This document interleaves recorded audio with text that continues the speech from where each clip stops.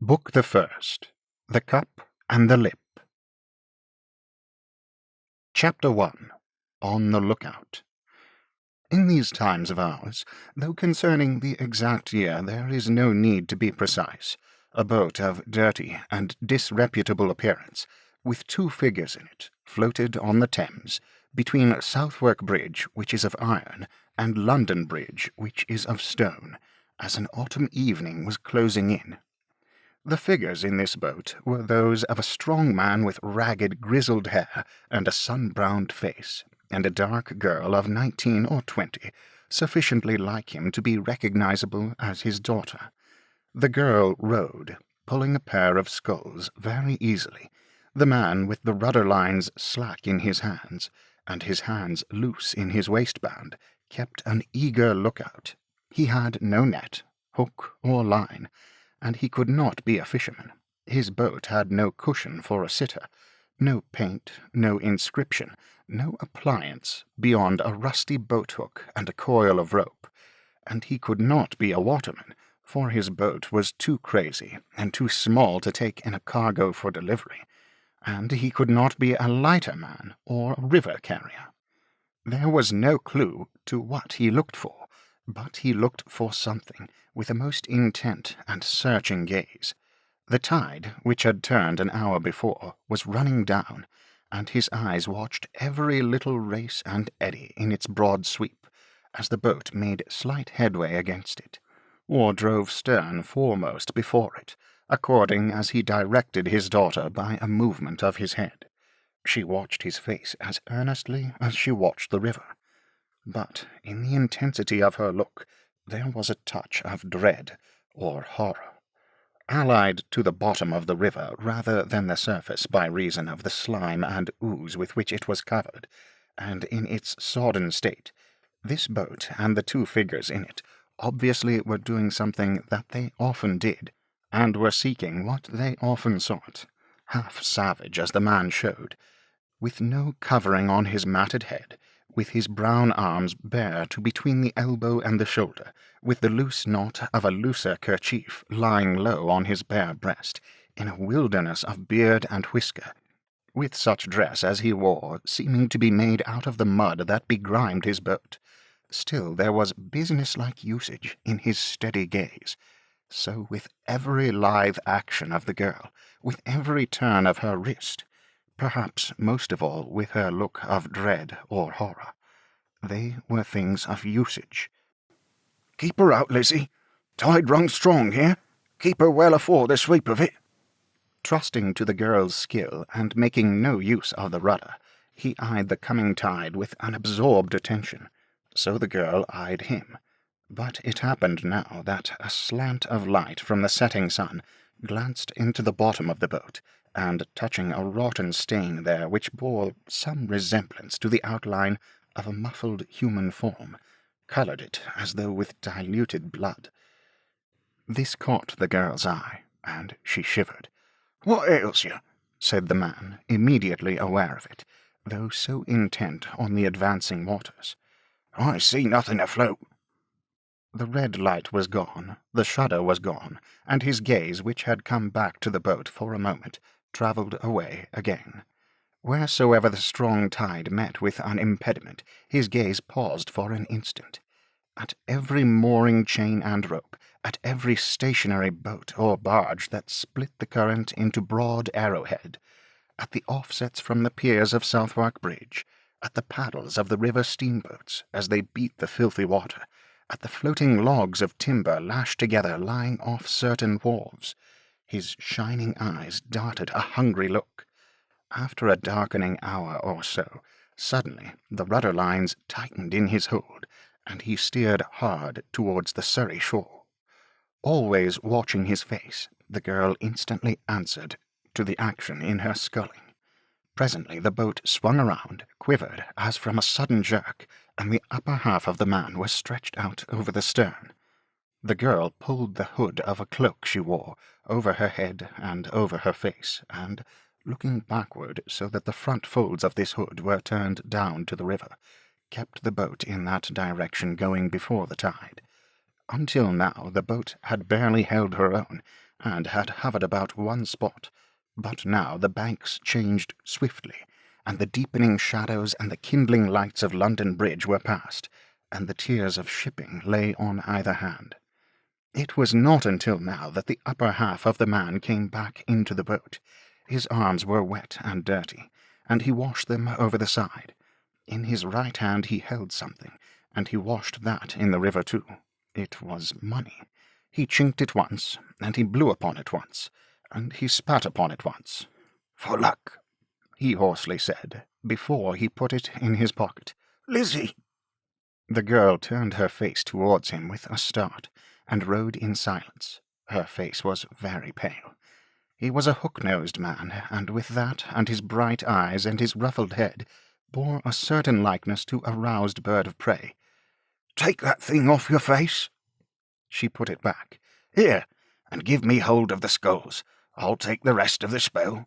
"No, no, father. No, I can't indeed. Father, I cannot sit so near it." He was moving towards her to change places, but her terrified expostulation stopped him, and he resumed his seat. "What hurt can it do you?" "None, none, but I cannot bear it." "It's my belief you hate the sight of the very river." I do not like it, father." "As if it wasn't your living. As if it wasn't meat and drink to you." At these latter words the girl shivered again, and for a moment paused in her rowing, seeming to turn deadly faint. It escaped his attention, for he was glancing over the stern at something the boat had in tow. "How can you be so thankless to your best friend, Lizzie? The very fire that warmed you when you were a baby was picked out of the river alongside the coal barges. The very basket that you slept in the tide washed ashore. The very rockers that I put it upon to make a cradle of it, I cut out of a piece of wood that drifted from some ship or another." Lizzie took her right hand from the scull it held, and touched her lips with it, and for a moment held it out lovingly towards him. Then, without speaking, she resumed her rowing, as another boat of similar appearance, though in rather better trim, came out of a dark place and dropped softly alongside. "In luck again, Gaffer," said a man with a squinting leer, who sculled her and was alone. "I knowed you was in luck again, by your wake as you come down." "Ah," replied the other, dryly. "So, you're out, are you?" "Yes, pardner." There was now a tender yellow moonlight on the river, and the newcomer, keeping half his boat's length astern of the other boat, looked hard at its track. "I says to myself," he went on, "directly you hove in view yonder's Gaffer, and in luck again, by George, if he ain't. Scull it is, pardner. Don't fret yourself. I didn't touch him." This was in answer to a quick, impatient movement on the part of Gaffer, the speaker at the same time unshipping his scull on that side, and laying his hand on the gunwale of Gaffer's boat and holding to it. "He's had touches enough to not want more, as well as I make him out, Gaffer. Been a knocking about with a pretty many tides, ain't he, pardner? Such is my out-of-luck ways, you see. He must have passed me when I went up last time, for I was on the lookout below bridge here. I almost think you're like the Walters, pardner, and sent him out." He spoke in a dropped voice, and with more than one glance at Lizzie, who had pulled on her hood again. Both men then looked with a weird, unholy interest at the wake of Gaffer's boat. "Easy does it betwixt us. Shall I take him aboard, pardner?" "No," said the other, in so surly a tone that the man, after a blank stare, acknowledged it with the retort. "Aren't been eating nothing as has disagreed with you, have you, pardner?" "Why, yes, I have," said Gaffer. "I have been swallowing too much of that word, pardner. I am no pardner of yours." "Since when was you no pardner of mine, Gaffer Hexam, Esquire?" "Since you was accused of robbing a man, accused of robbing a live man," said Gaffer with great indignation. "And what if I had been accused of robbing a dead man, Gaffer?" "You couldn't do it." "Couldn't you, Gaffer?" "No, Has a dead man any use for money? Is it possible for a dead man to have money? What world does a dead man belong to? T'other world.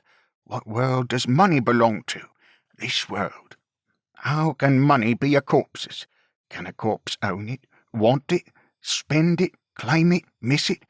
Don't try to go confounding the rights and wrongs of things in that way. But it's worthy of the sneaking spirit that robs a live man. I'll tell you what it is. No, you won't. I'll tell you what it is. You've got off with a short time of it putting your hand in the pocket of a live sailor. Make the most of it and think yourself lucky. But don't think after that to come over me with your partners. We have worked together in time past, but we work together no more in time present, nor yet future. Let go. Cast off. Gaffer, if you think to get rid of me in this way...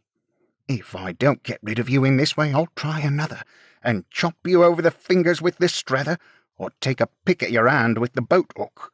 Cast off. Pull, you Lizzie. Pull home, since you won't let your father pull. Lizzie shot ahead, and the other boat fell astern. Lizzie's father, composing himself into the easy attitude of one who has asserted the high moralities and taken an unassailable position, slowly lighted a pipe, and smoked, and took a survey of what he had in tow. What he had in tow lunged itself at him sometimes in an awful manner, when the boat was checked, and sometimes seemed to try to wrench itself away, though for the most part it followed submissively.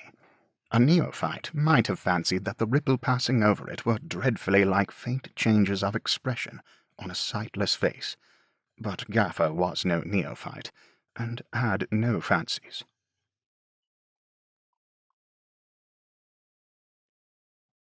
Chapter 2. The Man from Somewhere.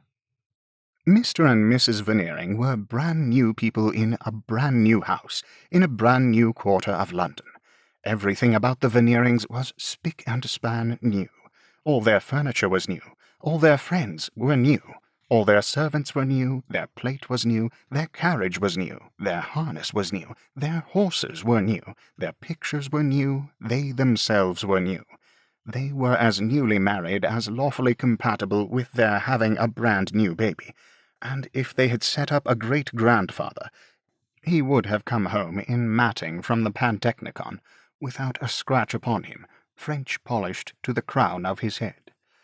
For in the Veneering establishment, from the hall chairs with the new coat of arms, to the grand pianoforte with the new action, and upstairs again with the new fire escape, all things were in a state of high varnish and polish, and what was observable in the furniture was observable in the Veneerings. The surface smelt a little too much of the workshop, and was a trifle sticky.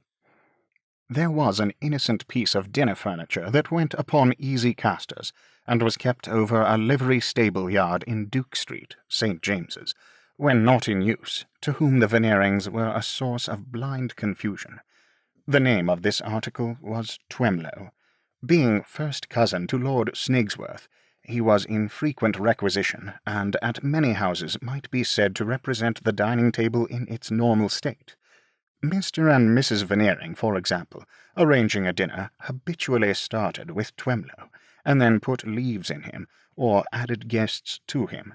Sometimes the table consisted of Twemlow and half a dozen leaves, sometimes of Twemlow and a dozen leaves, sometimes Twemlow was pulled out to his utmost extent of 20 leaves. Mr. and Mrs. Veneering, on occasions of ceremony, faced each other in the centre of the board, and thus the parallel still held, for it always happened that the more Twemlow was pulled out, the further he found himself from the centre, and the nearer to the sideboard at the end of the other room, or the window curtains at the other. But it was not this which steeped the feeble soul of Twemlow in confusion. This he was used to, and could take soundings of. The abyss to which he could find no bottom, and from which started forth the engrossing and ever-swelling difficulty of his life, was the insoluble question whether he was Veneering's oldest friend or newest friend. To the excogitation of this problem, The harmless gentleman had devoted many anxious hours, both in his lodgings over the livery stable yard, and in the cold gloom, favourable to meditation, of St. James's Square. Thus, Twemlow had first known Veneering at his club, where Veneering then knew nobody but the man who made them know to one another, who seemed to be the most intimate friend he had in the world, and whom he had known 2 days. The bond of union between their souls, the nefarious conduct of the committee respecting the cookery of a fillet of veal, having been accidentally cemented at that date. Immediately upon this, Twemlow received an invitation to dine with Veneering, and dined, the man being of the party. Immediately upon that, Twemlow received an invitation to dine with the man, and dined, Veneering being of the party.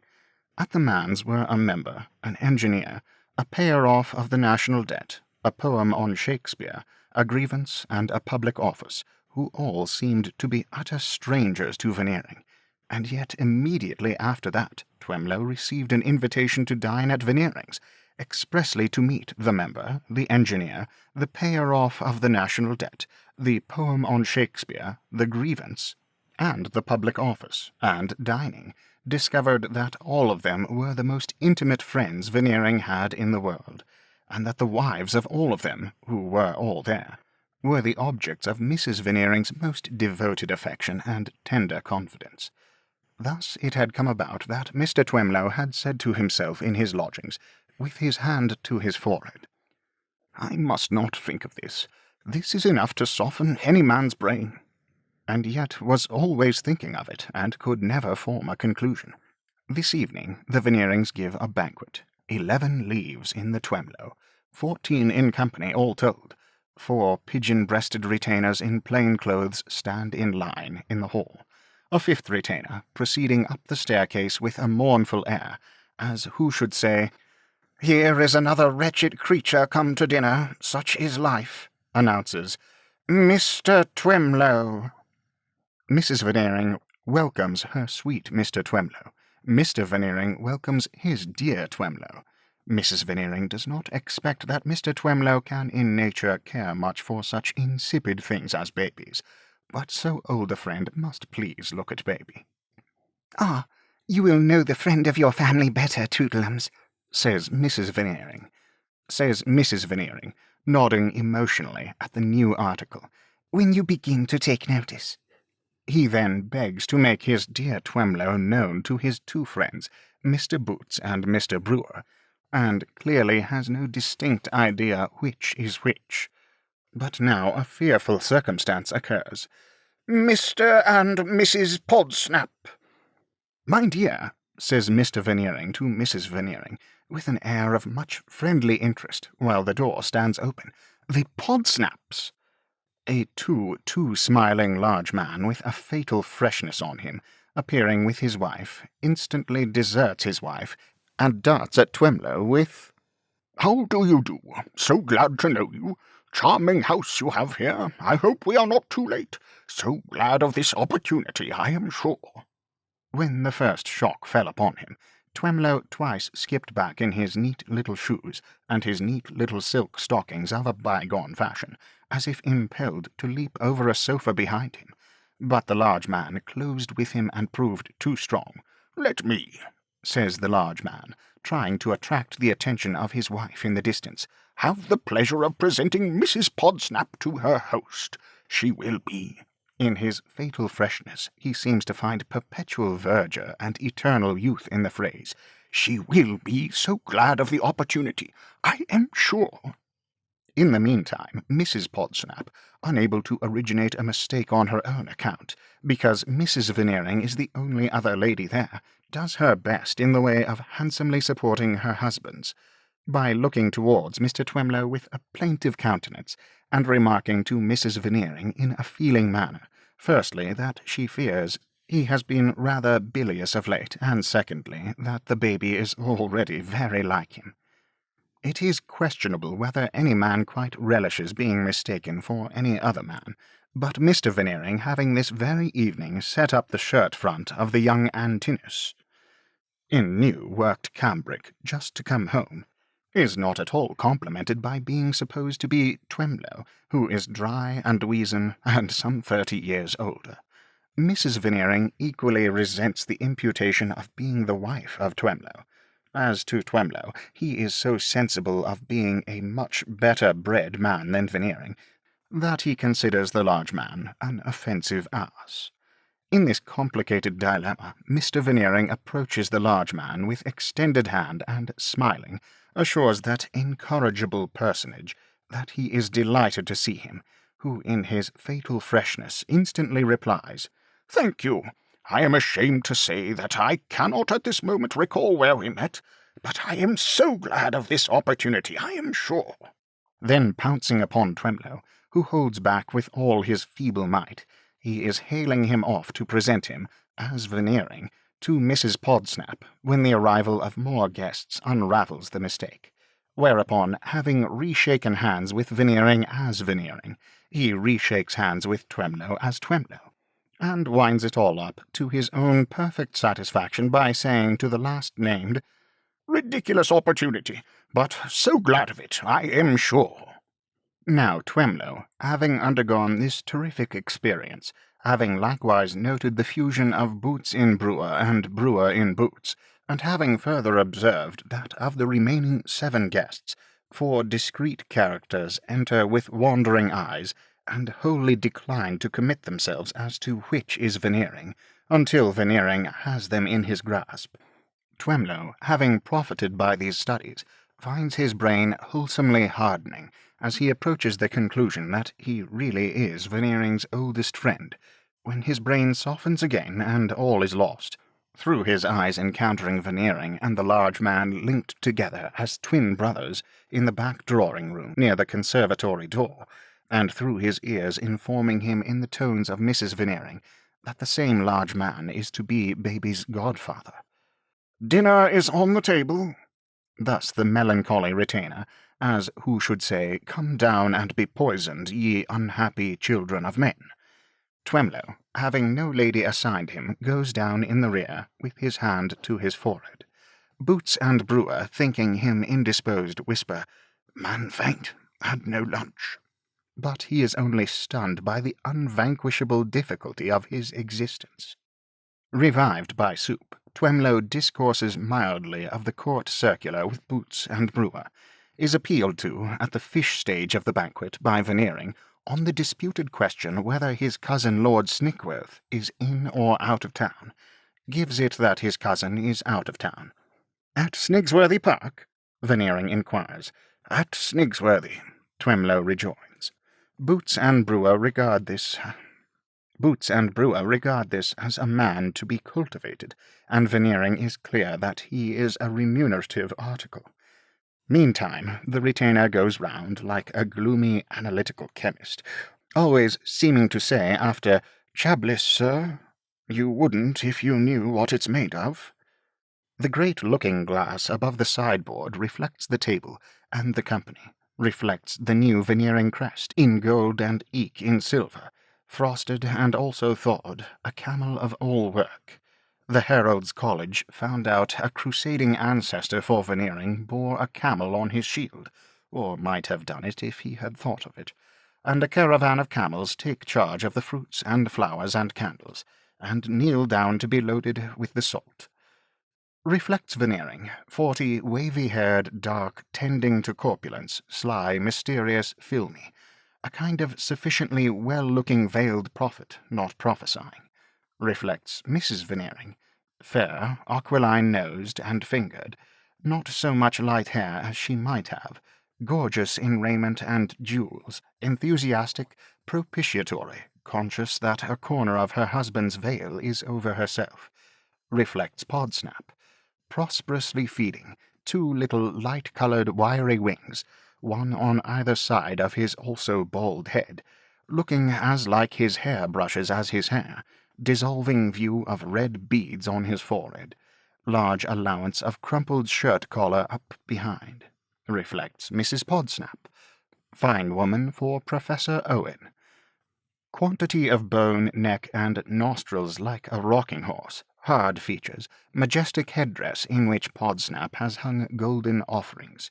reflects Twemlow, grey, dry, polite, susceptible to east wind, first gentleman in Europe collar and cravat, cheeks drawn in, as if he had made a great effort to retire into himself some years ago, and had got so far, and had never got any farther. Reflects mature young lady, raven locks, and complexion that lights up well when well powdered, as it is, carrying on considerably in the captivation of mature young gentlemen, with too much nose in his face, too much ginger in his whiskers, too much torso in his waistcoat, too much sparkle in his studs, his eyes, his buttons, his talk, and his teeth.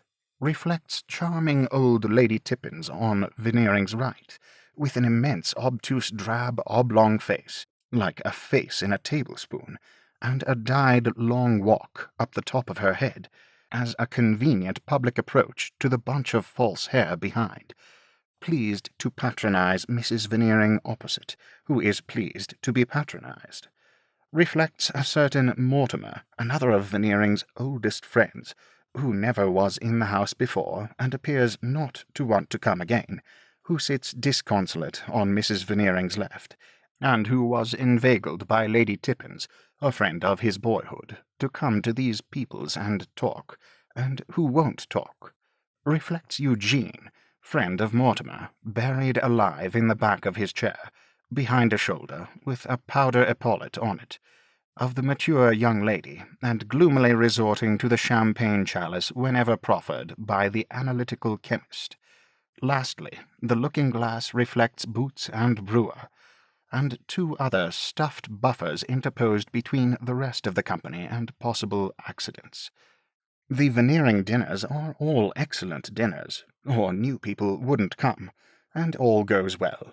Notably, Lady Tippins has made a series of experiments on her digestive functions, so extremely complicated and daring, that if they could be published with their results, it might benefit the human race.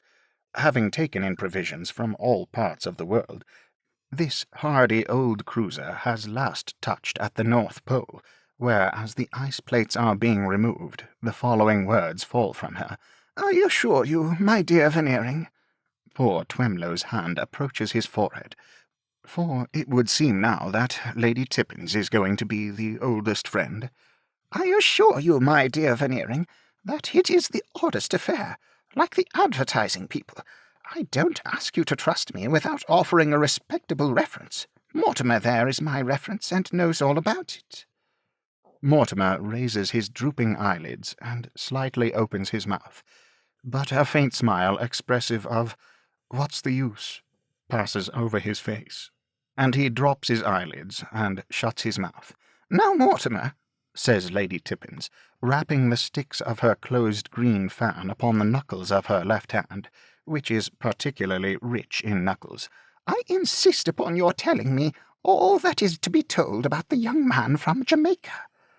"Give you my honour, I never heard of any man from Jamaica, except the man who was a brother," replies Mortimer. "Tobago, then?" "Nor yet from Tobago."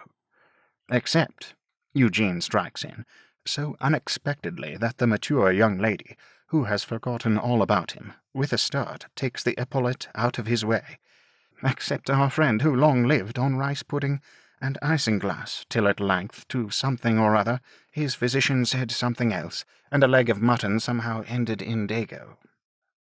A reviving impression goes round the table that Eugene is coming out, an unfulfilled impression, for he goes in again. "Now, my dear Mrs. Veneering," quoth Lady Tippins, "I appeal to you whether this is not the basest conduct ever known in this world. I carry my lovers about, 2 or 3 at a time, on condition that they are very obedient and devoted, and here in my old lover-in-chief, the head of all my slaves, throwing off his allegiance before company, and here is another of my lovers, a rough Simon at present, certainly, but of whom I had most hopeful expectations as to his turning out well in course of time, pretending that he can't remember his nursery rhymes, on purpose to annoy me, for he knows how I dote upon them." A grisly little fiction concerning her lovers is Lady Tippins' point. She is always attended by a lover or two, and she keeps a little list of her lovers, and she is always booking a new lover, or striking out an old lover, or putting a lover in her black list, or promoting a lover to her blue list, or adding up her lovers, or otherwise posting her book. Mrs. Veneering is charmed by the humour, and so is Veneering. Perhaps it is enhanced by a certain yellow play in Lady Tippin's throat, like the legs of scratching poultry. I banish the false wretch from this moment, and I strike him out from my Cupidon, my name for my ledger, my dear, this very night. But I am resolved to have the account of the man from somewhere, and I beg you to elicit for me, my love, to Mrs. Veneering, as I have lost my own influence. Oh, you perjured man! This to Mortimer, with a rattle of her fan. We are all very much interested in the man from somewhere, Veneering observes. Then the 4 buffers, taking heart of grace all 4 at once, say, deeply interested, quite excited, dramatic, man from nowhere, perhaps.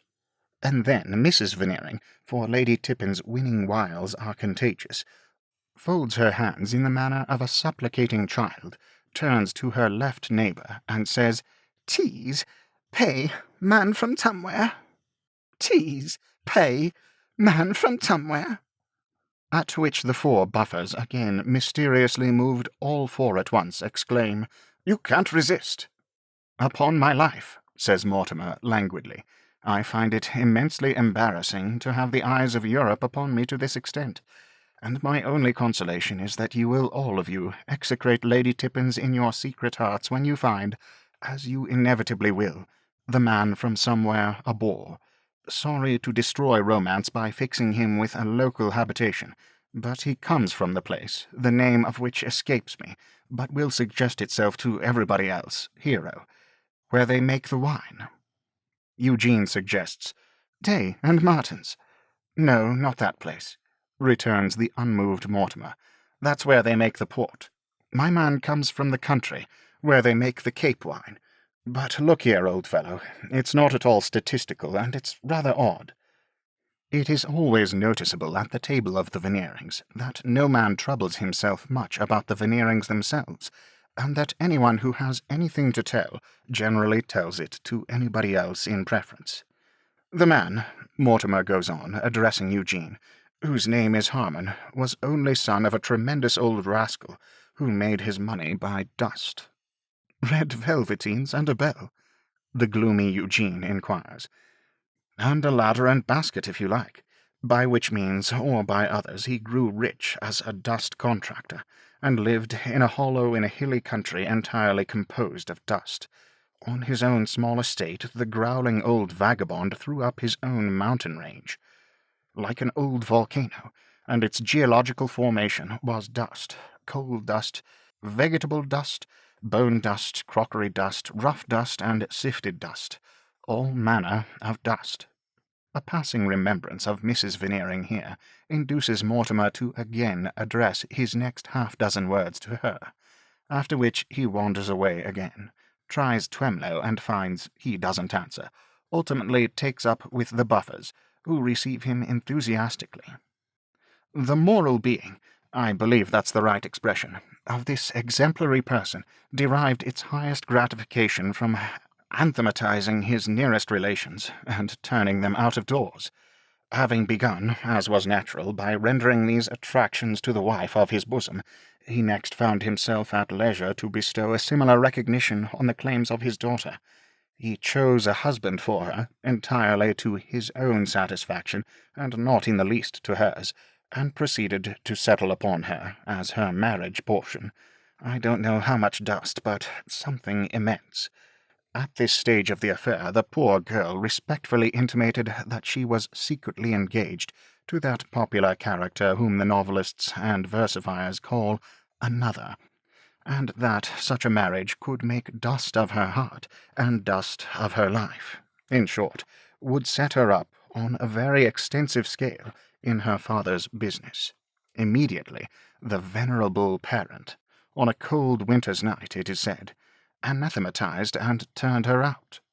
Here the analytical chemist, who has evidently formed a very low opinion of Mortimer's story, concedes a little claret to the Buffers, who again mysteriously moved all four at once, screw it slowly into themselves with a peculiar twist of enjoyment, as they cry in chorus, "Pray go on!"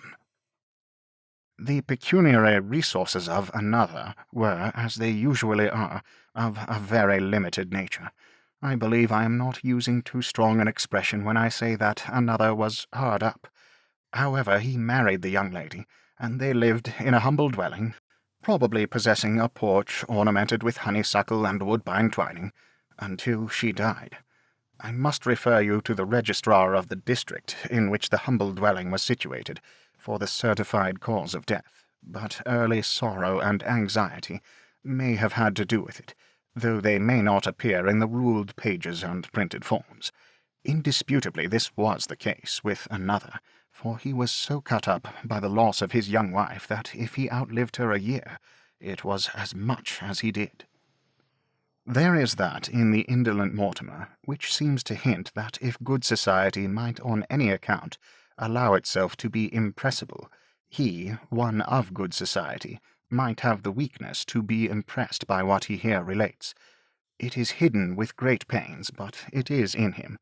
The gloomy Eugene, too, is not without some kindred touch, for when that appalling Lady Tippins declares that if another had survived, he should have gone down at the head of her list of lovers, and also when the mature young lady shrugs her epaulettes, and laughs at some private and confidential comment from the mature young gentleman, his gloom deepens to that degree that he trifles quite ferociously with his dessert knife.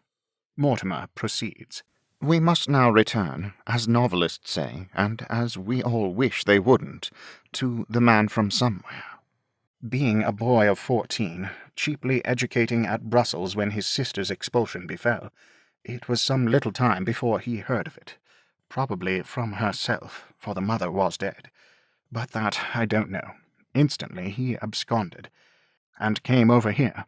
He must have been a boy of spirit and resource to get here on a stopped allowance of 5 sous a week, but he did it somehow, and he burst in on his father, and pleaded his sister's cause. Venerable parent promptly resorts to anathematization, and turns him out. Shocked and terrified boy takes flight, seeks his fortune, gets aboard ship, ultimately turns up on dry land among the Cape wine. Small proprietor, farmer, grower, whatever you like to call it. At this juncture, shuffling is heard in the hall, and tapping is heard at the dining-room door. Analytical chemist goes to the door, confers angrily with unseen tapper, appears to become mollified by descrying reason in the tapping, and goes out. So he was discovered, only the other day after having expatriated about 14 years.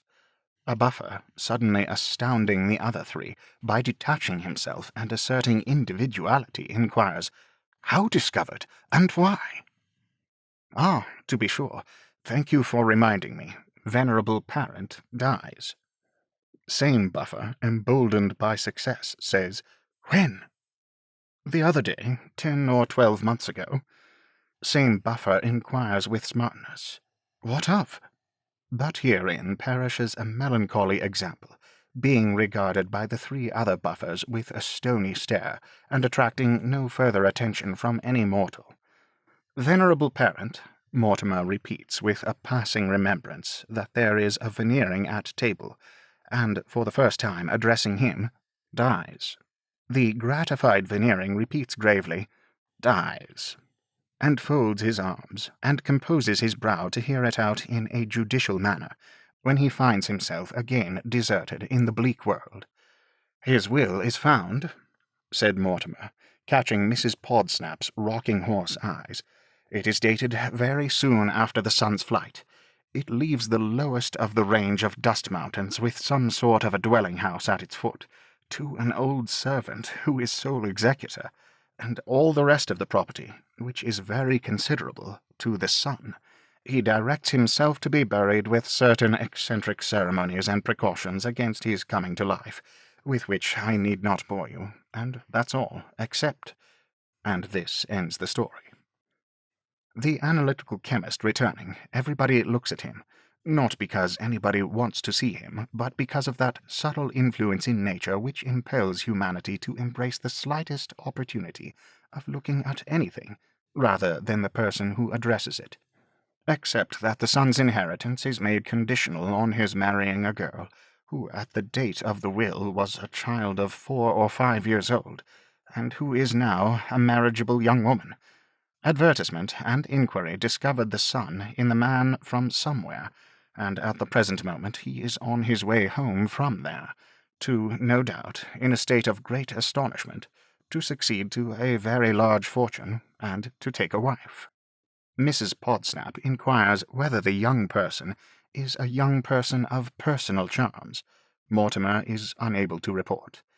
Mr. Podsnap inquires what would become of the very large fortune in the event of the marriage condition not being fulfilled. Mortimer replies that by special testamentary clause it would then go to the old servant above mentioned, passing over and excluding the son. Also that if the son had not been living, the same old servant would have been sole residuary legatee. Mrs. Veneering has just succeeded in waking Lady Tippins from a snore by dexterously shunting a train of plates and dishes at her knuckles across the table, when everybody but Mortimer himself becomes aware that the analytical chemist is, in a ghostly manner, offering him a folded paper. Curiosity detains Mrs. Veneering a few moments. Mortimer, in spite of all the arts of the chemist, placidly refreshes himself with a glass of Madeira, and remains unconscious of the document which engrosses the general attention until Lady Tippins, who has a habit of waking totally insensible, having remembered where she is and recovered a perception of surrounding objects, says, "Falser man than Don Juan, why don't you take the note from the commendatory?" Upon which the chemist advances it under the nose of Mortimer, who looks round at him and says, "What's this?" Analytical chemist bends and whispers. "Who?" says Mortimer. Analytical chemist again bends and whispers. Mortimer stares at him and unfolds the paper, reads it twice, turns it over to look at the blank outside, reads it a third time. "This arrives in an extraordinarily opportune manner," says Mortimer, then looking with an altered face around the table. "This is the conclusion of the story of the identical man." "Already married?" one guesses. "Declines to marry," another guesses. "Codicil among the dust," another guesses. "Why, no," says Mortimer. "Remarkable thing, you are all wrong. The story is completer and rather more exciting than I supposed. Man's drowned."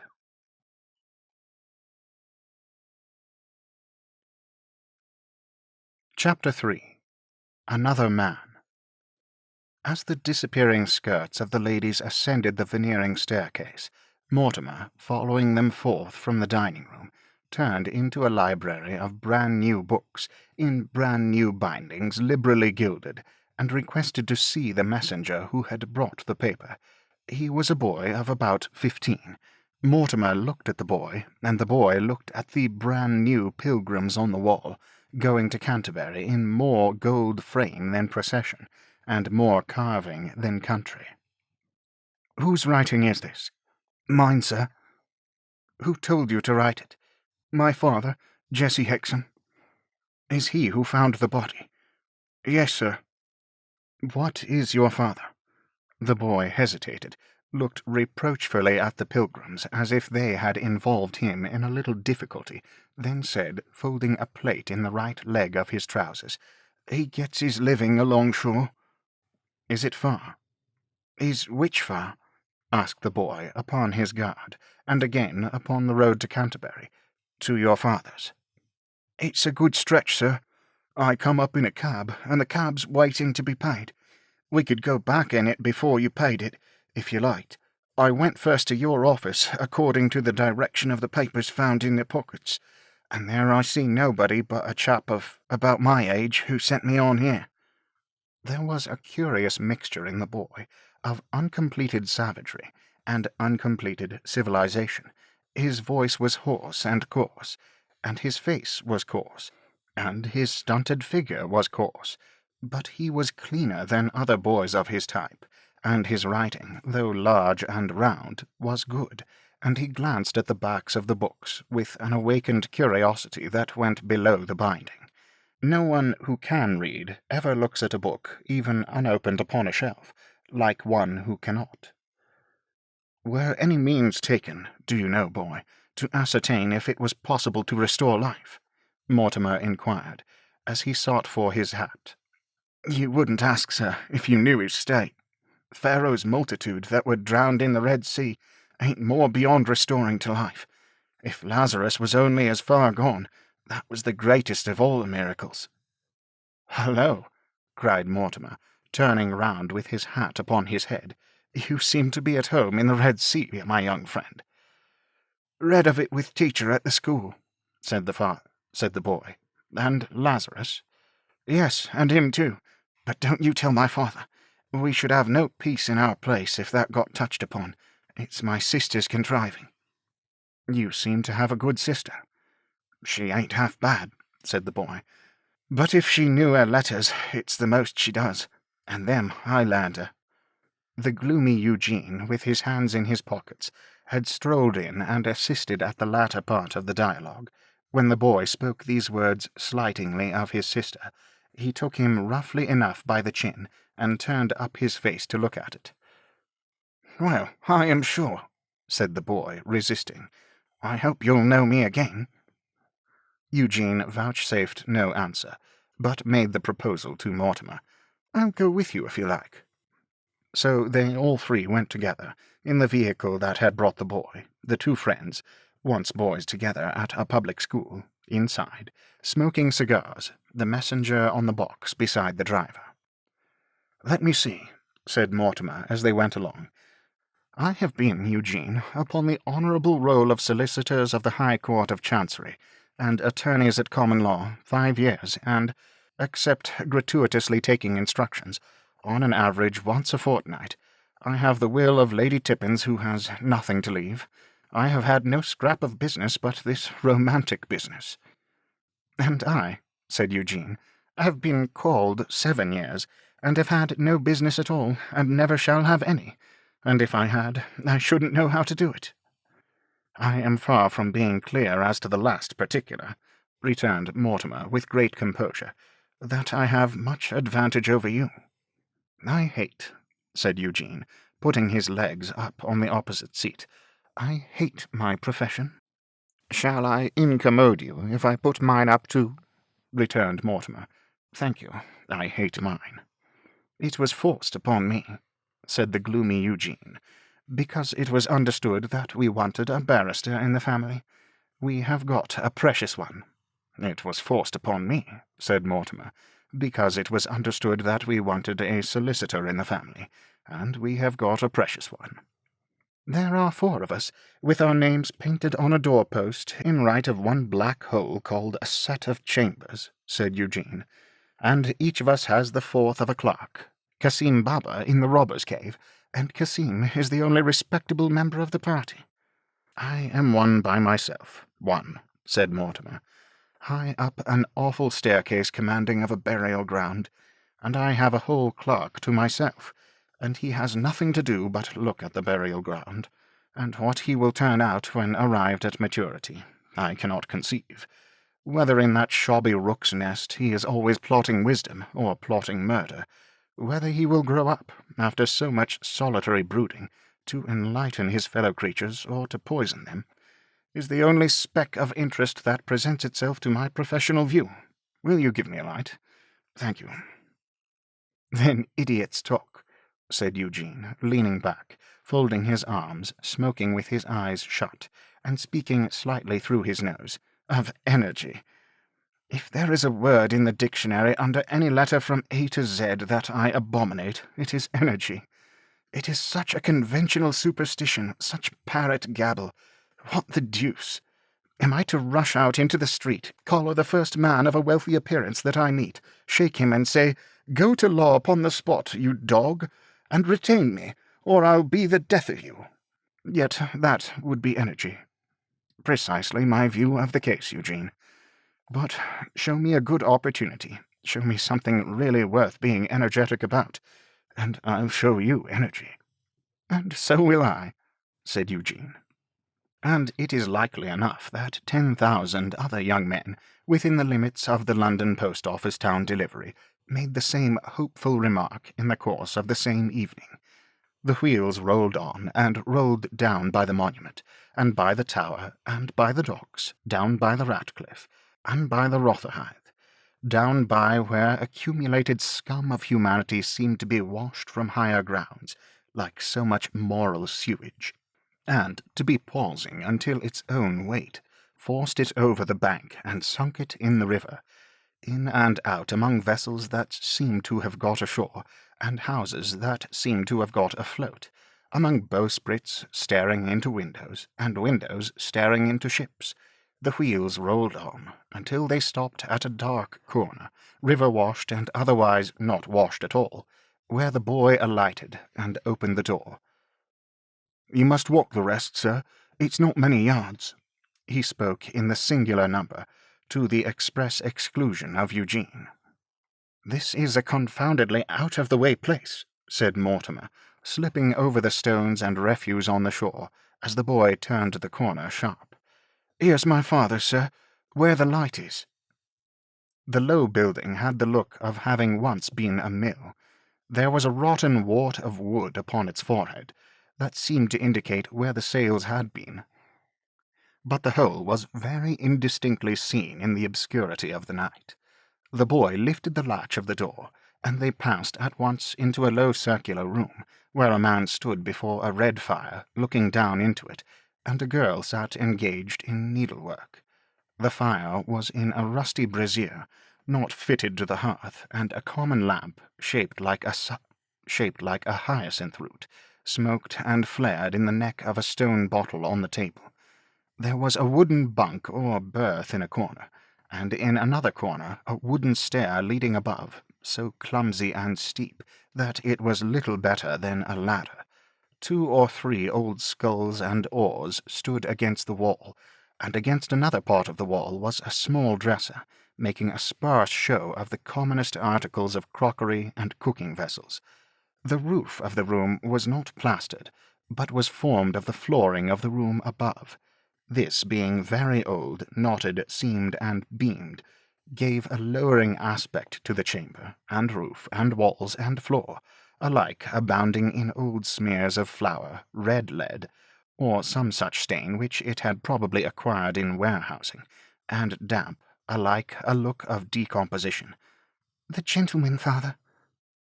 The figure at the red fire turned, raised its ruffled head, and looked like a bird of prey.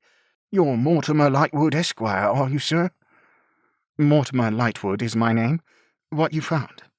said Mortimer, glancing rather shrinkingly towards the bunk. "Is it here?" "'Tain't not to say here, but it's close by. I do everything reg'lar. I give notice of the circumstance to the police, and the police have took possession of it. No time ain't been lost on any hand. The police have put it into print already, and here's what the print says of it." Taking up the bottle with the lamp in it, he held it near a paper on the wall, with the police heading, "Body Found." 2 friends read the handbill as it stuck against the wall, and Gaffer read them as he held the light. "Only papers on the unfortunate man, I see," said Lightwood, glancing from the description of what was found to the finder. "Only papers." Here the girl arose with her work in her hand, and went out at the door. "No money," pursued Mortimer, "but 3 pence in one of the shirt pockets." 3 penny pieces," said Gaffer Hexam in as many sentences. "The trousers pockets empty, and turned inside out." Gaffer Hexam nodded. "But that's common. Whether it's the wash of the tide or no, I can't say. Now here," moving the light to another similar placard, "his pockets was found empty and turned inside out. And here," moving the light to another, "her pocket was found empty and turned inside out, and so was this one's, and so was that one's. I can't read, nor I don't want to it, for I know 'em by their places on the wall. This one was the sailor, with 2 anchors and a flag and GFT on his arm. Look and see if he warn't." "Quite right." "This one was the young woman in grey boots, and her linen marked with a cross. Look and see if she warn't." "Quite right." "This is him as had a nasty cut over the eye. This is them two young sisters what tied themselves together with a handkercher. This is the drunken old chap in a pair of list slippers and a nightcap, what had offered, it afterwards come out, to make a hole in the water for a quartern of rum stood aforehand, and kept to his word for the first and last time in his life. They pretty well papers the room, you see, but I know 'em all. I'm scholar enough." He waved the light over the hole, as if to typify the light of his scholarly intelligence, and then put it down on the table, and stood behind it, looking intently at his visitors. He had the sceptical peculiarity of some birds of prey, that when he knitted his brow, his ruffled crest stood highest. "You did not find all these yourself, did you?" asked Eugene, to which the bird of prey slowly rejoined, "And what might your name be now?" "This is my friend," Mortimer Lightwood interposed, "Mr. Eugene Wrayburn." "Mr. Eugene Wrayburn, is it? And what might Mr. Eugene Wrayburn have asked of me?" "I asked you simply if you found all these yourself." "I answer you simply, most on 'em." "Do you suppose there has been much violence and robbery beforehand among these cases?" "I don't suppose at all about it," returned Gaffer. "I ain't one of the supposing sort. If you'd got your living to haul out of the river every day of your life, you mightn't be much given to supposing. I might have showed the way." As he opened the door in pursuance of a nod from Lightwood, an extremely pale and disturbed face appeared in the doorway, the face of a man much agitated. "A body missing?" asked Gaffer Hexam, stopping short. "Or a body found? Which?" "I am lost," replied the man, in a hurried and an eager manner. "Lost?" I am a stranger, and I don't know the way. I want to find the place where I can see what is described here. It is possible I may know it."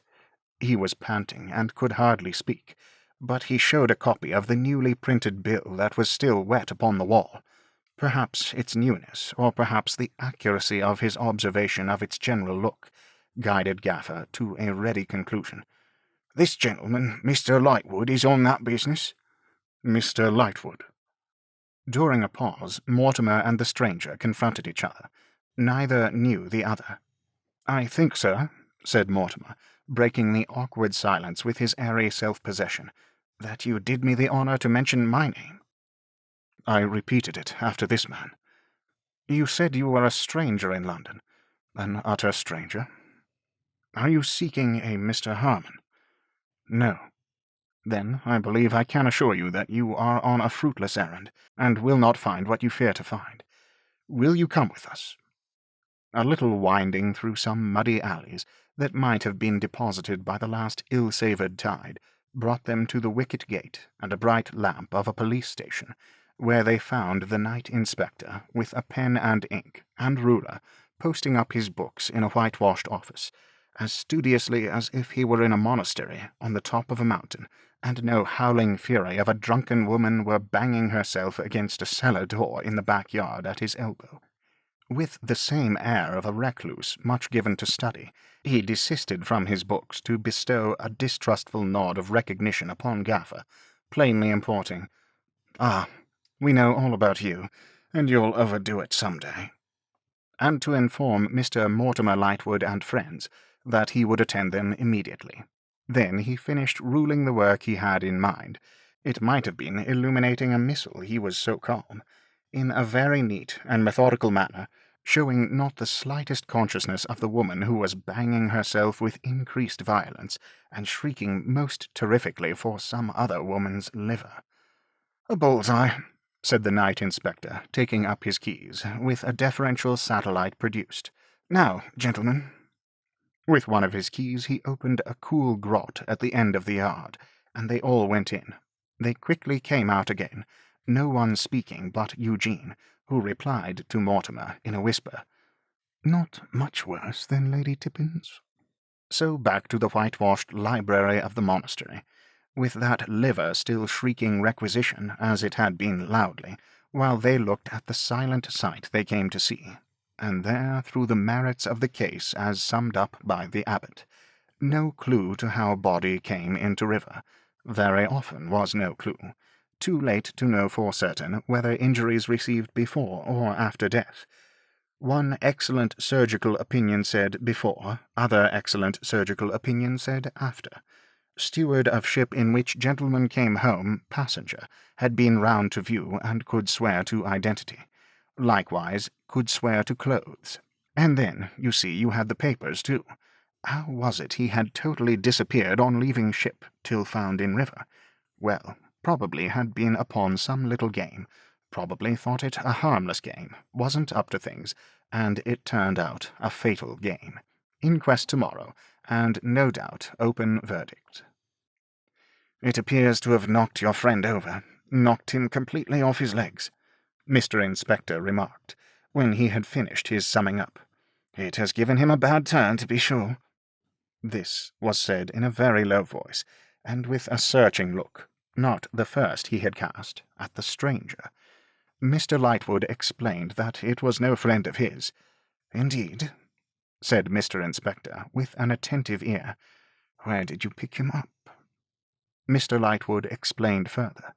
Mr. Inspector had delivered his summing up, and had added these words with his elbows leaning on his desk, and the fingers and thumb of his right hand fitting themselves to the fingers and thumb of his left. Mr. Inspector moved nothing but his eyes, as he now added, raising his voice. Turned you faint, sir? Seems you're not accustomed to this kind of work? The stranger, who was leaning against the chimney-piece, with drooping head, looked round and answered, No, it's a horrible sight. You expected to identify, I am told, sir. Yes. Have you identified? No, it's a horrible sight. Oh, a horrible, horrible sight. What did you think it might have been? Asked Mr. Inspector. Give us a description, sir. Perhaps we can help you. No, no, said the stranger. It would be quite useless. Good night. Mr. Inspector had not moved, and had given no order, but the satellite slipped his back against the wicket, and laid his left arm along the top of it, and with his right hand turned the bull's-eye he had taken from his chief, in quite a casual manner, towards the stranger. You missed a friend, or you missed a foe, you know, or you wouldn't have come here, you know. Well then, ain't it reasonable to ask, who was it? Thus, Mr. Inspector. You must excuse my telling you. No class of man can understand better than you that families may not choose to publish their disagreements and misfortunes, except on the last necessity. I do not dispute that you discharge your duty in asking me the question.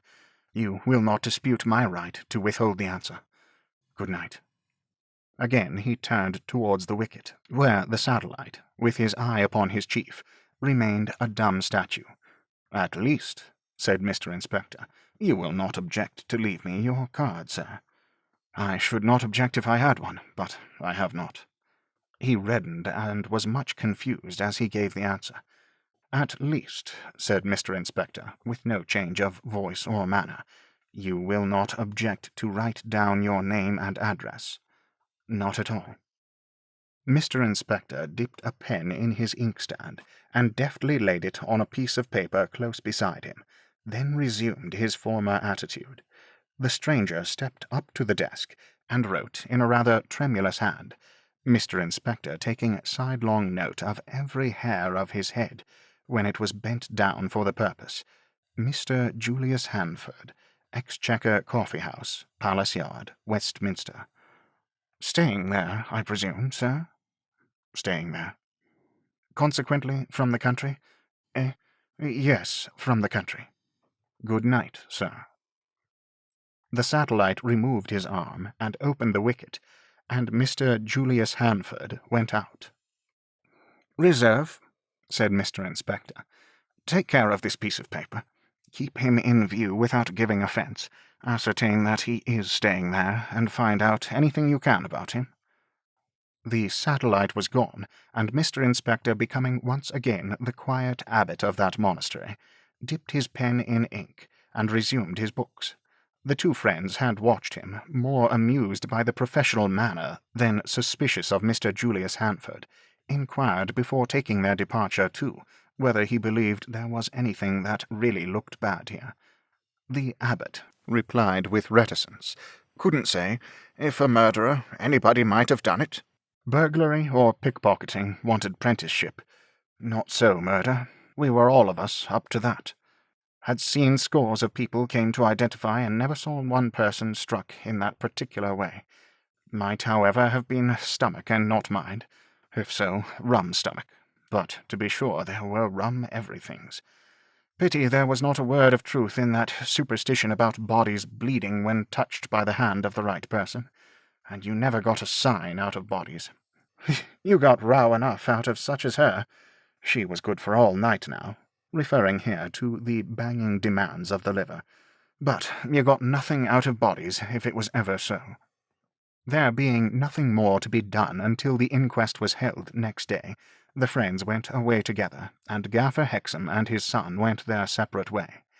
But arriving at the last corner, Gaffer bade his boy go home, while he turned into a red-curtained tavern that stood dropsically bulging over the causeway for half a pint. The boy lifted the latch he had lifted before, and found his sister again seated before the fire at her work, who raised her head upon his coming in and asking, "Where did you go, Liz?" "I went out in the dark." "There was no necessity for that. It was all right enough." "One of the gentlemen, the one who didn't speak while I was there, looked hard at me, and I was afraid he might know what my face meant. But there, don't mind me, Charlie.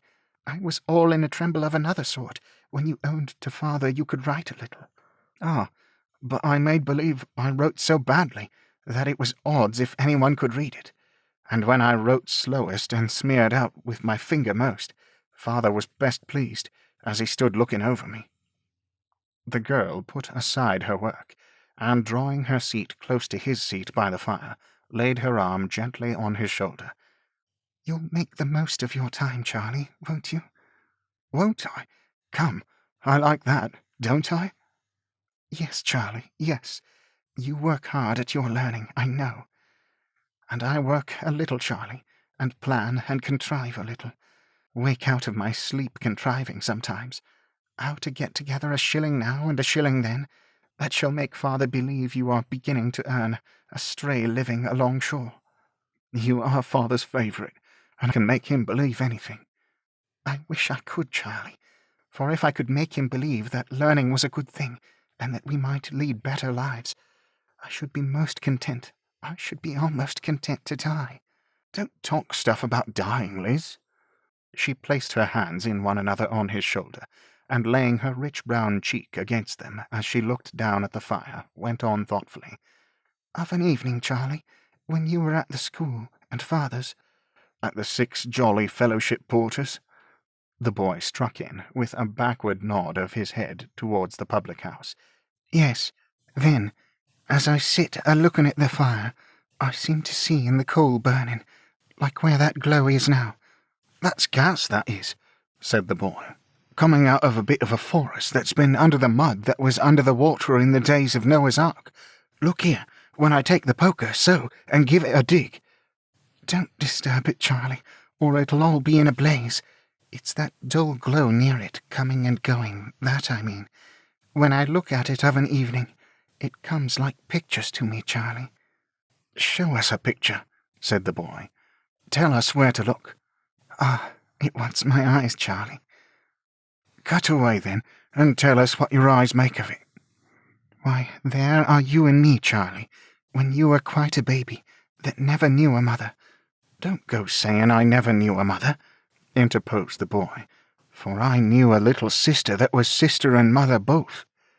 The girl laughed delightedly, and her eyes filled with pleasant tears, as he put both his arms around her waist, and so held her. "There are you and me, Charlie, when father was away at work and locked us out, for fear we should set ourselves afire or fall out of window, sitting on the doorsill, sitting on other doorsteps, sitting on the bank of the river, wandering about to get through the time. You are rather heavy to carry, Charlie, and I am often obliged to rest. Sometimes we are sleepy and fall asleep together in a corner. Sometimes we are very hungry. Sometimes we are a little frightened. But what is oftenest hard upon us is the cold. You remember, Charlie?" "I remember," said the boy, pressing her to him twice or thrice, "that I snuggled under a little shawl, and it was warm there." "Sometimes it rains, and we creep under a boat, or the like of that.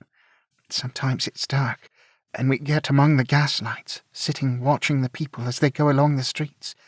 At last up comes father and takes us home, and home seems such a shelter after out of doors, and father pulls my shoes off and drives my feet at the fire, and has me to sit by him while he smokes his pipe long after you are abed. And I notice that father's is a large hand, but never a heavy one when it touches me, and that father's is a rough voice, but never an angry one when it speaks to me. So I grow up, and little by little, father trusts me and makes me his companion, and let me be put out as he may, never once strikes me." The listening boy gave a grunt here, as much as to say, "But he strikes me, though." "Those are some of the pictures of what is past, Charlie." "Cut away again," said the boy, "and give us a fortune-telling one, a future one." "Well, there am I, continuing with father, and holding to father, because father loves me, and I love father. I can't so much as read a book, because if I had learned, father would have thought I was deserting him, and I should have lost my influence. I have not the influence I want to have.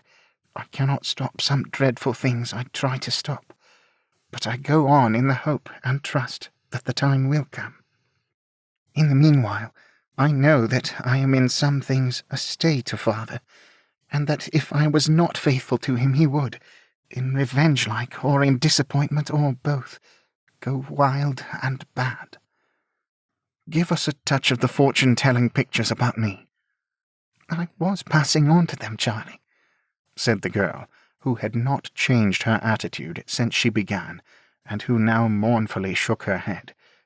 "The others were all leading up. There are you." "Where am I, Liz?" "Still in the hollow down by the flare." "There seems to be the deuce and all in the hollow down by the flare," said the boy, glancing from her eyes to the brazier, which had a grisly skeleton look on its long thin legs. "There you are, Charlie, working your way in secret from father at the school, and you get prizes, and you go on better and better, and you come to be— what was it you called it when you told me about that?" "Fortune-telling not know the name," cried the boy, seeming to be rather relieved by this default on the part of the hollow down by the flare. "Pupil teacher." "You come to be a pupil teacher, and you still go on better and better, and you rise to be a master full of learning and respect. But the secret has come to father's knowledge long before, and it has divided you from father, and from me." "No, it hasn't." "Yes, it has, Charlie. I see, as plain can be, that your way is not ours, and that even if father could be got to forgive your taking it, which he never could be, that way of yours would be darkened by our way. But I can see too, Charlie." "Still as plain can be, Liz?" asked the boy playfully. Still, that it is a great work to have cut you away from father's life, and to have made a new and good beginning. So there am I, Charlie, left alone with father, keeping him as straight as I can, watching for more influence than I have, and hoping that through some fortunate chance, or when he is ill, or when— I don't know what, I may turn him to wish to do better things." "You said you couldn't read a book, Lizzie. Your library of books is the hollow down by the flare, I think." "I should be very glad to be able to read real books. I feel my want of learning very much, Charlie, but I should feel it much more if I didn't know it to be a tie between me and father. Hark! Father's tread! It being now past midnight, the bird of prey went straight to roost. At midday following he reappeared at the 6 Jolly Fellowship Porters, in the character, not new to him, of a witness before a coroner's jury. Mr. Mortimer Lightwood, besides sustaining the character of one of the witnesses, doubled the part with that of the eminent solicitor who watched the proceedings on behalf of the representatives of the deceased, as was duly recorded in the newspapers. Mr. Inspector watched the proceedings too, and kept his watch closely to himself. Mr. Julius Handford, having given his right address, and being reported in solvent circumstances as to his bill, though nothing more was known of him at his hotel, except that his way of life was very retired, had no summons to appear, and was merely present in the shades of Mr. Inspector's mind. The case was made interesting to the public by Mr. Mortimer Lightwood's evidence touching the circumstances under which the deceased, Mr. John Harmon, had returned to England.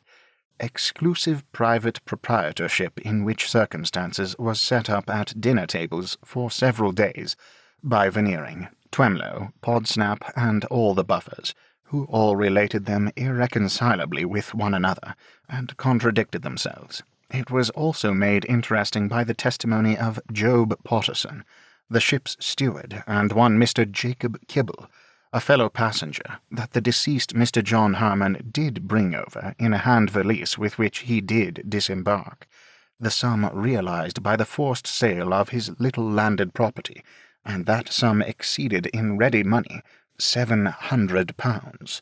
It was further made interesting by the remarkable experiences of Jessie Hexam in having rescued from the Thames so many dead bodies, and for whose behoof a rapturous admirer subscribing himself a friend to burial, perhaps an undertaker, sent 18 postage stamps and 5 "Now, sirs," to the editor of the Times.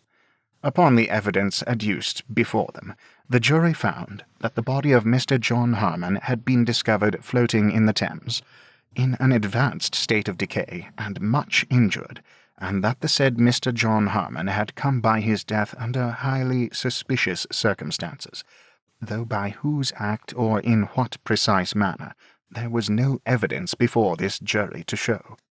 And they appended to their verdict a recommendation to the Home Office, which Mr. Inspector appeared to think highly sensible, to offer a reward for the solution of the mystery. Within 48 hours, a reward of £100 was proclaimed, together with a free pardon to any person or persons not the actual perpetrator or perpetrators, and so forth in due form. This proclamation rendered Mr. Inspector additionally studious, and caused him to stand meditating on river stairs and causeways, and to go lurking about in boats, putting this and that together. But according to the success with which you put this and that together, you get a woman and a fish apart, or a mermaid in combination, and Mr. Inspector could turn out nothing better than a mermaid, which no judge and jury would believe in.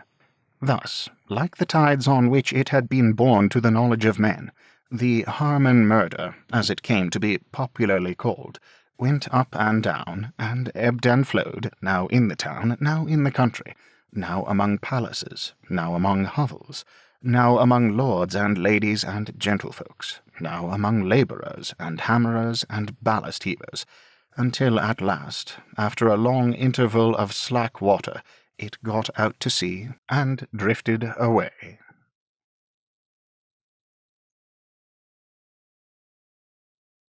Chapter 4.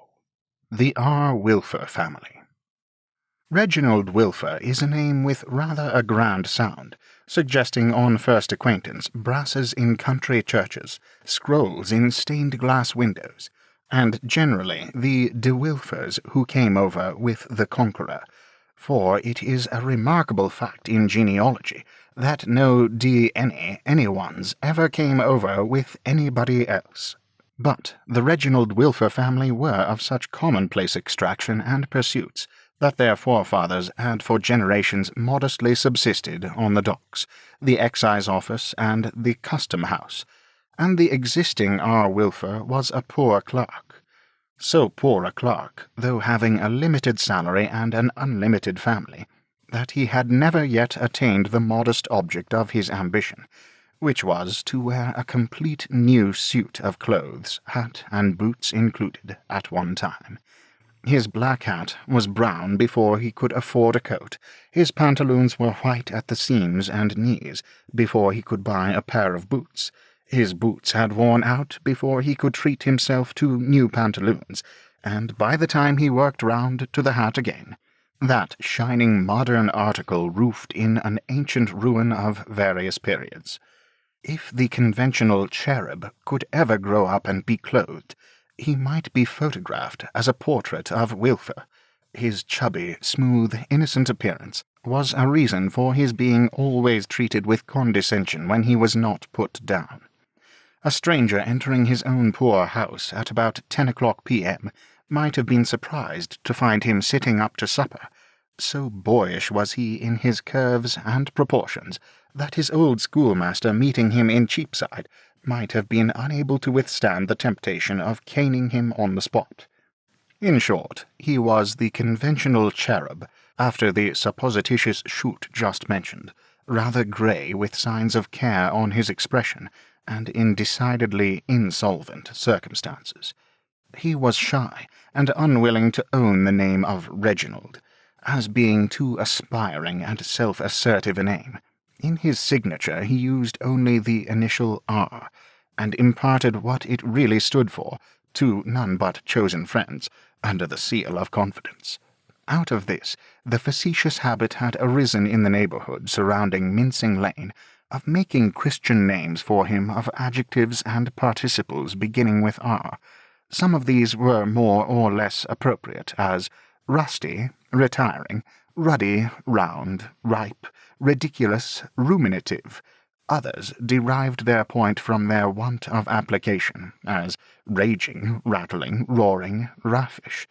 But his popular name was Rumpty, which in a moment of inspiration had been bestowed upon him by a gentleman of convivial habits connected with the drug markets, as the beginning of a social chorus, his leading part in the execution of which had led this gentleman to the Temple of Fame, and of which the whole expressive burden ran, Rumpty-iddity row-dow-dow, sing toodly-tiddly bow-wow-wow. Thus he was constantly addressed, even in minor notes on business, as Dear Rumpty, in answer to which he sedately signed himself, Yours truly, R. Wilfer. He was clerk in the drug-houses of Chicksey Veneering and Stobbles.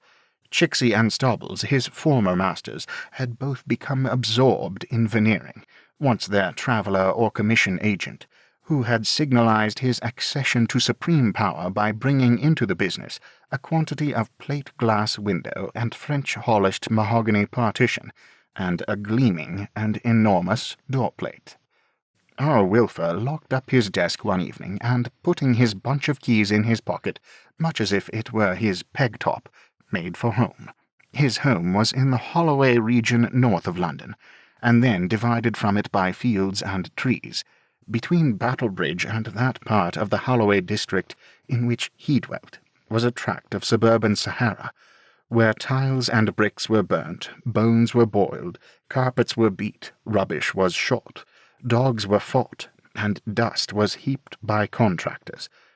Skirting the border of this desert, by the way he took, when the light of its kiln fires made lurid smears on the fog, R. Wilfer sighed and shook his head.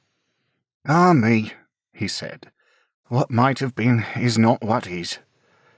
With which commentary on human life, indicating an experience of it not exclusively his own, he made the best of his way to the end of his journey. Mrs. Wilfer was, of course, a tall woman and an angular. Her lord being cherubic, she was necessarily majestic, according to the principle which matrimonially unites contrasts. She was much given to tying up her head in a pocket handkerchief, knotted under the chin. This headgear, in conjunction with a pair of gloves worn within doors, she seemed to consider as at once a kind of armour against misfortune, invariably assuming it when in low spirits or difficulties, and as a species of full dress. It was therefore with some sinking of the spirit that her husband beheld her thus heroically attired, putting down her candle in the little hall, and coming down the doorsteps through the little front court to open the gate for him. Something had gone wrong with the house door, for our Wilfer stopped on the steps, staring at it, and cried, "Halloa!" "Yes," said Mrs. Wilfer. "The man came himself with a pair of pincers and took it off, and took it away. He said that, as he had no expectation of ever being paid for it, and as he had an order for another ladies' school door-plate, it was better burnished up, for the interests of all parties." "Perhaps it was, my dear. What do you think?" "You are master here, R.W.," returned his wife. "It is as you think, not as I do. Perhaps it might have been better if the man had taken the door, too." "My dear, we couldn't have done without the door." "Couldn't we?" "Why, my dear, could we?" "It is as you think, R.W., not as I do." With those submissive words, the dutiful wife preceded him down a few stairs to a little basement front room, half kitchen, half parlour, where a girl of about 19, with an exceedingly pretty figure and face, but with an impatient and petulant expression both in her face and in her shoulders, which in her sex and at her age are very expressive of discontent, sat playing draughts with a younger girl, who was the youngest member of the house of Wilfer.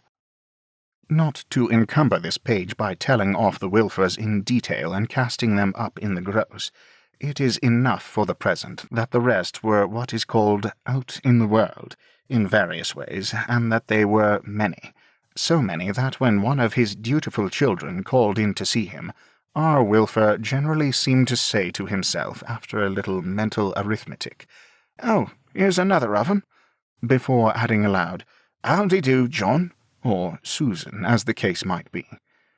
"Well, Piggy-wiggies," said R.W., "how do we do tonight? What I was thinking of, my dear," to Mrs. Wilfer, already seated in a corner with folded gloves, "was that as we have let our first floor so well, and as we have no place in which you could teach pupils, even if pupils—" "The milkman said he knew of 2 young ladies of the highest respectability who were in search of a suitable establishment, and he took a card," interposed Mrs. Wilfer, with severe monotony, as if she were reading an Act of Parliament aloud. "Tell your father whether it was last Monday, Bella." "But we never heard any more of it, Ma," said Bella, the elder girl. "In addition to which, my dear," her husband urged, "if you have no place to put 2 young persons into—" "Pardon me," Mrs. Wilfer again interposed. "They were not young persons. 2 young ladies of the highest respectability. Tell your father, Bella, whether the milkman said so." "My dear, it is the same thing." "No, it is not," said Mrs. Wilfer, with the same impressive monotony. "Pardon me." "I mean, my dear, it is the same thing as to space, as to space. If you have no space in which to put 2 youthful fellow creatures, however eminently respectable, which I do not doubt, where are those youthful fellow creatures to be accommodated? I carry it no further than that, and solely looking at it," said her husband, making the stipulation at once in a conciliatory, complimentary, and argumentative tone, "as I am sure you will agree, my love, from a fellow creature point of view, my dear." "I will have nothing more to say," returned Mrs. Wilfer, with a meek renunciatory action of her gloves. "It is as you think, R.W., not as I do." Here the huffing of Miss Bella, and the loss of 3 of her men at a swoop, aggravated by the coronation of an opponent, led to that young lady's jerking the draught-board and pieces off the table, which her sister went down on her knees to pick up. "Poor Bella," said Mrs. Wilfer. "And poor Lavinia, perhaps, my dear?" suggested R.W. "Pardon me," said Mrs. Wilfer. "No." It was one of the worthy woman's specialties, that she had an amazing power of gratifying her splenetic or worldly-minded humours by extolling her own family, which she thus proceeded, in the present case, to do. No, R.W. Lavinia has not known the trial that Bella has known. The trial that your daughter Bella has undergone is perhaps without a parallel, and has been borne, I will say, nobly. When you see your daughter Bella in her black dress, which she alone of all the family wears, and when you remember the circumstances which have led her to wearing it, and when you know how those circumstances have been sustained, then, R.W., lay your head upon your pillow and say, Poor Lavinia. Here Miss Lavinia, from her kneeling situation under the table, put in that she didn't want to be poured by Paul or anybody else. I am sure you do not, my dear, returned her mother, for you have a fine, brave spirit, and your sister Cecilia has a fine, brave spirit of another kind, a spirit of pure devotion, a beautiful spirit. The self-sacrifice of Cecilia reveals a pure and womanly character, very seldom equalled, never surpassed. I have now in my pocket a letter from your sister Cecilia received this morning, received 3 months after her marriage, poor child, in which she tells me that her husband must unexpectedly shelter under their roof his reduced aunt. But I will be true to him, mamma. She touchingly writes, I will not leave him. I must not forget that he is my husband. Let his aunt come. If this is not pathetic, if this is not woman's devotion. The good lady waved her gloves in a sense of the impossibility of saying more, and tied the pocket-handkerchief over her head in a tighter knot under her chin. Bella, who was now seated on the rug to warm herself, with her brown eyes on the fire, and a handful of her brown curls in her mouth, laughed at this, and then pouted, and half cried. I am sure, said she, though you have no feeling for me, Pa, I am one of the most unfortunate girls that ever lived. You know how poor we are. It is probable he did, having some reason to know it. And what a glimpse of wealth I had, and how it melted away. And how I am here in this ridiculous mourning, which I hate. A kind of a widow who never was married. And yet you don't feel for me. Yes, you do. Yes, you do. This abrupt change was occasioned by her father's face. She stopped to pull him down from his chair in an attitude highly favourable to strangulation, and to give him a kiss and a pat or two on the cheek. But you ought to feel for me, you know, Pa. My dear, I do. Yes, and I say you ought to. If they had only left me alone and told me nothing about it, it would have mattered much less. But that nasty Mr. Lightwood feels it his duty, as he says, to write and tell me what is in reserve for me, and then I'm obliged to get rid of George Sampson. Here Lavinia, rising to the surface with the last draughtman rescued, interposed, You never cared for George Sampson, Bella. And did I say I did, miss? Then, pouting again, with the curls in her mouth, George Sampson was very fond of me, and admired me very much, and put up with everything I did to him. You were rude enough to him, Lavinia again interposed. And did I say I wasn't, miss? I am not setting up to be sentimental about George Sampson. I am only saying George Sampson was better than nothing. You didn't show him that you thought even that, Lavinia again interposed. You are a chit and a little idiot, returned Bella, or you wouldn't make such a dolly speech. What did you expect me to do? Wait till you are a woman, and don't talk about what you don't understand? You only show your ignorance. Then, whimpering again, and at intervals biting the curls, and stopping to look how much was bitten off, It's a shame. There never was such a hard case. I shouldn't care so much if it wasn't so ridiculous. It was ridiculous enough to have a stranger coming over to marry me, whether he liked it or not. It was ridiculous enough to know what an embarrassing meeting it would be, and how we never could pretend to have an inclination of our own, either of us. It was ridiculous enough to know I shouldn't like him. How could I like him, left to him in a will, like a dozen of spoons, with everything cut and dried beforehand, like orange chips. Talk of orange flowers, indeed. I declare again, it's a shame. Those ridiculous points would have been smoothed away by the money, for I love money and want it dreadfully.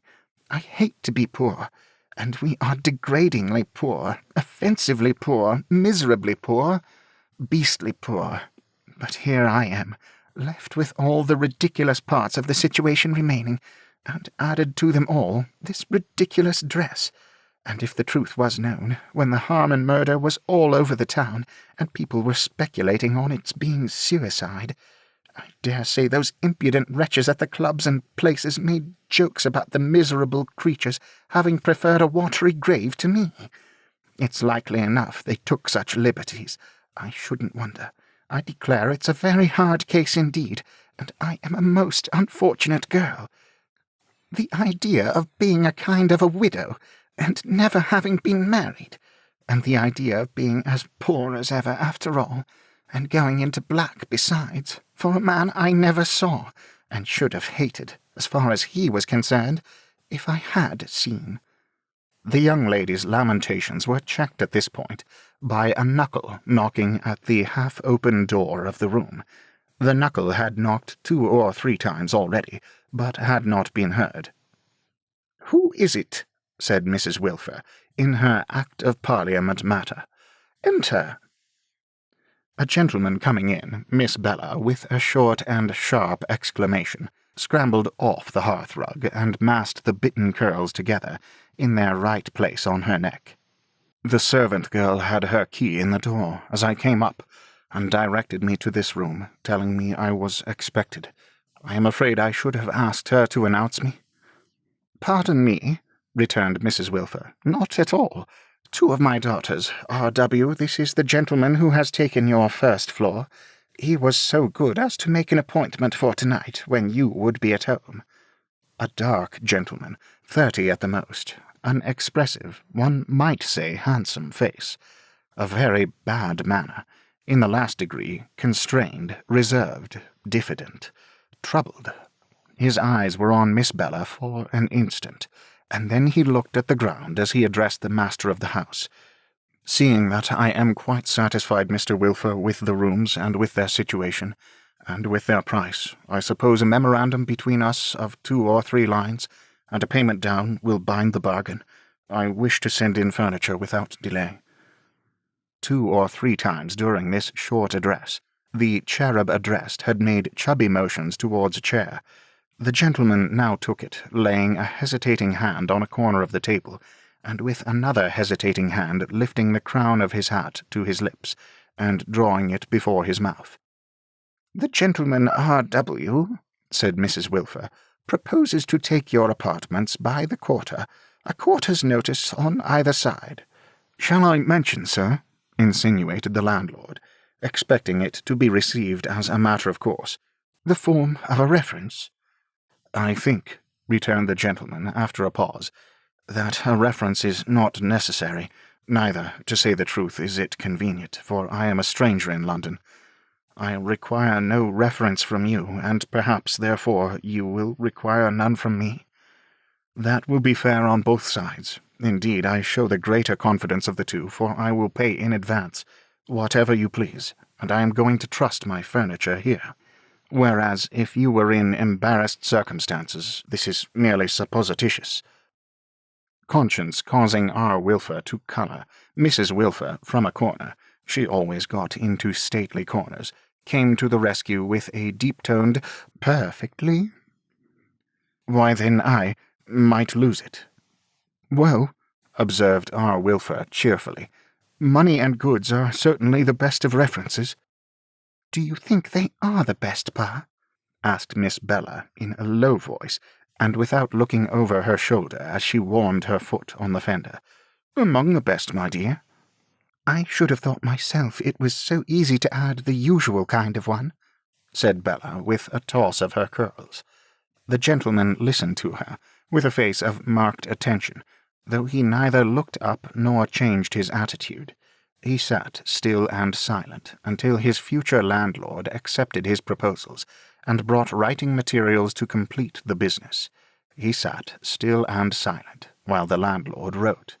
When the agreement was ready in duplicate, the landlord, having worked at it like some cherubic scribe, in what is conventionally called a doubtful, which means a not at all doubtful, old master, it was signed by the contracting parties, Bella looking on as scornful witness.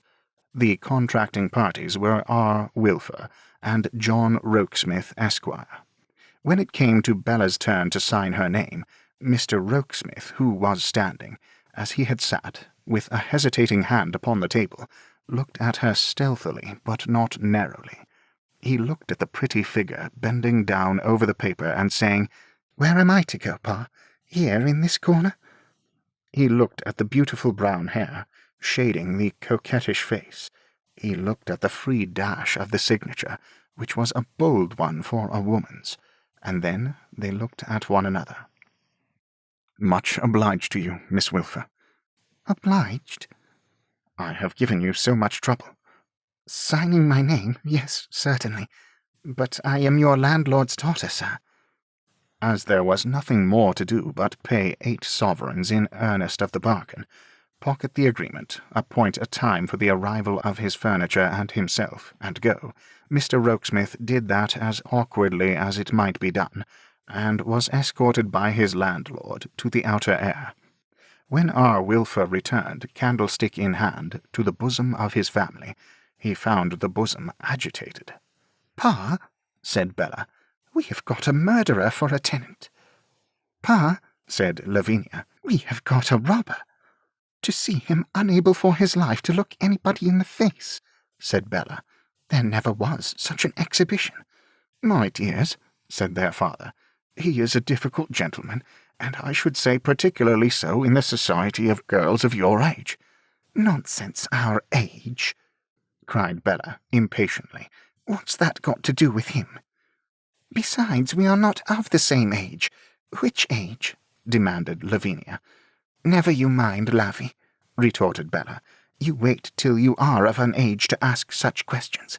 Pa, mark my words, between Mr. Rokesmith and me there is a natural antipathy and a deep distrust, and something will come of it." "My dear, and girls," said the cherub patriarch, "between Mr. Rokesmith and me there is a matter of 8 sovereigns, and something for supper shall come of it, if you'll agree upon the article." This was a neat and happy turn to give the subject, treats being rare in the Wilfer household, where a monotonous appearance of Dutch cheese at 10 o'clock in the evening had been rather frequently commented on by the dimpled shoulders of Miss Bella. Indeed, the modest Dutchman himself seemed conscious of his want of variety, and generally came before the family in a state of apologetic perspiration. After some discussion on the relative merits of veal cutlet, sweetbread, and lobster, a decision was pronounced in favour of veal cutlet. Mrs. Wilfer then solemnly divested herself of her handkerchief and gloves, as a preliminary sacrifice to preparing the frying-pan, and R.W. himself went out to purchase the viand. He soon returned, bearing the same in a fresh cabbage leaf, where it coyly embraced a rasher of ham. Melodious sounds were not long in rising from the frying-pan on the fire, or in seeming, as the firelight danced in the mellow halls of a couple of full bottles on the table, to play appropriate dance music. The cloth was laid by Lavy. Bella, as the acknowledged ornament of the family, employed both her hands in giving her hair an additional wave while sitting in the easiest chair, and occasionally threw in a direction touching the supper, as, "Very brown, ma," or to her sister, "Put the salt cellar straight, miss, and don't be a dowdy little puss."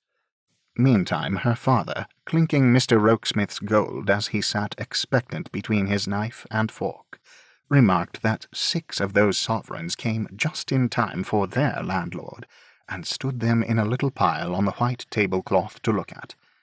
"I hate our landlord," said Bella, but observing a fall in her father's face, she went and sat down by him at the table, and began touching up his hair with the handle of a fork. It was one of the girl's spoilt ways to be always arranging the family's hair, perhaps because her own was so pretty and occupied so much of her attention. You deserve to have a house of your own, don't you, poor Pa? I don't deserve it better than another, my dear. At any rate, I, for one, want it more than another, said Bella, holding him by the chin as she stuck his flaxen hair on end. And I grudge this money going to the monster that swallows up so much, when we all want everything. And if you say, as you want to say, I know you want to say so, Pa, that's neither reasonable nor honest, Bella, then I answer, maybe not, Pa, very likely, but it's one of the consequences of being poor, and of thoroughly hating and detesting being poor, and that's my case. Now you look lovely, Pa. Why don't you always wear your hair like that? And here's the cutlet. If it isn't very brown, Ma, I can't eat it, and must have a bit put back to be done expressly.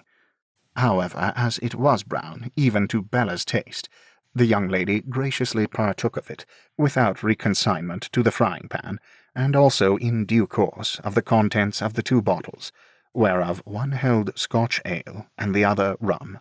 The latter perfume, with the fostering aid of boiling water and lemon peel, diffused itself throughout the room, and became so highly concentrated around the warm fireside, that the wind passing over the house roof must have rushed off charged with a delicious whiff of it, after buzzing like a great bee at that particular chimney-pot.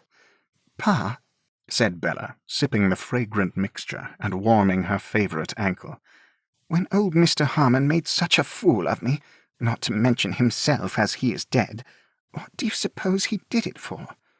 Impossible to say, my dear. As I've told you time out of number since his will was brought to light, I doubt if I ever exchanged 100 words with the old gentleman. If it was his whim to surprise us, his whim succeeded, for he certainly did it. And I was stamping my foot and screaming when he first took notice of me, was I? Said Bella, contemplating the ankle before mentioned.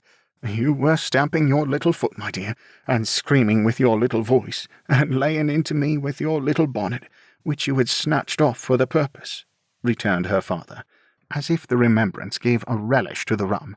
You were doing this one Sunday morning when I took you out, because I didn't go the exact way you wanted, when the old gentleman, sitting on a seat near, said, "That's a nice girl, that's a very nice girl, a promising girl." And so you were, my dear. And then he asked my name, did he, Pa? Then he asked your name, my dear, and mine, and on other Sunday mornings when we walked his way we saw him again, and really that's all. And that was all the rum and water too, or in other words, as R.W. delicately signified that his glass was empty, by throwing back his head and standing the glass upside down on his nose and upper lip. It might have been charitable in Mrs. Wilfer to suggest replenishment, but that heroine briefly suggesting bedtime instead, the bottles were put away, and the family retired.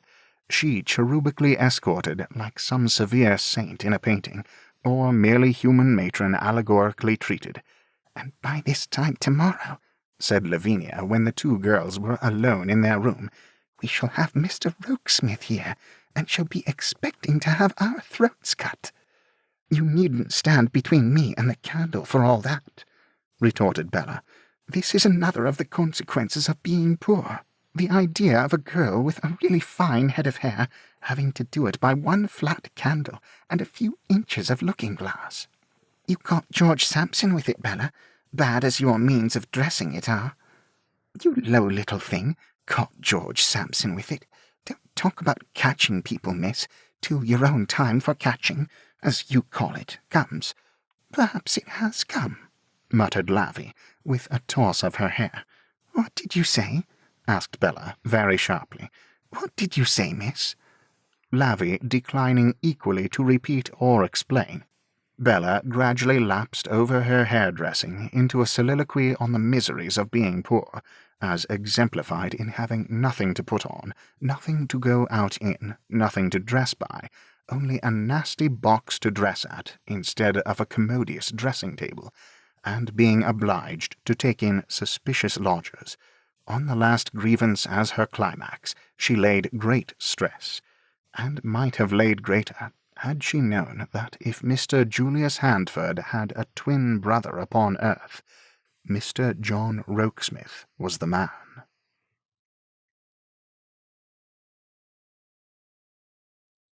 Chapter 5. Boffin's Bower. Over against a London house, a corner house not far from Cavendish Square, a man with a wooden leg had sat for some years, with his remaining foot in a basket in cold weather, picking up a living on this wise. Every morning at 8 o'clock he stumped to the corner, carrying a chair, a clothes-horse, a pair of trestles, a board, a basket, and an umbrella, all strapped together. Separating these, the board and trestles became a counter. The basket supplied the few small lots of fruit and sweets that he offered for sale upon it, and became a foot-warmer.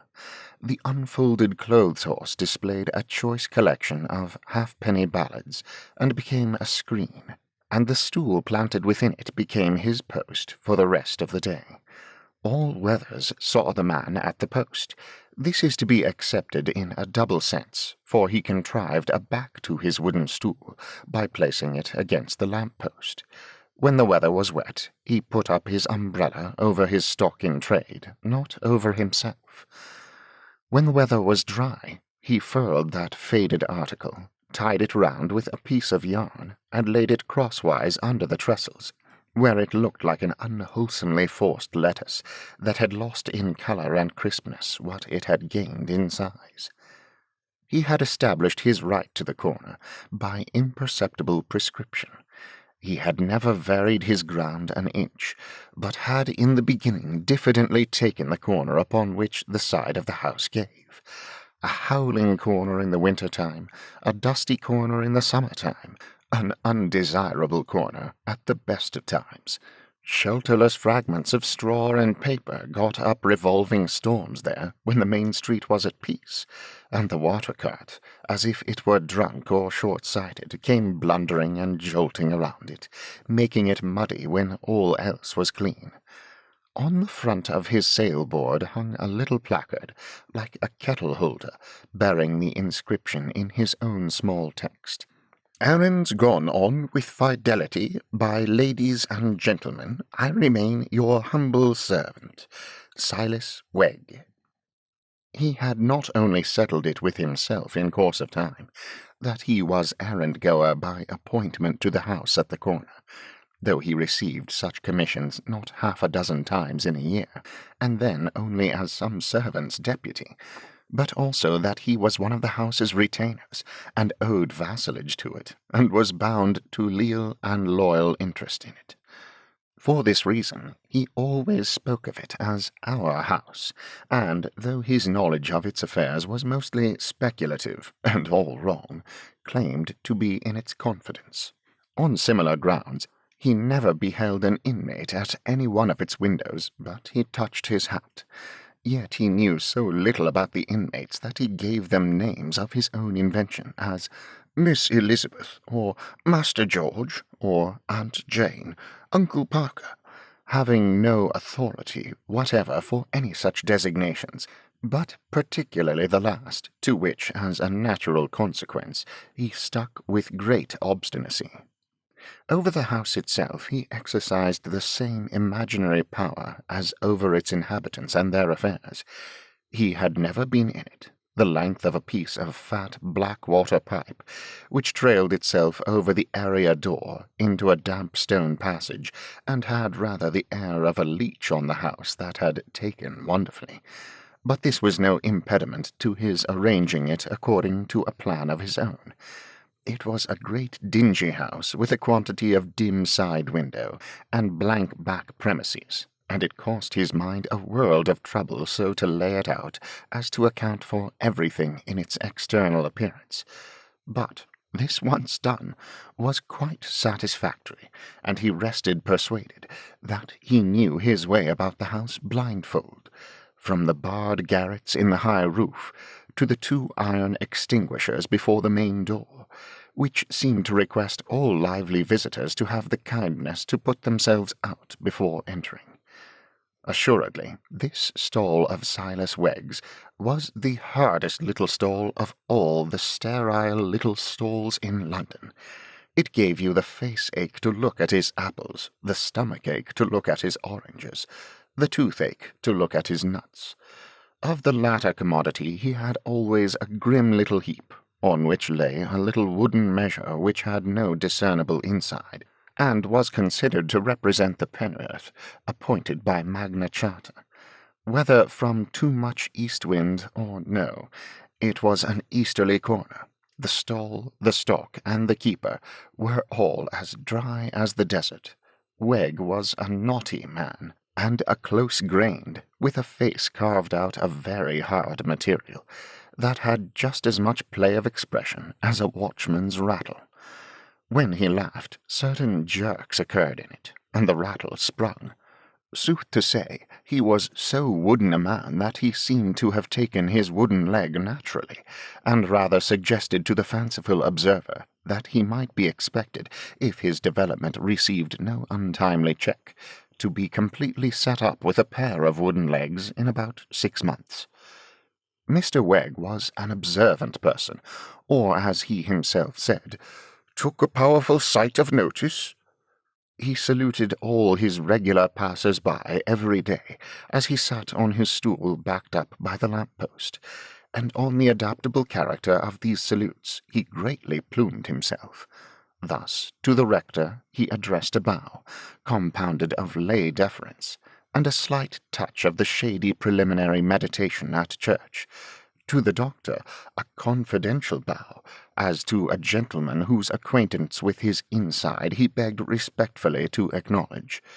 Before the quality he delighted to abase himself, and for Uncle Parker, who was in the army, at least so he had settled it, he put his open hand to the side of his hat in a military manner which that angry-eyed, buttoned-up, inflammatory-faced old gentleman appeared but imperfectly to appreciate. The only article in which Silas dealt that was not hard was gingerbread.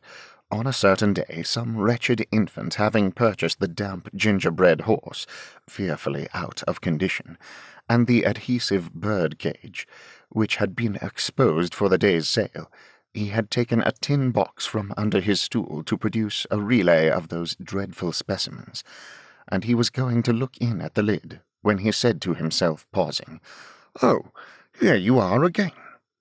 The words referred to a broad, round-shouldered, one-sided old fellow in mourning, coming comically ambling towards the corner, dressed in a pea overcoat, and carrying a large stick. He wore thick shoes and thick leather gaiters, and thick gloves like a hedger's.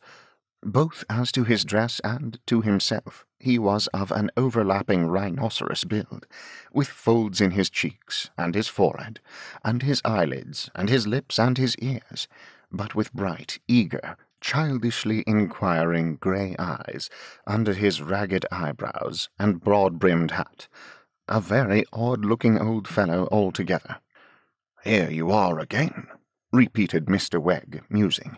"And what are you now? Are you in the funds, or where are you? Have you lately come to settle in this neighbourhood, or do you own to another neighbourhood? Are you in independent circumstances, or is it wasting the motions of a bow on you? Come, I'll speculate. I'll invest a bow in you." Which Mr. Wegg, having replaced his tin box, accordingly did, as he rose to bait his gingerbread trap for some other devoted infant. The salute was acknowledged with, "Morning, sir, morning, morning." "Calls me sir," said Mr. Wegg to himself. "He won't answer. A bow gone." "Morning, morning, morning. Appears to be rather a hearty old cock, too," said Mr. Wegg, as before. "Good morning to you, sir." "Do you remember me, then?" asked his new acquaintance, stopping in his amble, one-sided before the stall, and speaking in a pounding way, though with great good humour. "I have noticed you go past our house, sir, several times in the course of the last week or so." "Our house?" repeated the other. "Meaning?" "Yes, said Mr. Wegg, nodding, as the other pointed the clumsy forefinger of his right glove at the corner house. "Oh, now what?" pursued the old fellow in an inquisitive manner, carrying his knotted stick in his left arm as if it were a baby. "What do they allow you now?" "It's job work that I do for our house," returned Silas, dryly and with reticence. "It's not yet brought an exact allowance."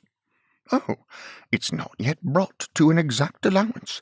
No, it's not yet brought to an exact allowance. Oh, morning. Appears to be rather a cracked old cock," thought Silas, qualifying his former good opinion, as the other ambled off. But in a moment he was back again with the question.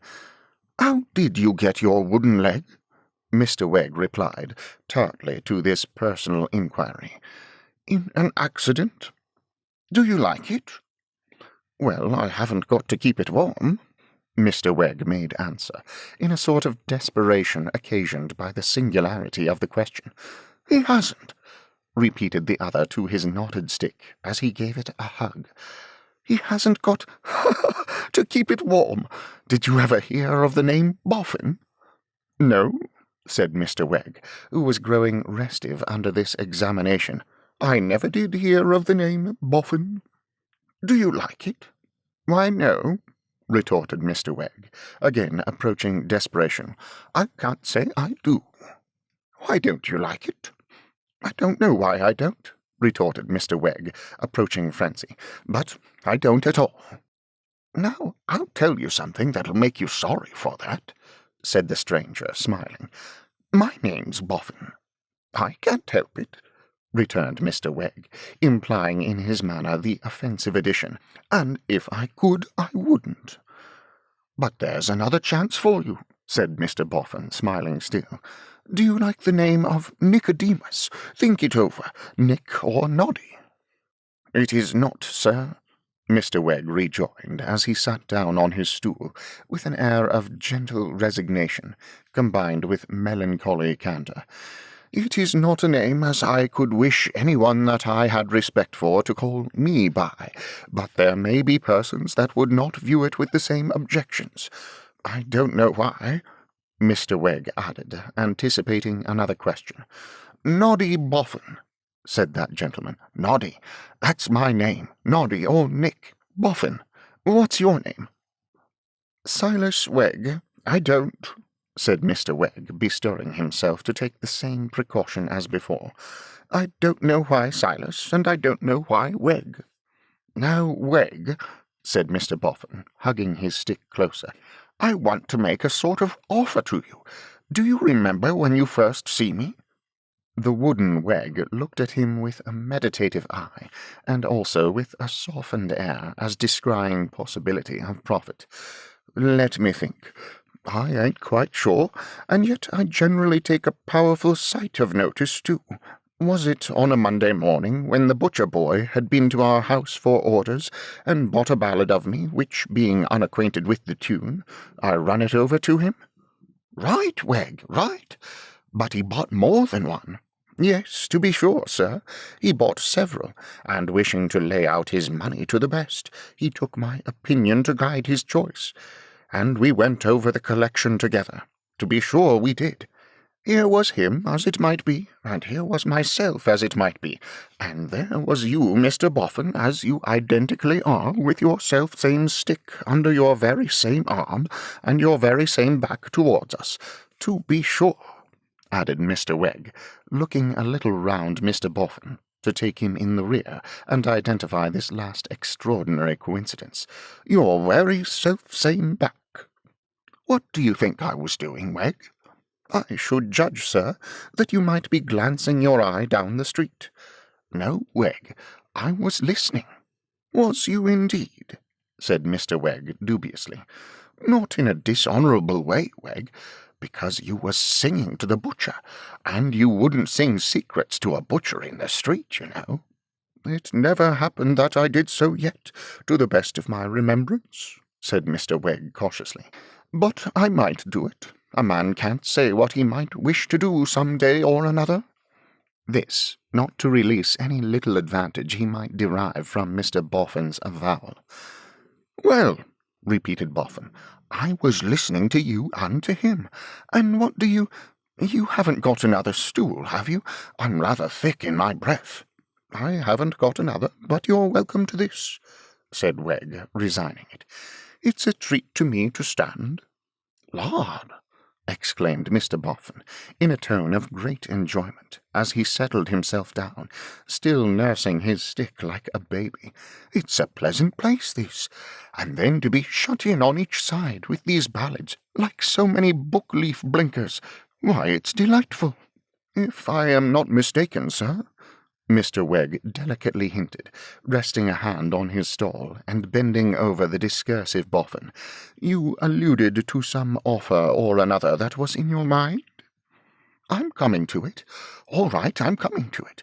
I was going to say that when I listened that morning, I listened with admiration amounting to awe.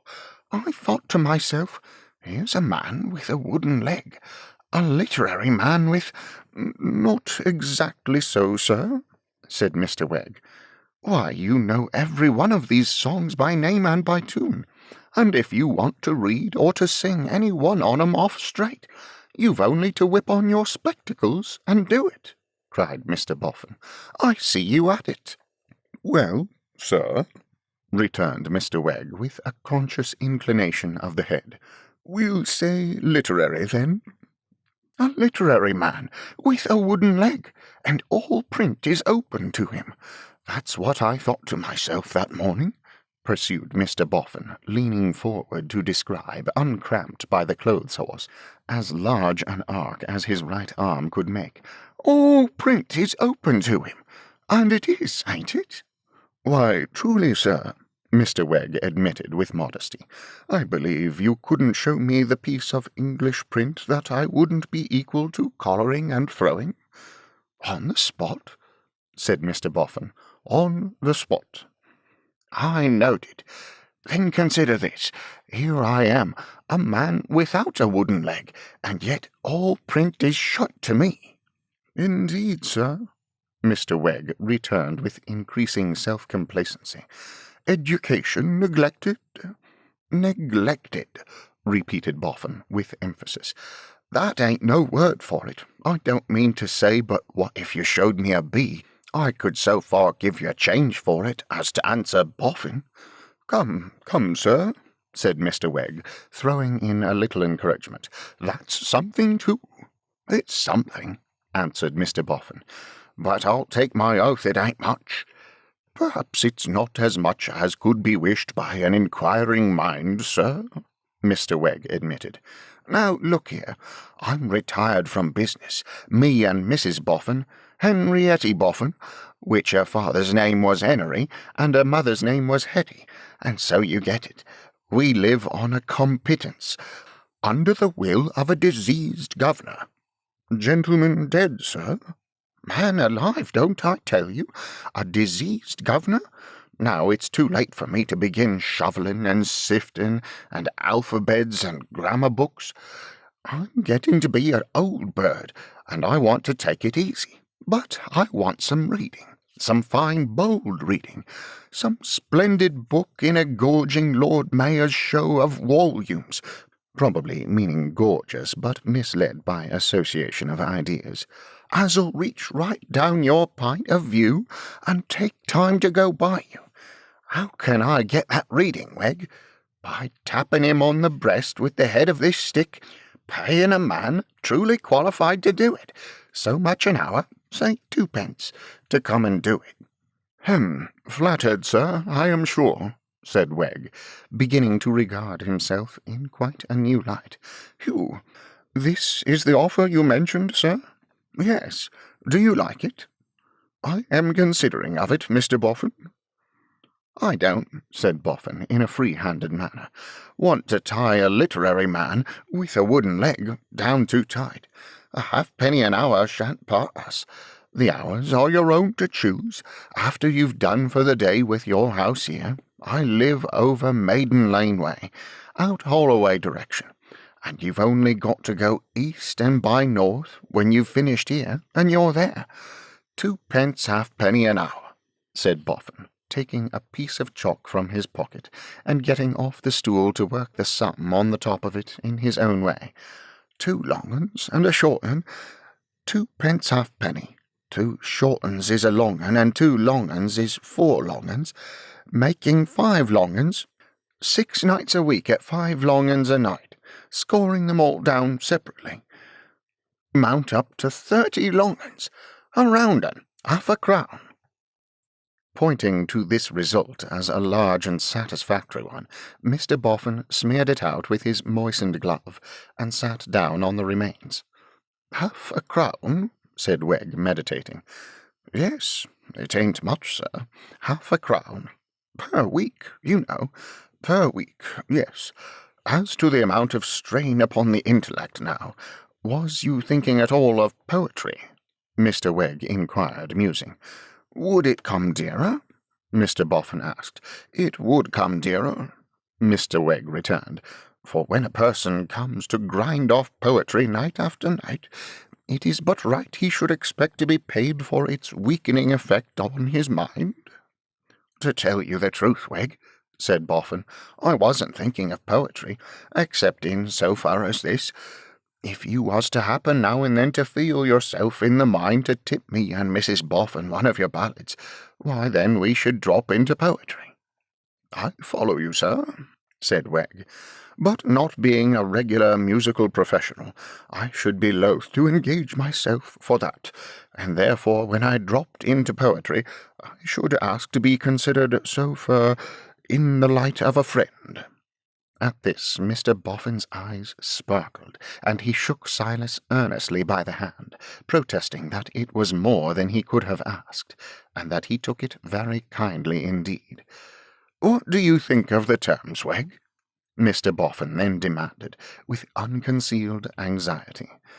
Silas, who had stimulated this anxiety by his hard reserve of manner, and who had begun to understand his man very well, replied with an air, as if he were saying something extraordinarily generous and great. "Mr. Boffin, I never bargain." "So I should have thought of you," said Mr. Boffin admiringly. "No, sir, I never did aggle, and I never will aggle. Consequently, I meet you at once free and fair with Dutton for double the money." Mr. Boffin seemed a little unprepared for this conclusion, but assented with the remark, "You know better what it ought to be than I do, Wegg," and again shook hands with him upon it. "Could you begin to-night, Wegg?" he then demanded. "Yes, sir," said Mr. Wegg, careful to leave all the eagerness to him. "I see no difficulty if you wish it. You are provided with the needful implement. A book, sir?" "Bought him at a sale," said Mr. Boffin. 8 volumes, red and gold, purple ribbon in every volume, to keep the place where you leave off. Do you know him?" "The book's name, sir?" inquired Silas. "I thought you might have knowed him without it," said Mr. Boffin, slightly disappointed. "His name is Decline and Fall off the Russian Empire." Mr. Boffin went over these stones slowly and with much caution. "Aye, indeed," said Mr. Wegg, nodding his head with an air of friendly recognition. "You know him, Wegg?" "I haven't been, not to say right slap through him very lately," Mr. Wegg made answer, "having been otherways employed, Mr. Boffin, but know him. Old familiar declining and falling off the Ruchon? Rather, sir, ever since I was not so high as your stick. Ever since my eldest brother left our cottage to enlist into the army, on which occasion, as the ballad that was made about it describes, beside that cottage door, Mr. Boffin, a girl was on her knees. She held aloft a snowy scarf, sir, which, my eldest brother noticed, fluttered in the breeze. She breathed a prayer for him, Mr. Boffin, a prayer he could not hear, and my eldest brother leaned upon his sword, Mr. Boffin, and wiped away a tear." Much impressed by this family circumstance, and also by the friendly disposition of Mr. Wegg, as exemplified in his so soon dropping into poetry, Mr. Boffin again shook hands with that ligneous sharper, and besought him to name his hour. Mr. Wegg named 8. "Where I live," said Mr. Boffin, "is called the Bower. Boffin's Bower is the name Mrs. Boffin christened it when we come into it as a property. If you should meet with anybody that don't know it by that name, which hardly anybody does, when you've got nigh on about a odd mile, or say, and a quarter if you like, up Maiden Lane, Battle Bridge, ask for Harmony Jail, and you'll be put right. I shall expect you, Wegg," said Mr. Boffin, clapping him on the shoulder with the greatest enthusiasm, "most joyfully. I shall have no peace or patience till you come. Print is now opening ahead of me. This night, a literary man with a wooden leg." He bestowed an admiring look upon that decoration, as if it greatly enhanced the relish of Mr. Wegg's attainments, "will begin to lead me a new life. My fist again, Wegg. Morning, morning, morning." Let alone at his stall as the other ambled off, Mr. Wegg subsided into his screen, produced a small pocket-handkerchief of a penitentially scrubbing character, and took himself by the nose with a thoughtful aspect. Also, while he still grasped that feature, he directed several thoughtful looks down the street, after the retiring figure of Mr. Boffin. But profound gravity sat enthroned on Wegg's countenance, for while he considered within himself that this was an old fellow of rare simplicity, that this was an opportunity to be improved, and that here might be money to be got beyond present calculation, still he compromised himself by no admission that his new engagement was at all out of his way, or involved the least element of the ridiculous. Mr. Wegg would even have picked a handsome quarrel with anyone who should have challenged his deep acquaintance with those aforesaid 8 volumes of Decline and Fall. His gravity was unusual, portentous, and immeasurable, not because he admitted any doubt of himself, but because he perceived it necessary to forestall any doubt of himself in others. And herein he ranged with that very numerous class of impostors, who are quite as determined to keep up appearances to themselves as to their neighbours. A certain loftiness, likewise, took possession of Mr. Wegg, a condescending sense of being in request as an official expounder of mysteries. It did not move him to commercial greatness, but rather to littleness, insomuch that if it had been within the possibilities of things for the wooden measure to hold fewer nuts than usual, it would have done so that day. But when night came, and with her veiled eyes beheld him stumping toward Boffin's Bower, he was elated too. The Bower was as difficult to find as fair Rosamund's without the clue. Mr. Wegg, having reached the quarter indicated, inquired for the Bower half a dozen times, without the least success, until he remembered to ask for Harmony Jail. This occasioned a quick change in the spirits of a horse gentleman and a donkey, whom he had much perplexed. "Why, you mean Old Harmon's, do you?" said the horse gentleman, who was driving his donkey in a truck, with a carrot for a whip. "Why didn't you never say so? Eddard and me is going by him. Jump in." Mr. Wegg complied, and the horse gentleman invited his attention to the third person in company, thus: "Now you look at Eddard's ears. What was it you named again? Whisper." Mr. Wegg whispered, "Boffin's Bower." "Eddard, keep your eye on his ears. Cut away to Boffin's Bower." Edward, with his ears lying back, remained immovable. "Eddard, keep your eye on his ears. Cut away to Old Harmon's." Edward instantly pricked up his ears to their utmost, and rattled off at such a pace that Mr. Wegg's conversation was jolted out of him in a most dislocated state. "Was it ever a jail?" asked Mr. Wegg, holding on. "Not a proper jail, what you and me would get committed to," returned his escort. "They give it the name on account of Old Harmon living solitary there." "And why did they call it harmony?" asked Wegg. "On accounts of his never agreeing with nobody, like a speeches of chaff, Harmon's jail, Harmony jail, working it round like." "Do you know Mr. Boffin?" asked Wegg. "I should think so. Everybody do about here. Eddard knows him. Keep your eye on his ears. Naughty Boffin, Eddard." The effect of the name was so very alarming in respect of causing a temporary disappearance of Edward's head, casting his hind hoofs in the air, greatly accelerating the pace and increasing the jolting, that Mr. Wegg was fain to devote his attention exclusively to holding on, and to relinquish his desire of ascertaining whether this homage to Boffin was to be considered complimentary or the reverse. Presently Edward stopped at a gateway, and Wegg discreetly lost no time in slipping out at the back of the truck. The moment he was landed, his late driver, with a wave of the carrot, said, "Supper, Eddard." And he, the hind hoofs, the truck, and Edward all seemed to fly into the air together, in a kind of apotheosis. Pushing the gate, which stood ajar, Wegg looked into an enclosed space where certain tall dark mounds rose high against the sky, and where the pathway to the bower was indicated, as the moonlight showed, between two lines of broken crockery set in ashes.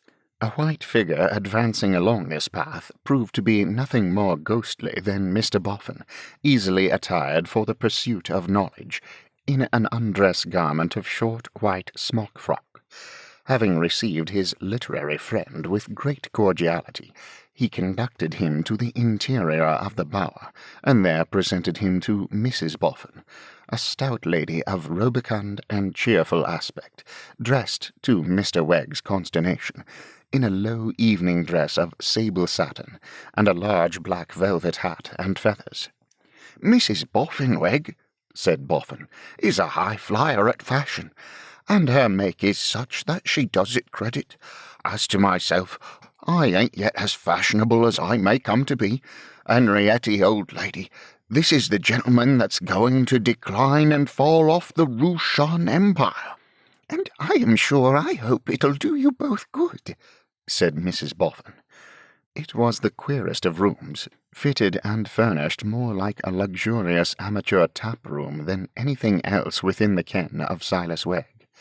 There were 2 wooden settles by the fire, one on either side of it, with a corresponding table before each. On one of these tables the 8 volumes were ranged flat in a row, like a galvanic battery.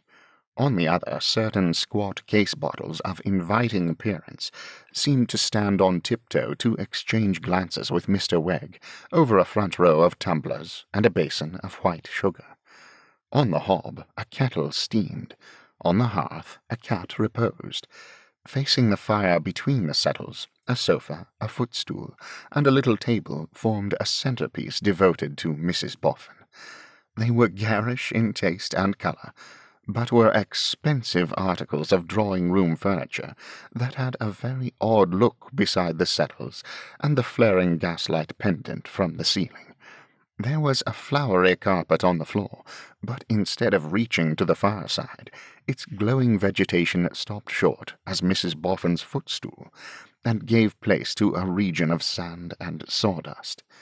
Mr. Wegg also noticed with admiring eyes that while the flowering land displayed such hollow ornamentation as stuffed birds and waxen fruits under glass shades, there were, in the territory where vegetation ceased, compensatory shelves on which the best part of a large pie, and likewise of a cold joint, were plainly discernible among other solids. The room itself was large, though low, and the heavy frames of its old-fashioned windows, and the heavy beams in its crooked ceiling, seemed to indicate that it had once been a house of some marked standing alone in the country. "Do you like it, Wegg?" asked Mr. Boffin in his pouncing manner. "I admire it greatly, sir," said Wegg. "Peculiar comfort at this fireside, sir." "Do you understand it, Wegg?" "Why, in a general way, sir." Mr. Wegg was beginning slowly and knowingly, with his head stuck on one side, as evasive people do begin, when the other cut him short. "You don't understand it, Wegg, and I'll explain it. These arrangements is made by mutual consent between Mrs. Boffin and me. Mrs. Boffin, as I've mentioned, is a high flyer at fashion. At present, I'm not. I don't go higher than comfort, and comfort of the sort that I'm equal to the enjoyment of. Well then, where would be the good of Mrs. Boffin and me quarrelling of it? We never did quarrel before we come into Boffin's Bower as a property. Why quarrel when we have come into Boffin's Bower as a property? So Mrs. Boffin, she keeps up her part of the room in her way, I keep up my part of the room in mine, in consequence of which we have at once sociability, I should go melancholy mad without Mrs. Boffin, fashion, and comfort. If I get by degrees to be a higher flyer at fashion, then Mrs. Boffin will by degrees come forwarder. If Mrs. Boffin should ever be less of a dab at fashion than she is at the present time, then Mrs. Boffin's carpet would go backward. If we should both continue as we are, why then here we are, and give us a kiss, old lady." Mrs. Boffin, who, perpetually smiling, had approached and drawn her plump arm through her lord's, most willingly complied. Fashion, in the form of her black velvet hat and feathers, tried to prevent it, but got deservedly crushed in the endeavour. "So now, Wegg," said Mr. Boffin, wiping his mouth with an air of much refreshment, "you begin to know us as we are. This is a charming spot, is the Bower, but you must get to appreciate it by degrees. It's a spot to find out the merits of, little by little, and a new one every day. There's a serpentining walk up each of the mounds that gives you the yard and neighbourhood changing every moment. When you get to the top, there's a view of the neighbouring premises, not to be surpassed. The premises of Mrs. Boffin's late father, canine provision trade, you look down into as if they was your own. At the top of the high mound is crowned with a lattice-work arbour, in which, if you don't read out loud many a book in the summer, I, and as a friend, drop many a time into poetry too, it shan't be my fault. Now, what'll you read on?" "Thank you, sir," returned Wegg, as if there were nothing new in his reading at all. "I generally do it on gin and water." "Keeps the organ moist, does it, Wegg?" asked Mr. Boffin, with innocent eagerness. "No, sir," replied Wegg coolly. "I should hardly describe it so, sir. I should say mellows it. Mellows it is the word I should employ, Mr. Boffin." His wooden conceit and craft kept exact pace with the delighted expectation of his victim. The visions rising before his mercenary mind, of the many ways in which this connection was to be turned to account, never obscured the foremost idea natural to a dull, overreaching man, that he must not make himself too cheap. Mrs. Boffin's fashion, as a less inexorable deity than the idol usually worshipped under the name, did not forbid her mixing for her literary guest, or asking if he found the result to his liking. On his return a gracious answer, and taking his place at the literary settle, Mr. Boffin began to compose himself as a listener, at the opposite settle, with exultant eyes. "Sorry to deprive you of a pipe, Wegg," he said, filling his own, "but you can't do both together. Oh, and another thing I forgot to name. When you come in here of an evening, and look around you, and notice anything on a shelf that happens to catch your fancy, mention it." Wegg, who had been going to put on his spectacles, immediately laid them down, with the sprightly observation, "You read my thoughts, sir. Do my eyes deceive me, or is that object up there a pie? It can't be a pie." "Yes, it's a pie, Wegg," replied Mr. Boffin, with a glance of some little discomfiture at the decline and fall. "Have I lost my smell for fruits, or is it apple pie, sir?" asked Wegg. "It's a veal and ham pie," said Mr. Boffin. "Is it indeed, sir? And it would be hard, sir, to name the pie that is better pie than a wheel and hammer, said Mr. Wegg, nodding his head emotionally. Have some, Wegg? Thank you, Mr. Boffin. I think I will at your invitation. I wouldn't at any other parties at the present juncture, but at yours, sir. And meat jelly, too, especially when a little salt, which is the case where there's ham, is mellowing to the organ, is very mellowing to the organ. Mr. Wegg did not say what organ, but spoke with a cheerful generality.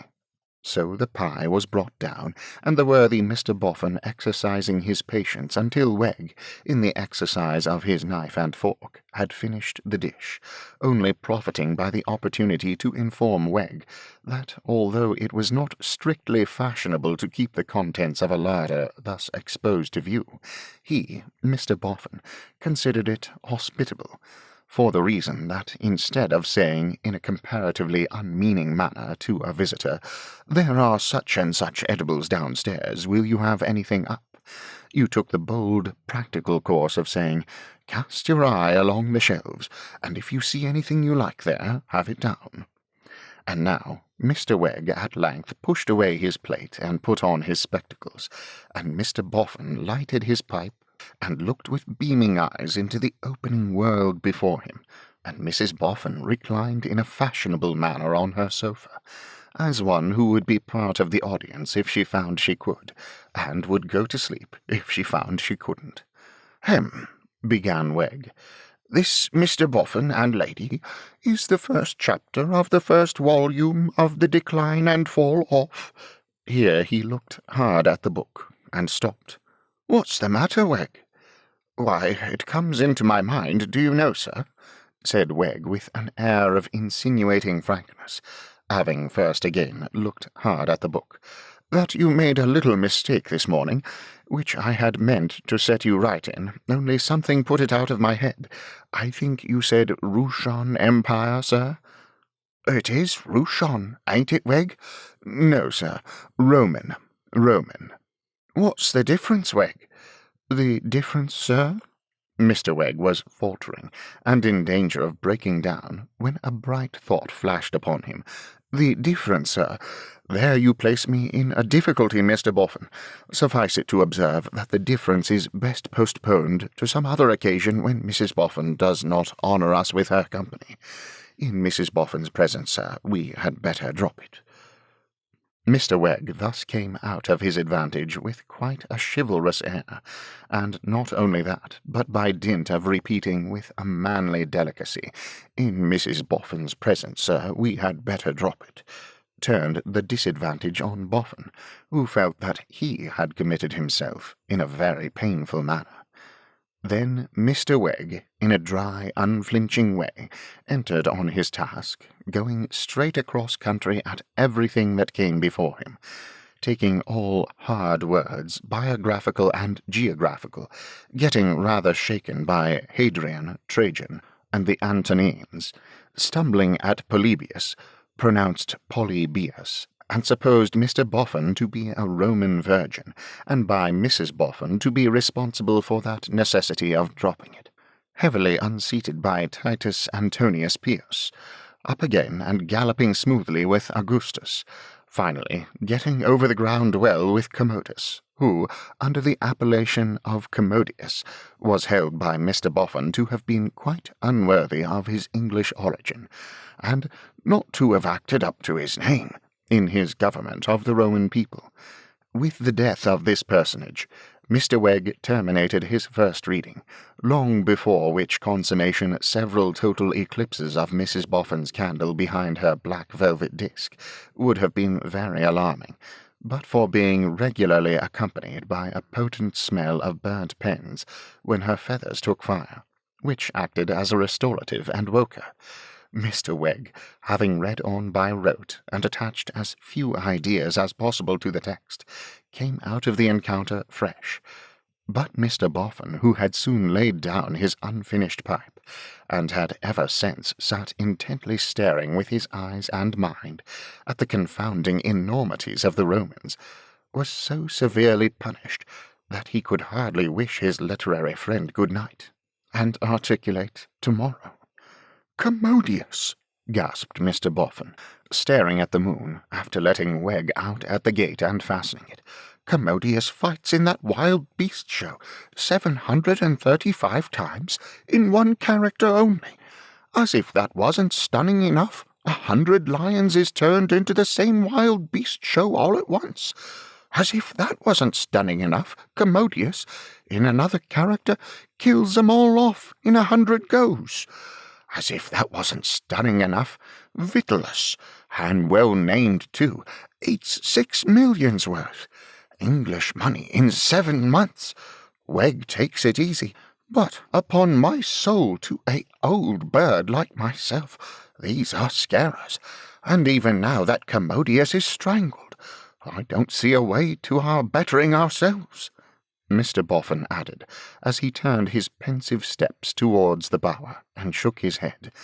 "I didn't think this morning there was half so many scarers in print, but I'm in for it now."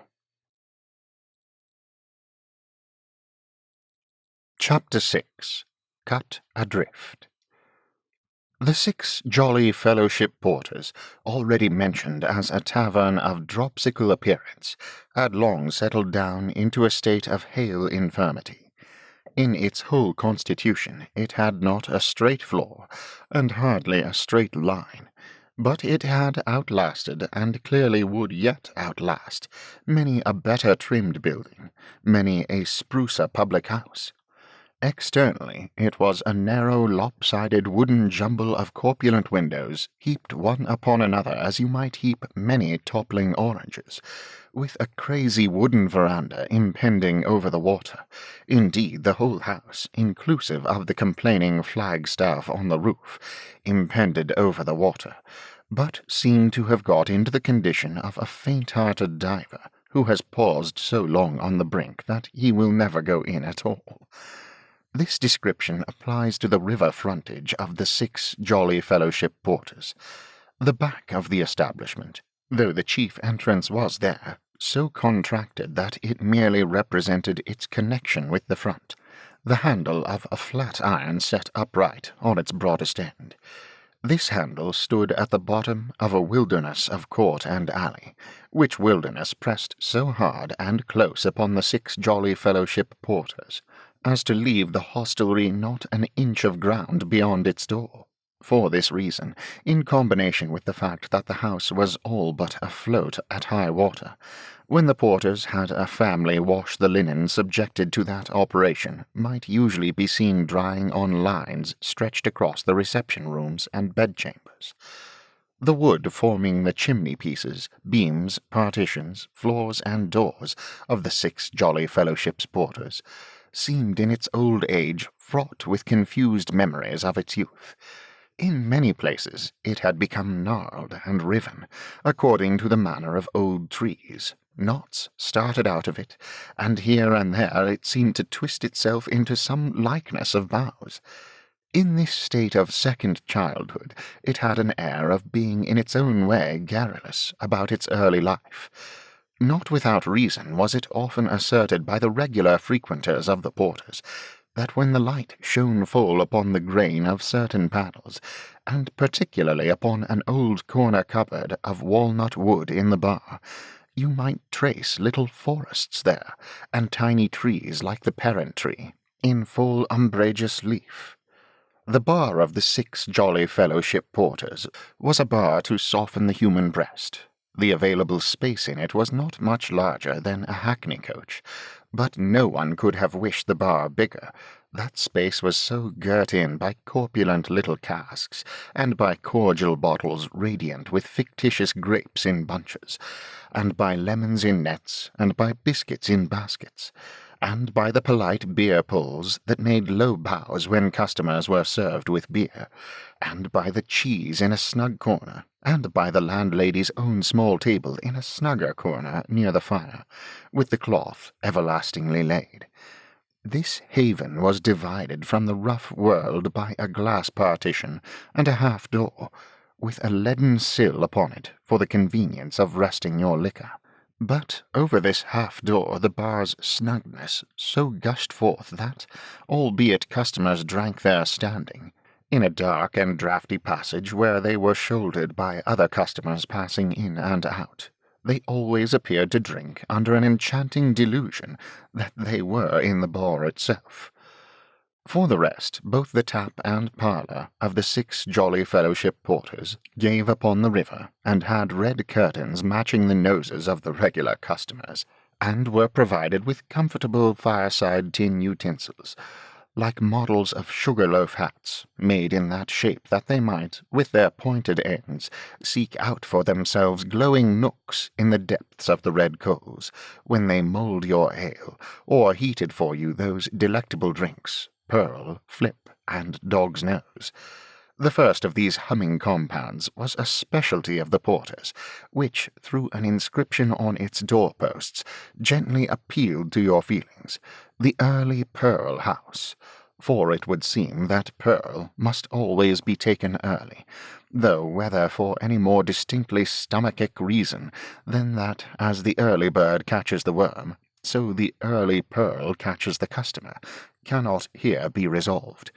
It only remains to add that in the handle of the flat-iron, and opposite the bar, was a very little room like a 3-cornered hat, into which no direct ray of sun, moon, or star ever penetrated, but which was superstitiously regarded as a sanctuary replete with comfort and retirement by gaslight, and on the door of which was therefore painted its alluring name, Cosy.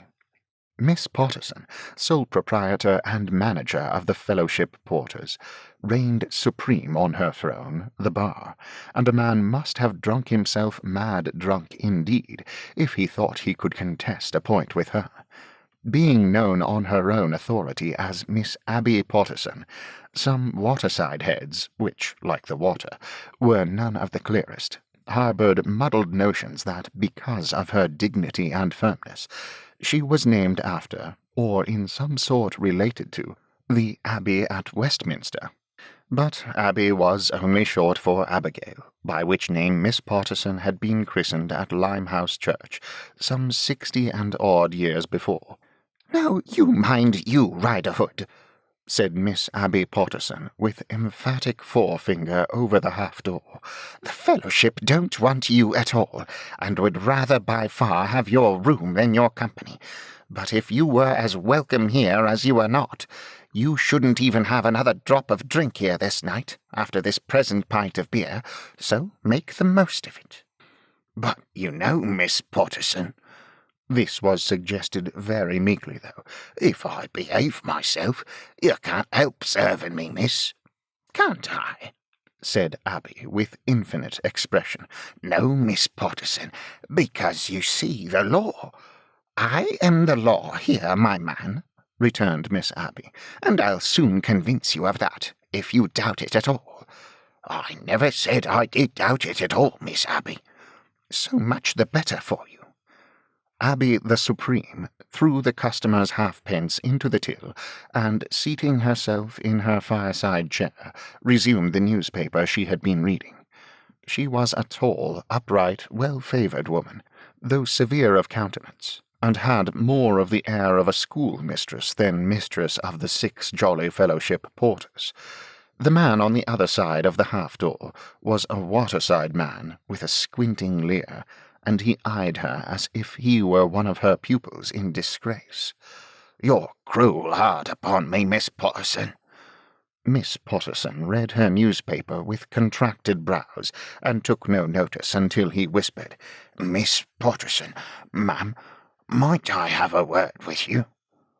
Deigning then to turn her eyes sideways towards the suppliant, Miss Potterson beheld him knuckling his low forehead, and ducking at her with his head, as if he were asking leave to fling himself head foremost over the half-door, and alight on his feet in the bar. "Well?" said Miss Potterson, with a manner as short as she herself was long. "Say your half-word. Bring it out." "Miss Potterson, ma'am, would you excuse me taking the liberty of asking, is it my character that you take objections to?" "Certainly." said Miss Potterson. "Is it that you're afraid of—" "I'm not afraid of you," interposed Miss Potterson, "if you mean that." "But I humbly don't mean that, Miss Abby." "Then what do you mean?" "You really are so cruel hard upon me. What I was going to make inquiries was no more than, might you have any apprehensions, leastways beliefs or suppositions, that the company's property mightn't be altogether be considered safe if I used the house too regular?" "What do you want to know for?"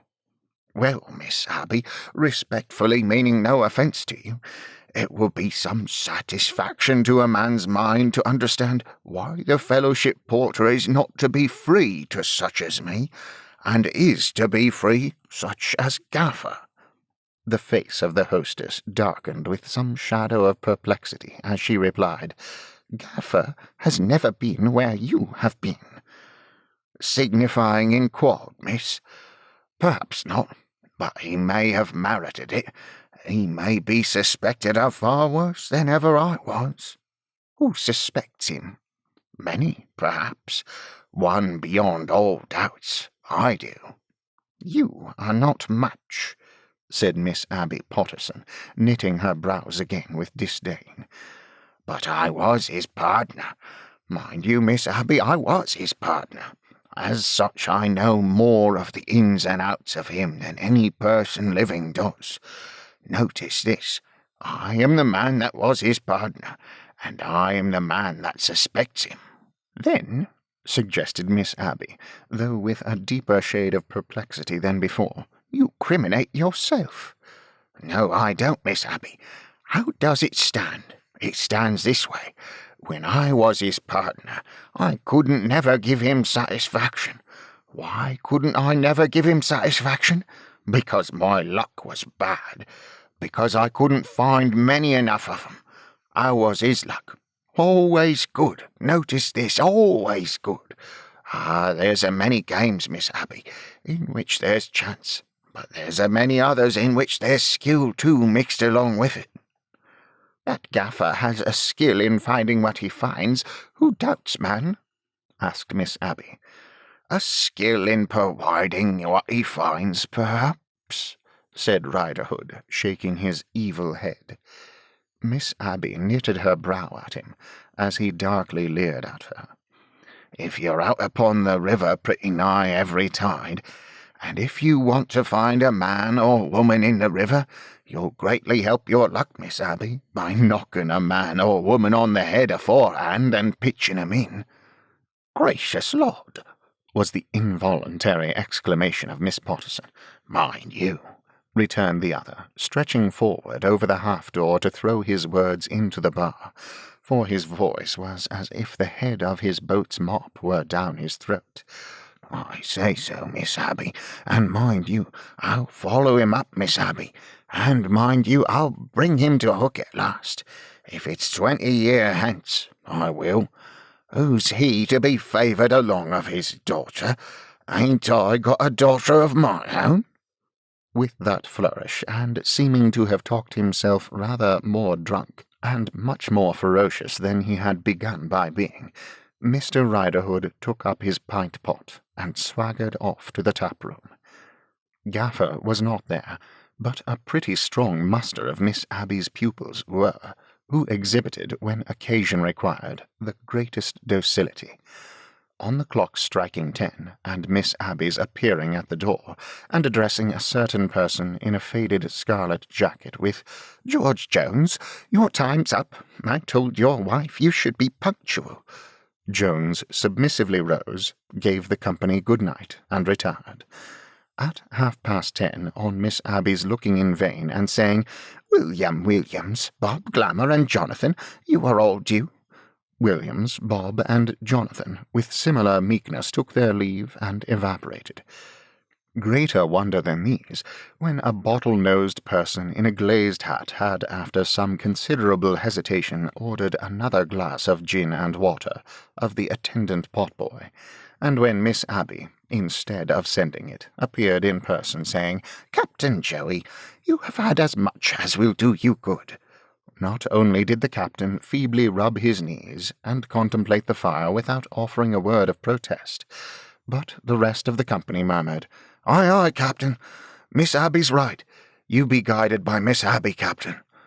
Nor was Miss Abby's vigilance in any wise abated by this submission, but rather sharpened, for, looking round on the deferential faces of her school, and descrying 2 other young persons in need of admonition, she thus bestowed it. "Tom Tootle, it's time for a young fellow who's going to be married next month to be at home and asleep. And you needn't nudge him, Mr. Jack Mullins, for I know your work begins early tomorrow, and I say the same to you. So come, good night, like good lads."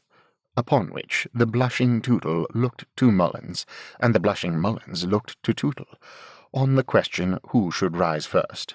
And finally both rose together and went out on the broad green, followed by Miss Abby, in whose presence the company did not take the liberty of grinning likewise. In such an establishment, the white-aproned potboy with his shirt-sleeves arranged in a tight roll on each bare shoulder was a mere hint of the possibility of physical force, thrown out as a matter of state and form.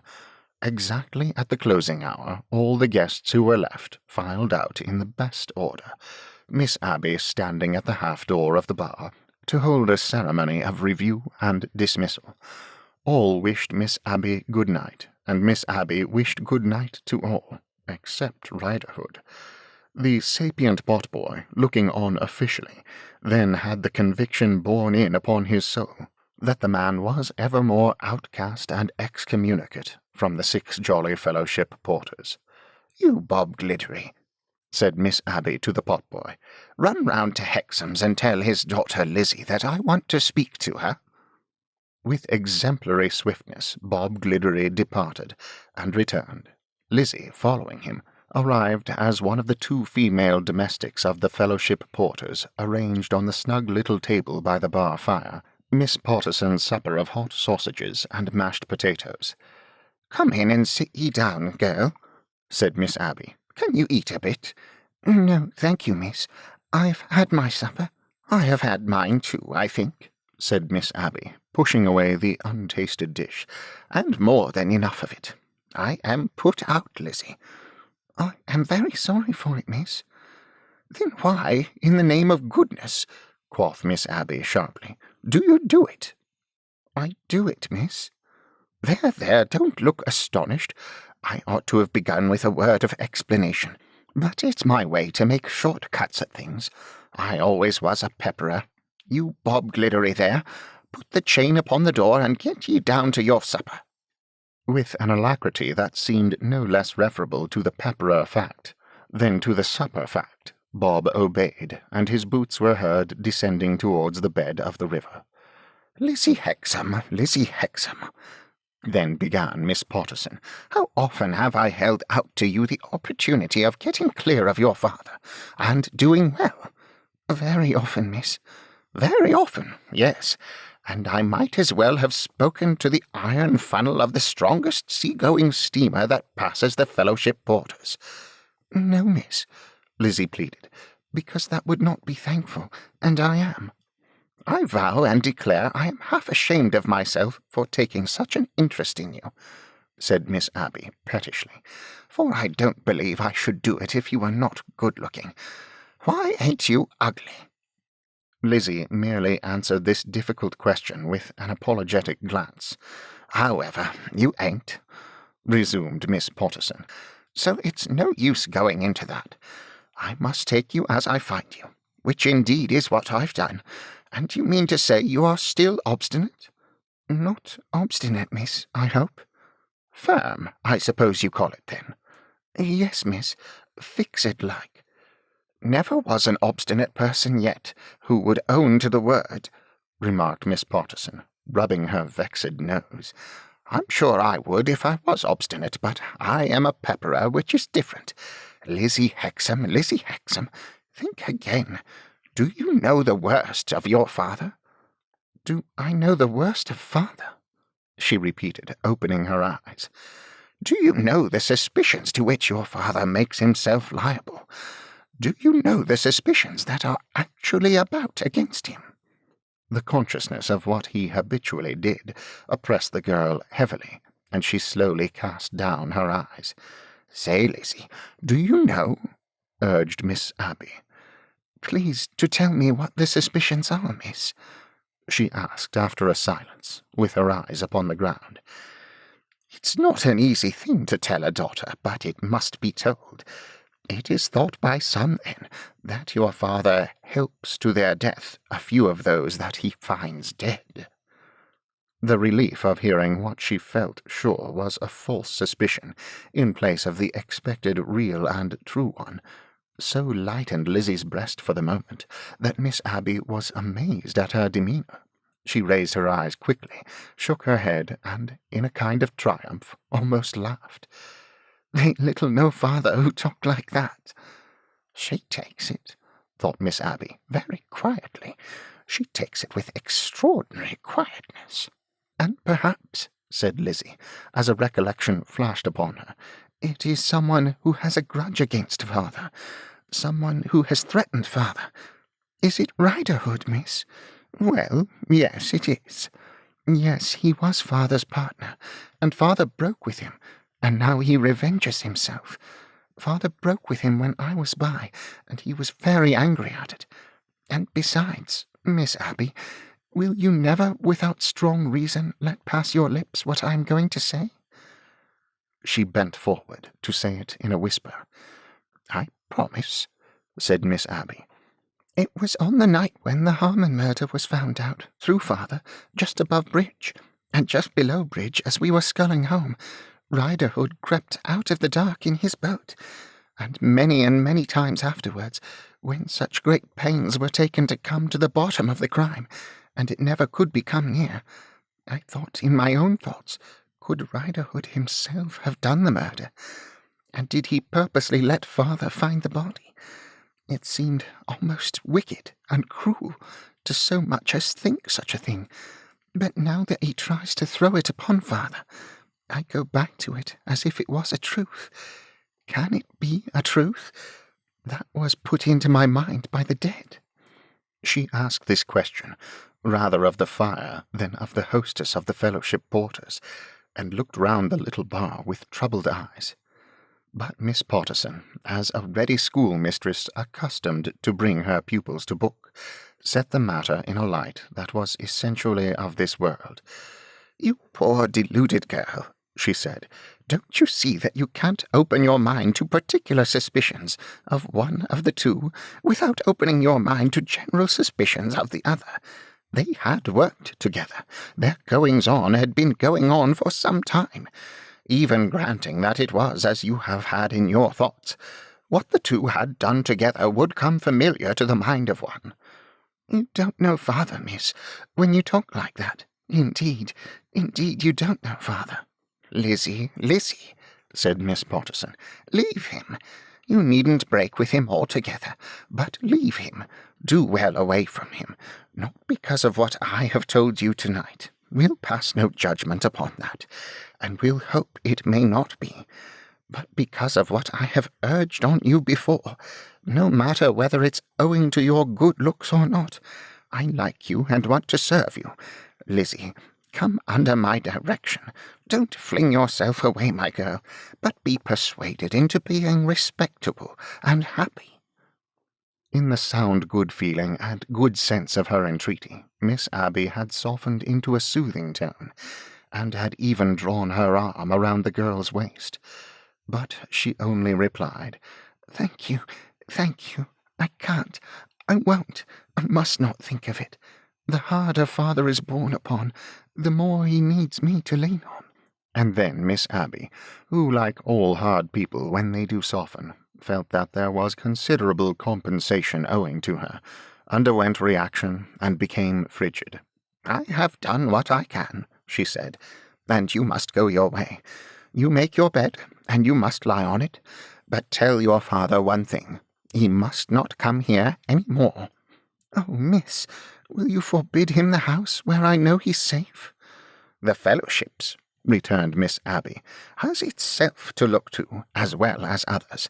It has been hard work to establish order here, and make the fellowships what it is, and it is daily and nightly hard work to keep it so. The fellowships must not have a taint upon it that may give it a bad name. I forbid the house to Riderhood, and I forbid the house to Gaffer. I forbid both equally.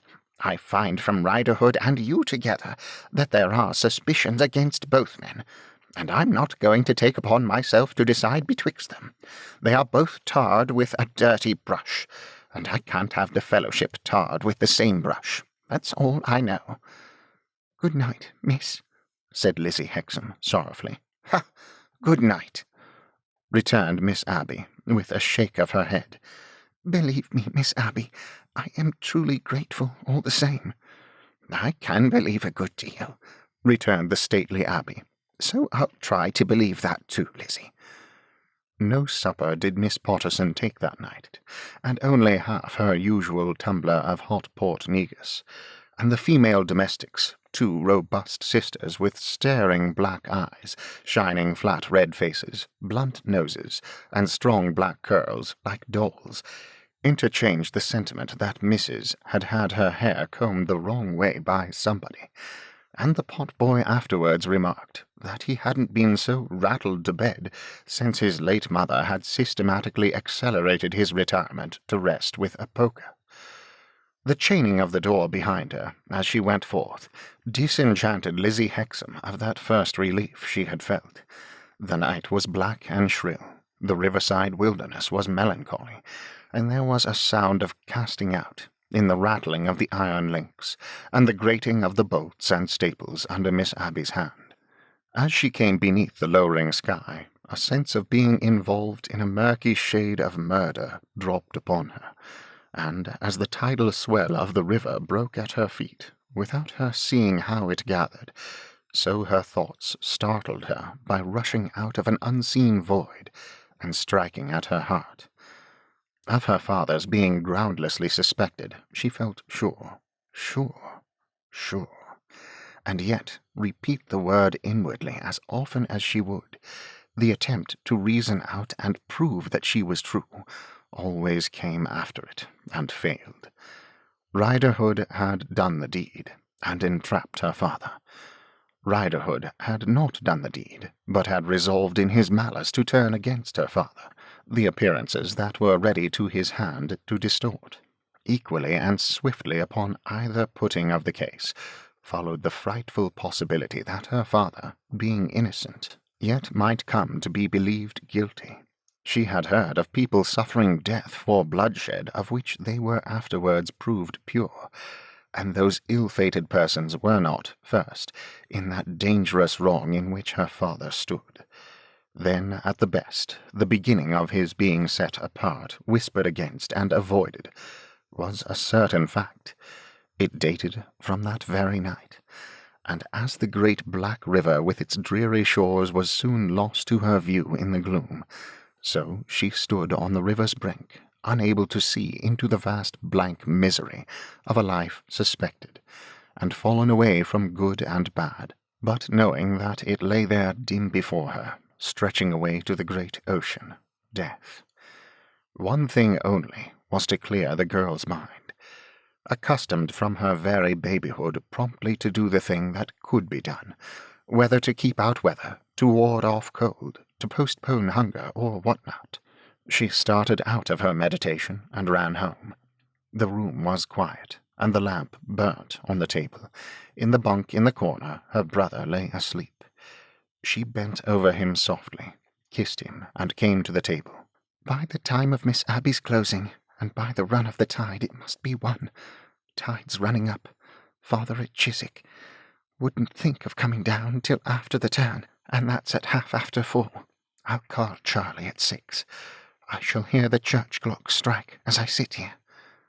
Very quietly she placed a chair before the scanty fire, and sat down in it, drawing her shawl about her. "Charlie's hollow down by the flare is not there now. Poor Charlie." The clock struck 2, and the clock struck 3, and the clock struck 4, and she remained there, with a woman's patience and her own purpose. When the morning was well on between 4 and 5, she slipped off her shoes, that her going about might not wake Charlie, trimmed the fire sparingly, put water on to boil, and set the table for breakfast. Then she went up the ladder, lamp in hand, and came down again, and glided about and about, making a little bundle. Lastly, from her pocket, and from the chimney-piece, and from an inverted basin on the highest shelf, she brought halfpence, a few sixpences, fewer shillings, and fell to laboriously and noiselessly counting them, and setting aside one little heap. She was still so engaged when she was startled by, "Hullo!" from her brother, sitting up in bed. "You made me jump, Charlie." "Jump? Didn't you make me jump when I opened my eyes a moment ago and saw you sitting there like the ghost of a girl miser in the dead of the night?" "It's not the dead of the night, Charlie. It's nigh 6 in the morning." "Is it, though? But what are you up to, Liz?" "Still telling your fortune, Charlie." "It seems to be a precious small one, if that's it," said the boy. "What are you putting that little pile of money by itself for?" "For you, Charlie." "What do you mean?" "Get out of bed, Charlie, and get washed and dressed, and then I'll tell you." Her composed manner and her low, distinct voice always had an influence over him. His head was soon in a basin of water, and out of it again, and staring at her through a storm of towelling. "I never," towelling at himself, as if he were his bitterest enemy, "saw such a girl as you are. What is the move, Liz?" "Are you almost ready for breakfast, Charlie?" "You can pour it out. Hullo, I say, and a bundle?" "And a bundle, Charlie." "You don't mean it's for me too?" "Yes, Charlie, I do indeed." More serious of face and more slow of action than he had been, the boy completed his dressing, and came and sat down at the little breakfast table, with his eyes amazedly directed to her face. "You see, Charlie, dear, I have made up my mind that this is the right time for your going away from us. Over and above all the blessed change of by and by, you'll be much happier and do much better, even so soon as next month, even so soon as next week." "How do you know I shall?" "I don't quite know, Charlie, but I do." In spite of her unchanged manner of speaking, and her unchanged appearance of composure, she scarcely trusted herself to look at him, but kept her eyes employed on the cutting and buttering of his bread, and on the mixing of his tea, and other such little preparations. "You must leave father to me, Charlie. I will do what I can with him, but you must go." "You don't stand upon ceremony, I think," grumbled the boy, throwing his bread and butter about in an ill humour. She made him no answer. "I tell you what," said the boy, then bursting out into an angry whimpering, "you're a selfish jade, and you think there's not enough for 3 of us, and you want to get rid of me." "If you believe so, Charlie, yes, then I believe too that I am a selfish jade, and that I think there's not enough for 3 of us, and that I want to get rid of you." It was only when the boy rushed at her and threw his arms round her neck that she lost her self-restraint. But she lost it then, and wept over him. "Don't cry, don't cry. I am satisfied to go, Liz. I am satisfied to go. I know you send me away for my good." "Oh, Charlie, Charlie, heaven above us knows I do." Yes, yes, don't mind what I said. Don't remember it. Kiss me." After a silence, she loosed him, to dry her eyes and regain her strong, quiet influence. "Now, listen, Charlie dear. We both know it must be done, and I alone know there is good reason for its being done at once. Go straight to the school, and say that you and I agreed upon it, that we can't overcome father's opposition, that father will never trouble them, but will never take you back. You are a credit to the school, and you will be a greater credit to it yet, and they will help you to get a living. Show what clothes you have brought, and what money, and say that I will send some more money. If I can get some in no other way, I will ask a little help of those 2 gentlemen who came here that night." "I say," cried her brother quickly, Don't you have it out of that chap that took hold of me by the chin. Don't you have it out of that Rayburn one." Perhaps a slight additional tinge of red flushing up into her face and brow, as with a nod she laid a hand on his lips to keep him silently attentive. "And above all things, mind this, Charlie. Be sure you always speak well of father. Be sure you always give father his full due. You can't deny that because father has no learning himself, he is set against it in you. But favour nothing else against him, and be sure you say, as you know, that your sister is devoted to him. And if you should ever happen to hear anything said against father that is new to you, it will not be true. Remember, Charlie, it will not be true." The boy looked at her with some doubt and surprise, but she went on again without heeding it. "Above all things, remember, it will not be true. I have nothing more to say, Charlie dear, except be good and get learning, and only think of some things in the old life here, as if you had dreamed them in a dream last night. Goodbye, my darling."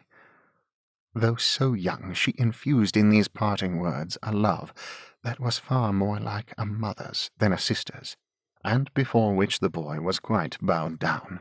After holding her to his breast, with a passionate cry, he took up his bundle and darted out at the door, with an arm across his eyes. The white face of the winter day came sluggishly on, veiled in a frosty mist, and the shadowy ships in the river slowly changed to black substances, and the sun, blood-red on the eastern marshes behind dark masts and yards, seemed filled with the ruins of a forest it had set on fire. Lizzie, looking for her father, saw him coming, and stood upon the causeway that he might see her. He had nothing with him but his boat, and came on apace, a knot of those amphibious human creatures who appear to have some mysterious power of extracting a subsistence out of a tidal water by looking at it, were gathered together about the causeway. As her father's boat grounded, they became contemplative of the mud, and dispersed themselves. She saw that the mute avoidance had begun. Gaffer saw it too, in so far that he was moved when he set foot on shore to stare around him. But he promptly set to work to haul up his boat, and make her fast, and take the sculls and rudder and rope out of her. Carrying these with Lizzie's aid, he passed up to his dwelling. "Sit close to the fire, father, dear, while I cook your breakfast. It's all ready for cooking, and only been waiting for you. You must be frozen." "Well, Lizzie, I ain't of a glow, that's certain, and my hands seem nailed through the sculls. See how dead they are." Something suggestive in their colour, and perhaps in her face, struck him as he held them up. He turned his shoulder, and held them down to the fire. "You were not out in the perishing night, I hope, father?" "No, my dear. Lay aboard a barge by a blazing coal-fire. Where's that boy?" "There's a drop of brandy for your tea, father, if you'll put it in while I turn this bit of meat. If the river was to get frozen, there would be a deal of distress, wouldn't there, father?" "Oh, there's always enough of that," said Gaffer, dropping the liquor into his cup from a squat black bottle, and dropping it slowly that it might seem more. "Distress is for ever going about, like soot in the air. Ain't that boy up yet?" "The meat's ready now, father. Eat it while it's hot and comfortable. After you have finished, we'll turn round to the fire and talk." But he perceived that he was evaded, and having thrown a hasty, angry glance towards the bunk, plucked at a corner of her apron and asked, "What's gone with that boy?" "Father, if you'll begin your breakfast, I'll sit by and tell you." He looked at her, stirred his tea, and took 2 or 3 gulps, then cut at his piece of hot steak with his case-knife, and said, eating, "Now then, what's gone with that boy?" "Don't be angry, dear. It seems, father, that he has quite a gift of learning." "Unnatural young beggar," said the parent, shaking his knife in the air. "And that, having this gift and not being equally good at other things, he has made shift to get some schooling." "Unnatural young beggar," said the parent again with his former action.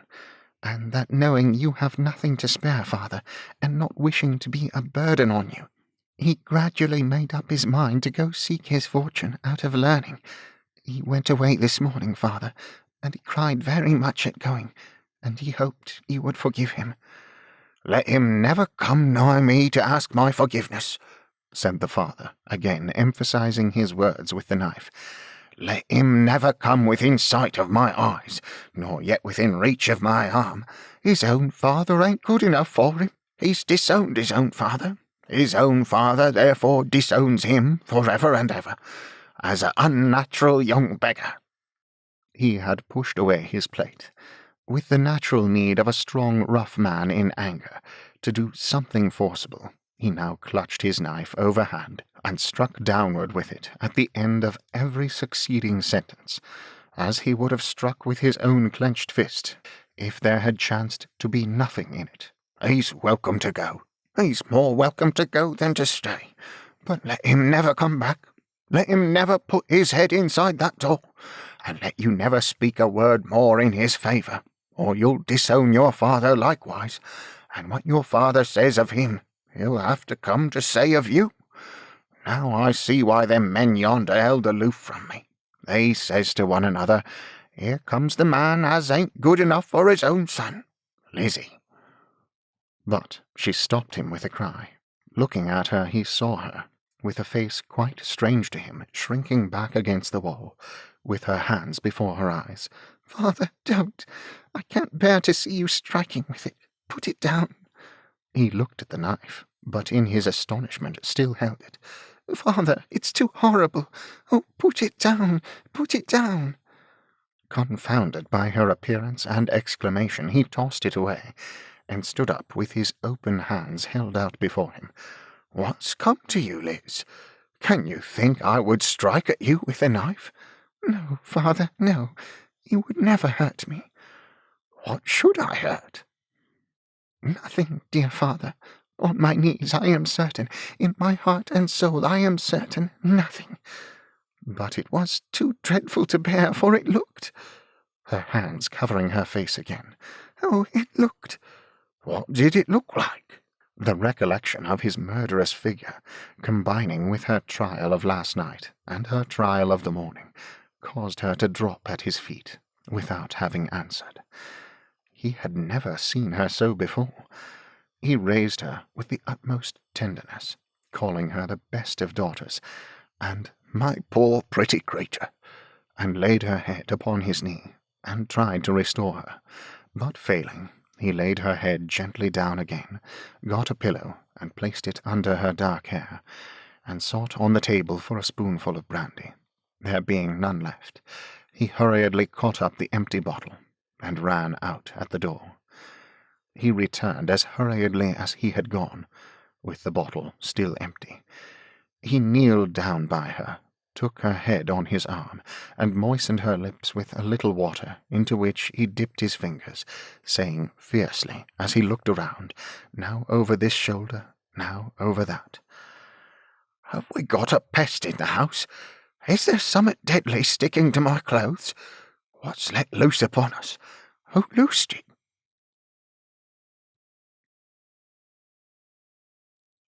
Chapter 7. Mr. Wegg looks after himself. Silas Wegg, being on his road to the Roman Empire, approaches it by way of Clerkenwell. The time is early in the evening, the weather moist and raw. Mr. Wegg finds leisure to make a little circuit, by reason that he folds his screen early, now that he combines another source of income with it, and also that he feels it due to himself to be anxiously expected at the Bower. "Boffin will get all the eagerer for waiting a bit," says Silas, screwing up, as he stumps along, first his right eye and then his left, which is something superfluous in him, for nature has already screwed both pretty tight. "If I get on with him as I expect to get on," Silas pursues, stumping and meditating, "it wouldn't become me to leave it here. It wouldn't be respectable." Animated by this reflection, he stumps faster, and looks a long way before him, as a man with an ambitious project in abeyance often will do. Aware of a working jeweller population taking sanctuary about the church in Clerkenwell, Mr. Wegg is conscious of an interest in, and a respect for, the neighbourhood. But his sensations in this regard halt as to their strict morality, as he halts in his gait, for they suggest the delights of a coat of invisibility in which to walk off safely with the precious stones and watch-cases, but stop short of any compunction for the people who would lose the same. Not, however, towards the shops, where cunning artificers work in pearls and diamonds and gold and silver, making their hands so rich that the enriched water in which they wash them is bought for the refiners. Not towards these does Mr. Wegg stump, but towards the poorer shops, of small retail traders in commodities to eat and drink and keep folks warm, and of Italian frame-makers, and of barbers, and of brokers, and of dealers in dogs and singing birds. From these, in a narrow and dirty street devoted to such callings, Mr. Wegg selects one dark shop window with a tallow candle dimly burning in it, surrounded by a muddle of objects vaguely resembling pieces of leather and dry stick, but among which is nothing resolvable into anything distinct, save the candle itself in its old tin candlestick, and two preserved frogs fighting a small sword duel. Stumping with fresh vigour, he goes in at the dark, greasy entry, pushes a little greasy, dark, reluctant side door, and follows the door into the little dark, greasy shop. It is so dark that nothing can be made out in it, over a little counter, but another tallow candle in another old tin candlestick, close to the face of a man stooping low in a chair. Mr. Wegg nods to the face. "Good evening." The face, looking up, is a sallow face with weak eyes, surmounted by a tangle of reddish, dusty hair. The owner of the face has no cravat on, and has opened his tumbled shirt collar to work with the more ease. For the same reason he has no coat on, only a loose waistcoat over his yellow linen. His eyes are like the overtired eyes of an engraver, but he is not that. His expression and stoop are like those of a shoemaker, but he is not that. "Good evening, Mr. Venus. Don't you remember?" With slowly dawning remembrance, Mr. Venus rises, and holds his candle over the little counter, and holds it down towards the legs, natural and artificial, of Mr. Wegg. "To be sure," he says, then, "how do you do? Wegg, you know," that gentleman explains. "Yes, yes," says the other. "Hospital amputation?" "Just so," says Mr. Wegg. "Yes, yes," quoth Venus. "How do you do? Sit down by the fire and warm your other one." The little counter being so short a counter that it leaves the fireplace, which would have been behind it if it had been longer, accessible, Mr. Wegg sits down on a box in front of the fire, and inhales a warm and comfortable smell, which is not the smell of the shop.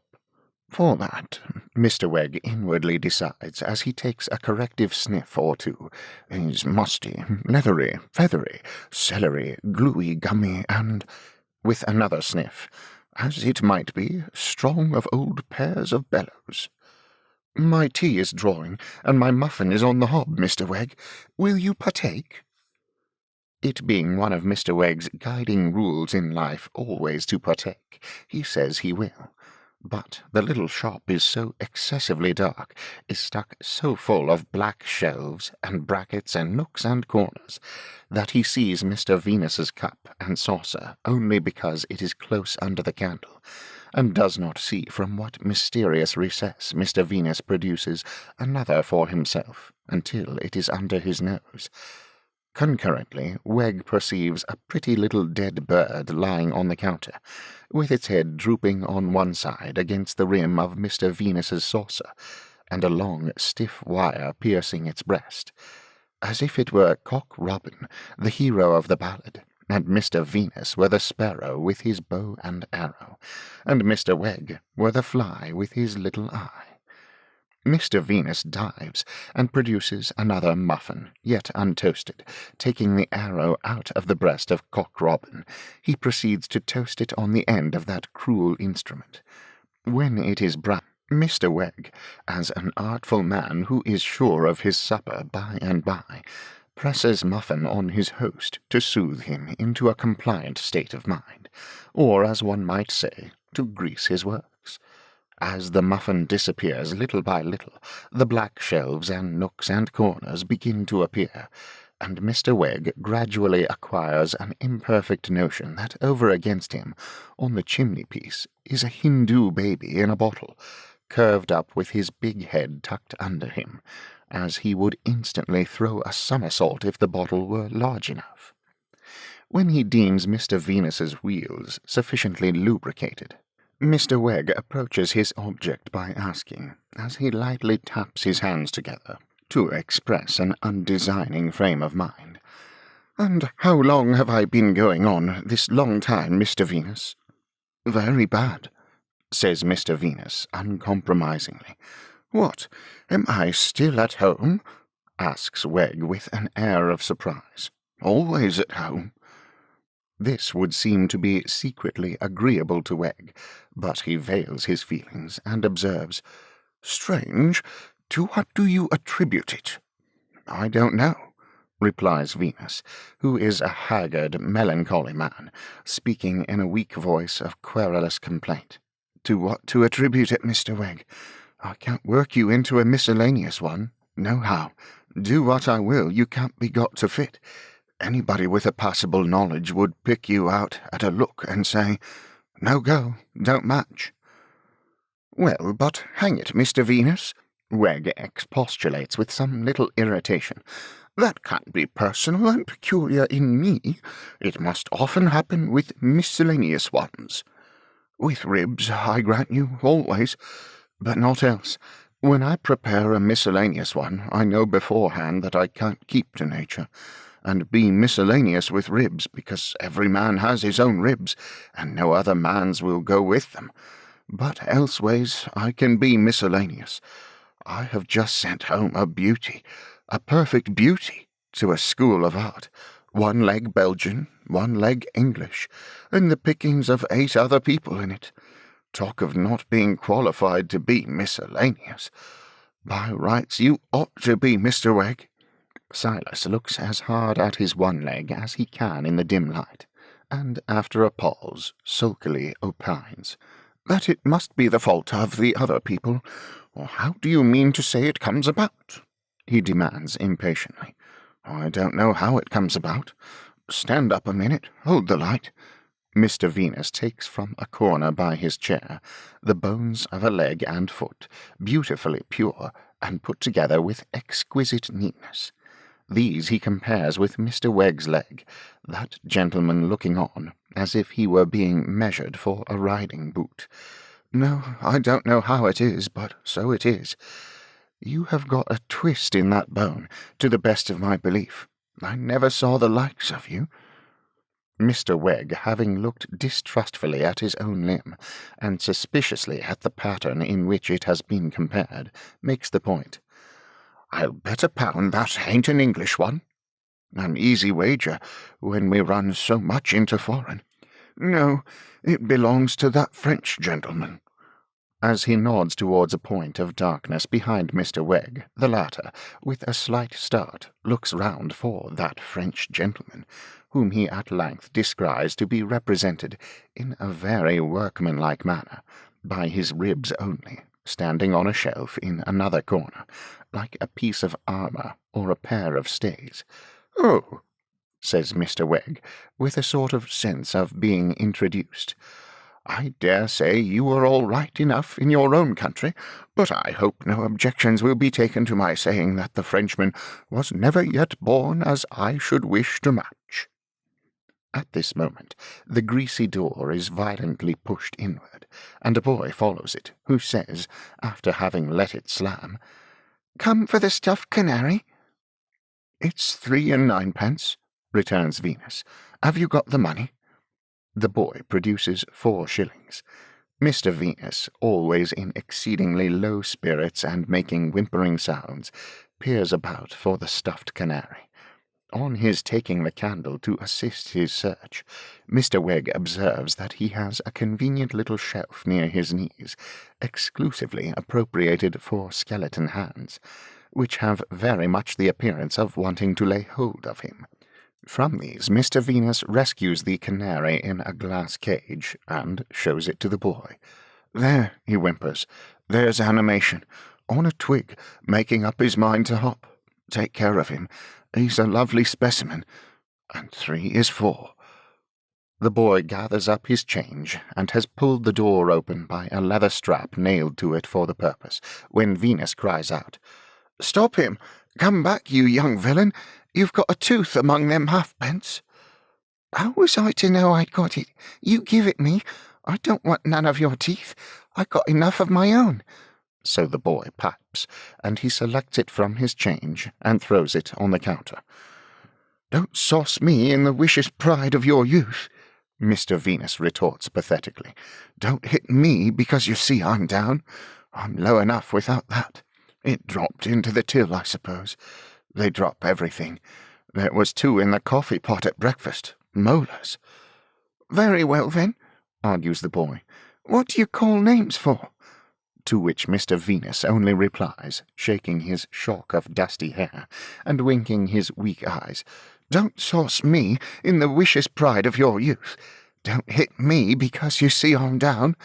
You've no idea how small you'd come out if I had the articulating of you." This consideration seems to have its effect on the boy, for he goes out grumbling. "Oh, dear me, sighs Mr. Venus, heavily, snuffing the candle. "The world that appeared so flowery has ceased to blow. You're casting your eye round the shop, Mr. Wegg. Let me show you a light, my working bench, my young man's bench, of ice, tools, bones, various, skulls, various, preserved Indian baby, African ditto, bottled preparations, various, everything within reach of your hand in good preservation. The mouldy ones atop.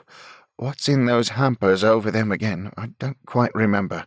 Say, human various, cats, articulated English baby, dogs, ducks, glass eyes, various, mummied bird, dried cuticle, various. Oh, dear me, that's a general panoramic view."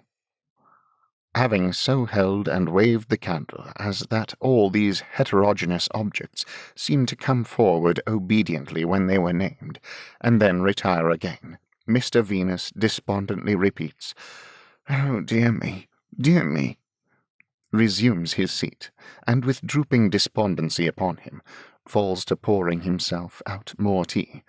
"Where am I?" asks Mr. Wegg. "You're somewhere in the back shop across the yard, sir, and, speaking quite candidly, I wish I'd never bought you of the hospital porter. Now look here, what did you give for me?" "Well," replies Venus, blowing his tea, his head and face peering out of the darkness, over the smoke of it, as if he were modernizing the old original rise in his family. "You were one of a various lot, sir, and I don't know." Silas puts his point in the improved form of, "What will you take for me?" "Well," replies Venus, still blowing his tea, "I'm not prepared at a moment's notice to tell you, Mr. Wegg." "Come, according to your own account, I'm not worth much," Wegg reasons persuasively. "Not for miscellaneous working in, I grant you, Mr. Wegg, but you might turn out valuable yet as a—" Here Mr. Venus takes a gulp of tea, so hot that it makes him choke, and sets his weak eyes watering. "As a monstrosity, if you'll excuse me." Repressing an indignant look, indicative of anything but a disposition to excuse him, Silas pursues his point. "I think you know me, Mr. Venus, and I think you know I never bargain." Mr. Venus takes a gulp of hot tea, shutting his eyes at every gulp, and opening them again in a spasmodic manner, but does not commit himself to assent. "I have a prospect of getting on in life, and elevating myself by my own independent exertions," says Wegg feelingly. And I shouldn't I tell you openly, I should not under such circumstances, to be what I may call dispersed, a part of me here and a part of me there, but should wish to collect myself like a genteel person. It's a prospect at present, is it, Mr. Wegg? Then you haven't got the money for a deal about you. Then I'll tell you what I'll do with you. I'll hold you over. I am a man of my word, and you needn't be afraid of my disposing of you. I'll hold you over, that's a promise. Oh, dear me, dear me. Fain to accept his promise, and wishing to propitiate him, Mr. Wegg looks on, as he sighs and pours himself out more tea, and then says, trying to get a sympathetic tone into his voice, "You seem very low, Mr. Venus. Is business bad? Never was so good. Is your hand out at all? Never was so well in, Mr. Wegg. I'm not only first in the trade, but I'm the trade. You may go and buy a skeleton at the West End if you like, and pay the West End price. But it'll be my putting together. I've as much to do as I can possibly do, with the assistance of my young man, and I take pride and a pleasure in it." Mr. Venus thus delivers himself, his right hand extended, his smoking saucer in his left hand, protesting as though he were going to burst into a flood of tears. "That ain't a state of things to make you low, Mr. Venus. Mr. Wegg, I know it ain't. Mr. Wegg, not to name myself as a workman without an equal. I've gone on improving myself in my knowledge of anatomy, till both by sight and by name I'm perfect. Mr. Wegg, if you was brought here loose in a bag to be articulated, I'd name your smallest bones blindfold, equally with your largest, as fast as I could pick 'em out, and I'd sort 'em all, and I'd sort your vertebrae in a manner that would equally surprise and charm you."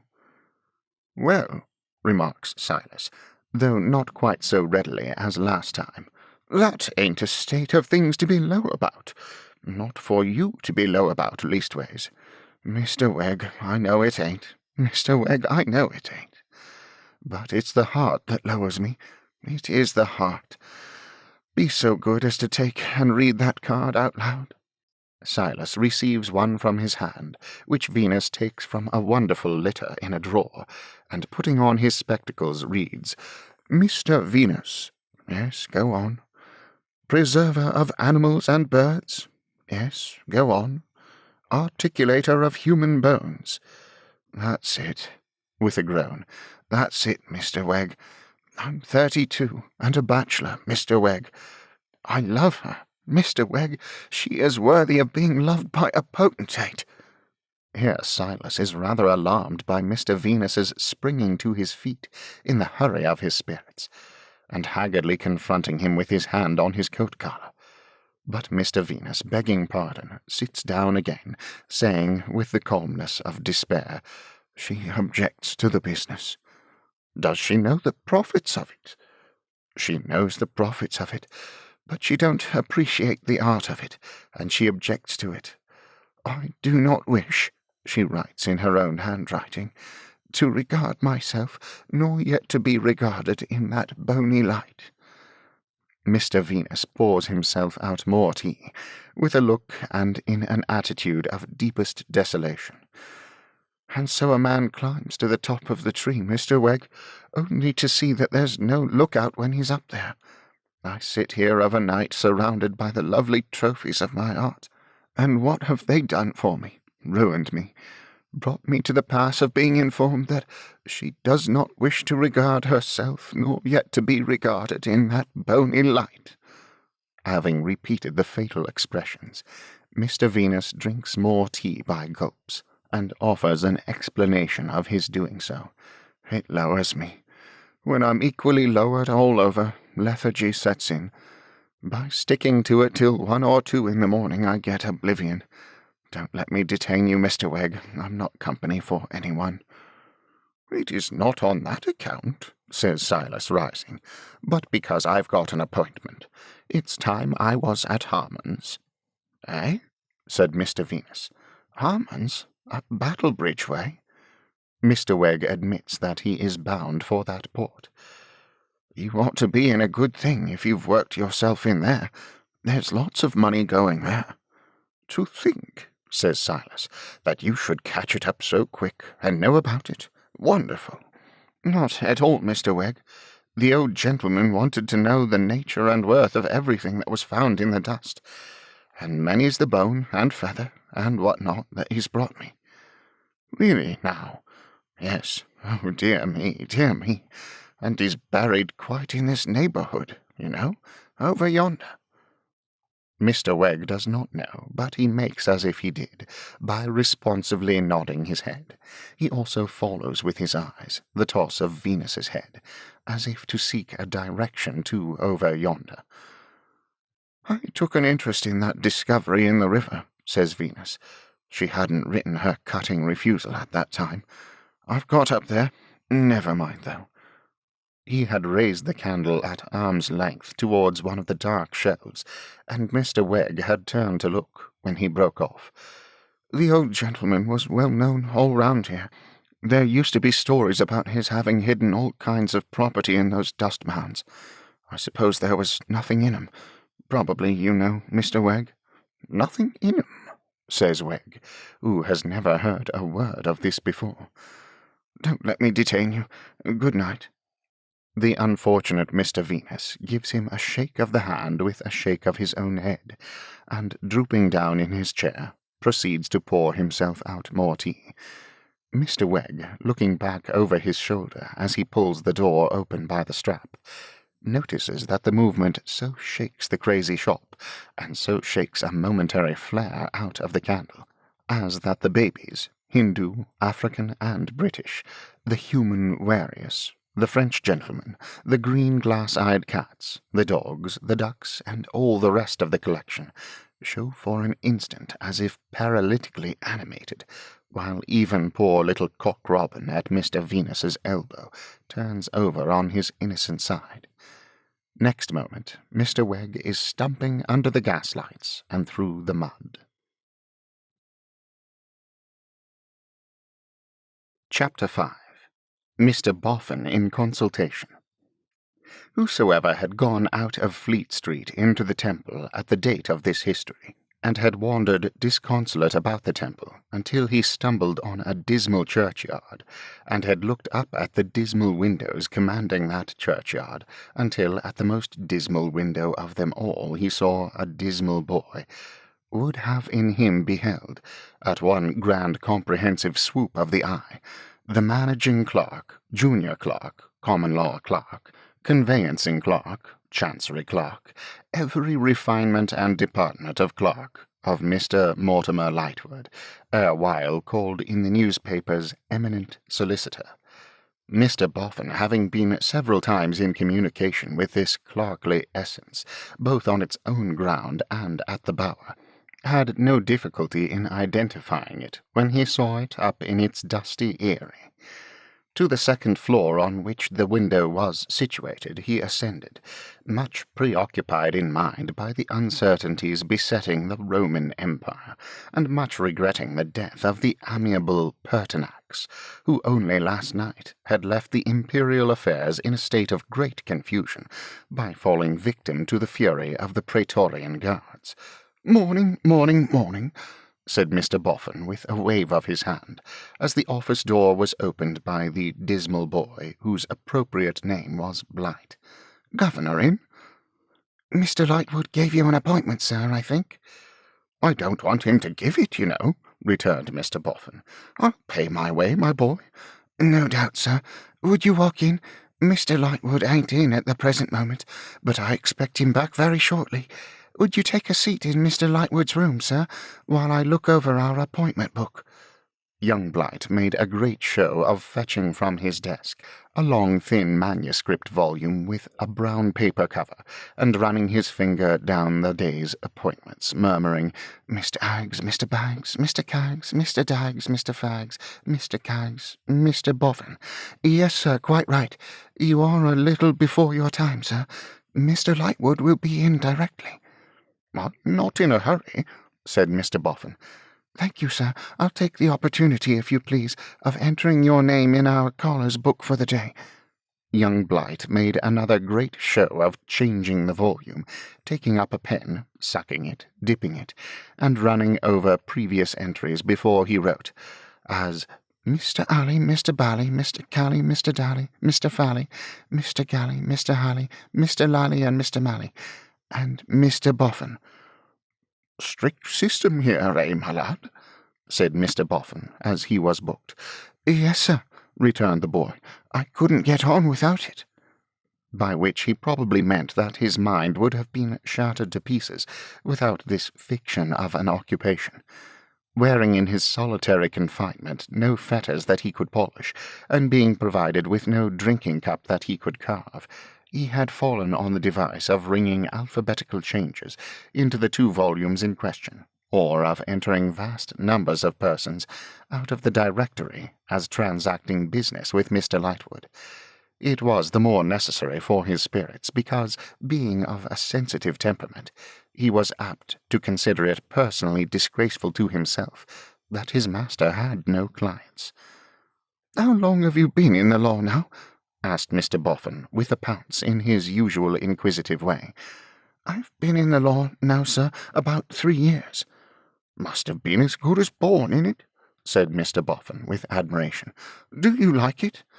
"I don't mind it much," returned young Blight, heaving a sigh, as if its bitterness were past. "What wages do you get?" "Half what I could wish," replied young Blight. "What's the whole that you could wish?" 15 shillings a week," said the boy. "And how long might it take you now, at a average rate of going, to be a judge?" asked Mr. Boffin, after surveying his small stature in silence. The boy answered that he had not yet quite worked out that little calculation. "I suppose there's nothing to prevent your going in for it?" said Mr. Boffin. The boy virtually replied that as he had the honour to be a Briton who had never, there was nothing to prevent his going in for it. Yet he seemed inclined to suspect that there might be something to prevent his coming out with it. "Would a couple of pound help you up at all?" asked Mr. Boffin. On this head young Blight had no doubt whatever, so Mr. Boffin made him a present of that sum of money, and thanked him for his attention to his, Mr. Boffin's, affairs, which he added were now, he believed, as good as settled. Then Mr. Boffin, with his stick at his ear, like a familiar spirit explaining the office to him, sat staring at a little bookcase of law practice and law reports, and at a window, and at an empty blue bag, and at a stick of sealing wax, and a pen, and a box of wafers, and an apple, and a writing-pad, all very dusty, and at a number of inky smears and blots, and at an imperfectly disguised gun-case pretending to be something legal, and at an iron box labelled Harmon Estate, until Mr. Lightwood appeared. Mr. Lightwood explained that he came from the proctors, with whom he had been engaged in transacting Mr. Boffin's affairs. "And they seem to have taken a deal out of you," said Mr. Boffin, with commiseration. Mr. Lightwood, without explaining that his weariness was chronic, proceeded with his exposition that, all forms of law having been at length complied with, will of Harmon deceased having been proved, death of Harmon next inheriting having been proved, etc., and so forth, Court of Chancery having been moved, etc., and so forth, he, Mr. Lightwood, had now the gratification, honour, and happiness, again, etc., and so forth, of congratulating Mr. Boffin on coming into possession, as residuary legatee, of upwards of £100,000, standing in the books of the Governor and Company of the Bank of England, again, etc., and so forth. And what is particularly eligible in the property of Mr. Boffin is that it involves no trouble. There are no estates to manage, no rents to return so much per cent upon in bad times, which is an extremely dear way of getting your name into the newspapers, no voters to become parboiled in hot water with, no agents to take the cream off the milk before it comes to table. You could put the whole in a cash box tomorrow morning, and take it with you to, say, to the Rocky Mountains, inasmuch as every man," concluded Mr. Lightwood, with an indolent smile, appears to be under a fatal spell which obliges him sooner or later to mention the Rocky Mountains in a tone of extreme familiarity to some other man. I hope you'll excuse my pressing you into the service of that gigantic range of geographical bores." Without following this last remark very closely, Mr. Boffin cast his perplexed gaze first at the ceiling, and then at the carpet. "Well," he remarked, "I don't know what to say about it, I am sure. I was almost as well as I was. It's a great lot to take care of." "My dear Mr. Boffin, then don't take care of it." "Eh?" said that gentleman. "Speaking now," returned Mortimer, "with the irresponsible imbecility of a private individual, and not with the profundity of a professional adviser, I should say that if the circumstance of its being too much weighs upon your mind, you have the haven of consolation open to you, that you can easily make it less, and if you should be apprehensive of the trouble of doing so, there is the further haven of consolation that any number of people will take the trouble off your hands." "Well, I don't quite see it," retorted Mr. Boffin, still perplexed. "That's not satisfactory, you know, what you're a-saying." "Is anything satisfactory, Mr. Boffin?" asked Mortimer, raising his eyebrows. "I used to find it so," answered Mr. Boffin with a wistful look. "While I was foreman at the Bower, afore it was the Bower, I considered the business very satisfactory. The old man was a awful tartar, saying it, I'm sure, without disrespect to his memory, but the business was a pleasant one to look after, from before daylight to past dark. It's almost a pity," said Mr. Boffin, rubbing his ear, "that he ever went and made so much money. It would have been better for him if he hadn't so given himself up to it. You may depend upon it," making the discovery all of a sudden, "that he found it a great lot to take care of." Mr. Lightwood coughed, not convinced. "And speaking of satisfactory," pursued Mr. Boffin, "why, Lord save us, when we come to take it to pieces bit by bit, where's the satisfactoriness of the money as yet? When the old man does right the poor boy after all, the poor boy gets no good of it. He gets made away with, at the moment when he's lifting, as one may say, the cup and saucer to his lips. Mr. Lightwood, I will now name to you that on behalf of the poor dear boy, me and Mrs. Boffin have stood out against the old man times out of number, till he has called us every name he could lay his tongue to.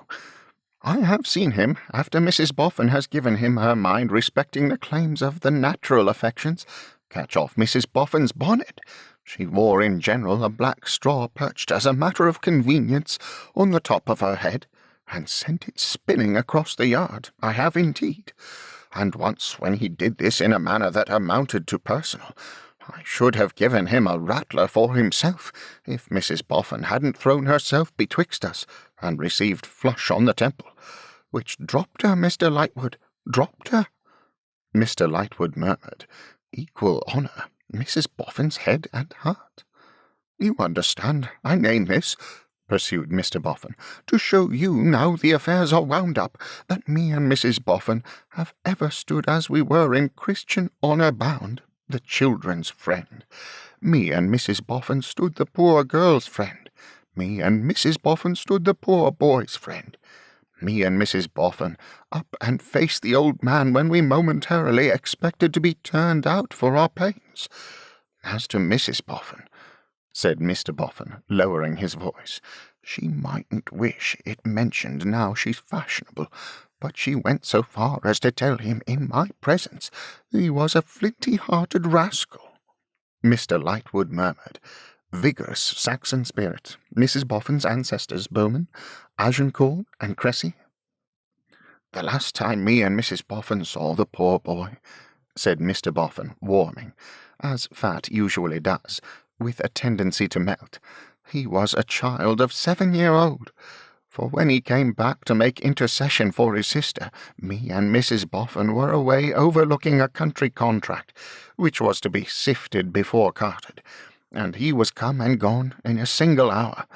I say he was a child of 7-year-old. He was going away, all alone and forlorn, to that foreign school. and he come into our place, situate up the yard of the present power, to have a warm at our fire. There was his little scanty travelling clothes upon him. There was his little scanty box outside in the shivering wind, which I was going to carry for him down to the steamboat, as the old man wouldn't hear of allowing us 6 pence coach money. Mrs. Boffin, then quite a young woman, and picked a full-blown rose, stands him by her knee, kneels down at the fire, warms her 2 open hands, and falls to rubbing his cheeks. But seeing the tears come into the child's eyes, the tears come fast into her own, and she holds him round the neck, like as if she was protecting him, and cries to me, "I'd give the wide, wide world, I would, to run away with him." I don't say but what it cut me, and but what it at the same time heightened my feelings of admiration for Mrs. Boffin. The poor child clings to her for a while, as she clings to him, and then, when the old man calls, he says, "I must go, God bless you," and for a moment rests his heart against her bosom, and looks up at both of us, as if it was in pain, in agony. Such a look! I went aboard with him.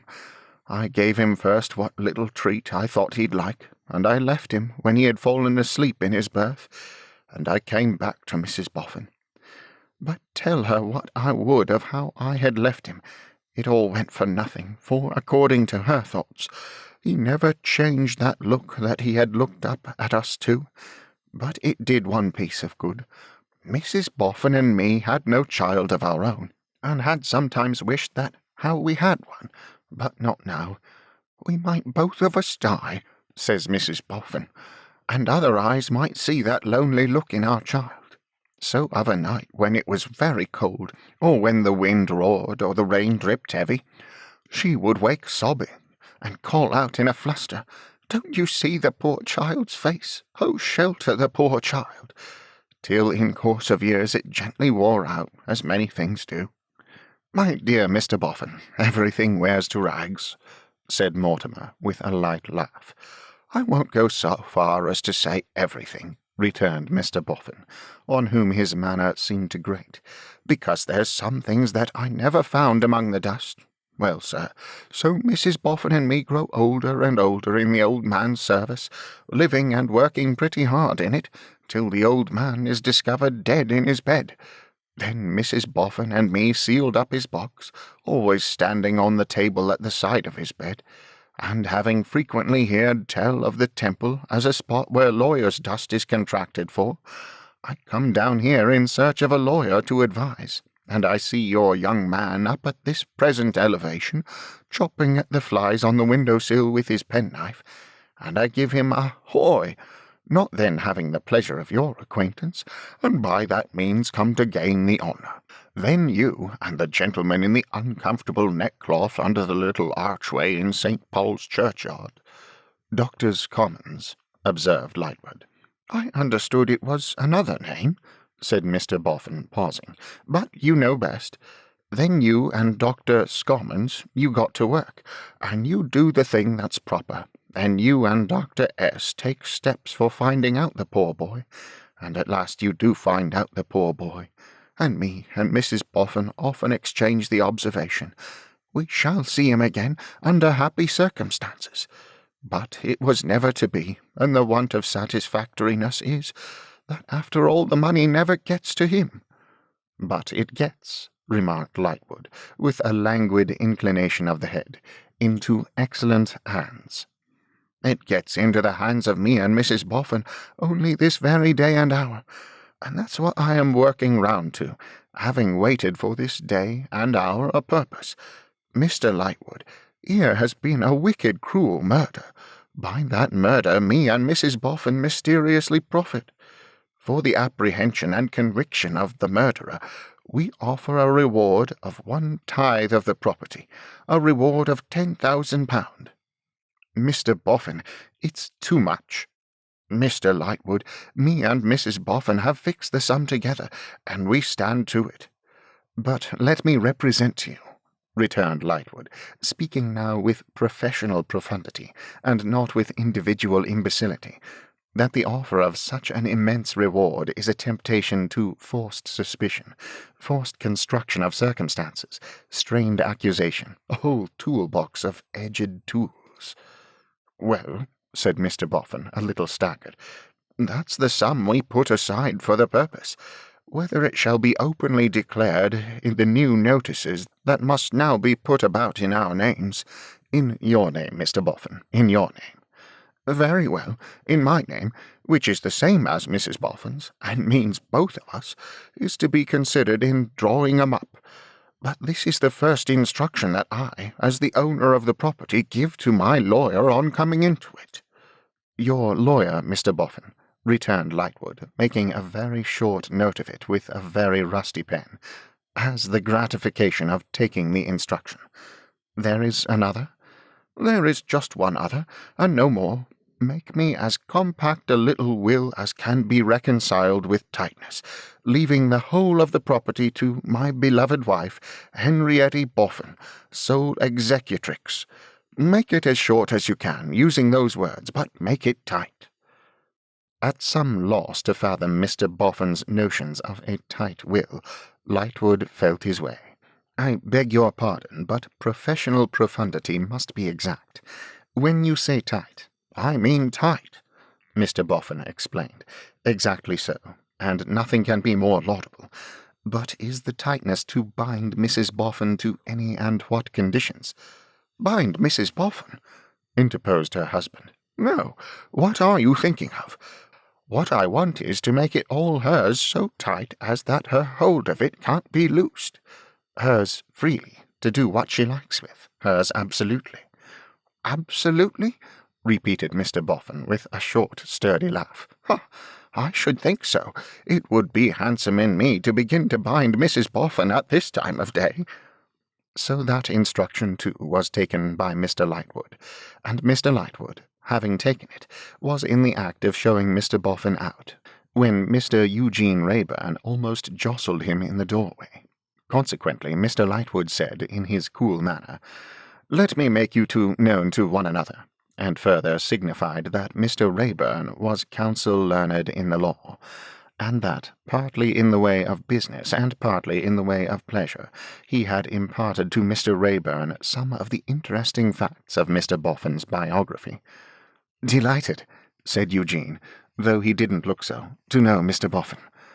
"Thank ye, sir, thank ye," returned that gentleman. "And how do you like the law?" Not particularly," returned Eugene. "Too dry for you, eh? Well, I suppose it wants some years of sticking to before you master it. But there's nothing like work.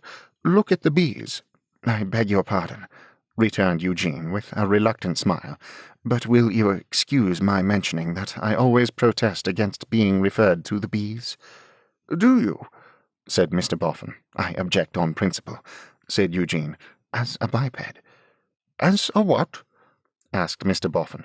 "As a two-footed creature. I object on principle, as a two-footed creature, to being constantly referred to insects and four-footed creatures. I object to being required to model my proceedings according to the proceedings of the bee, or the dog, or the spider, or the camel. I fully admit that the camel, for instance, is an excessively temperate person, but he has several stomachs to entertain himself with, and I have only one.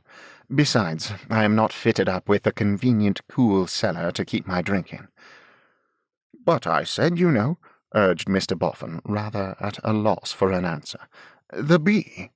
"Exactly.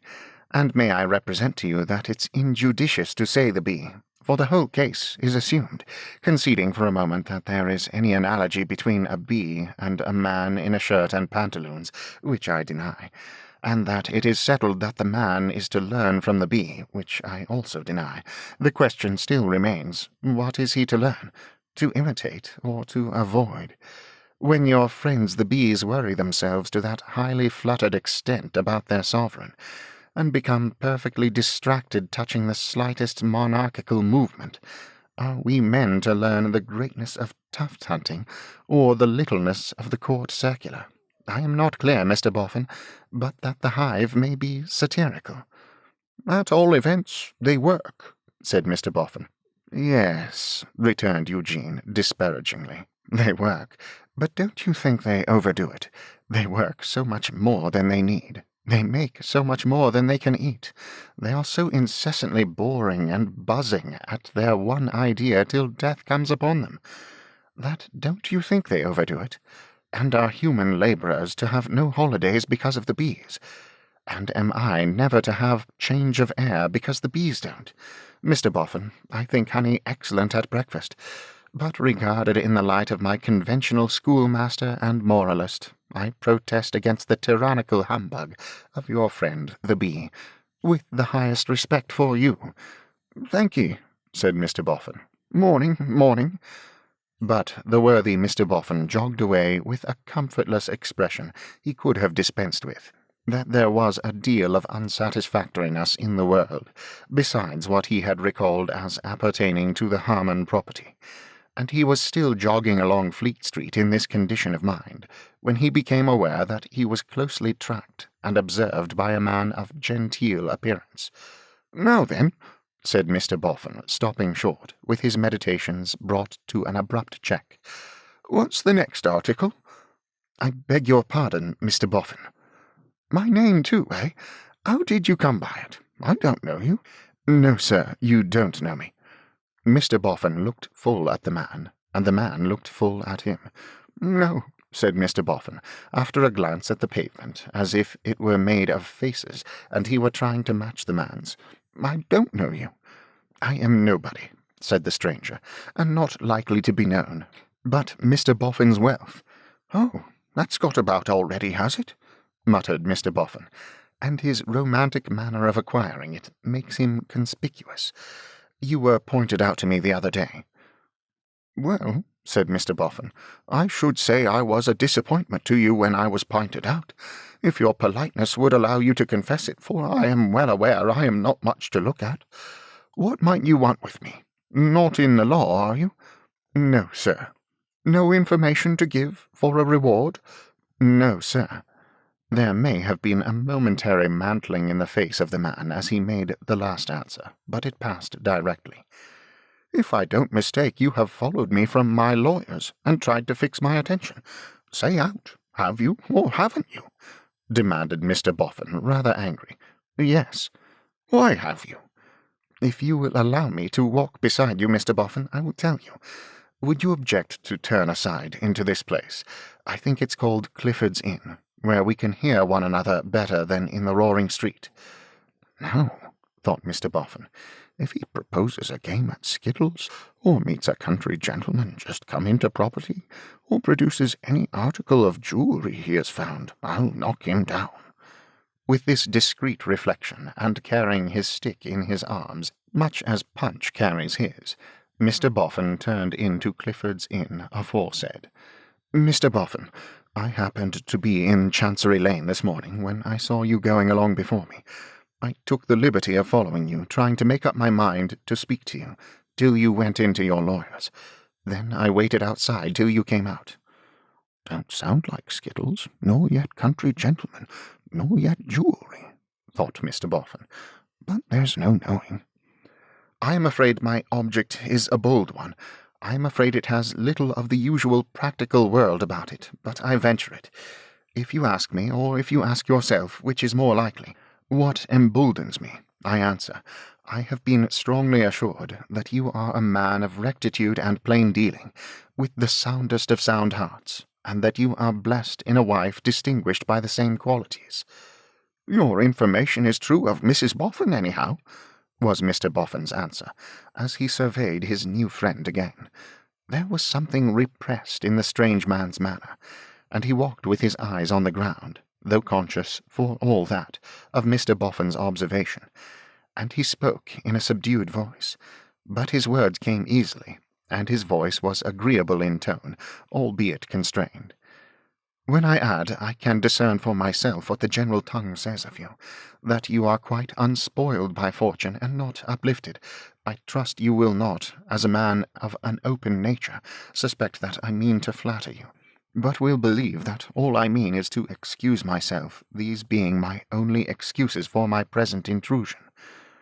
"How much?" thought Mr. Boffin. "It must be coming to money. How much?"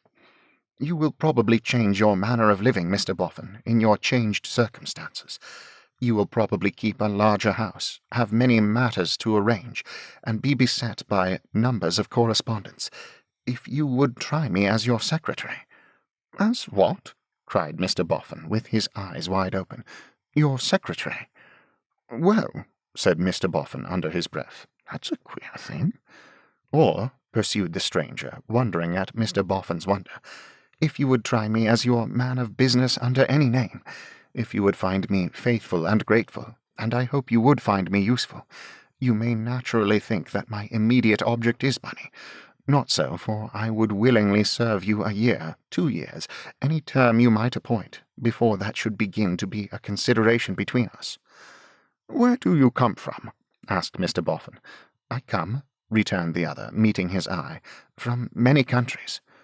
Boffin's acquaintances with the names and situations of foreign lands being limited in extent and somewhat confused in quality, he shaped his next question on an elastic model.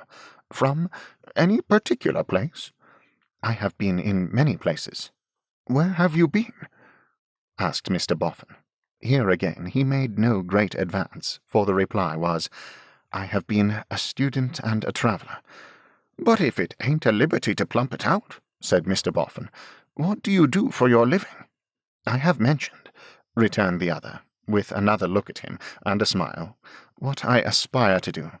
I have been superseded as to some slight intentions I had, and I may say that I have now to begin life."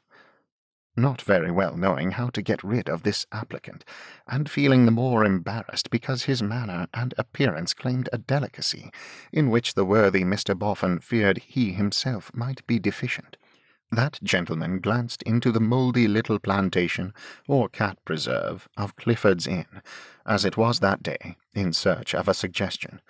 Sparrows were there, cats were there, dry rot and wet rot were there, but it was not otherwise a suggestive spot. "All this time," said the stranger, producing a little pocket-book and taking out a card, "I have not mentioned my name. My name is Rokesmith. I lodge at one Mr. Wilfer's, at Holloway." Mr. Boffin stared again.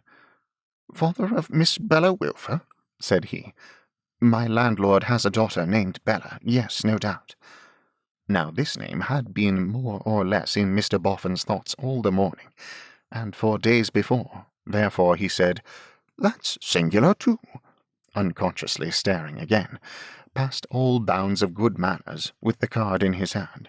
"Though, by the by, I suppose it was one of that family that pinted me out?" "No, I have never been in the streets with one of them." "Heard me talked of among 'em, though." "No, I occupy my own rooms, and have held scarcely any communication with them." "Odder and odder," said Mr. Boffin. "Well, sir, to tell you the truth, I don't know what to say to you." "Say nothing," returned Mr. Rokesmith. "Allow me to call on you in a few days. I am not so unconscionable as to think it likely that you would accept me on trust at first sight, and take me out of the very street. Let me come to you for your further opinion, at your leisure." "That's fair, and I don't object," said Mr. Boffin, "but it must be on condition that it's fully understood that I know no more that I shall ever be in want of a gentleman as secretary. It was secretary, you said, wasn't it?" "Yes." Again Mr. Boffin's eyes opened wide, and he stared at the applicant from head to foot, repeating, "Queer. You're sure it was secretary, are you?" "I am sure I said so." "As secretary?" repeated Mr. Boffin, meditating upon the word. "I no more know that I ever want a secretary, or what not, than I do that I shall ever be in want of the man in the moon. Me and Mrs. Boffin have not even settled that we shall make any change in our way of life. Mrs. Boffin's inclinations certainly do tend towards fashion, but being already set up in a fashionable way at the Bower, she may not make further alterations. However, sir, as you don't press yourself, I wish to meet you so far as saying, by all means, call at the Bower if you like. Call in the course of a week or two. At the same time, I consider that I ought to name, in addition to what I have already named, that I have in my employment a literary man with a wooden leg, as I have no thoughts of parting from." I regret to hear I am in some sort anticipated, Mr. Rokesmith answered, evidently having heard it with surprise. But perhaps other duties might arise?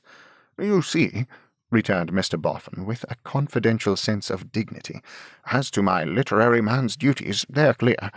Professionally, he declines and he falls, and as a friend he drops into poetry. Without observing that these duties seemed by no means clear to Mr. Rokesmith's astonished comprehension, Mr. Boffin went on. And now, sir, I'll wish you good day. You can call at the Bower any time in a week or two. It's not above a mile or so from you, and your landlord can direct you to it.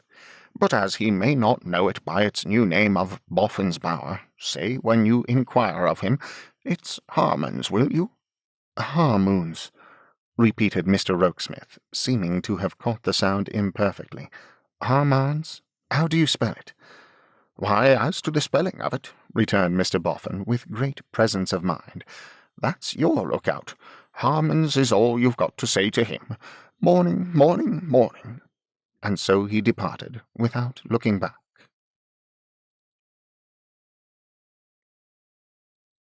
Chapter 9. Mr. and Mrs. Boffin in consultation.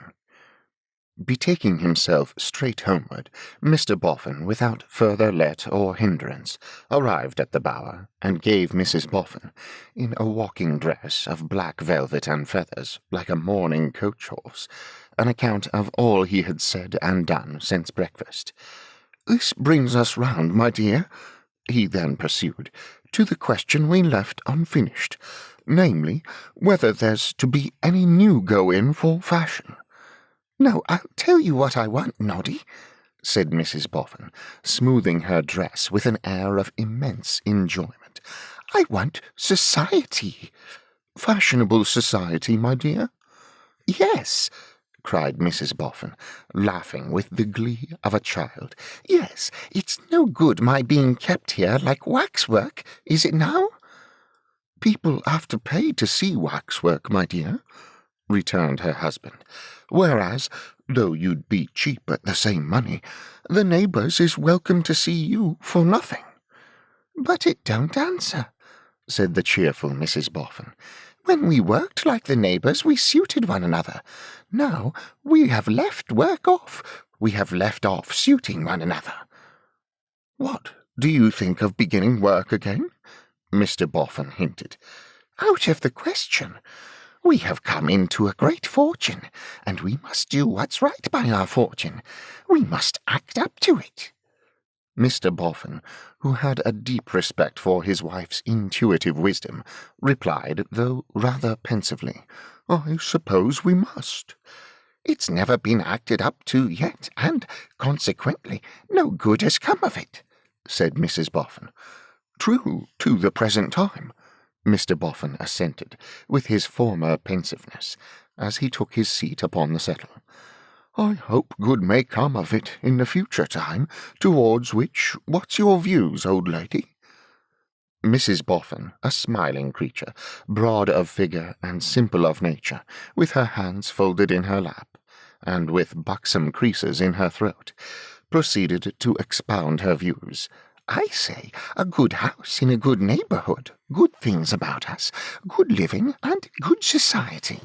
I say, live like our means, without extravagance, and be happy." "Yes, I say be happy too," assented the still pensive Mr. Boffin. "Laura Mussy!" exclaimed Mrs. Boffin, laughing and clapping her hands, and gaily rocking herself to and fro. "When I think of me in a light yellow chariot and pair, with silver boxes to the wheels." "Oh, you was thinking of that, was you, my dear?" "Yes," cried the delighted creature, "and with a footman up behind, with a bar across to keep his legs from being pulled, and with a coachman up in front, sinking down into a seat big enough for 3 of him, all covered with upholstery in green and white, and with 2 bay horses tossing their heads and stepping higher than they trot long ways, and with you and me leaning back inside, as grand as ninepence. Oh, my!" Mrs. Boffin clapped her hands again, rocked herself again, beat her feet upon the floor, and wiped the tears of laughter from her eyes. "And what, my old lady?" inquired Mr. Boffin, when he also had sympathetically laughed. "What's your views on the subject of the power? Shut it up. Don't part with it, but put somebody in it to keep it. Any other views? Noddy," said Mrs. Boffin, coming from her fashionable sofa to his side on the plain settle, and hooking her comfortable arm through his. "Next, I think, and I really have been thinking early and late, of the disappointed girl. Her that was so cruelly disappointed, you know, both of her husband and his riches. Don't you think we might do something for her? Have her to live with us, or something of that sort?"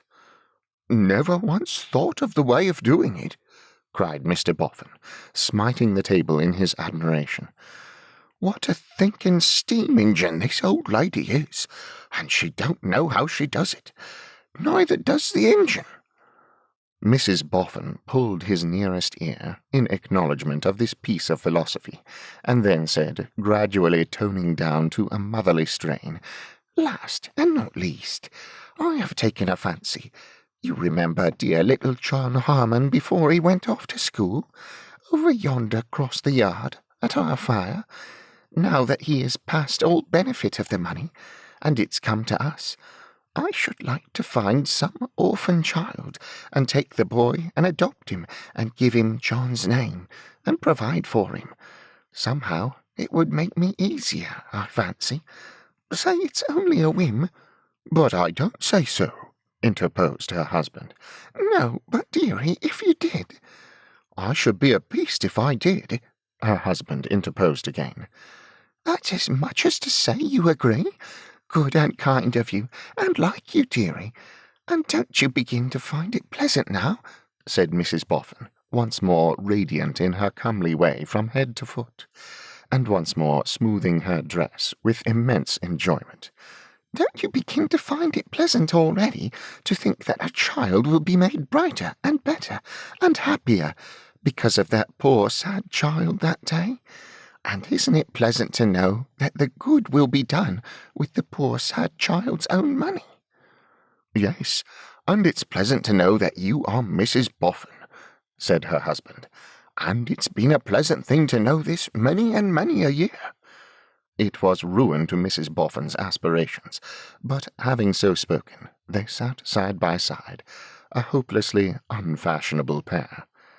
These two ignorant and unpolished people had guided themselves so far on in their journey of life by a religious sense of duty and desire to do right.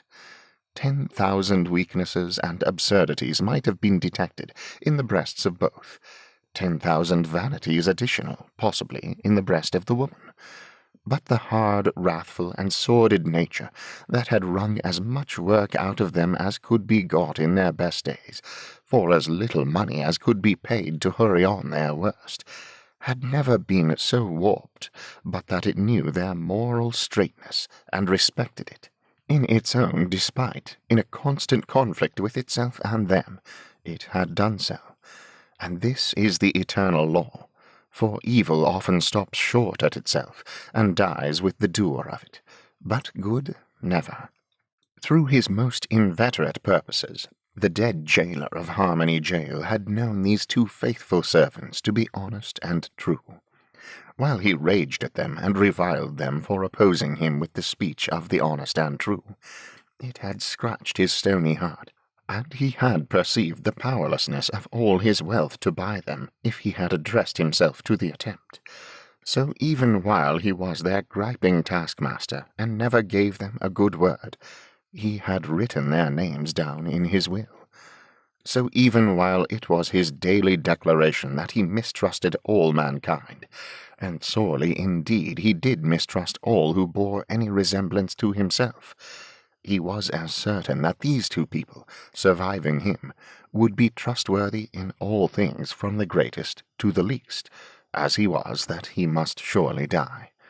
Mr. and Mrs. Boffin, sitting side by side, with fashion withdrawn to an immeasurable distance, fell to discussing how they could best find their orphan. Mrs. Boffin suggested advertisement in the newspapers, requesting orphans answering annexed description to apply at the Bower on a certain day. But Mr. Boffin, wisely apprehending obstruction of the neighbouring thoroughfares by orphan swarms, this course was negatived. Mrs. Boffin next suggested application to the clergyman for a likely orphan. Mr. Boffin thinking better of this scheme, they resolved to call upon the reverend gentleman at once, and to take the same opportunity of making acquaintance with Miss Bella Wilfer, in order that these visits might be visits of state. Mr. Boffin's equipage was ordered out.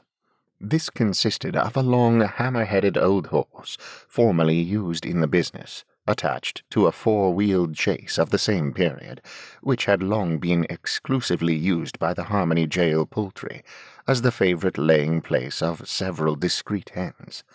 An unwonted application of corn to the horse, and of paint and varnish to the carriage, when both fell in as part of the Boffin legacy, had made what Mr. Boffin considered a neat turn-out of the whole, and a driver being added, in the person of a long hammer-headed young man, who was a very good match for the horse, left nothing to be desired. He, too, had been formerly used in the business, but was now entombed by an honest jobbing tailor of the district, in a perfect sepulchre of coat and gaiters, sealed with ponderous buttons. Behind this domestic, Mr. and Mrs. Boffin took their seats in the back compartment of the vehicle, which was sufficiently commodious, but had an undignified and alarming tendency, in getting over a rough crossing, to hiccup itself away from the front compartment. On their being descried emerging from the gates of the Bower, the neighbourhood turned out at door and window to salute the Boffins. Among those who were ever and again left behind, staring after the equipage, were many youthful spirits, who hailed it in stentorian tones with such congratulations as "Nordy Boffin! Boffin's money! Down with the dust! Boffin!" and other similar compliments. These the hammer-headed young man took in such ill part that he often impaired the majesty of the progress by pulling up short, and making as though he would alight to exterminate the offenders, a purpose from which he only allowed himself to be dissuaded after long and lively arguments with his employers. At length the Bower district was left behind, and the peaceful dwelling of the Reverend Frank Milvey was gained. The Reverend Frank Milvey's abode was a very modest abode, because his income was a very modest income. He was officially accessible to every blundering old woman who had incoherence to bestow upon him, and readily received the Boffins. He was quite a young man, expensively educated and wretchedly paid, with quite a young wife, and half a dozen quite young children.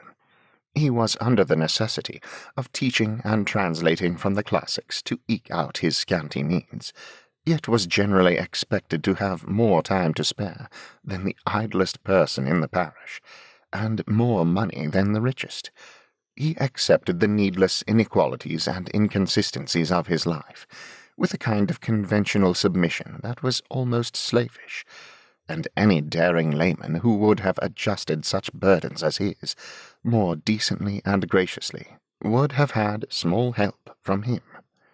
With a ready patient face and manner, and yet with a latent smile that showed a quick enough observation of Mrs. Boffin's dress, Mr. Milvey, in his little book-room, charged with sounds and cries as though the 6 children above were coming down through the ceiling, and the roasting leg of mutton below were coming up through the floor, listened to Mrs. Boffin's statement of her want of an orphan.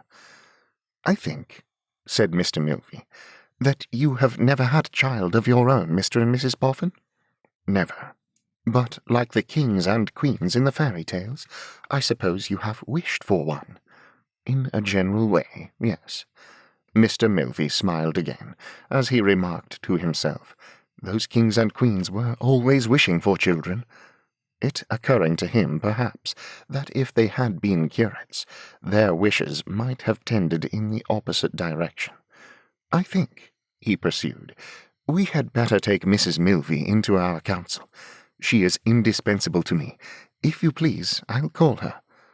So Mr. Milvey called, "Margaretta, my dear," and Mrs. Milvey came down, a pretty, bright little woman, something worn by anxiety, who had repressed many pretty tastes and bright fancies, and substituted in their stead schools, soup, flannel, coals, and all the week-day cares and Sunday coughs of a large population, young and old.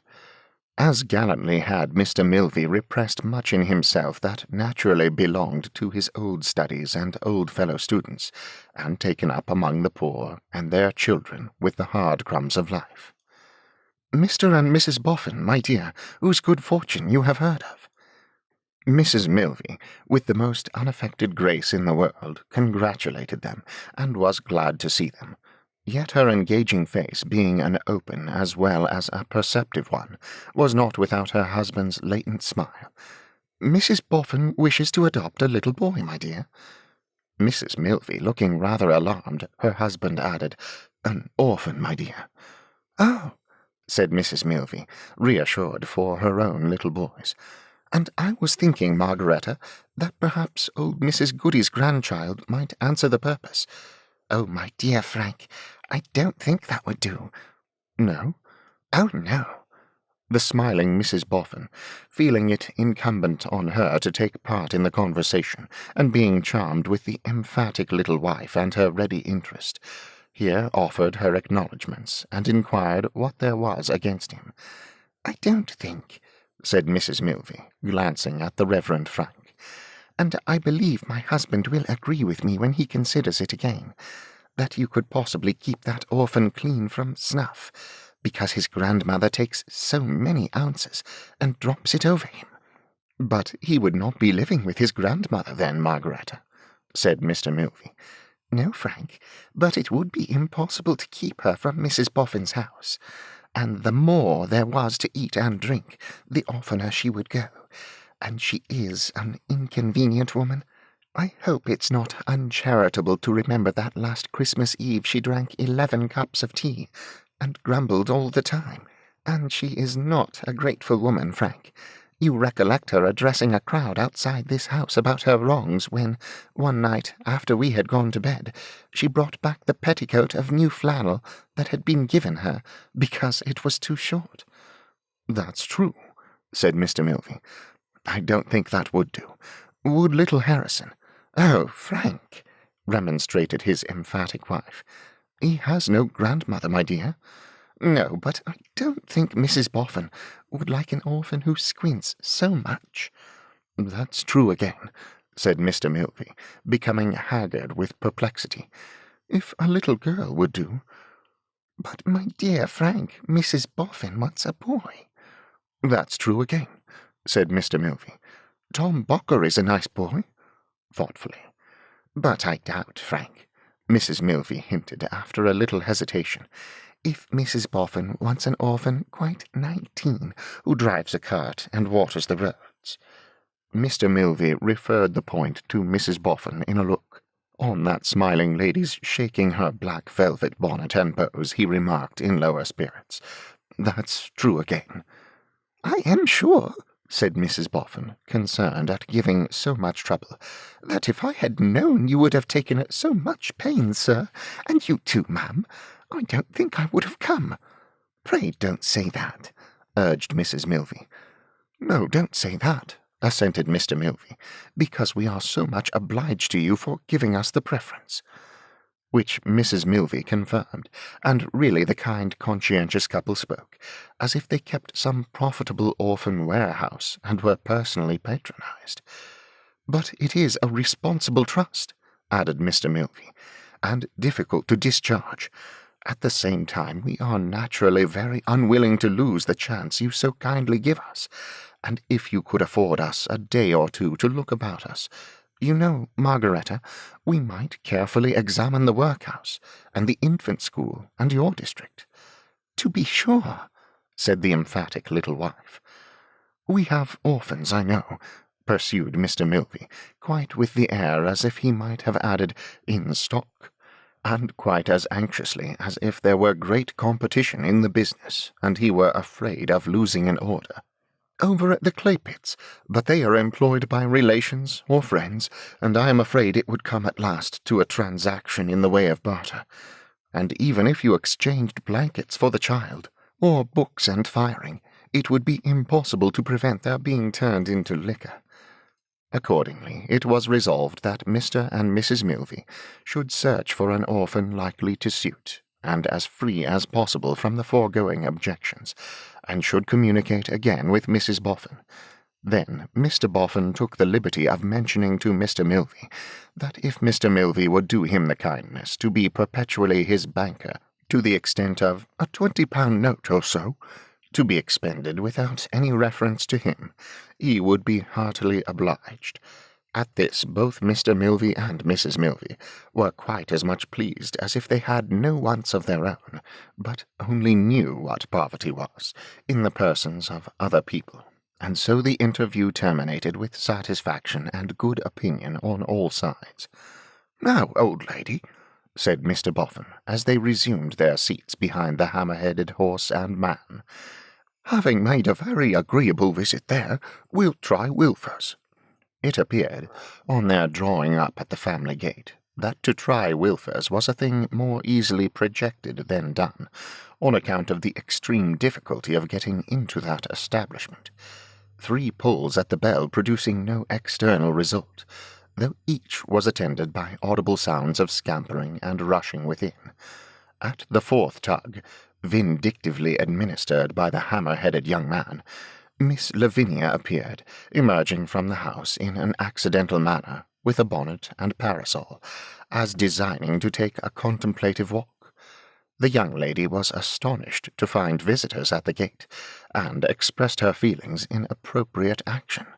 "Here's Mr. and Mrs. Boffin," growled the hammer-headed young man through the bars of the gate, and at the same time shaking it as if he were on view in a menagerie. "They've been here half an hour." "Who did you say?" asked Miss Lavinia. "Mr. and Mrs. Boffin," returned the young man, rising into a roar.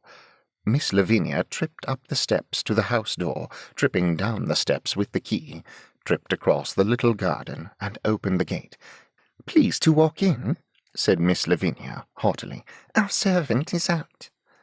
Mr. and Mrs. Boffin complying, and pausing in the little hall until Miss Lavinia came up to show them where to go next, perceived 3 pairs of listening legs upon the stairs above. Mrs. Wilfer's legs, Miss Bella's legs, Mr. George Sampson's legs. "Mr. and Mrs. Boffin, I think," said Lavinia in a warning voice. Strained attention on the part of Mrs. Wilfer's legs, of Miss Bella's legs, of Mr. George Sampson's legs. "Yes, miss." "If you'll step this way, down these stairs, I'll let Ma know." Excited flight of Mrs. Wilfer's legs, of Miss Bella's legs, of Mr. George Sampson's legs.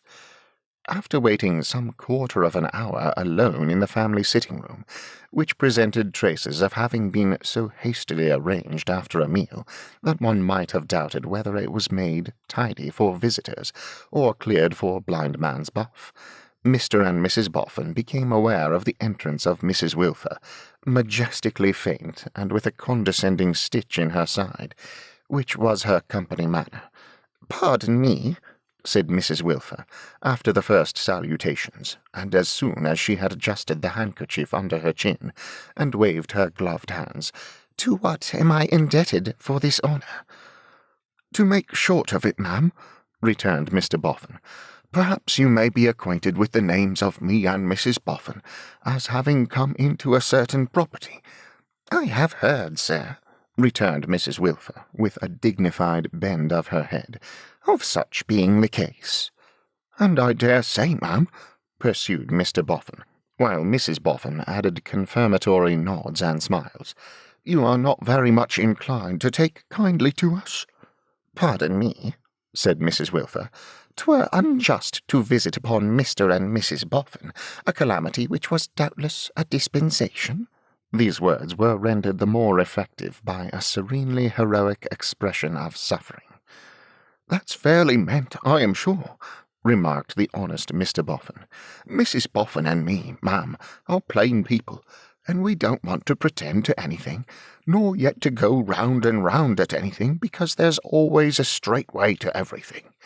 Consequently, we make this call to say that we shall be glad to have the honour and pleasure of your daughter's acquaintance, and that we shall be rejoiced if your daughter will come to consider our house, in light of her home, equally with this.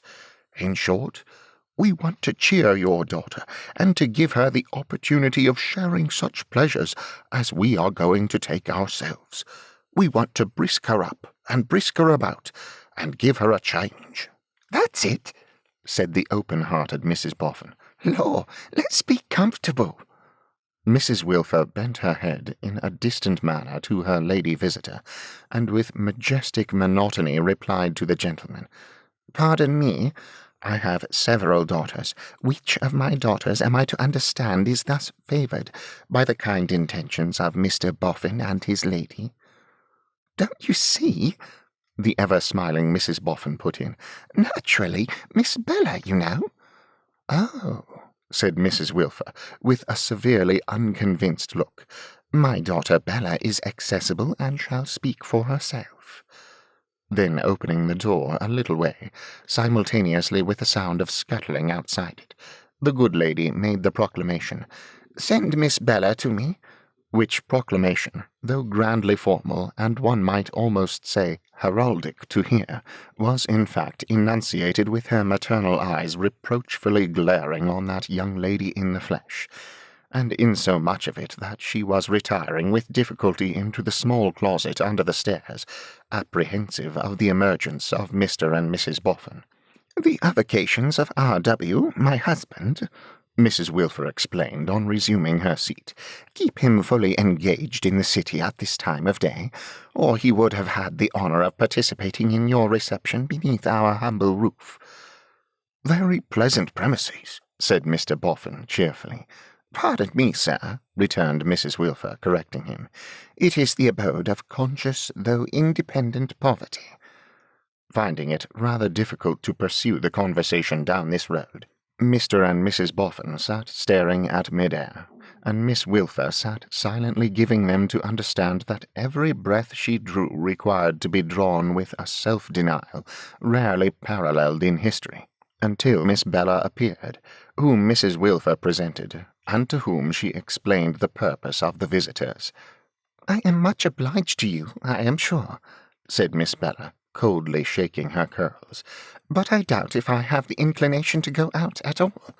Bella," Mrs. Wilfer admonished her, "Bella, you must conquer this."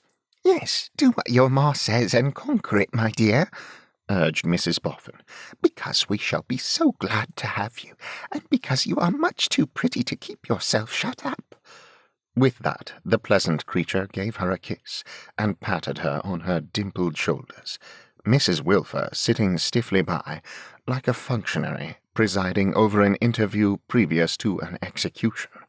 "We are going to move into a nice house," said Mrs. Boffin, who was woman enough to compromise Mr. Boffin on that point, when he couldn't very well contest it, "and we are going to set up a nice carriage, and we'll go everywhere and see everything, and you mustn't," seating Bella beside her and patting her hand, "you mustn't feel a dislike to us to begin with, because we couldn't help it, you know, my dear." With the natural tendency of youth to yield to candour and sweet temper, Miss Bella was so touched by the simplicity of this address that she frankly returned Mrs. Boffin's kiss, not at all to the satisfaction of that good woman of the world, her mother, who sought to hold the advantageous ground of obliging the Boffins instead of being obliged. "My youngest daughter, Lavinia," said Mrs. Wilfer, glad to make a diversion, as that young lady reappeared. "Mr. George Sampson, a friend of the family." The friend of the family was in that stage of tender passion which bound him to regard everybody else as the foe of the family.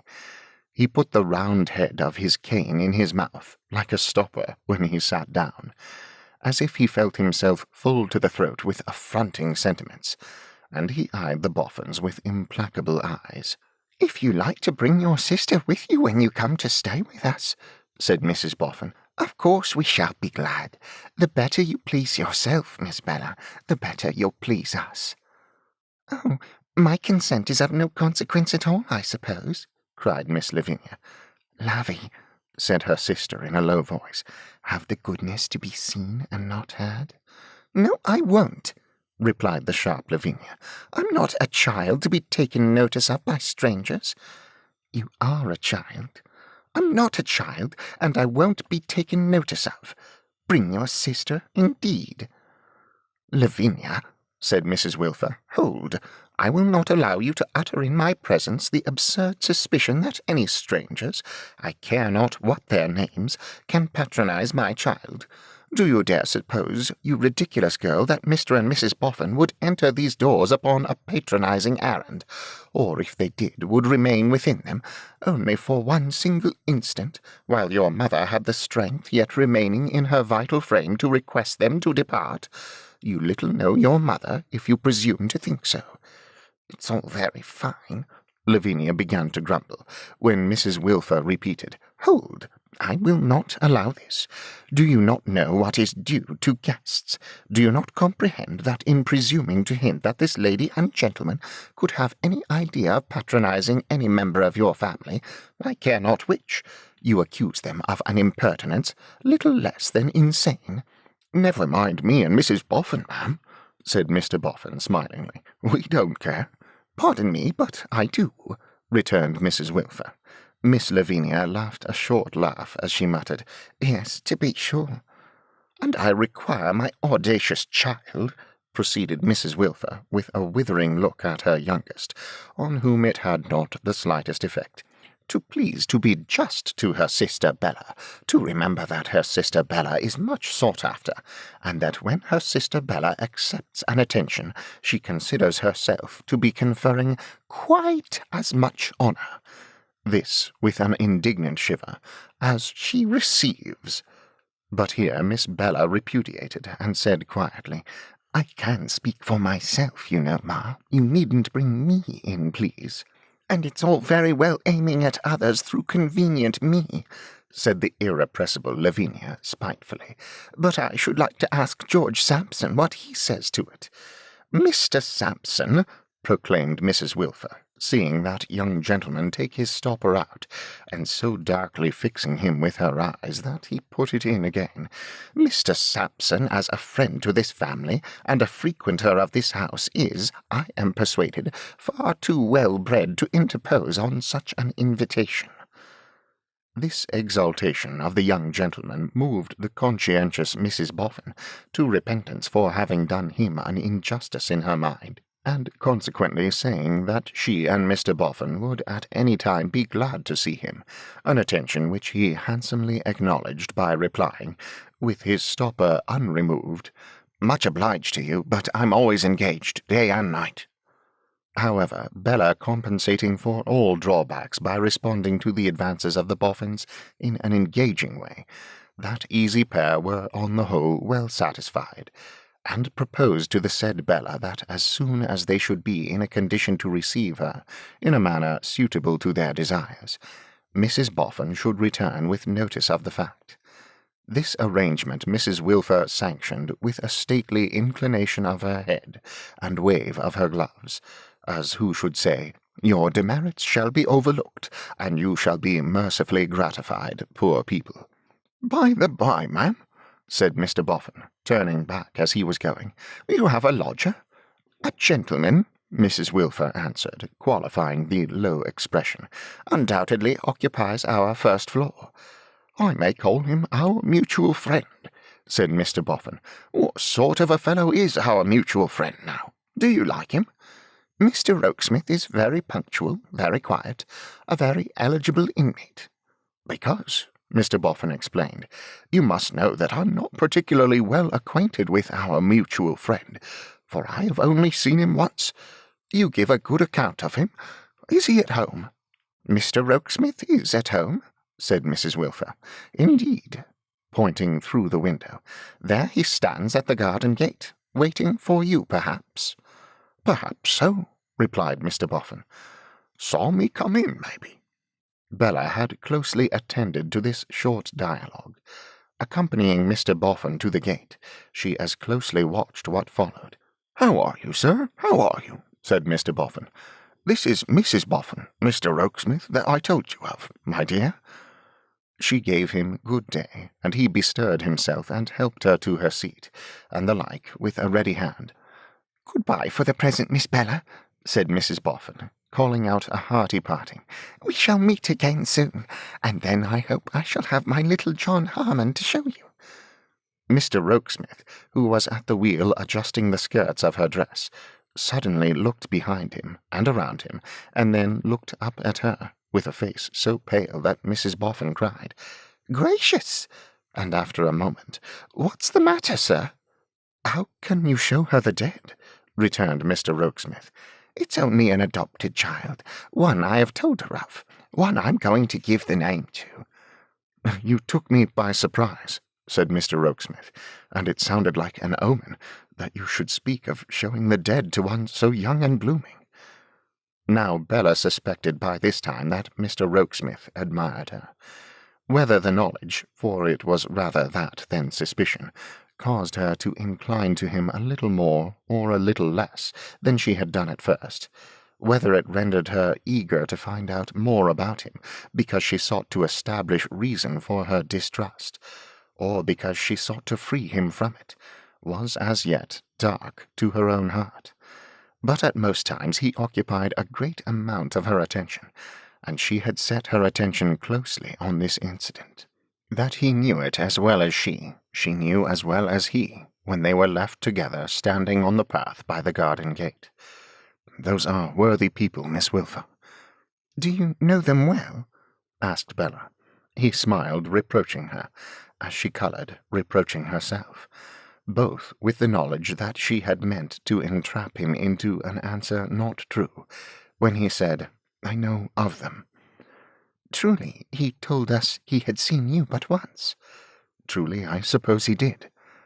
Bella was nervous now, and would have been glad to recall her question.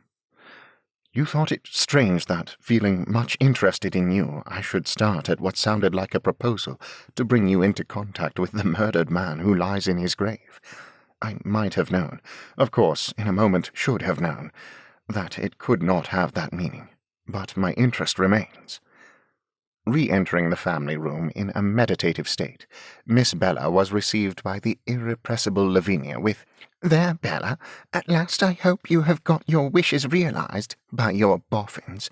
You'll be rich enough now, with your Boffins. You can have as much flirting as you like at your Boffins. But you won't take me to your Boffins, I can tell you. You and your Boffins, too."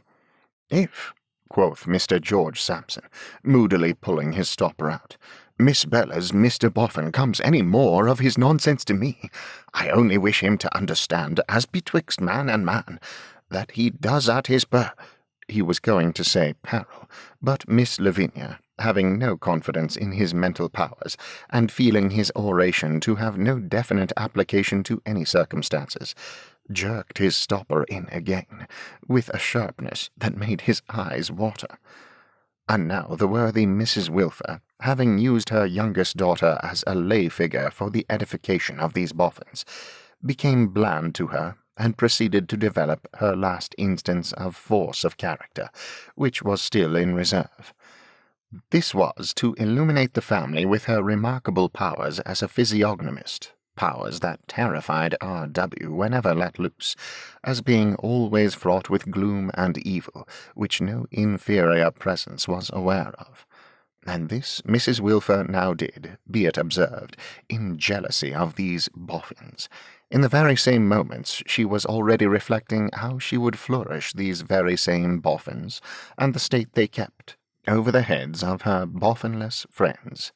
"Of their manners," said Mrs. Wilfer, "I say nothing. Of their appearance, I say nothing.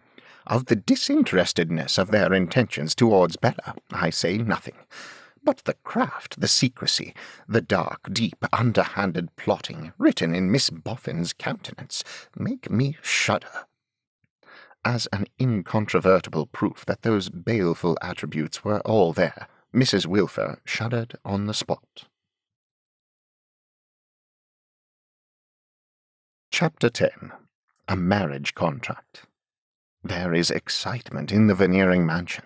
The mature young lady is going to be married, powder and all, to the mature young gentleman, and she is to be married from the Veneering house, and the Veneerings are to give the breakfast.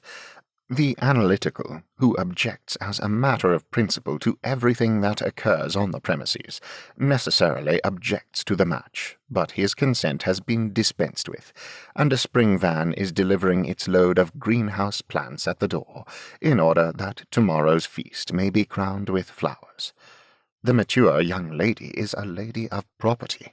The mature young gentleman is a gentleman of property. He invests his property. He goes, in a condescending, amateurish way, into the city, attends meetings of directors, and has to do with traffic in shares.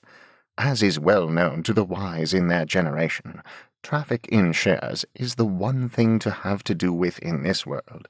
Have no antecedents, have no established character, no cultivation, no ideas, no manners. Have shares.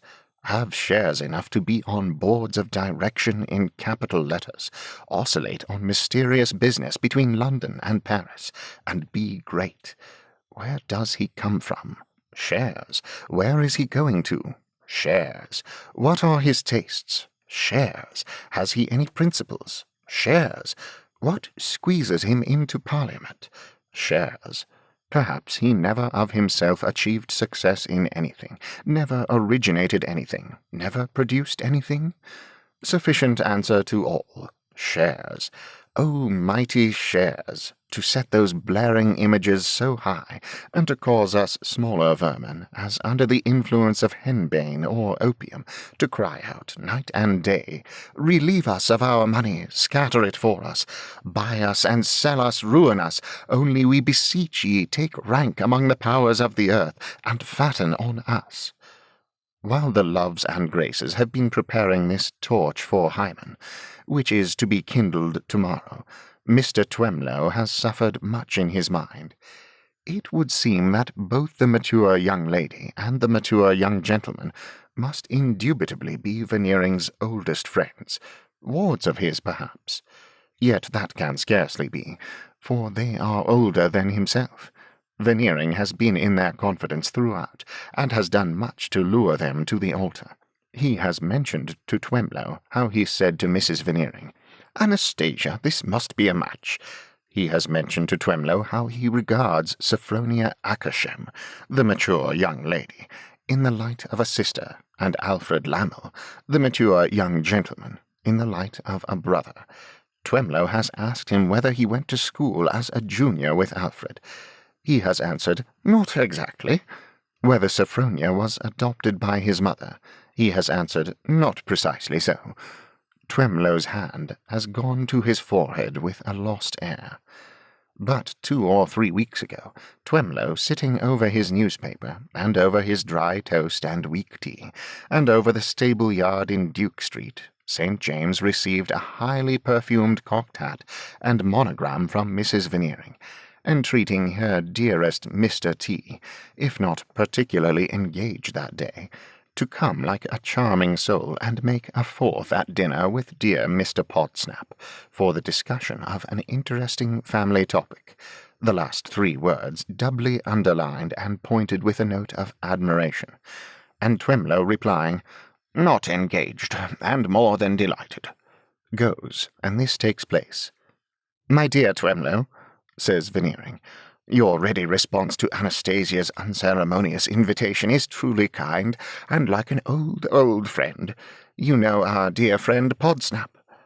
Twemlow ought to know the dear friend Podsnap who covered him with so much confusion, and he says he does know him, and Podsnap reciprocates. Apparently Podsnap has been so wrought upon in a short time as to believe that he has been intimate in the house many years. In the friendliest manner he is making himself quite at home with his back to the fire, executing a statuette of the Colossus at Rhodes. Twemlow has before noticed in his feeble way how soon the Veneering guests become infected with the Veneering fiction. not, however, that he has the least notion of its being his own case. "Our friends, Alfred and Sophronia," pursues Veneering, the veiled prophet, "our friends Alfred and Sophronia, you'll be glad to hear, my dear fellows, are going to be married, as my wife and I make it a family affair, the entire direction of which we take upon ourselves. Of course, our first step is to communicate the fact to our family friends." "Oh," thinks Twemlow, with his eyes on Podsnap, "then there are only two of us, and he's the other." "I did hope," Veneering goes on, "to have had Lady Tippins to meet you, but she is always in request, and is unfortunately engaged." "Oh," thinks Twemlow, with his eyes wandering, "then there are three of us, and she's the other." "Mortimer Lightwood," resumes Veneering, "whom you both know, is out of town, but he writes, in his whimsical manner, that as we ask him to be bridegroom's best man when the ceremony takes place, he will not refuse, though he doesn't see what he has to do with it." "Oh," thinks Twemlow, with his eyes rolling, "then there are four of us, and he's the other." "Boots and Brewer," observes Veneering, "whom you also know, I have not asked today, but I reserve them for the occasion." "Then," thinks Twemlow, with his eyes shut, "there are but here collapses and does not completely recover until dinner is over, and the analytical has been requested to withdraw. "We now come," says Veneering, "to the point, the real point of our little family consultation. Sophronia, having lost both father and mother, has no one to give her away." "Give her away yourself," says Podsnap. "My dear Podsnap, no, for three reasons. Firstly, because I couldn't take so much upon myself when I have respected family friends to remember. Secondly, because I am not so vain as to think that I look the part. Thirdly, because Anastasia is a little superstitious on the subject, and feels averse to my giving away anybody until baby is old enough to be married." "What would happen if he did?" Podsnap inquires of Mrs. Veneering. "My dear Mr. Podsnap, it's very foolish, I know, but I have an instinctive presentiment that if Hamilton gave away anybody else first, he would never give away baby." Thus Mrs. Veneering, with her open hands pressed together, and each of her 8 aquiline fingers looking so very like her one aquiline nose that the brand-new jewels on them seem necessary for distinction's sake. "But, my dear Podsnap," quoth Veneering, "there is a tried friend of our family who, I think and hope you will agree with me, Podsnap, is the friend on whom this agreeable duty almost naturally devolves.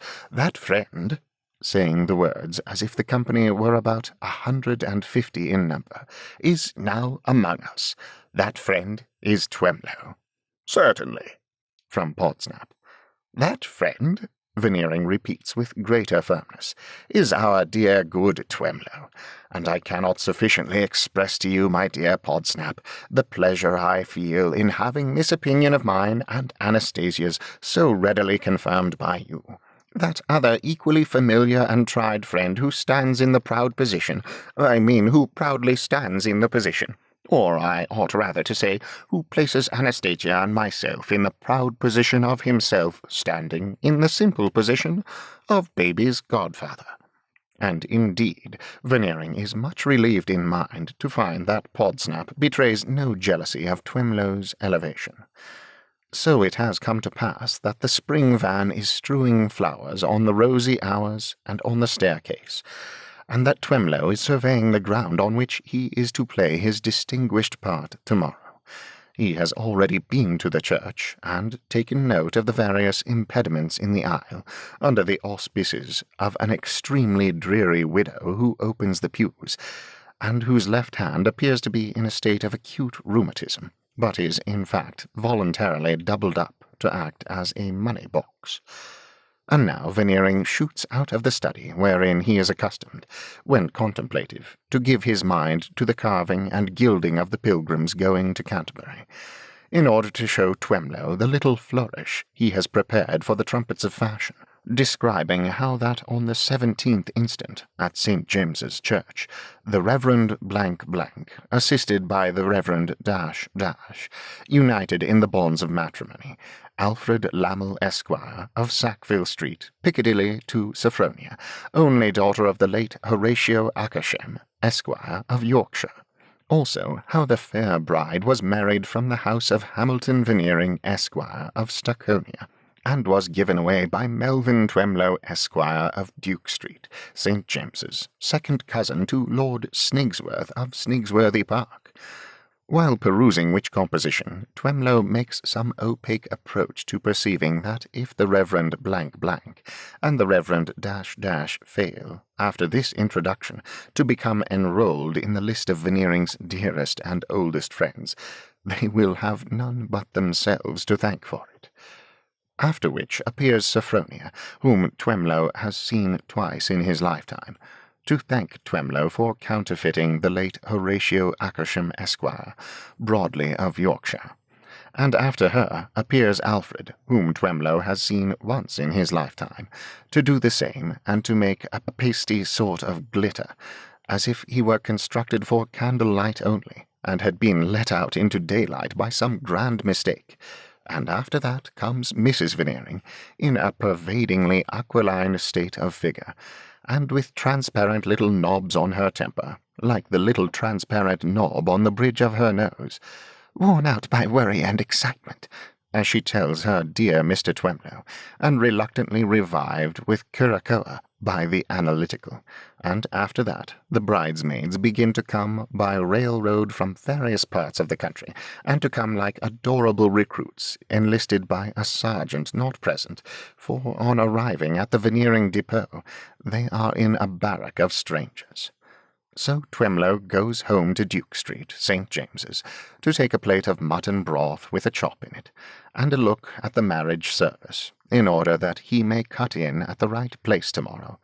And he is low, and feels it dull over the livery stable yard, and is distinctly aware of a dint in his heart, made by the most adorable of the adorable bridesmaids.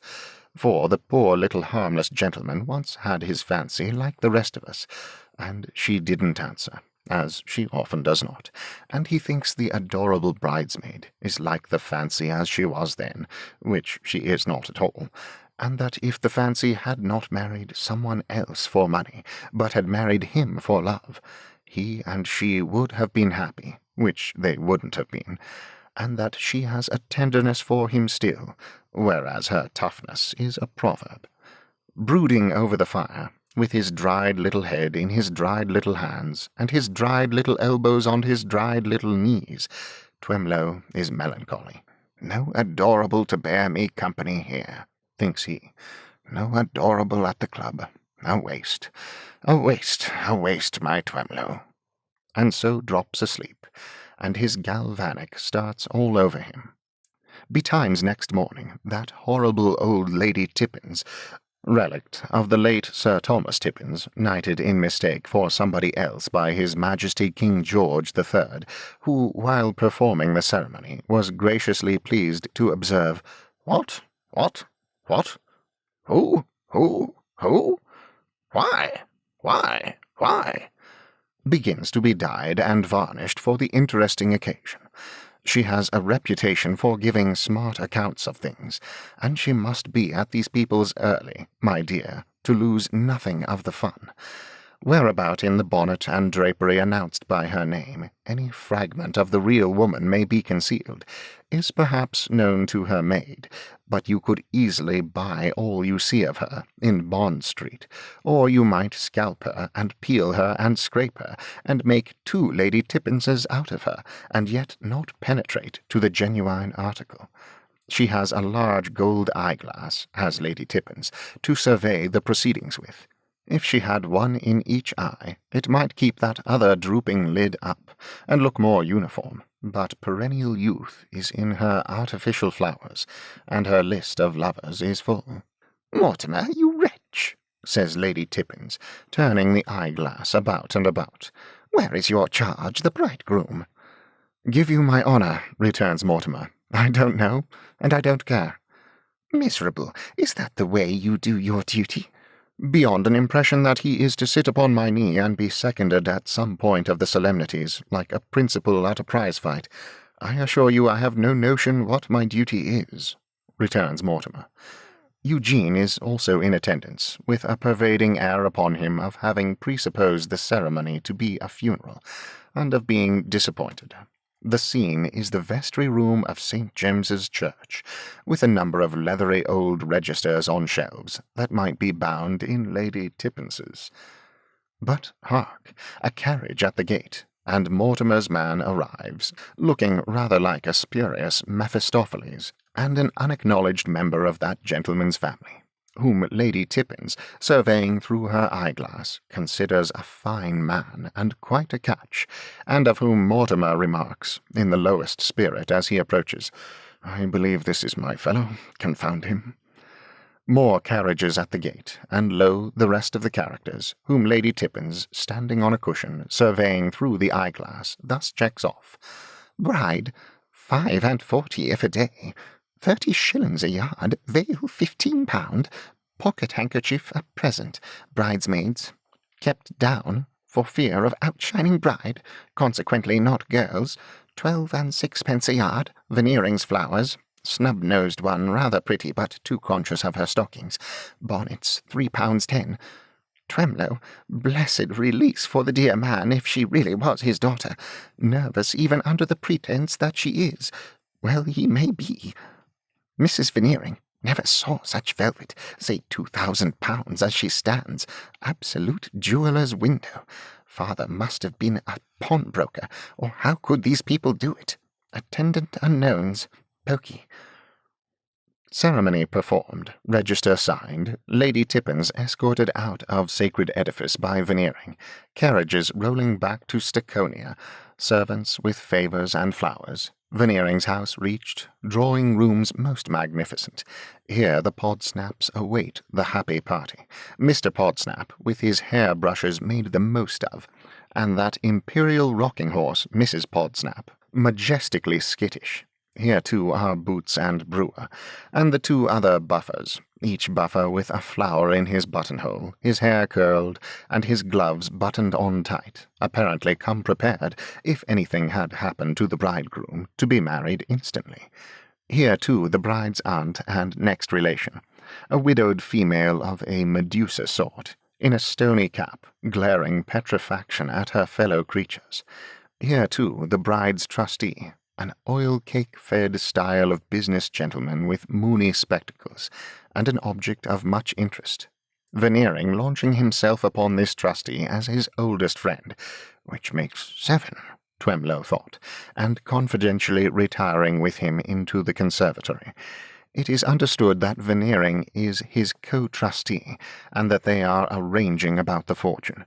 Buffers are even overheard to whisper £30,000, with a smack and relish suggestive of the very finest oysters.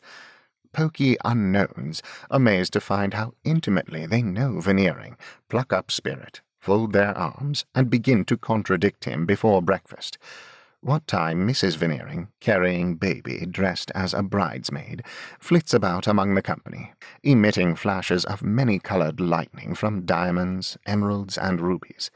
The analytical, in course of time, achieving what he feels to be due to himself in bringing to a dignified conclusion several quarrels he has on hand with the pastry-cook's men, announces breakfast. Dining-room no less magnificent than drawing-room, tables superb, all the camels out and all laden, splendid cake covered with cupids, silver, and true lovers' knots. Splendid bracelet produced by Veneering before going down, and clasped upon the arm of the bride. Yet nobody seems to think much more of the Veneerings than if they were a tolerable landlord and landlady, doing the thing in the way of business at so much a head. The bride and bridegroom talk and laugh apart, as has always been their manner, and the buffers work their way through the dishes with systematic perseverance, as has always been their manner, and the poky unknowns are exceedingly benevolent to one another in invitations to take glasses of champagne. But Mrs. Podsnap, arching her mane and rocking her grandest, has a far more deferential audience than Mrs. Veneering, and Podsnap all but does the honours. Another dismal circumstance is that Veneering, having the captivating Tippins on one side of him and the bride's aunt on the other, finds it immensely difficult to keep the peace. For Medusa, besides unmistakingly glaring petrifaction at the fascinating Tippins, follows every lively remark made by that dear creature with an audible snort, which may be referable to a chronic cold in the head, but may also be referable to indignation and contempt. And this snort being regular in its reproduction, at length comes to be expected by the company, who make embarrassing pauses when it is falling due, and by waiting for it, render it more emphatic when it comes. The stony aunt has likewise an injurious way of rejecting all dishes whereof Lady Tippins partakes, saying aloud when they are proffered to her, "No, no, no, not for me, take it away," as with a set purpose of implying a misgiving that if nourished upon similar meats she might come to be like that charmer, which would be a fatal consummation. Aware of her enemy, Lady Tippins tries a youthful sally or two, and tries the eyeglass, but from the impenetrable cap and snorting armour of the stony aunt, all weapons rebound powerless. Another objectionable circumstance is that the poky unknowns support each other in being unimpressible. They persist in not being frightened by the gold and silver camels, and they are banded together to defy the elaborately chased ice pails. They even seem to unite in some vague utterance of the sentiment that the landlord and landlady will make a pretty good profit out of this, and they almost carry themselves like customers. Nor is there compensating influence in the adorable bridesmaids, for having very little interest in the bride, and none at all in one another, those lovely beings become, each one of her own account, depreciatingly contemplative of the millinery present, while the bridegroom's man, exhausted, in the back of his chair, appears to be improving the occasion by penitentially contemplating all the wrong he has ever done. The difference between him and his friend Eugene being that the latter, in the back of his chair, appears to be contemplating all the wrong he would like to do, particularly to the present company. In which state of affairs the usual ceremonies rather droop and flag, and the splendid cake when cut by the fair hand of the bride has but an indigestible appearance. However, all the things indispensable to be said are said, and all things indispensable to be done are done, including Lady Tippins's yawning, falling asleep, and waking insensible. And there is hurried preparation for the nuptial journey to the Isle of Wight, and the outer air teems with brass bands and spectators, in full sight of whom the malignant star of the analytical has preordained that pain and ridicule shall befall him. For he, standing on the doorsteps to grace the departure, is suddenly caught a most prodigious thump on the side of his head with a heavy shoe, which a buffer in the hall, champagne-flushed and wild of aim, has borrowed on the spur of the moment from the pastry-cook's porter, to cast after the departing pair as an auspicious omen. So they all go up again into the gorgeous drawing-rooms, all of them flushed with breakfast, as having taken scarlatina sociably, and there the combined unknowns do malignant things with their legs to ottomans, and take as much as possible out of the splendid furniture. And so Lady Tippins, quite undetermined whether today is the day before yesterday, or the day after tomorrow, or the week after next, fades away, and Mortimer Lightwood and Eugene fade away, and Twemlow fades away, and the stony aunt goes away. She declines to fade, proving rock to the last, and even the unknowns are slowly strained off, and it is all over. All over, that is to say, for the time being. But there is another time to come, and it comes in about a fortnight, and it comes to Mr. and Mrs. Lammle on the sands of Shanklin, in the Isle of Wight. Mr. and Mrs. Lamel have walked for some time on the Shanklin sands, and one may see by their footprints that they have not walked arm in arm, and that they have not walked in a straight track, and that they have walked in a moody humour, for the lady has prodded little spurting holes in the damp sand before her with her parasol, and the gentleman has trailed his stick after him, as if he were of the Mephistopheles family indeed, and had walked with a drooping tail. "Do you mean to tell me, then, Sophronia?" Thus he begins after a long silence, when Sophronia flashes fiercely and turns upon him. "Don't put it upon me, sir. I ask you, do you mean to tell me?" Mr. Lamel falls silent again, and they walk as before. Mrs. Lamel opens her nostrils and bites her under lip. Mr. Lamel takes his gingerous whiskers in his left hand, and, bringing them together, frowns furtively at his beloved, out of a thick gingerous bush. "Do I mean to say," Mrs. Lamel after a time repeats with indignation, "putting it on me, the unmanly disingenuousness—" Mr. Lamel stops, releases his whiskers, and looks at her. "The what?" Mrs. Lamel haughtily replies without stopping, and without looking back. "The meanness." He is at her side again in a pace or two, and he retorts, "That is not what you said. You said disingenuousness." "What if I did?" "There is no if in the case. You did." "I did, then, and what of it?" "What of it?" says Mr. Lamel. "Have you the face to utter the word to me?" "The face, too," replied Mrs. Lamel, staring at him with cold scorn. "Pray, how dare you, sir, utter the word to me?" "I never did." As this happens to be true, Mrs. Lamel is thrown on the feminine resource of saying, "I don't care what you uttered or did not utter." After a little more walking and a little more silence, Mr. Lamel breaks the latter. "You shall proceed in your own way.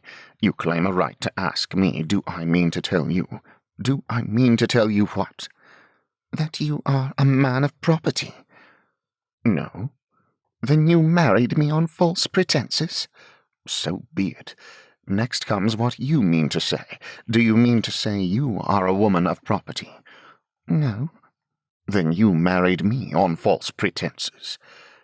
"If you were so dull a fortune hunter that you deceived yourself, or if you were so greedy and grasping that you were over willing to be deceived by appearances, is it my fault, you adventurer?"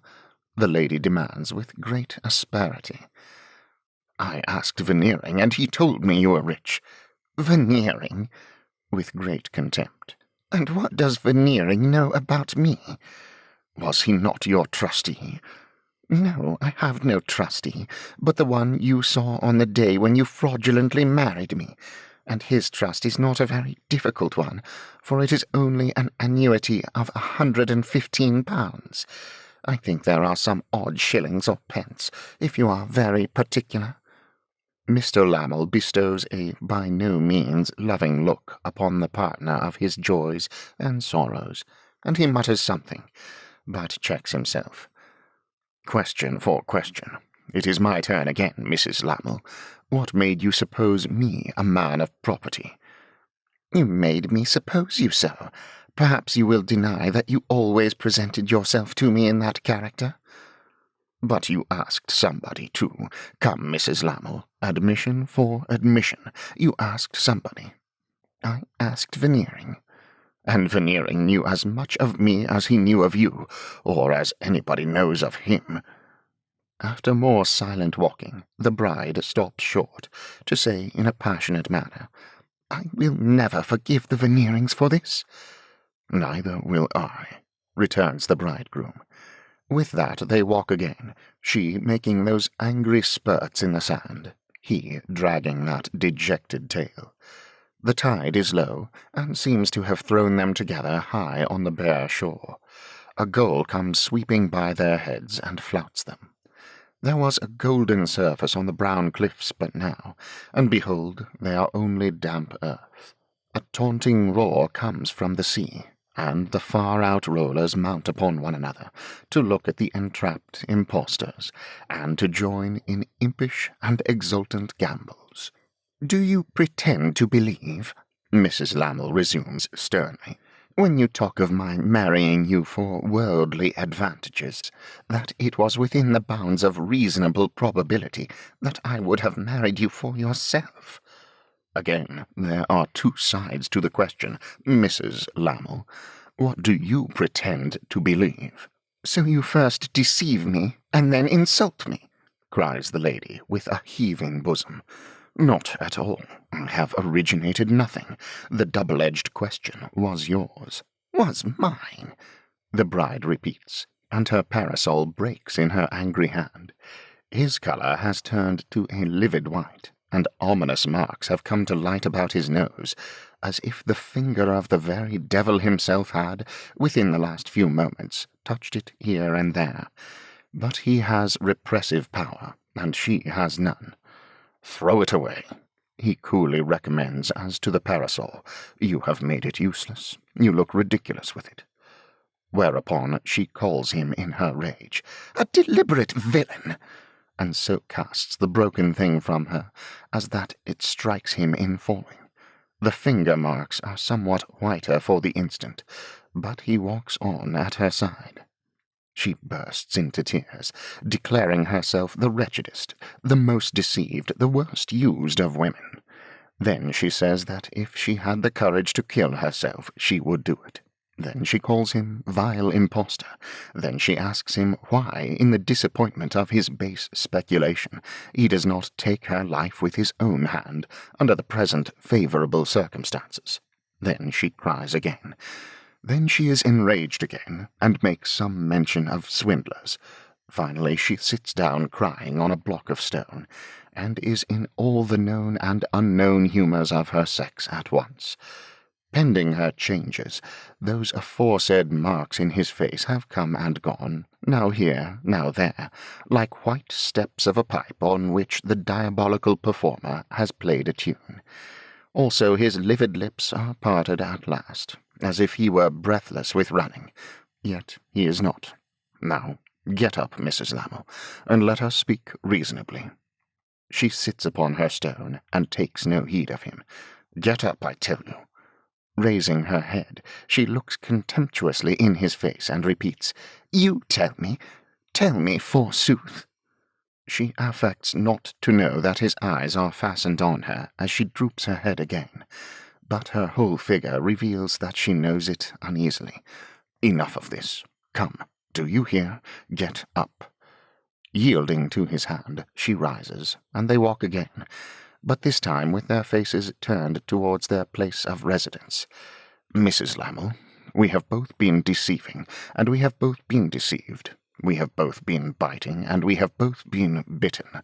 In a nutshell, there's the state of the case. You sought me out.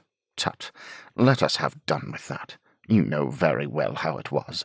Why should you and I talk about it, when you and I can't disguise it? To proceed. I am disappointed and cut a poor figure. Am I no one? Someone, and I was coming to you, if you had waited a moment. You, too, are disappointed and cut a poor figure. An injured figure. You are now cool enough, Sophronia, to see that you can't be injured without my being equally injured, and that therefore the mere word is not to the purpose. When I look back, I wonder how I can have been such a fool as to take you to so great an extent upon trust. And when I look back, the bride cries, interrupting, and when you look back you wonder how you can have been, you'll excuse the word, most certainly with so much reason, such a fool as to take me to so great an extent upon trust. But the folly is committed on both sides. I cannot get rid of you. You cannot get rid of me. What follows?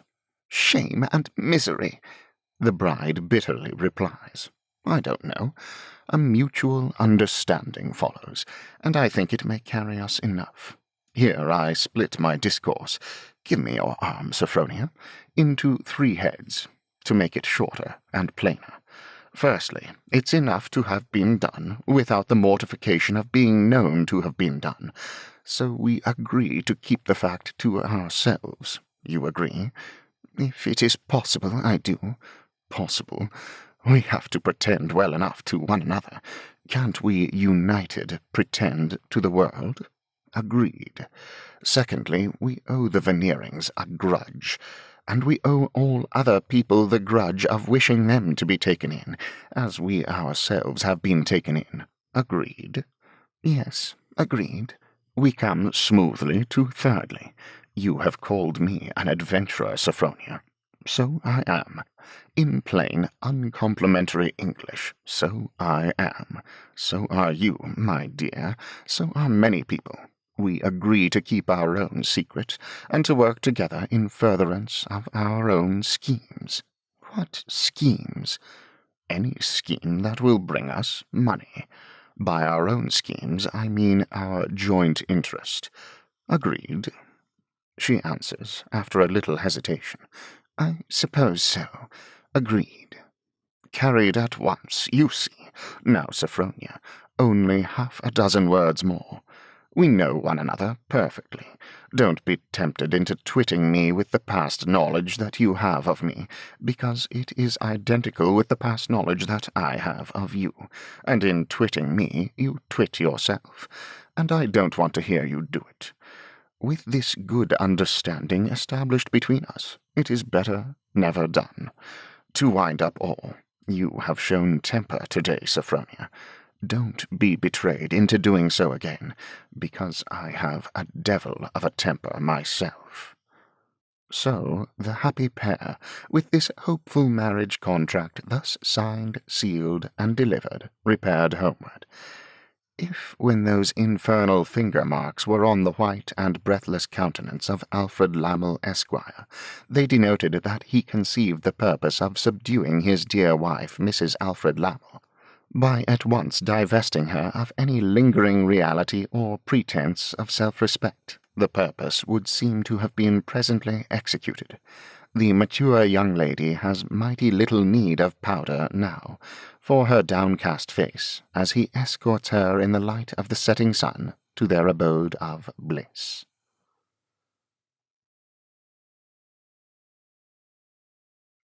Chapter 11. Podsnappery. Mr. Podsnap was well-to-do, and stood very high in Mr. Podsnap's opinion. Beginning with a good inheritance, he had married a good inheritance, and had thriven exceedingly in the marine insurance way, and was quite satisfied.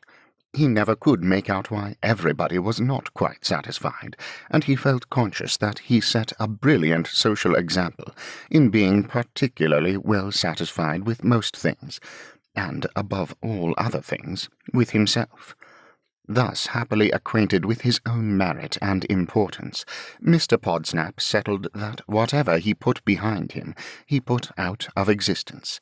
There was a dignified conclusiveness, not to add a grand convenience, in this way of getting rid of disagreeables which had done much towards establishing Mr. Podsnap in his lofty place in Mr. Podsnap's satisfaction.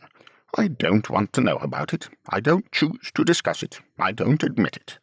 Mr. Podsnap had even acquired a peculiar flourish of his right arm in often clearing the world of its most difficult problems, by sweeping them behind him, and consequently sheer away, with those words and a flushed face, for they affronted him. Mr. Podsnap's world was not a very large world, morally, no, nor even geographically, seeing that although his business was sustained upon commerce with other countries, he considered other countries, with that important reservation, a mistake, and of their manners and customs would conclusively observe, not English, when presto, with a flourish of the arm and a flush of the face, they were swept away.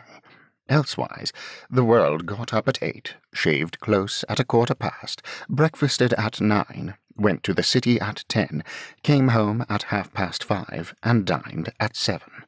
Mr. Podsnap's notions of the arts in their integrity might have been stated thus. Literature, large print, respectfully descriptive of getting up at 8, shaving close at 1/4 past, breakfasting at 9, going to the CB Lovelies, coming home at 5:30, and dining at 7. Painting and sculpture, models and portraits representing professors of getting up at 8, shaving close at 1/4 past, breakfasting at 9, going to the city at 10, coming home at 5:30, and dining at 7. Music, a respectable performance, without variations, on stringed and wind instruments, sedately expressive of getting up at 8, shaving close at 1/4 past, breakfasting at 9, going to the city at 10, coming home at 5:30, and dining at 7. Nothing else to be permitted those same vagrants the arts, on pain of excommunication. Nothing else to be, anywhere. Which would, as a so eminently respectable man, Mr. Podsnap was sensible of its being required of him to take Providence under his protection. Consequently, he always knew exactly what Providence meant. Inferior and less respectable men might fall short of that mark, and must have been very comfortable that what Providence meant was invariably what Mr. Podsnap meant. These may be said to have been the articles of faith and school which the present chapter takes the liberty of calling, after its representative man, Podsnappery. They were confined within close bounds, as Mr. Podsnap's own head was confined by his shirt collar, and they were enunciated with a sounding pomp that smacked of the creaking of Mr. Podsnap's own boots. There was a Miss Podsnap, and this young rocking horse was being trained in her mother's art of prancing in a stately manner without ever getting on. But the high parental action was not yet imparted to her, and in truth she was but an undersized damsel, with high shoulders, low spirits, chilled elbows, and a rasped surface of nose, who seemed to take occasional frosty peeps out of childhood into womanhood, and to shrink back again, overcome by her mother's head-dress, and her father, from head to foot, crushed by the mere dead weight of Podsnappery. A certain institution in Mr. Podsnap's mind which he called the young person may be considered to have been embodied in Miss Podsnap, his daughter. It was an inconvenient and exacting institution, as requiring everything in the universe to be filed down and fitted to it. The question about everything was, would it bring a blush into the cheek of the young person? And the inconvenience of the young person was that, according to Mr. Podsnap, she seemed always liable to burst into blushes when there was no need at all. There appeared to be no line of demarcation between the young person's excessive innocence and another person's guiltiest knowledge. Take Mr. Podsnap's word for it, and the soberest tints of drab, white, lilac, and grey were all flaming red to this troublesome bull of a young person. The Podsnaps lived in a shady angle adjoining Portman Square. They were a kind of people certain to dwell in the shade, wherever they dwelt. Miss Podsnap's life had been, from her first appearance on this planet, altogether of a shady order, for Mr. Podsnap's young person was likely to get little good out of association with other young persons, and had therefore been restricted to companionship with not very congenial older persons, and with massive furniture. Miss Podsnap's early views of life being principally derived from the reflections of it in her father's boots, and in the walnut and rosewood tables of the dim drawing-rooms, and in their swarthy giants of looking-glasses, were of a sombre cast. And it was not wonderful that now, when she was on most days solemnly tooled through the park by the side of her mother in a great tall custard-coloured phaeton, she showed above the apron of that vehicle like a dejected young person sitting up in bed to take a startled look at things in general, and very strongly desiring to get her head under the counterpane again. Said Mr. Podsnap to Mrs. Podsnap, "Georgiana is almost 18. Said Mrs. Podsnap to Mr. Podsnap, assenting, "Almost 18. Said Mr. Podsnap, then to Mrs. Podsnap, "Really, I think we should have some people on Georgiana's birthday." said Mrs. Podsnap then to Mr. Podsnap, "which will enable us to clear off all those people who are due." So it came to pass that Mr. and Mrs. Podsnap requested the honour of the company of 17 friends of their souls at dinner, and that they substituted other friends of their souls for such of the 17 original friends of their souls as deeply regretted that a prior engagement prevented their having the honour of dining with Mr. and Mrs. Podsnap, in pursuance of their kind invitation. And that Mrs. Podsnap said of all these inconsolable personages, as she checked them off with a pencil in her list, "asked at any rate, and got rid of," and that they successfully disposed of a good many friends of their souls in this way, and felt their consciences much lightened. There were still other friends of their souls who were not entitled to be asked to dinner, but had a claim to be invited to come and take a haunch of mutton vapour bath at 9:30. For the clearing off of these worthies, Mrs. Podsnap added a small and early evening to the dinner, and looked in at the music shop to bespeak a well-conducted automaton to come and play quadrilles for a carpet dance. Mr. and Mrs. Veneering, and Mr. and Mrs. Veneering's brand-new bride and bridegroom, were of the dinner company, but the Podsnap establishment had nothing else in common with the Veneerings. Mr. Podsnap could tolerate taste in a mushroom man who stood in need of that sort of thing, but was far above it himself. Hideous solidity was the characteristic of the Podsnap plate. Everything was made to look as heavy as it could, and to take up as much room as possible. Everything said boastfully, "Here you have as much of me in my ugliness as if I were only lead, but I am so many ounces of precious metal worth so much an ounce. Wouldn't you like to melt me down?" A corpulent, straddling airplane, blotched all over, as if it had broken out in an eruption rather than been ornamented, delivered this address from an unsightly silver platform in the centre of the table. 4 silver wine-coolers, each furnished with 4 staring heads, each head obtrusively carrying a big silver ring in each of its ears, conveyed the sentiment up and down the table, and handed it on to the pot-bellied silver salt-cellars. All the big silver spoons and forks widened the mouths of the company expressly for the purpose of thrusting the sentiment down their throats with every morsel they ate. The majority of the guests were like the plate, and included several heavy articles weighing ever so much. But there was a foreign gentleman among them, whom Mr. Podsnap had invited after much debate with himself, believing the whole European continent to be in mortal alliance against the young person. And there was a droll disposition, not only on the part of Mr. Podsnap, but of everybody else, to treat him as if he were a child who was hard of hearing.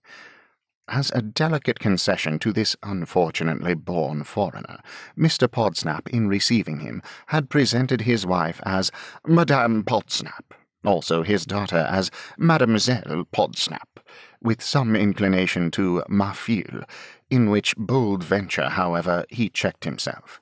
The Veneerings being at that time the only other arrivals, he had added, in a condescendingly explanatory manner, Monsieur Veneering, and had then subsided into English. "How do you like London?" Mr. Podsnap now inquired from his station of host, as if he were administering something in the nature of a powder or potion to the deaf child. "London! Londres? London?" The foreign gentleman admired it. "You find it very large?" said Podsnap spaciously. The foreign gentleman found it very large, and very rich. The foreign gentleman found it, without doubt, enormement riche.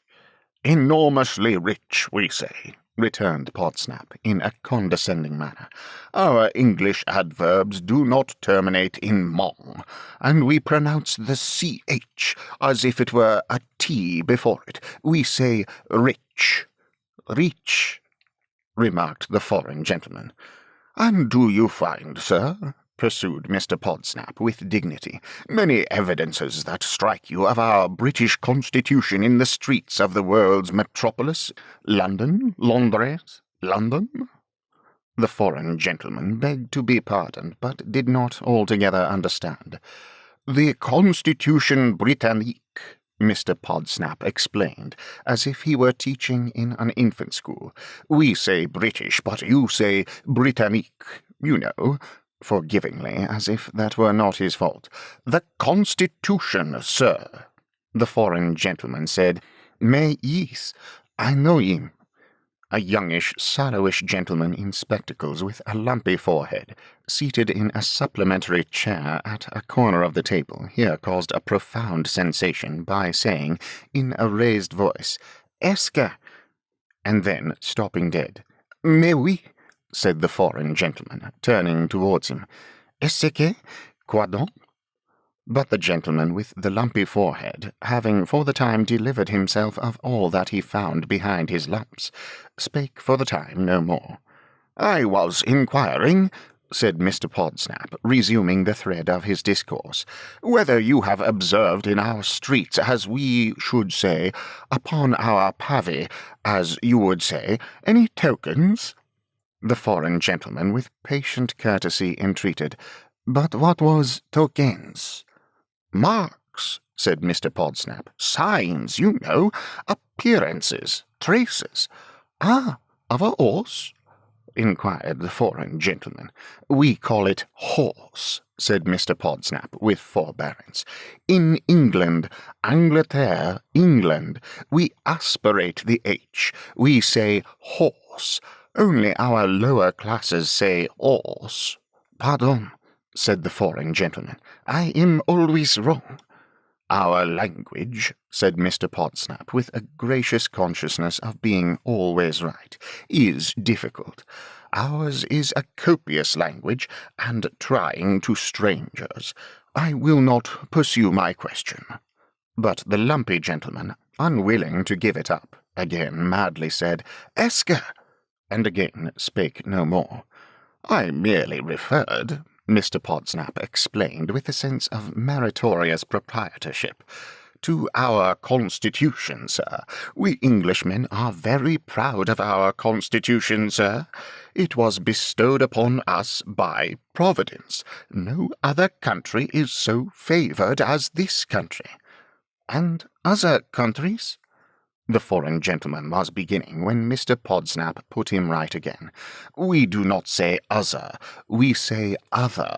The letters T and H. You say te and ish, you know." Still with clemency. "The sound is th, th." "And other countries?" said the foreign gentleman. "They do how?" "They do, sir," returned Mr. Podsnap, gravely shaking his head. "They do, I am sorry to be obliged to say it, as they do." "It was a little particular of Providence," said the foreign gentleman, laughing, "for the frontier is not large." "Undoubtedly," assented Mr. Podsnap, "but so it is. It was the charter of the land. This island was blessed, sir, to the direct exclusion of such other countries as there may happen to be. And if we were all Englishmen present, I would say," added Mr. Podsnap, looking round upon his compatriots, and sounding solemnly with his theme, "that there is in the Englishman a combination of qualities, a modesty, an independence, a responsibility, a repose, combined with an absence of everything calculated to call a blush into the cheek of a young person, which one would seek in vain among the nations of the earth."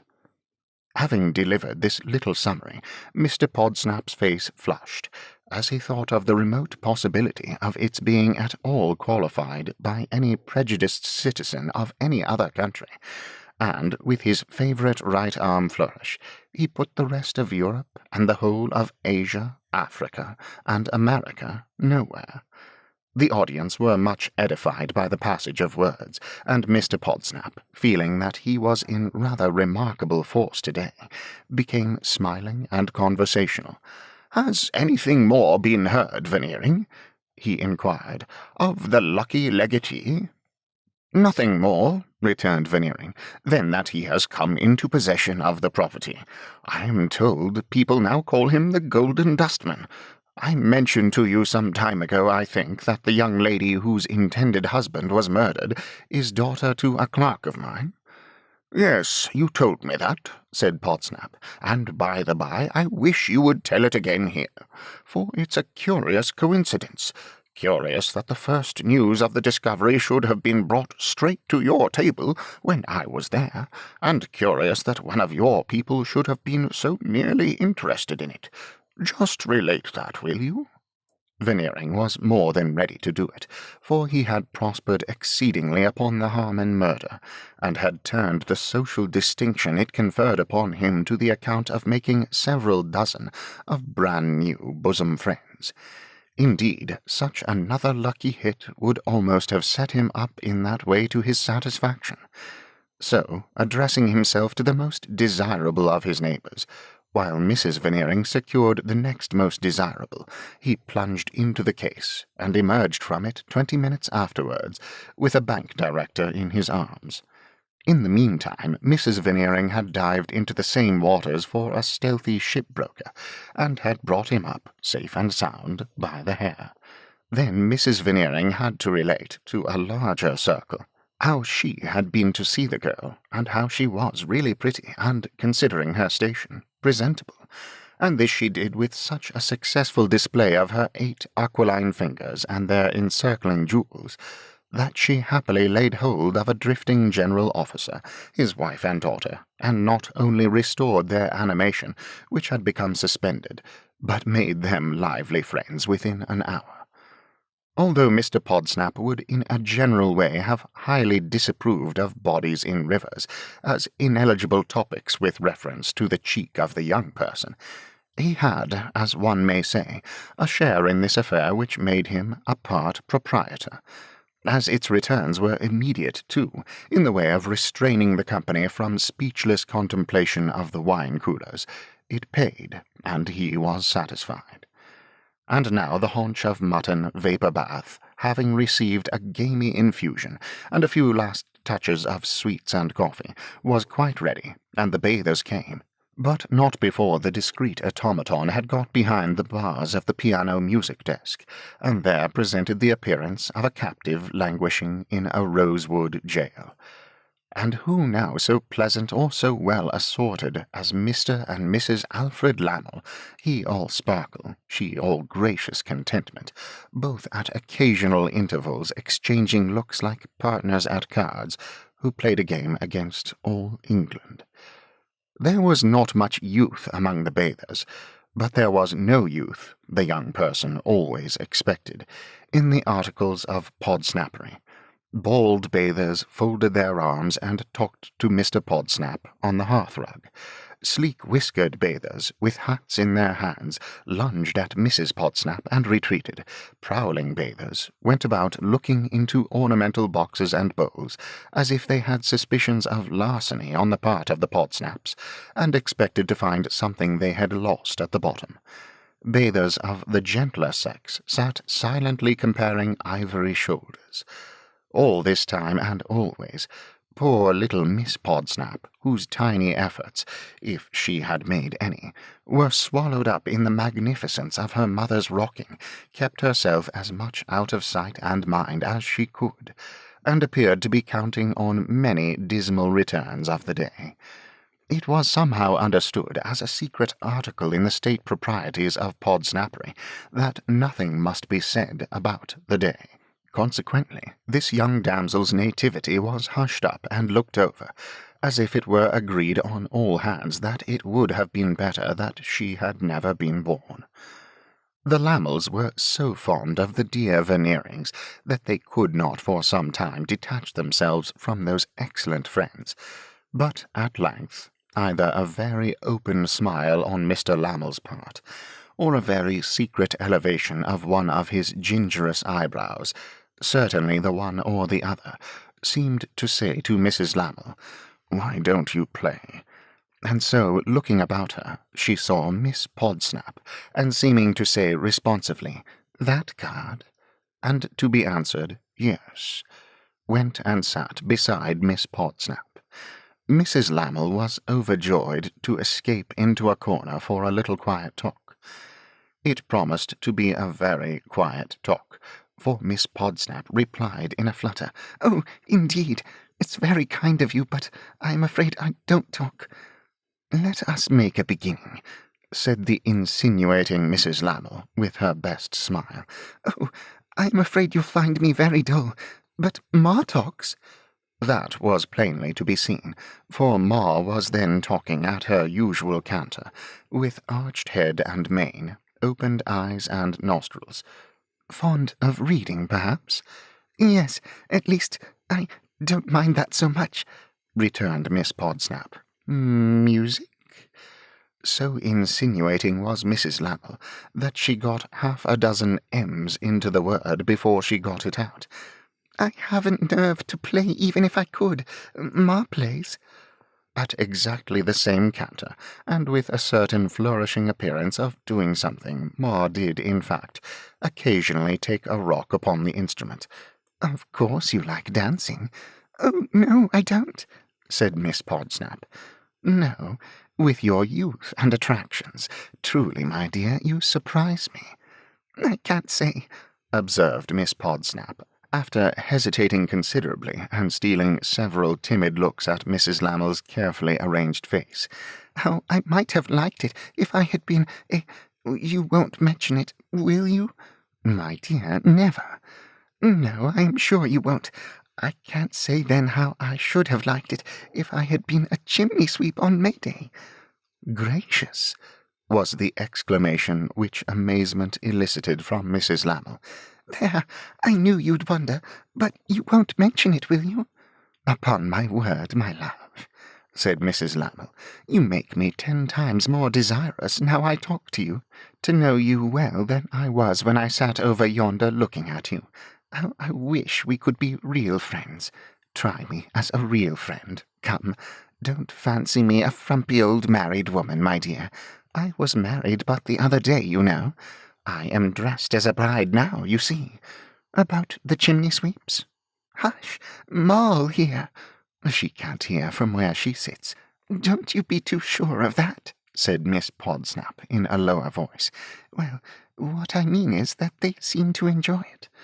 "And that perhaps you would have enjoyed it if you had been one of them?" Miss Podsnap nodded significantly. "Then you don't enjoy it now?" "How is it possible?" said Miss Podsnap. "Oh, it is such a dreadful thing. If I was wicked enough and strong enough to kill anybody, it should be my partner." This was such an entirely new view of the terpsichorean art as socially practised that Mrs. Lammle looked at her young friend in some astonishment. Her young friend sat nervously twiddling her fingers in a pinioned attitude, as if she were trying to hide her elbows. But this latter utopian object, in short sleeves, always appeared to be the great inoffensive aim of her existence. "It sounds horrid, don't it?" said Miss Podsnap, with a penitential face. Mrs. Lammle, not very well knowing what to answer, resolved herself into a look of smiling encouragement. "But it is, and it always has been," pursued Miss Podsnap. "Such a trial to me. I so dread being awful. And it is so awful. No one knows what I suffer at Madame Satius's, where I learnt to dance and make presentation curtsies and other dreadful things, or at least where they tried to teach me. Ma can do it." "At any rate, my love," said Mrs. Lammle soothingly, "that's over." "Yes, it's over," returned Miss Podsnap. "But there's nothing gained by that. It's worse here than at Madame Satius's. Ma was there, and Ma's here, but Pa wasn't there, and company wasn't there, and there were not real partners there. Oh, there's Ma speaking to the man at the piano. Oh, there's Ma going up to somebody. Oh, I know she's going to bring him to me. Oh, please don't, please don't, please don't. Oh, keep away, keep away, keep away." These pious ejaculations Miss Podsnap uttered with her eyes closed and her head leaning back against the wall. But the ogre advanced under the pilotage of Ma, and Ma said, "Georgiana, Mr. Grompus." and the ogre clutched his victim and bore her off to his castle in the top couple. Then the discreet automaton who had surveyed his ground played a blossomless, tuneless set, and 16 disciples of Podsnappery went through the figures of 1. Getting up at 8 and shaving close at 1/4 past, 2. Breakfasting at 9, 3. Going to the city at 10, 4. Coming home at 5:30, 5. Dining at 7, and the grand chain.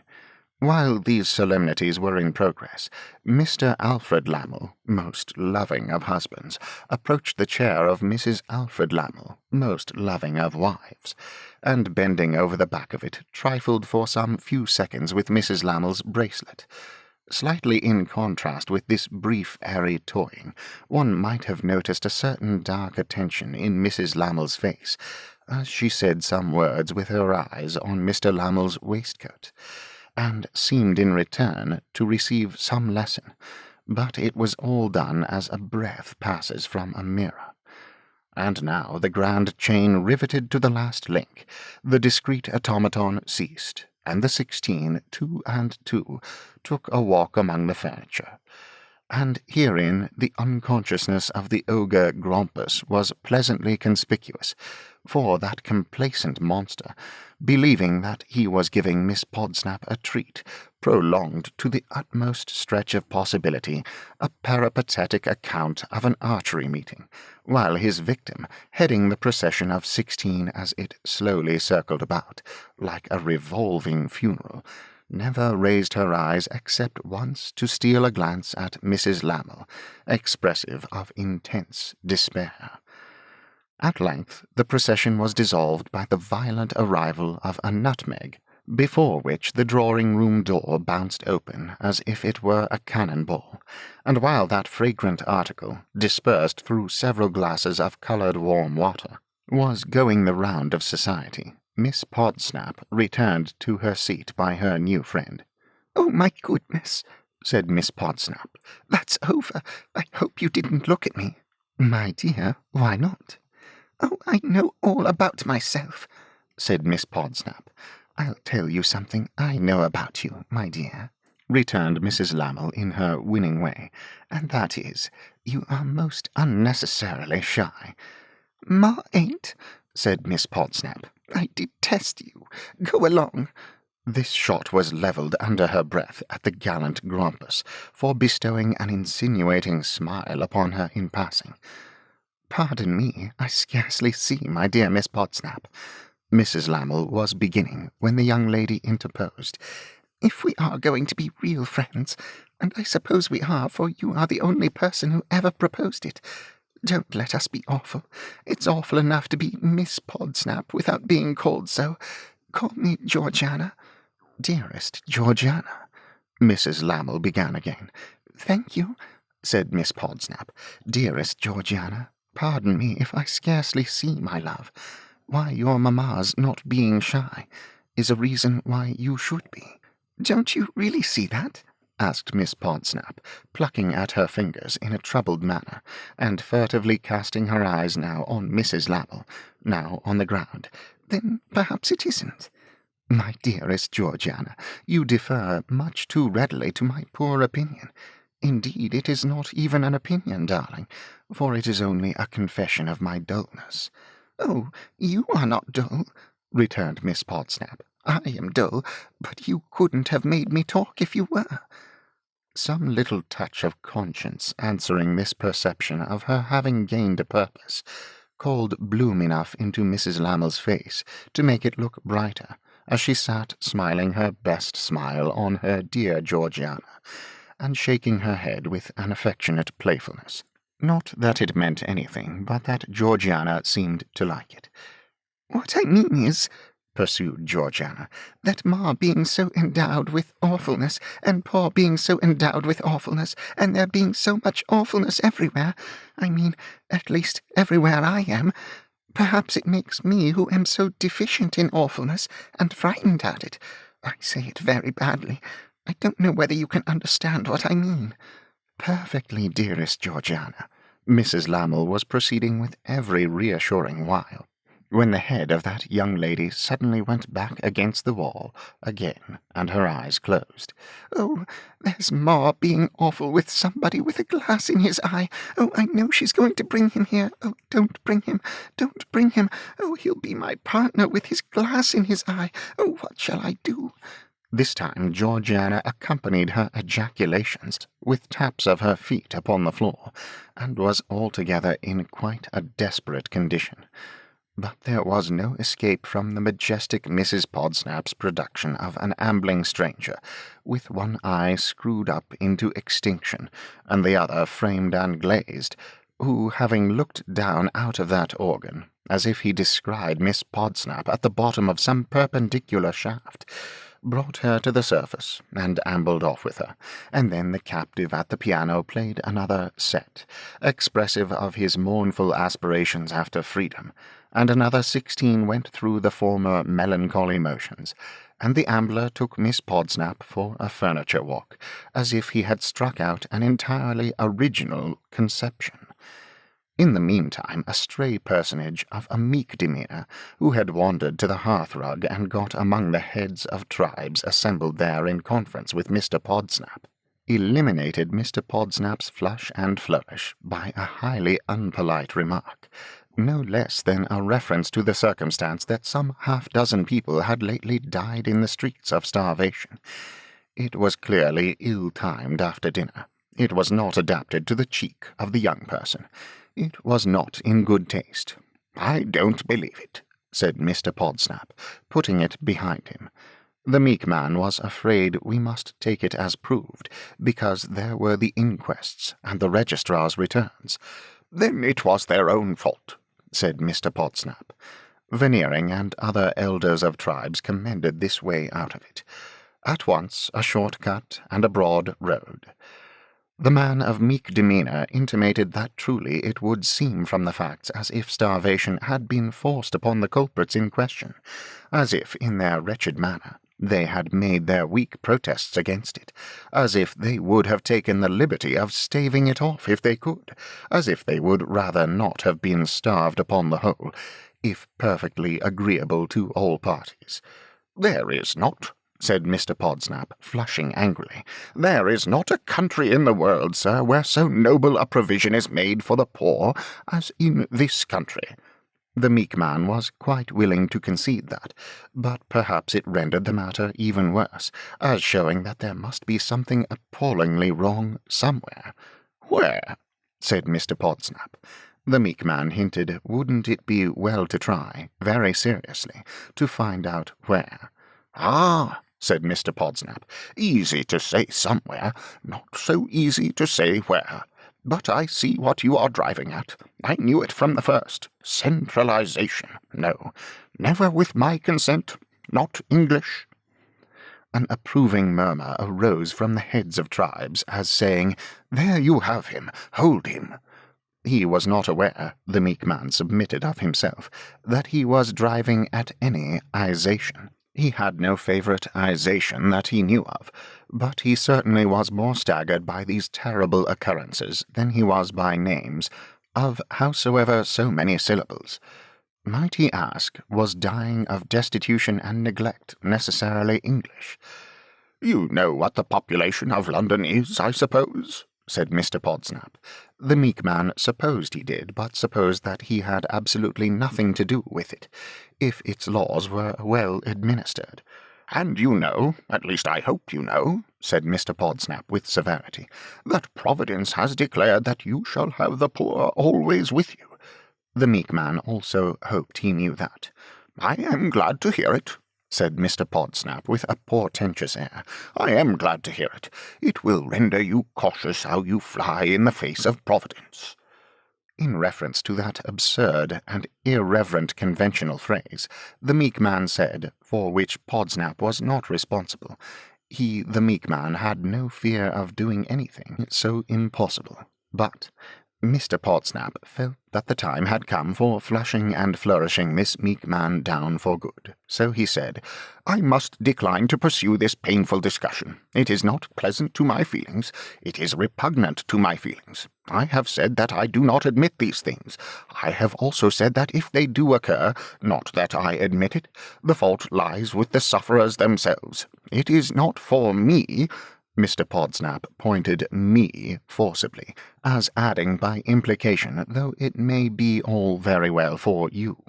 "It is not for me to impugn the workings of Providence. I know better than that, I trust, and I have mentioned what the intentions of Providence are. Besides," said Mr. Podsnap, flushing high up among his hair-brushes, with a strong consciousness of personal affront, "the subject is a very disagreeable one. I will go so far as to say it is an odious one. It is not one to be introduced among our wives and young persons, and he finished with that flourish of his arm which added more expressively than any words, "and I remove it from the face of the earth."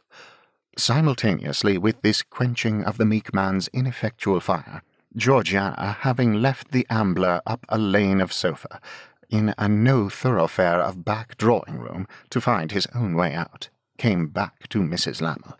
And who should be with Mrs. Lammle but Mr. Lammle, so fond of her? "Alfred, my love, here is my friend Georgiana. Dearest girl, you must like my husband next to me." Mr. Lammle was proud to be so soon distinguished by this special commendation to Miss Podsnap's favour. But if Mr. Lammle were prone to be jealous of his dear Sophronia's friendships, he would be jealous of her feeling towards Miss Podsnap. "Say Georgiana, darling," interposed his wife. "Towards, shall I? Georgiana." Mr. Lammle uttered the name, with a delicate curve of his right hand, from his lips outward, for never have I known Sophronia, who is not apt to take sudden likings, so attracted and so captivated as she is by, shall I once more, Georgiana. The object of this homage sat uneasily enough in receipt of it, and then said, turning to Mrs. Lammle, much embarrassed, "I wonder what you like me for. I am sure I can't think." "Dearest Georgiana, for yourself, for your difference from all around you." "Well, that may be, for I think I like you for your difference from all around me," said Georgiana with a smile of relief. "We must be going with the rest," observed Mrs. Lammle, rising with a show of unwillingness, amidst a general dispersal. "We are real friends, Georgiana dear?" "Real? Good night, dear girl." She had established an attraction over shrinking nature upon which her smiling eyes were fixed, for Georgiana held her hand while she answered, in a secret and half-frightened tongue, "Don't forget me when you are gone away, and come again soon. Good night." Charming to see Mr. and Mrs. Lammle taking leave so gracefully, and going down the stairs so lovingly. Not quite so charming to see their smiling faces fall and brood, as they dropped moodily into separate corners of their little carriage. But, to be sure, that was a sight behind the scenes which nobody saw, and which nobody was meant to see. Certain big, heavy vehicles, built on the model of the Podsnap plate, took away the heavy articles of guests weighing ever so much, and the less valuable articles got away after their various manners, and the Podsnap plate was put to bed. As Mr. Podsnap stood with his back to the drawing-room fire, pulling up his shirt-collar, like a veritable cock of the walk, literally pluming himself in the midst of his possessions, nothing would have astonished him more than an intimation that Miss Podsnap, or any other young person properly born and bred, could not be exactly put away like the plate, brought out like the plate, polished like the plate, counted, weighed, and valued like the plate. That such a young person could possibly have a morbid vacancy in the heart for anything younger than the plate, or less monotonous than the plate, or that such a young person's thoughts could try to scale the region bounded on the north, south, east, and west by the plate, was a monstrous imagination which he would on the spot have flourished into space. This perhaps in some sort arose from Mr. Podsnap's blushing young person being, so to speak, all cheek, whereas there is a possibility that there may be young persons of a rather more complex organization. If Mr. Podsnap, pulling up his shirt collar, could only have heard himself called "that fellow" in a certain short dialogue which passed between Mr. and Mrs. Lammle in their opposite corners of their little carriage rolling home. Sophronia, are you awake? Am I likely to be asleep, sir? Very likely, I should think, after that fellow's company. Attend to what I am going to say. I have attended to what you have already said, have I not? What else have I been doing all tonight? Attend, I tell you, in a raised voice, to what I am going to say. Keep close to that idiot girl. Keep her under your thumb. You have her fast, and you are not to let her go. Do you hear? I hear you. I foresee there is money to be made out of this, besides taking that fellow down a peg. We owe each other money, you know. Mrs. Lammle winced a little at the reminder, but only enough to shake her sense and essences anew into the atmosphere of the little carriage, as she settled herself afresh in her own dark corner.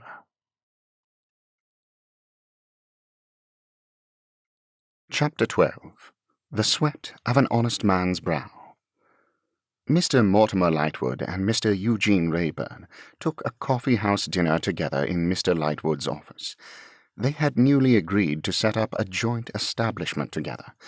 They had taken a bachelor cottage near Hampton, on the brink of the Thames, with a lawn and a boathouse, and all things fitting, and were to float with the stream through the summer and the long vacation. It was not summer yet, but spring, and it was not gentle spring ethereally mild, as in Thomson's Seasons, but nipping spring with an easterly wind, as in Johnson's, Jackson's, Dickens's, Smith's, and Jones's Seasons. The grating wind sawed rather than blew, and as it sawed, the sawdust whirled about the saw-pit.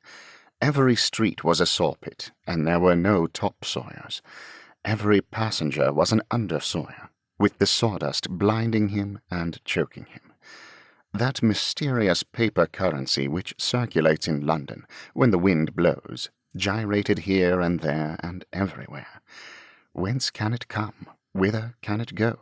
It hangs on every bush, flutters in every tree, is caught flying by the electric wires, haunts every enclosure, drinks at every pump, cowers at every grating, shudders upon every plot of grass, seeks rest in vain behind the legions of iron rails. In Paris, where nothing is wasted, costly and luxurious city though it be, but where wonderful human ants creep out of holes and pick up every scrap, there is no such thing. There it blows nothing but dust. There sharp eyes and sharp stomachs reap even the east wind, and get something out of it. The wind sawed, and the sawdust whirled. The shrubs wrung their many hands, bemoaning that they had been over-persuaded by the sun to bud. The young leaves pined. The sparrows repented of their early marriages, like men and women. The colours of the rainbow were discernible, not in floral spring, but in the faces of the people whom it nibbled and pinched. And ever the wind sawed, and the sawdust whirled. When the spring evenings are too long and light to shut out, and such weather is rife, the city which Mr. Podsnap so explanatorily called London, Londres, London, is at its worst.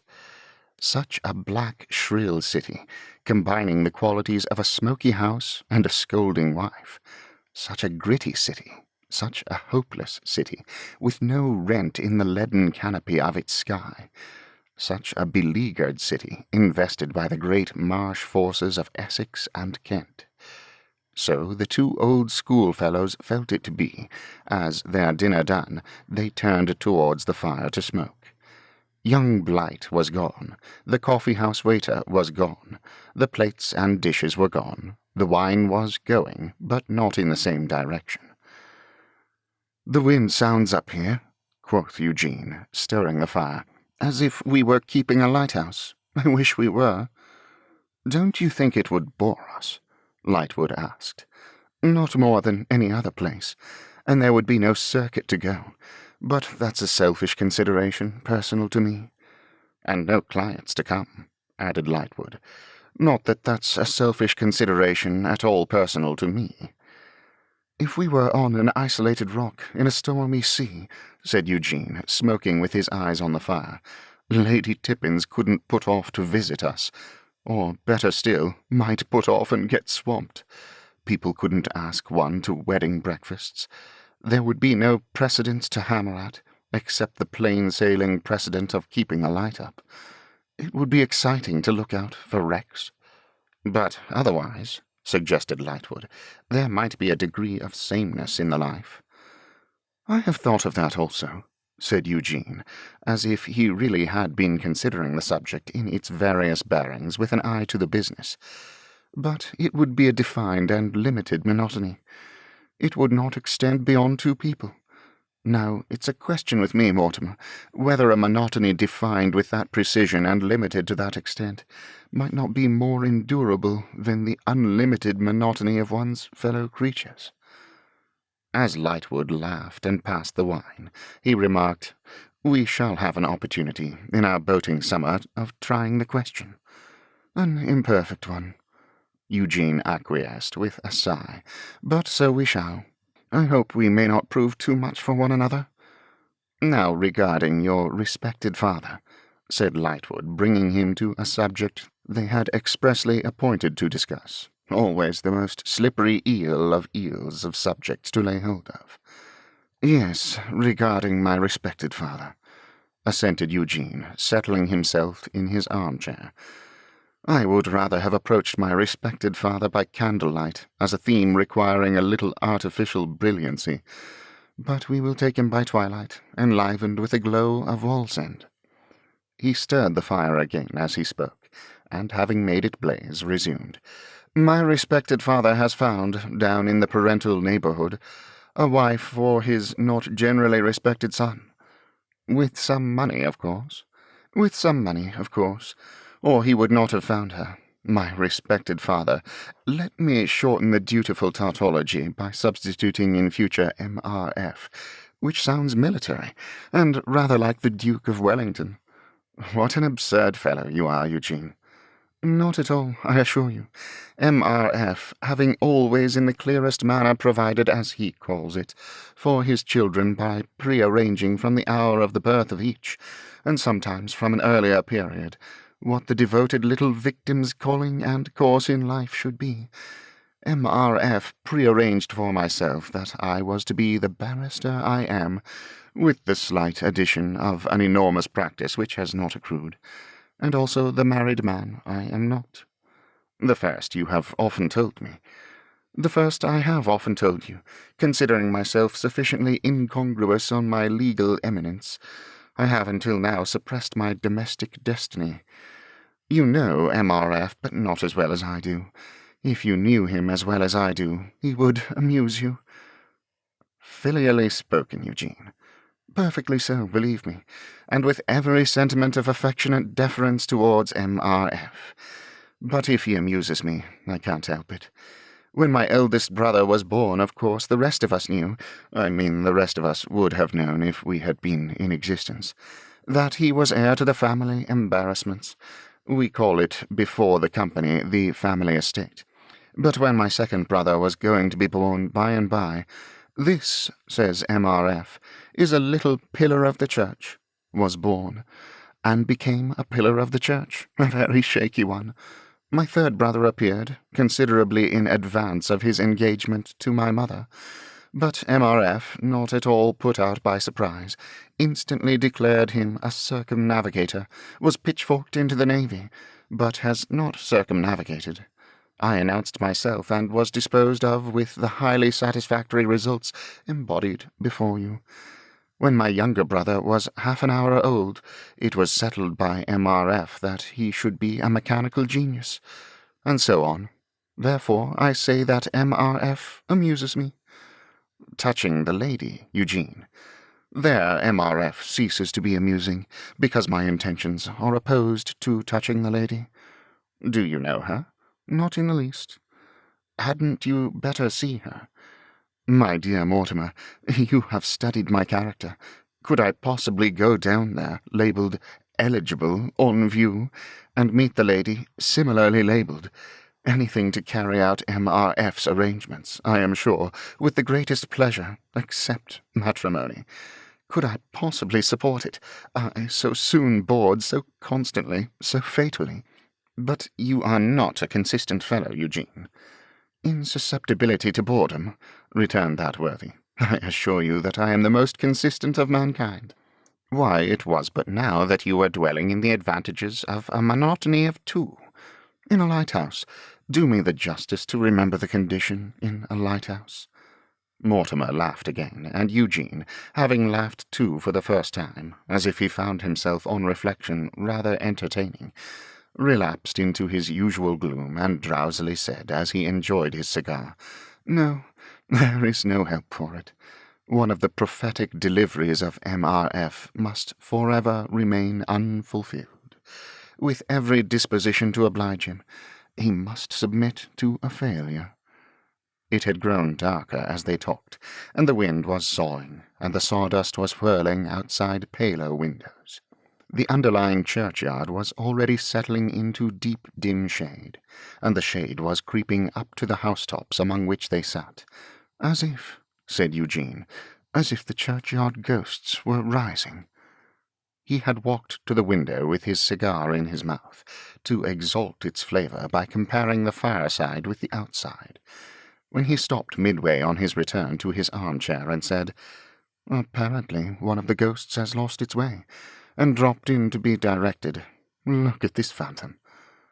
Lightwood, whose back was towards the door, turned his head, and there, in the darkness of the entry, stood a something in the likeness of a man, to whom he addressed the not irrelevant inquiry, "Who the devil are you?" "I ask your pardons, governor," replied the ghost, in a hoarse, double-barrelled whisper, "but might either of you be Lawyer Lightwood?" "What do you mean by not knocking at the door?" demanded Mortimer. "I ask your pardons, governors," replied the ghost, as before, "but probable you was not aware your door stood open." "What do you want?" Hereunto the ghost again hoarsely replied in its double-barrelled manner, "I ask your pardons, governors, but might one of you be Lawyer Lightwood?" "One of us is," said the owner of that name. "All right, governors both," returned the ghost, carefully closing the room door. "Tickler business." Mortimer lighted the candles. They showed the visitor to be an ill-looking visitor with a squinting leer, who, as he spoke, fumbled at an old sodden fur cap, formless and mangy, that looked like a furry animal, dog or cat, puppy or kitten, drowned and decaying. "Now," said Mortimer, "what is it?" "Governors both," returned the man in what he meant to be a wheedling tone. "Which on you might be Lawyer Lightwood?" "I am." "Lawyer Lightwood," ducking at him with a servile air, "I am a man as gets my living, and as seeks to get my living by the sweat of my brow. Not to risk being done out of the sweat of my brow, by any chances, I should wish afore going further to be swore in." "I am not a swearer in of people, man." The visitor, clearly anything but reliant on this assurance, doggedly muttered, "Alfred David." "Is that your name?" asked Lightwood. "My name?" returned the man. "No, I want to take a Alfred David." Which Eugene, smoking and contemplating him, interpreted as meaning affidavit. "I tell you, my good fellow," said Lightwood with his indolent laugh, "that I have nothing to do with swearing." "He can swear at you," Eugene explained, "and so can I, but we can't do more for you." Much discomfited by this information, the visitor turned the drowned dog or cat, puppy or kitten, about and about, and looked from one of the governors both to the other of the governors both, while he deeply considered within himself. At length he decided, Then I must be took down." "Where?" asked Lightwood. "Here," said the man, "in pen and ink." "First let us know what your business is about." "It's about," said the man, taking a step forward, dropping his hoarse voice, and shading it with his hand. "It's about from £5,000 to £10,000 reward. That's what it's about. It's about murder. That's what it's about." "Come nearer the table. Sit down. Will you have a glass of wine?" "Yes, I will," said the man, "and I don't deceive you, governors." It was given him. Making a stiff arm to the elbow, he poured the wine into his mouth, tilted it into his right cheek, as saying, "What do you think of it?" Tilted it into his left cheek, as saying, "What do you think of it?" Jerked it into his stomach, as saying, "What do you think of it?" To conclude, smacked his lips, as if all three replied, "We think well of it." "Will you have another?" "Yes, I will," he repeated, "and I don't deceive you, governors." And also repeated the other proceedings. "Now," began Lightwood, "what's your name?" "Why, there you're rather fast, Lawyer Lightwood," he replied, in a remonstrant manner. "Don't you see, Lawyer Lightwood? There you're a little bit fast. I'm going to earn from £5,000 to £10,000 by the sweat of my brow, and as a poor man doing justice to the sweat of my brow, it is likely I can afford to part with so much as my name without its being took down." Deferring to the man's sense of the binding powers of pen and ink and paper, Lightwood nodded acceptance of Eugene's nodded proposal to take those spells in hand. Eugene, bringing them to the table, sat down as clerk or notary. "Now," said Lightwood, "what's your name?" But further precaution was still due to the sweat of this honest fellow's brow. "I should wish, Lawyer Lightwood," he stipulated, "to have that t'other governor as my witness that what I said. Consequent, will t'other governor be so good as chuck me his name and where he lives?" Eugene, cigar in mouth and pen in hand, tossed him his card.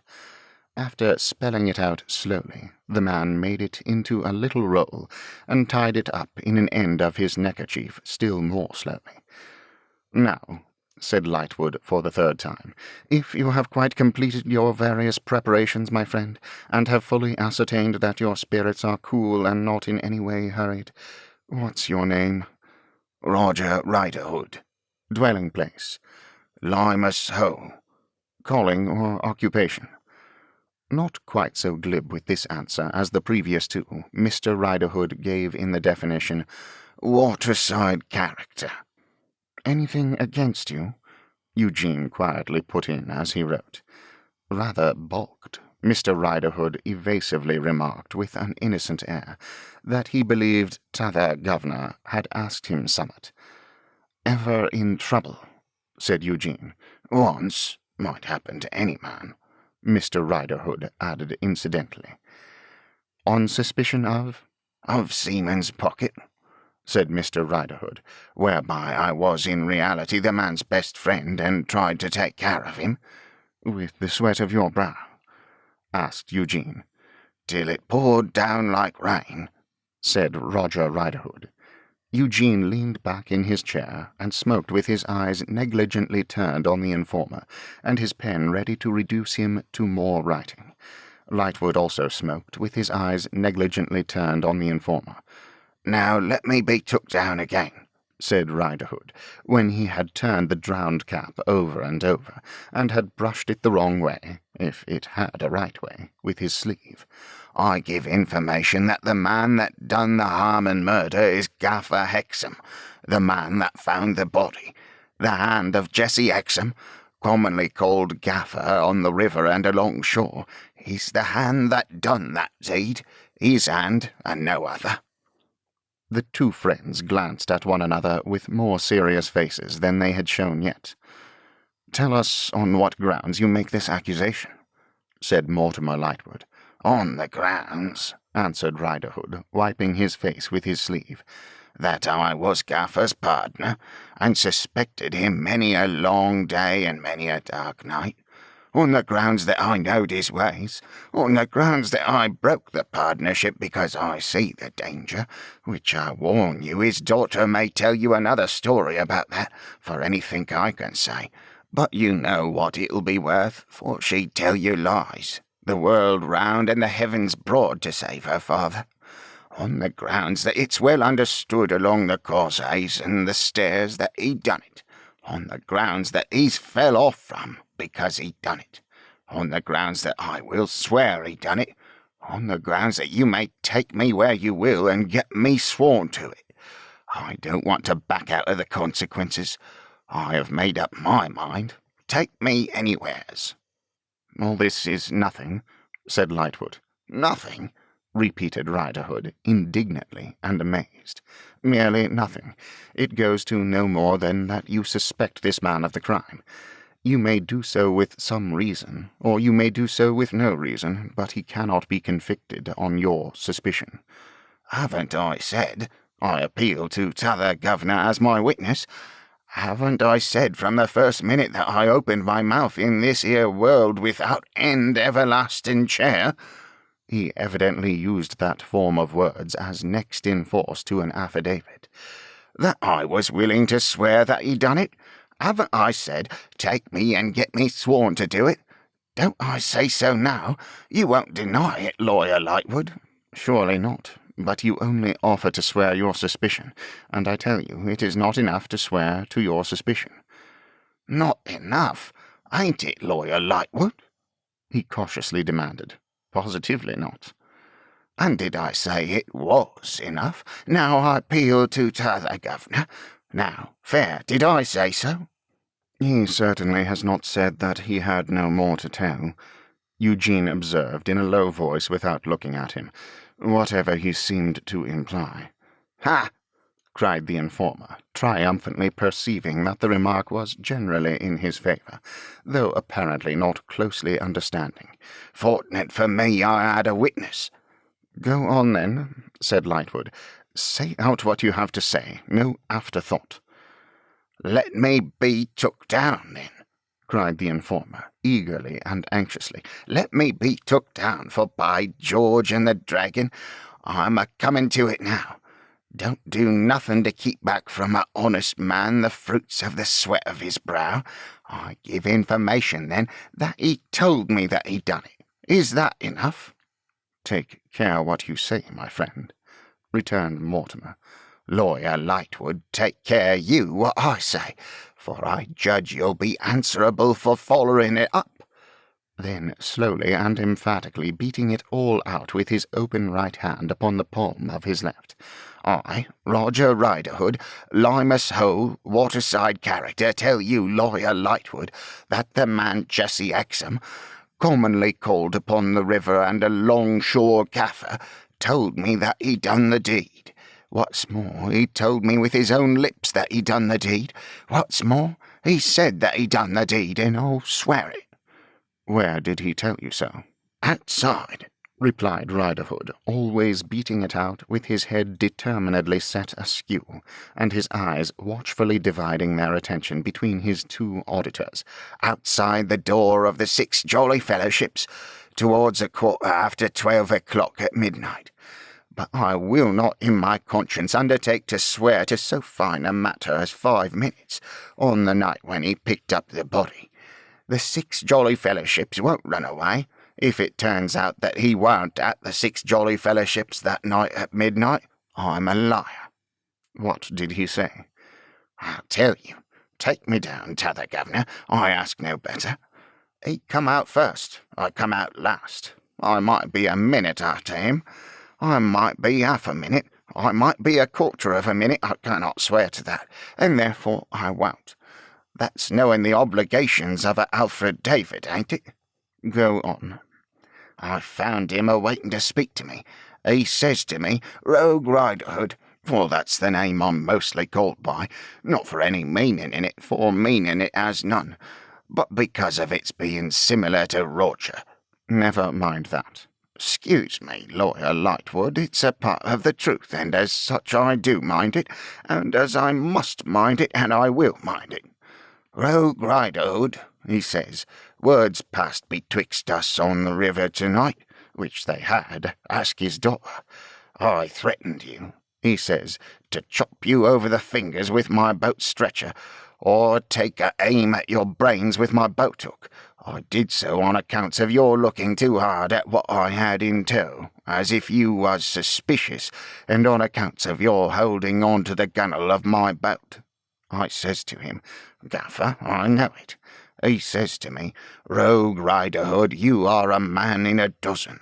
I think he said in a score, but of that I am not positive, so take the lowest figure, for precious be the obligations of a Alfred David. And, he says, when your fellow men is up, be it their lives or be it their watches, sharp is ever the word with you.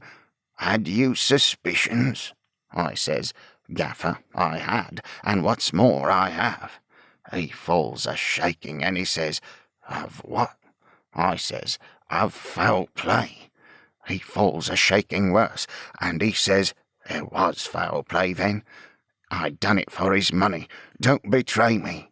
Those were the words as ever he used. There was a silence, broken only by the fall of the ashes in the grate, an opportunity which the informer improved by smearing himself all over the head and neck and face with his drowned cap, and not at all improving his own appearance. "What more?" asked Lightwood. Of him, d'ye mean, Lawyer Lightwood? "Of anything to the purpose." Now, I'm blessed if I understand you, governors both," said the informer, in a creeping manner, propitiating both, though only one had spoken. "What? Ain't that enough?" "Did you ask him how he did it, where he did it, when he did it?" "Far be it from me, Lawyer Lightwood. I was so troubled in my mind that I wouldn't have knowed more. No, not for the sum as I expect to earn from you by the sweat of my brow twice told. I had put an end to the partnership. I had cut the connection. I couldn't undo what was done, and when he begs and prays, Old partner, on my knees, don't split upon me, I only makes answer, Never speak another word to Roger Riderhood, nor look him in the face. And I shuns that man." Having given these words a swing to make them mount the higher and go the further, Rogue Riderhood poured himself out another glass of wine unbidden, and seemed to chew it, as, with the half-emptied glass in his hand, he stared at the candles. Mortimer glanced at Eugene, but Eugene sat glowering at his paper, and would give him no responsive glance. Mortimer again turned to the informer, to whom he said, "You have been troubled in your mind a long time, man?" Giving his wine a final chew and swallowing it, the informer answered in a single word, "Ages." When all that stir was made, when the government reward was offered, when the police were on the alert, when the whole country rang with the crime, said Mortimer impatiently. "Ha!" Mr. Riderhood very slowly and hoarsely chimed in, with several retrospective nods of his head. "Warn't I troubled in my mind then?"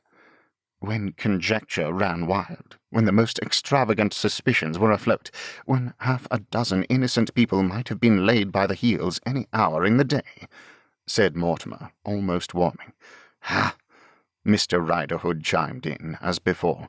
"Warn't I troubled in my mind through it all?"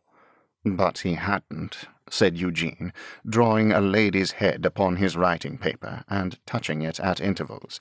"The opportunity, then, of earning so much money, you see." "The t'other governor hits the nail, Lawyer Lightwood. It was that as turned me.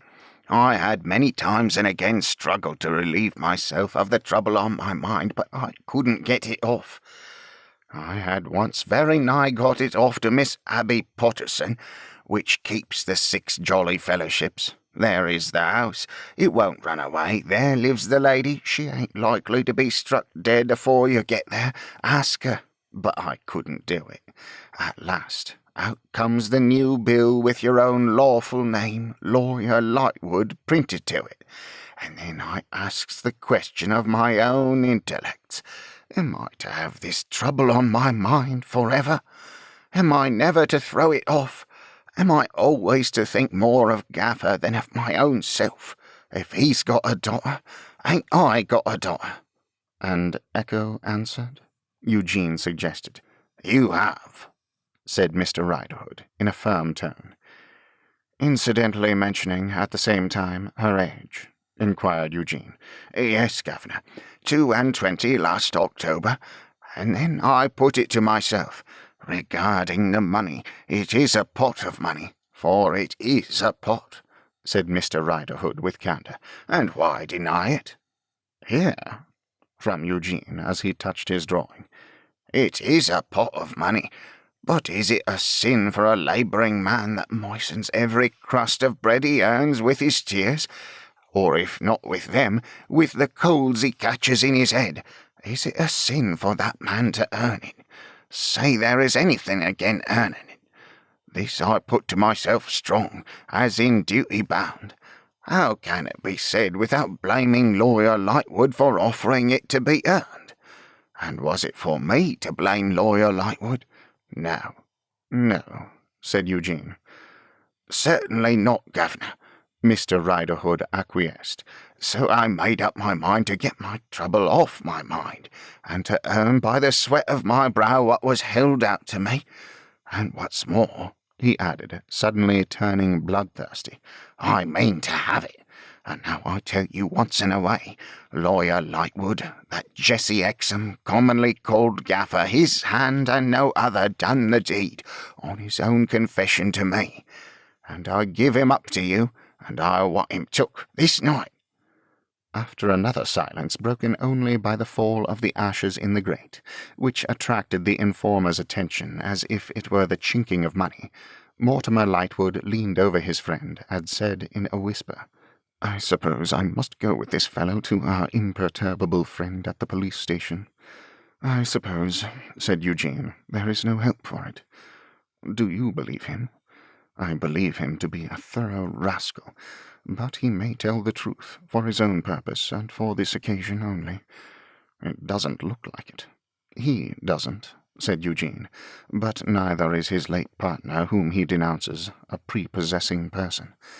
The firm are cut-throat shepherds both, in appearance. I should like to ask him one thing." The subject of this conference sat leering at the ashes, trying with all his might to overhear what was said, but feigning abstraction as the governors both glanced at him. "You mentioned, twice, I think, a daughter of this Hexam's," said Eugene aloud. "You don't mean to imply that she had any guilty knowledge of the crime?" The honest man, after considering, perhaps considering how his answer might affect the fruits of the sweat of his brow, replied unreservedly, "No, I don't." "And you implicate no other person?"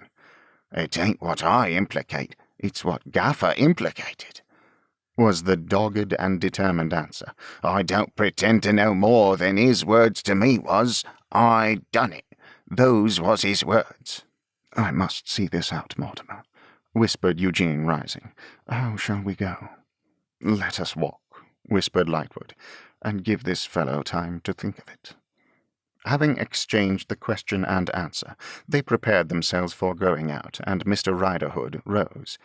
While extinguishing the candles, Lightwood, quite as a matter of course, took up the glass from which that honest gentleman had drunk, and coolly tossed it under the grate, where it fell shivering into fragments. "Now, if you will take the lead," said Lightwood, "Mr. Rayburn and I will follow. You know where to go, I suppose?" "I suppose I do, Lawyer Lightwood." "Take the lead, then." The waterside character pulled his drowned cap over his ears with both hands, and making himself more round-shouldered than nature had made him, by the sullen and persistent slouch with which he went down the stairs, round by the Temple Church, across the Temple into Whitefriars, and so on by the waterside streets.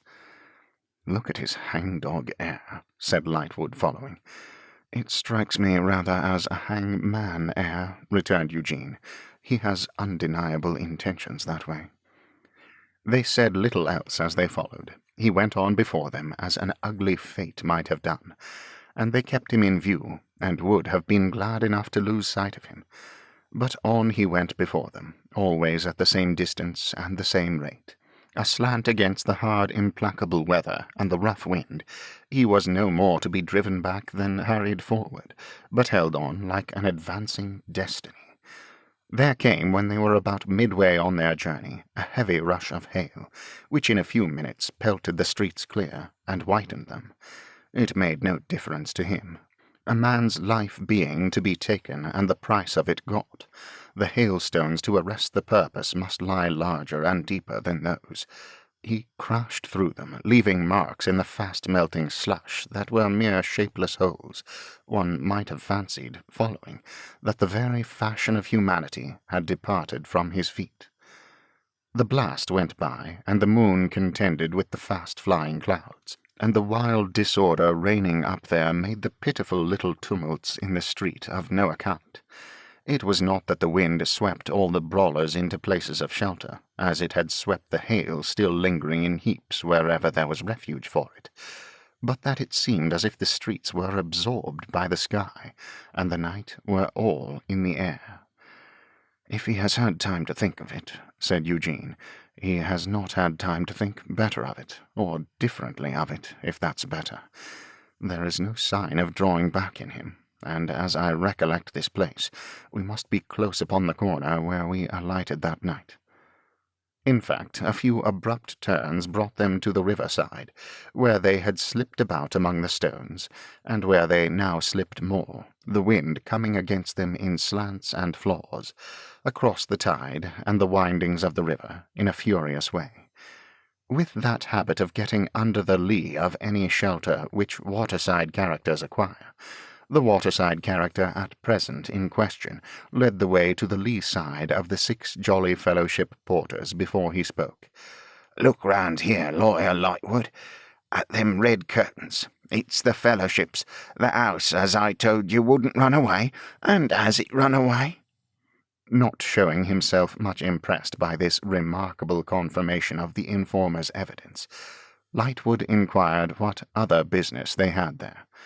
"I wished you to see the fellowships for yourself, Lawyer Lightwood, that you might judge whether I'm a liar, and now I'll see Gaffer's window for myself, that we may know whether he's at home." With that he crept away. "He'll come back, I suppose," murmured Lightwood. "Aye, and go through with it," murmured Eugene. He came back after a very short interval indeed. "Gaffer's out, and his boat's out. His daughter's at home, sitting a-looking at the fire, but there's some supper getting ready, so Gaffer's expected. I can find what move he's upon easy enough, presently." Then he beckoned and led the way again, and they came to the police station, still as clean and cool and steady as before, saving that the flame of its lamp, being but a lamp flame, and only attached to the force as an outsider, flickered in the wind. Also within doors, Mr. Inspector was at his studies as of yore. He recognized the friends the instant they reappeared, but their reappearance had no effect on his composure. Not even the circumstance that Riderhood was their conductor moved him, otherwise than that as he took a dip of ink he seemed, by a settlement of his chin in his stock, to propound to that personage, without looking at him, the question, "What have you been up to last?" Mortimer Lightwood asked him, would he be so good as to look at those notes, handing him Eugene's. Having read the first few lines, Mr. Inspector mounted to that, for him, extraordinary pitch of emotion that he said, "Does either of you 2 gentlemen happen to have a pinch of snuff about him?" Finding that neither had, he did quite as well without it, and read on. "Have you heard these read?" He then demanded of the honest man. "No," said Riderhood. "Then you had better hear them." And so he read them aloud, in an official manner. "Are these notes correct, now, as to the information you bring here, and the evidence you mean to give?" he asked, when he had finished reading. They are as correct," returned Mr. Riderhood, "as I am. I can't say more than that for 'em." "I'll take this man myself, sir," said Mr. Inspector to Lightwood. Then to Riderhood, "Is he at home? Where is he? What's he doing? You have made it your business to know all about him, no doubt." Riderhood said what he did know, and promised to find out in a few minutes what he didn't know. "Stop," said Mr. Inspector. "Not till I tell you. We mustn't look like business. Would you two gentlemen object to making a pretense of taking a glass of something in my company at the Fellowship? Well-conducted house, and highly respectable landlady." They replied that they would be happy to substitute a reality for the pretense, which, in the main, appeared to be as one with Mr. Inspector's meaning. "Very good," said he, taking his hat from its peg, and putting a pair of handcuffs in his pocket, as if they were his gloves. "Reserve." Reserve saluted. "You know where to find me?" Reserve again saluted. "Riderhood, when you have found out concerning his home, come round to the window of Cosy, tap twice at it, and wait for me. Now, gentlemen." As the three went out together, and Riderhood slouched off from under the trembling lamp his separate way, Lightwood asked the officer what he thought of this. Mr. Inspector replied, with due generality and reticence, that it was always more likely that a man had done a bad thing than that he hadn't, that he himself had several times reckoned up Gaffer, but had never been able to bring him to a satisfactory criminal total, that if this story was true, it was only in part true, that the two men, very shy characters, would have been jointly and pretty equally in it, but that this man had spotted the other to save himself and get the money. And I think, added Mr. Inspector in conclusion, that if all goes well with him, he's in a tolerable way of getting it. But as this is the Fellowship's, gentlemen, where the lights are, I recommend dropping the subject. You can't do better than be interested in some lime works anywhere down about Northfleet, and doubtful whether some of your lime don't get into bad company as it comes up in barges." "You hear, Eugene?" said Lightwood over his shoulder. "You are deeply interested in lime." "Without lime," returned that unmoved barrister-at-law, "my existence would be unilluminated by any ray of hope."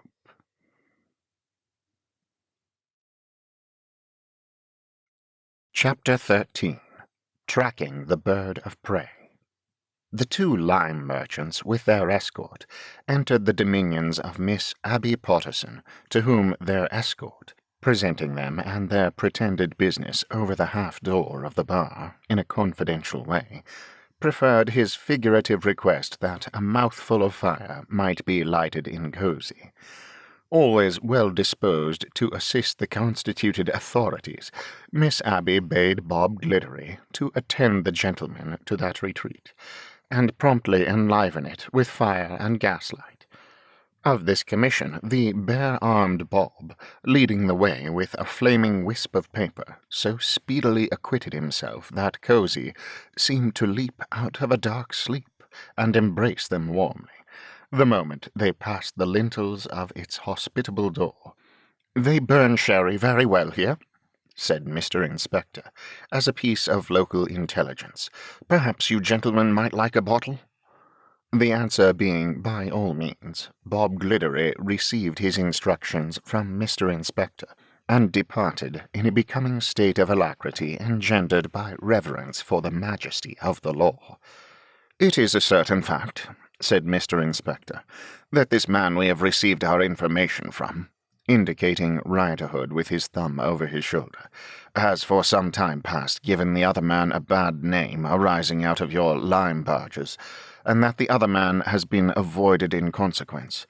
I don't say what it means or proves, but it's a certain fact. I had it from one of the opposite sex of my acquaintance," vaguely indicating Miss Abby with his thumb over his shoulder, "down away at a distance, over yonder." Then probably Mr. Inspector was not quite unprepared for their visit that evening, Lightwood hinted. "Well, you see," said Mr. Inspector, "it was a question of making a move. It's of no use moving if you don't know what your move is. You had better by far keep still. In the matter of this time, I certainly had an idea that it might lie betwixt the two men. I always had that idea. Still, I was forced to wait for a start, and I wasn't so lucky as to get a start. This man that we have received our information from has got a start, and if we don't meet with a check, he may make the running and come in first. There may turn out to be something considerable for him that comes in second, and I don't mention who may or who may not try for that place. There's duty and due, and I shall do it, under any circumstances, to the best of my judgment and ability." "Speaking as a shipper of lime," began Eugene, "which no man has better right to do than yourself, you know," said Mr. Inspector. "I hope not," said Eugene, "my father having been a shipper of lime before me, and my grandfather before him. In fact, we have been a family immersed to the crowns of our heads in lime during several generations. I beg to observe that if this missing lime could be got hold of without any young female relative of any distinguished gentleman engaged in the lime trade, which I cherish next to my life, being present, I think it might be a more agreeable proceeding to the assisting bystanders, that is to say, lime burners." "I also," said Lightwood, pushing his friend aside with a laugh, "should much prefer that." "It shall be done, gentlemen, if it can be done conveniently," said Mr. Inspector, with coolness. "There is no wish on my part to cause any distress in that quarter. Indeed, I am sorry for that quarter." "There was a boy in that quarter," remarked Eugene. "He is still there?" "No," said Mr. Inspector. "He has quitted those works. He is otherwise disposed of." "Will she be left alone, then?" asked Eugene. "She will be left," said Mr. Inspector, "alone." Bob's reappearance with a steaming jug broke off the conversation. But although the jug steamed forth a delicious perfume, its contents had not received that last happy touch which the surpassing finish of the 6 Jolly Fellowship Porters imparted on such momentous occasions. Bob carried in his left hand one of those iron models of sugar-loaf hats, being aforementioned, into which he emptied the jug, and the pointed end of which he thrust deep down into the fire, so leaving it for a few moments, while he disappeared and reappeared with 3 bright drinking glasses.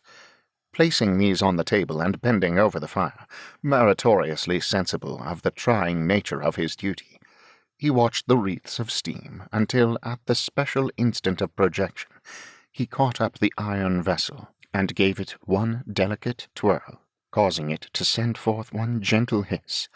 Then he restored the contents to the jug, held over the steam of the jug each of the 3 bright glasses in succession, finally filled them all, and with a clear conscience awaited the applause of his fellow creatures. It was bestowed, Mr. Inspector having proposed as an appropriate sentiment, "The lime trade," and Bob withdrew to report the commendation of the guests to Miss Abby in the bar. It may be here in confidence admitted that, the room being close shut in his absence, there had not appeared to be the slightest reason for the elaborate maintenance of this same lime fiction.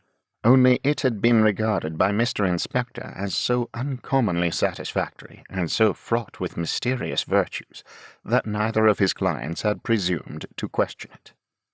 2 taps were now heard on the outside of the window. Mr. Inspector, hastily fortifying himself with another glass, strolled out with a noiseless foot and an unoccupied countenance, as one might go to survey the weather and the general aspect of the heavenly bodies. "This is becoming grim, Mortimer," said Eugene in a low voice. "I don't like this." "Nor I," said Lightwood. "Shall we go?" "Being here, let us stay. You ought to see it out, and I won't leave you. Besides, that lonely girl with the dark hair runs in my head. It was little more than a glimpse we had of her that last time, and yet I almost see her waiting by the fire tonight. Do you feel like a dark combination of traitor and pickpocket when you think of that girl?" "Rather," returned Lightwood. "Do you?" "Very much so." Their escort strolled back again, and reported. Divested of its various limelights and shadows, his report went to the effect that Gaffer was away in his boat, supposed to be on his old lookout, that he had been expected last high water, that having missed it for some reason or other, he was not, according to his usual habits at night, to be counted on before next high water, or it might be an hour or so later, that his daughter, surveyed through the window, would seem to be so expecting him, for the supper was not cooking, but set out ready to be cooked, that it would be high water about 1, and that it was now barely 10, that there was nothing to be done but watch and wait, that the informer was keeping watch at the instant of that present reporting, but that 2 heads were better than 1, especially when the second was Mr. Inspector's, and that the reporter meant to share the watch, and forasmuch as crouching under the lee of a hauled-up boat on a night when it blew cold and strong, and when the weather was varied with blasts of hail at times, might be wearisome to amateurs, the reporter closed with the recommendation that the 2 gentlemen should remain, for a while at any rate, in their present quarters, which were weather-tight and warm. They were not inclined to dispute this recommendation, but they wanted to know where they could join the watchers when so disposed, rather than trust to a verbal description of the place which might mislead. Eugene, with a less weighty sense of personal trouble on him than he usually had, would go out with Mr. Inspector, note the spot, and come back. On the shelving bank of the river, among the slimy stones of a causeway, not the special causeway of the 6 Jolly Fellowships, which had a landing-place of its own, but another, a little removed, and very near to the old windmill, which was the denounced man's dwelling-place, were a few boats, some moored and already beginning to float, others hauled up above the reach of the tide. Under one of these latter, Eugene's companion disappeared, and when Eugene had observed its position with reference to the other boats, and had made sure that he could not miss it, he turned his eyes upon the building where, as he had been told, the lonely girl with the dark hair sat by the fire. He could see the light of the fire shining through the window. Perhaps it drew him on to look in. Perhaps he had come out with the express intention. That part of the bank having rank grass growing on it, there was no difficulty in getting close, without any noise of footsteps. It was but to scramble up a ragged face of pretty hard mud, some 3 or 4 feet high, and come upon the grass and to the window. He came to the window by that means. She had no other light than the light of the fire. The unkindled lamp stood on the table. She sat on the ground, looking at the brazier, with her face leaning on her hand. There was a kind of film or flicker on her face, which at first he took to be the fitful firelight. But on a second look he saw that she was weeping, a sad and solitary spectacle, as shown him by the rising and the falling of the fire. It was a little window of but 4 pieces of glass, and was not curtained. He chose it because the larger window near it was. It showed him the room, and the bills upon the wall respecting the drowned people starting out and receding by turns. But he glanced slightly at them, though he looked long and steadily at her. A deep, rich piece of colour, with the brown flush of her cheek, and the shining lustre of her hair, though sad and solitary, weeping by the rising and the falling of the fire. She started up. He had been so very still that he felt sure it was not he who had disturbed her, so merely withdrew from the window, and stood near it in the shadow of the wall. She opened the door again, and said in an alarmed tone, "Father, was that you calling me?" And again, "Father," and once again, after listening, "Father, I thought I heard you call me twice before." No response. As she re-entered at the door, he dropped over the bank and made his way back, among the ooze and near the hiding-place, to Mortimer Lightwood, to whom he told what he had seen of the girl, and how this was becoming very grim indeed. "If the real man feels as guilty as I do," said Eugene, "he is remarkably uncomfortable." "Influence of secrecy," suggested Lightwood. "I am not at all obliged to do it for making me Guy Fawkes in the vault and a sneak in the area both at once," said Eugene. "Give me some more of that stuff." Lightwood helped him to some more of that stuff, but it had been cooling, and didn't answer now. "Pooh," said Eugene, spitting it out among the ashes. "Tastes like the wash of the river." "Are you so familiar with the flavour of the wash of the river?" "I seem to be tonight. I feel as if I had been half drowned and swallowing a gallon of it." "Influence of locality." suggested Lightwood. "You are mighty learned tonight, you and your influences," returned Eugene. "How long shall we stay here? How long do you think?" "If I could choose, I should say a minute," replied Eugene, "for the Jolly Fellowship porters are not the jolliest dogs I have known. But I suppose we are best here until they turn us out with the other suspicious characters at midnight." Thereupon he stirred the fire, and sat down on one side of it. It struck 11, and he made believe to compose himself patiently. But gradually he took the fidgets in one leg, and then in the other leg, and then in one arm, and then in the other arm, and then in his chin, and then in his back, and then in his forehead, and then in his hair, and then in his nose. And then he stretched himself recumbent upon 2 chairs, and groaned, and then he started up. "Invisible insects of diabolical activity swarm in this place. I am tickled and twitched all over. Mentally, I have now committed a burglary under the meanest circumstances, and the myrmidons of justice are at my heels." "I am quite as bad," said Lightwood, sitting up facing him with a tumbled head, after going through some wonderful evolutions, in which his head had been the lowest part of him. "This restlessness began with me long ago. All the time you were out, I felt like Gulliver, with the Lilliputians firing upon him. It won't do, Mortimer. We must get into the air. We must join our dear friend and brother Riderhood. And let us tranquilize ourselves by making a compact. Next time, with a view to our peace of mind, we'll commit the crime instead of taking the criminal. You swear it?" "Certainly." "Sworn. Let Tippins look to it. Our life's in danger." Mortimer rang the bell to pay the score, and Bob appeared to transact that business with him, whom Eugene, in his careless extravagance, asked if he would like a situation in the lime trade. "Thank ye, sir. No, sir," said Bob. "I've got a good situation here, sir." "If you change your mind at any time," returned Eugene, "come to me at my works, and you'll always find an opening in the lime kiln." "Thank ye, sir," said Bob. "This is my partner," said Eugene, "who keeps the books and attends to the wages. A fair day's wages for a fair day's work is ever my partner's motto." "And a very good one it is, gentlemen," said Bob, receiving his fee, and drawing a bow out of his head with his right hand, very much as he would have drawn a pint of beer out of the beer engine. "Eugene," Mortimer apostrophized him, laughing quite heartily when they were alone again, "how can you be so ridiculous?" "I am in a ridiculous humour," quoth Eugene. "I am a ridiculous fellow. Everything is ridiculous. Come along."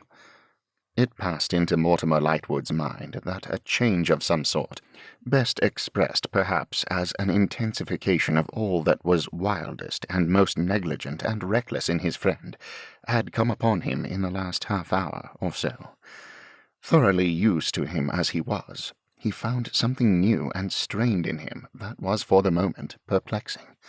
This passed into his mind and passed out again, but he remembered it afterwards. "There's where she sits, you see," said Eugene, when they were standing under the bank, roared and riven by the wind.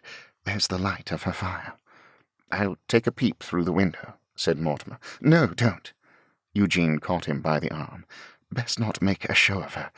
Come to our honest friend."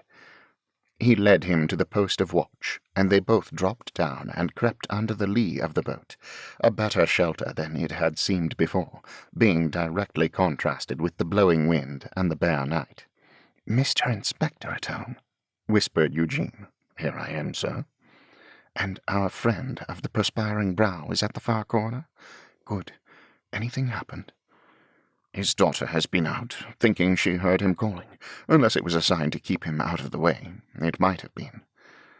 "It might have been Rule Britannia," muttered Eugene, "but it wasn't. Mortimer."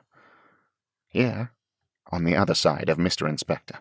2 burglaries now, and a forgery." With this indication of his depressed state of mind, Eugene fell silent. They were all silent for a long while. As it got to be at flood tide, and the water came nearer to them, noises on the river became more frequent, and they listened more. to the turning of steam paddles, to the clinking of iron chain, to the creaking of blocks, to the measured working of oars, to the occasional violent barking of some passing dog on shipboard, who seemed to scent them lying in their hiding-place.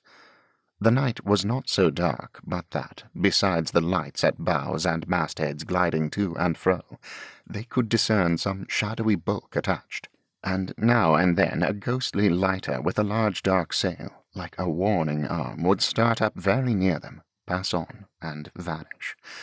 At this time of their watch, the water close to them would be often agitated by some impulsion given it from a distance. Often they believed this beat and plash to be the boat they lay in wait for, running in ashore, and again they would have started up, but for the immobility with which the informer, well used to the river, kept quiet in his place. The wind carried away the striking of the great multitude of city church clocks, for those lay to leeward of them, but there were bells to windward that told them of its being 1, 2, 3. Without that aid, they would have known how the night wore by the falling of the tide, recorded in the appearance of an ever-widening black wet strip of shore, and the emergence of the paved causeway from the river, foot by foot.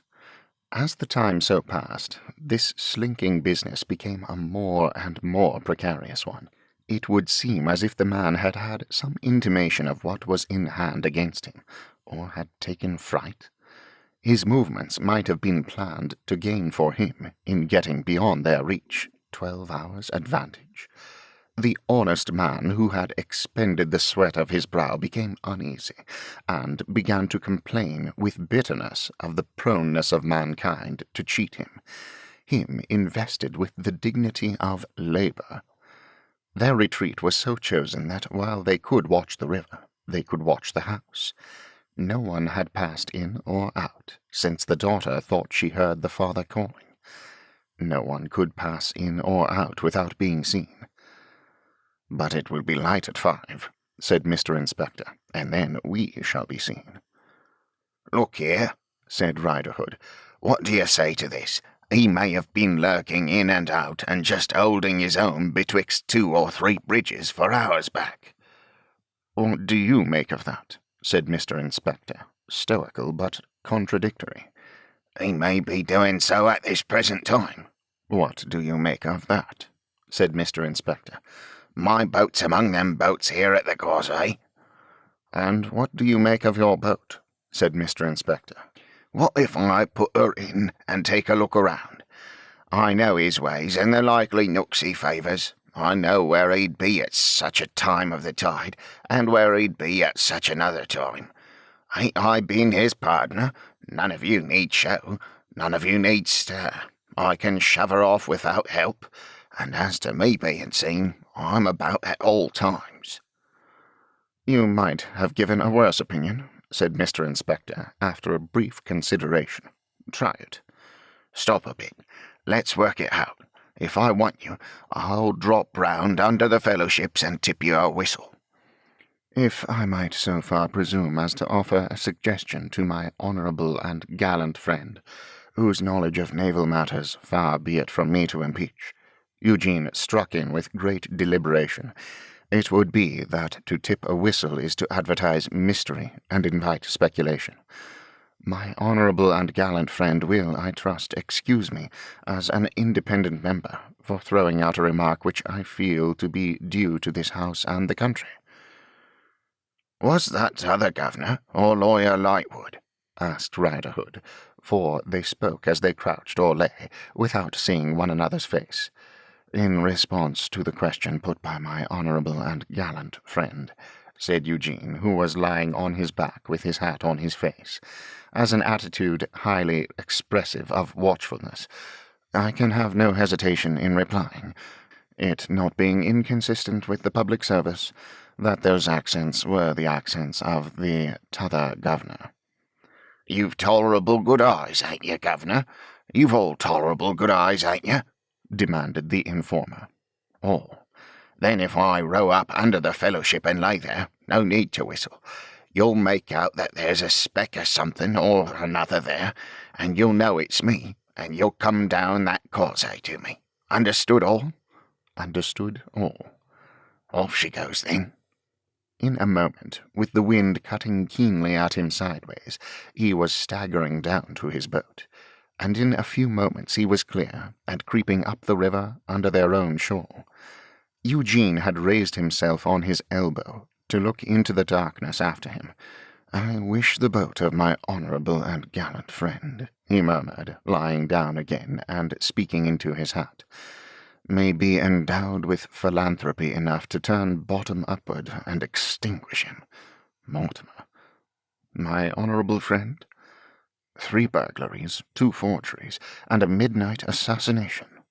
Yet, in spite of having those weights on his conscience, Eugene was somewhat enlivened by the late slight change in the circumstances of affairs. So were his 2 companions. Its being a change was everything. The suspense seemed to have taken a new lease, and to have begun afresh from a recent date. There was something additional to look for. They were all 3 more sharply on the alert, and less deadened by the miserable influences of the place and time. More than an hour had passed, and they were even dozing, when one of the 3, each said it was he, and he had not dozed. They sprang up, came out from their shelter, and went down to him. When he saw them coming, he dropped alongside the causeway, so that they, standing on the causeway, could speak with him in whispers, under the shadowy mass of the 6 Jolly Fellowship porters fast asleep. "Blest if I can make it out," said he, staring at them. "Make what out? Have you seen him?" "No." "What have you seen?" asked Lightwood, for he was staring at them in the strangest way. "I've seen his boat." "Not empty?" "Yes, empty.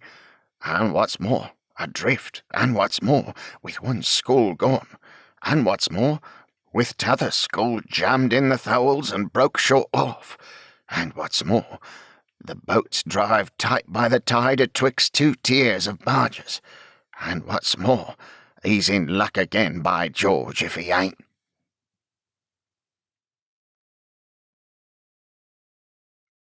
Chapter 14. The Bird of Prey Brought Down. Cold on the shore, in the raw cold of that leaden crisis, in the 24 hours when the vital force of all the noblest and prettiest things that live is at its lowest, the 3 watchers looked each at the blank faces of the other 2, and all at the blank face of Riderhood in his boat. "Gaffer's boat, Gaffer in luck again, and yet no Gaffer," so spake Riderhood, staring disconsolate. As if with one accord, they all turned their eyes toward the light of the fire shining through the window. It was fainter and duller. Perhaps fire, like the higher animal and vegetable life it helps to sustain, has its greatest tendency towards death when the night is dying and the day is not yet born. "If it was me that had the law of this here job in hand," growled Riderhood with a threatening shake of his head, "blest if I wouldn't lay hold of her at any rate." "Aye, but it is not you," said Eugene, with something so suddenly fierce in him that the informer returned submissively.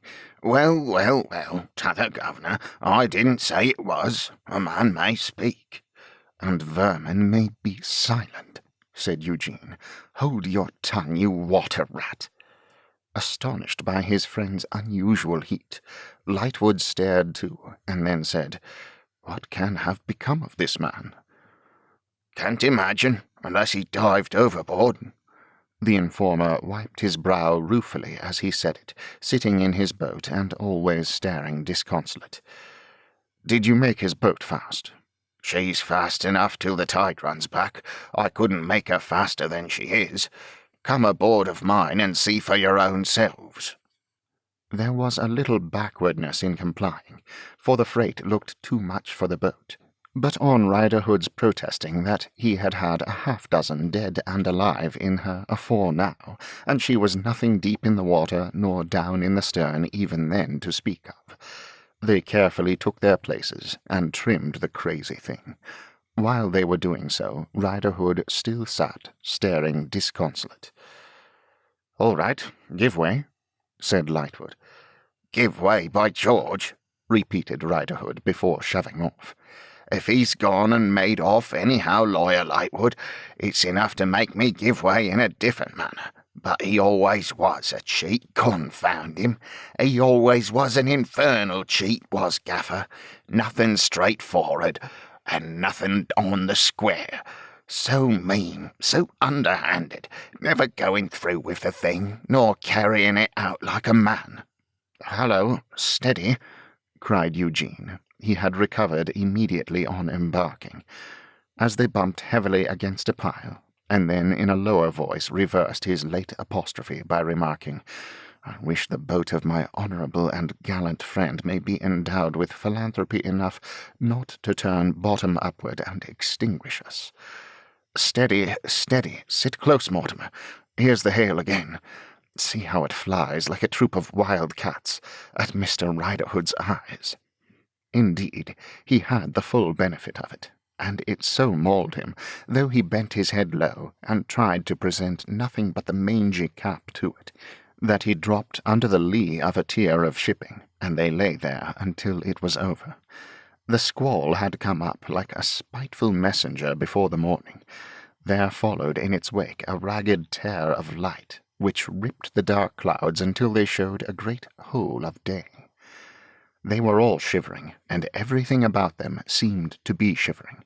The river itself, craft, rigging, sails, such early smoke as there yet was on the shore, black with wet, and altered to the eye by white patches of hail and sleet. The huddled buildings looked lower than usual, as if they were cowering, and had shrunk with the cold. Very little life was to be seen on either bank.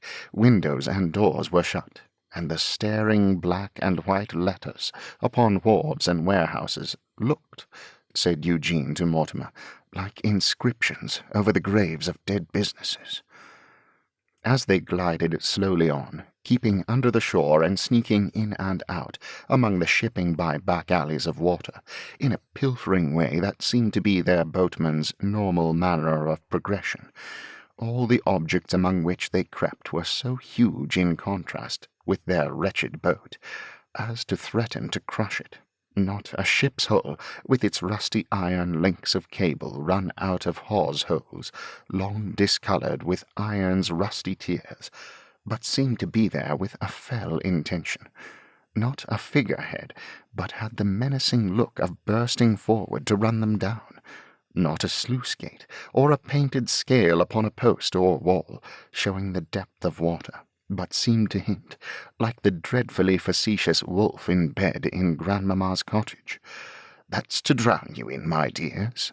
Not a lumbering black barge, with its cracked and blistered side impending over them, but seemed to suck at the river with a thirst for sucking them under, and everything so vaunted the spoiling influences of water. Discoloured copper, rotten wood, honeycombed stone, green dank deposit, that the after consequences of being crushed, sucked under, and drawn down looked as ugly to the imagination as the main event. Some half-hour of this work, and Riderhood unshipped his sculls, stood holding on to a barge, and hand over hand longwise along the barge's side, gradually worked his boat under her head into a secret little nook of scummy water, and driven into that nook, as wedged as he had described, was Gaffer's boat. That boat, with the stain still in it, bearing some resemblance to a muffled human form. "Now tell me I'm a liar," said the honest man. "With a morbid expectation," returned Eugene to Lightwood, "that somebody is always going to tell him the truth." "This is Hexam's boat," said Mr. Inspector. "I know her well." "Look at the broken skull. Look at t'other skull gone. Now tell me I am a liar," said the honest man. Mr. Inspector stepped into the boat.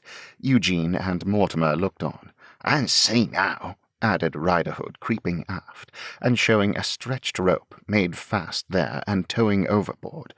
"Didn't I tell you he was in luck again?" "Haul in," said Mr. Inspector. "Easy to say haul in," answered Riderhood. "Not so easy done. His luck's got fouled under the keels of the barges. I tried to haul in last time, but I couldn't. See how taut the line is?" "I must have it up," said Mr. Inspector. "I am going to take this boat ashore, and his luck along with it. Try easy now." He tried easy now, but the luck resisted, wouldn't come. "I mean to have it, and the boat too," said Mr. Inspector, playing the line. But still the luck resisted, wouldn't come. "Take care," said Riderhood. "You'll disfigure, or pull asunder, perhaps." "I am not going to do either, not even to your grandmother," said Mr. Inspector, "but I mean to have it. Come," he added, at once persuasively and with authority, to the hidden object in the water, as he played the line again. "It's no good, this sort of game, you know. You must come up. I mean to have you." There was so much virtue in this distinctly and decidedly meaning to have it, that it yielded a little, even while the line was played. "I told you so," quoth Mr. Inspector, pulling off his outer coat and leaning well over the stem with a will. "Come." It was an awful sort of fishing, but it no more disconcerted Mr. Inspector than if he had been fishing in a punt on a summer evening, by some soothing weir high up the peaceful river. After certain minutes, and a few directions to the rest to ease her a little forward, and now ease her a little aft, and the like, he said composedly, "All clear," and the line and the boat came free together. Accepting Lightwood's proffered hand to help him up, he then put on his coat and said to Riderhood, "Hand me over those spare sculls of yours, and I'll pull this into the nearest stairs. Go ahead, you, and keep out in the pretty open water, that I mayn't get fouled again." His directions were obeyed, and they pulled ashore directly, 2 in one boat, 2 in the other. "Now," said Mr. Inspector, again to Riderhood, when they were all on the slushy stones, "you have had more practice in this than I have had, and ought to be a better workman at it. Undo the tow-rope, and we'll help you haul in." Riderhood got into the boat accordingly. It appeared as if he had scarcely had a moment's time to touch the rope, or look over the stern, when he came scrambling back, as pale as the morning, and gasped out, "By the Lord, he's done me!" "What do you mean?" they all demanded. He pointed behind him at the boat, and gasped to that degree that he dropped upon the stones to get his breath. "Gaffer's done me! It's Gaffer!" They ran to the rope, leaving him gasping there. Soon the form of the bird of prey, dead some hours, lay stretched upon the shore, with a new blast storming at it and clotting the wet air with hailstones. "Father, was that you calling me? Father, I thought I heard you call me twice before." Words never to be answered, those upon the earth side of the grave. The wind sweeps jeeringly over father, whips him with the frayed ends of his dress and jagged hair, tries to turn him where he lies stark on his back, and force his face towards the rising sun, that he may be shamed the more. A lull, and the wind is secret and prying with him, lifts and lets falls a rag, hides palpitating under another rag, runs nimbly through his hair and beard. Then in a rush it cruelly taunts him. "Father, was that you calling me? Was it you, the voiceless and the dead? Was it you thus buffeted as you lie here in a heap? Was it you thus baptized unto death, with these flying impurities now flung upon your face? Why not speak, Father? Soaking into this filthy ground as you lie here is your own shape. Did you never see such a shape soaked into your boat? Speak, Father, speak to us, the winds, the only listeners left you." "Now see," said Mr. Inspector, after mature deliberation, kneeling on one knee beside the body, when they had stood looking down on the drowned man, as he had many a time looked down on many another man. "The way of it is this. Of course, you gentlemen hardly fail to observe that he was towing by the neck and arms." They had helped to release the rope, and of course not. And you will have observed before, and you will observe now, that this knot, which was drawn chalk-tight round his neck by the strain of his own arms, is a slip knot. Holding it up for demonstration. Plain enough. Likewise, you will have observed how he had run the other end of this rope to his boat. It had the curves and indentations in it still, where it had been twined and bound. Now see, said Mr. Inspector, see how it works round upon him. It's a wild and tempestuous evening when this man that was, stooping to wipe some hailstones out of his hair with an end of his own drowned jacket. There, now he's more like himself, though he's badly bruised. When this man that was rows out upon the river on his usual lay, he carries with him this coil of rope. He always carries with him this coil of rope. It's as well known to me as he was himself. Sometimes it lay in the bottom of his boat, sometimes he hung it loose round his neck. He was a light dresser, was this man, you see, lifting the loose neckerchief over his breast and taking the opportunity of wiping the dead lips with it. And when it was wet or freezing or blue cold, he would hang this coil of line round his neck. Last evening he does this. Worse for him. He dodges about in his boat, does this man, till he gets chilled. His hands, taking up one of them, which dropped like a leaden weight, get numbed. He sees some object that's in his way of business floating. He makes ready to secure that object. He unwinds the end of his coil that he wants to take some turns on in his boat, and he takes turns enough on it to secure that it shan't run out. He makes it too secure, as it happens. He is a little longer about this than usual, his hands being numb. His object drifts up, before he is quite ready for it. He catches at it, thinks he'll make sure of the contents of the pockets anyhow, in case he should be parted from it, bends right over the stern, and in one of these heavy squalls, or in the cross swell of two steamers, or in not quite being prepared, or through all, or most, or some, gets a lurch, overbalances, and goes head foremost overboard. Now see, he can swim, can this man, and instantly he strikes out. But in such striking out he tangles his arms, pulls strong on the slip knot, and it runs home. The object he had expected to take in tow floats by, and his own boat tows him dead, to where we found him, all entangled in his own line. You'll ask me how I make out about the pockets. First, I'll tell you more. There was silver in 'em. How do I make that out? Simple and satisfactory. Because he's got it here. The lecturer held up the tightly clenched right hand. "What is to be done with the remains?" asked Lightwood. "If you wouldn't object to standing by him half a minute, sir," was the reply.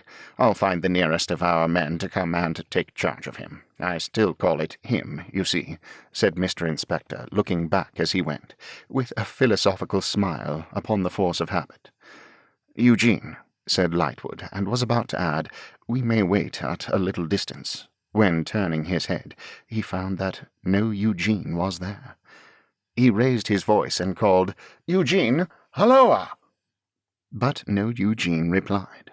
It was broad daylight now, and he looked about, but no Eugene was in all the view. Mr. Inspector speedily returning down the wooden stairs with a police constable, Lightwood asked him if he had seen his friend leave them. Mr. Inspector could not exactly say that he had seen him go, but had noticed that he was restless. "Singular and entertaining combination, sir, your friend." "I wish it had not been a part of his singular entertaining combination to give me the slip under these dreary circumstances at this time of the morning," said Lightwood. "Can we get anything hot to drink?" We could, and we did. In a public-house kitchen with a large fire, we got hot brandy and water, and it revived us wonderfully. Mr. Inspector having to Mr. Riderhood announced his official intention of keeping his eye upon him, stood him in a corner of the fireplace like a wet umbrella, and took no further outward and visible notice of that honest man, except ordering a separate service of brandy and water for him, apparently out of the public funds. As Mortimer Lightwood sat before the blazing fire, conscious of drinking brandy and water then and there in his sleep, and yet at one and the same time drinking burnt sherry at the Six Jolly Fellowships, and lying under the boat on the river shore, and sitting in the boat that Riderhood rowed, and listening to the lecture recently concluded, and having to dine in the Temple with an unknown man who described himself as M.H.F. Eugene Gaffer Harmon, and said he lived at Hailstorm. As he passed through these curious vicissitudes of fatigue and slumber, arranged upon the scale of 12 hours to the second, he became aware of answering aloud a communication of pressing importance that had never been made to him, and then turned it into a cough on beholding Mr. Inspector, for he felt with some natural indignation that the functionary might otherwise suspect him of having closed his eyes, or wandered in his attention.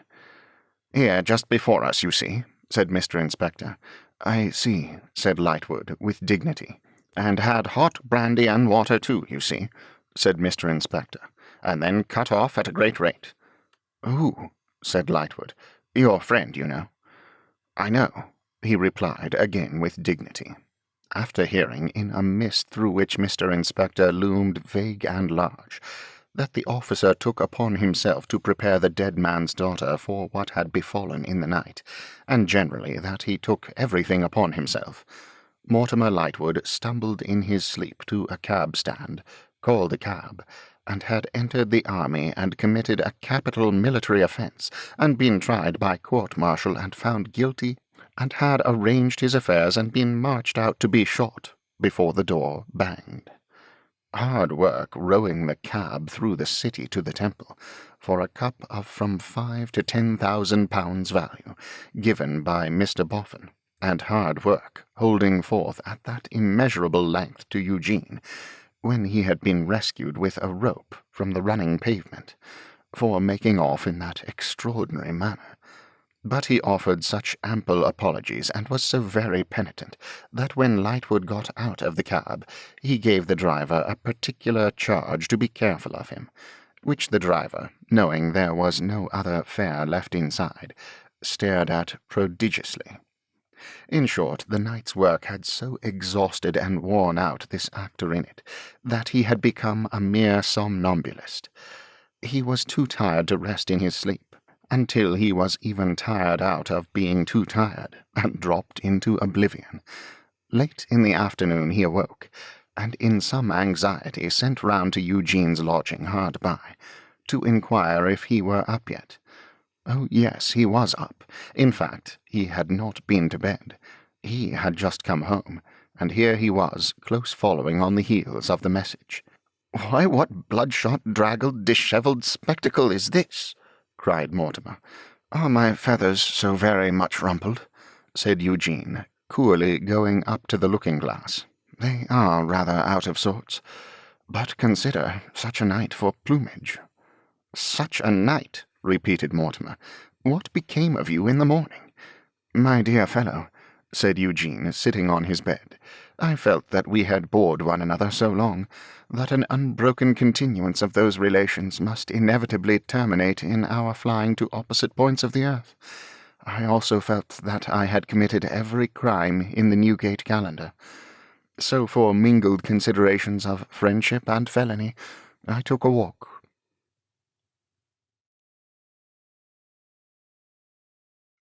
Chapter 15. 2 new servants.